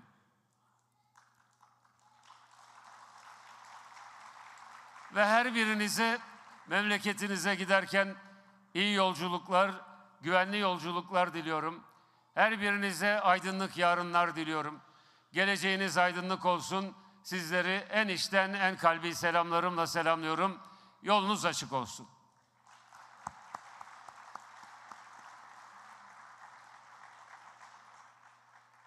Sorry, Mr. Speaker, we have a gift for you. We'd like to present you a hammer.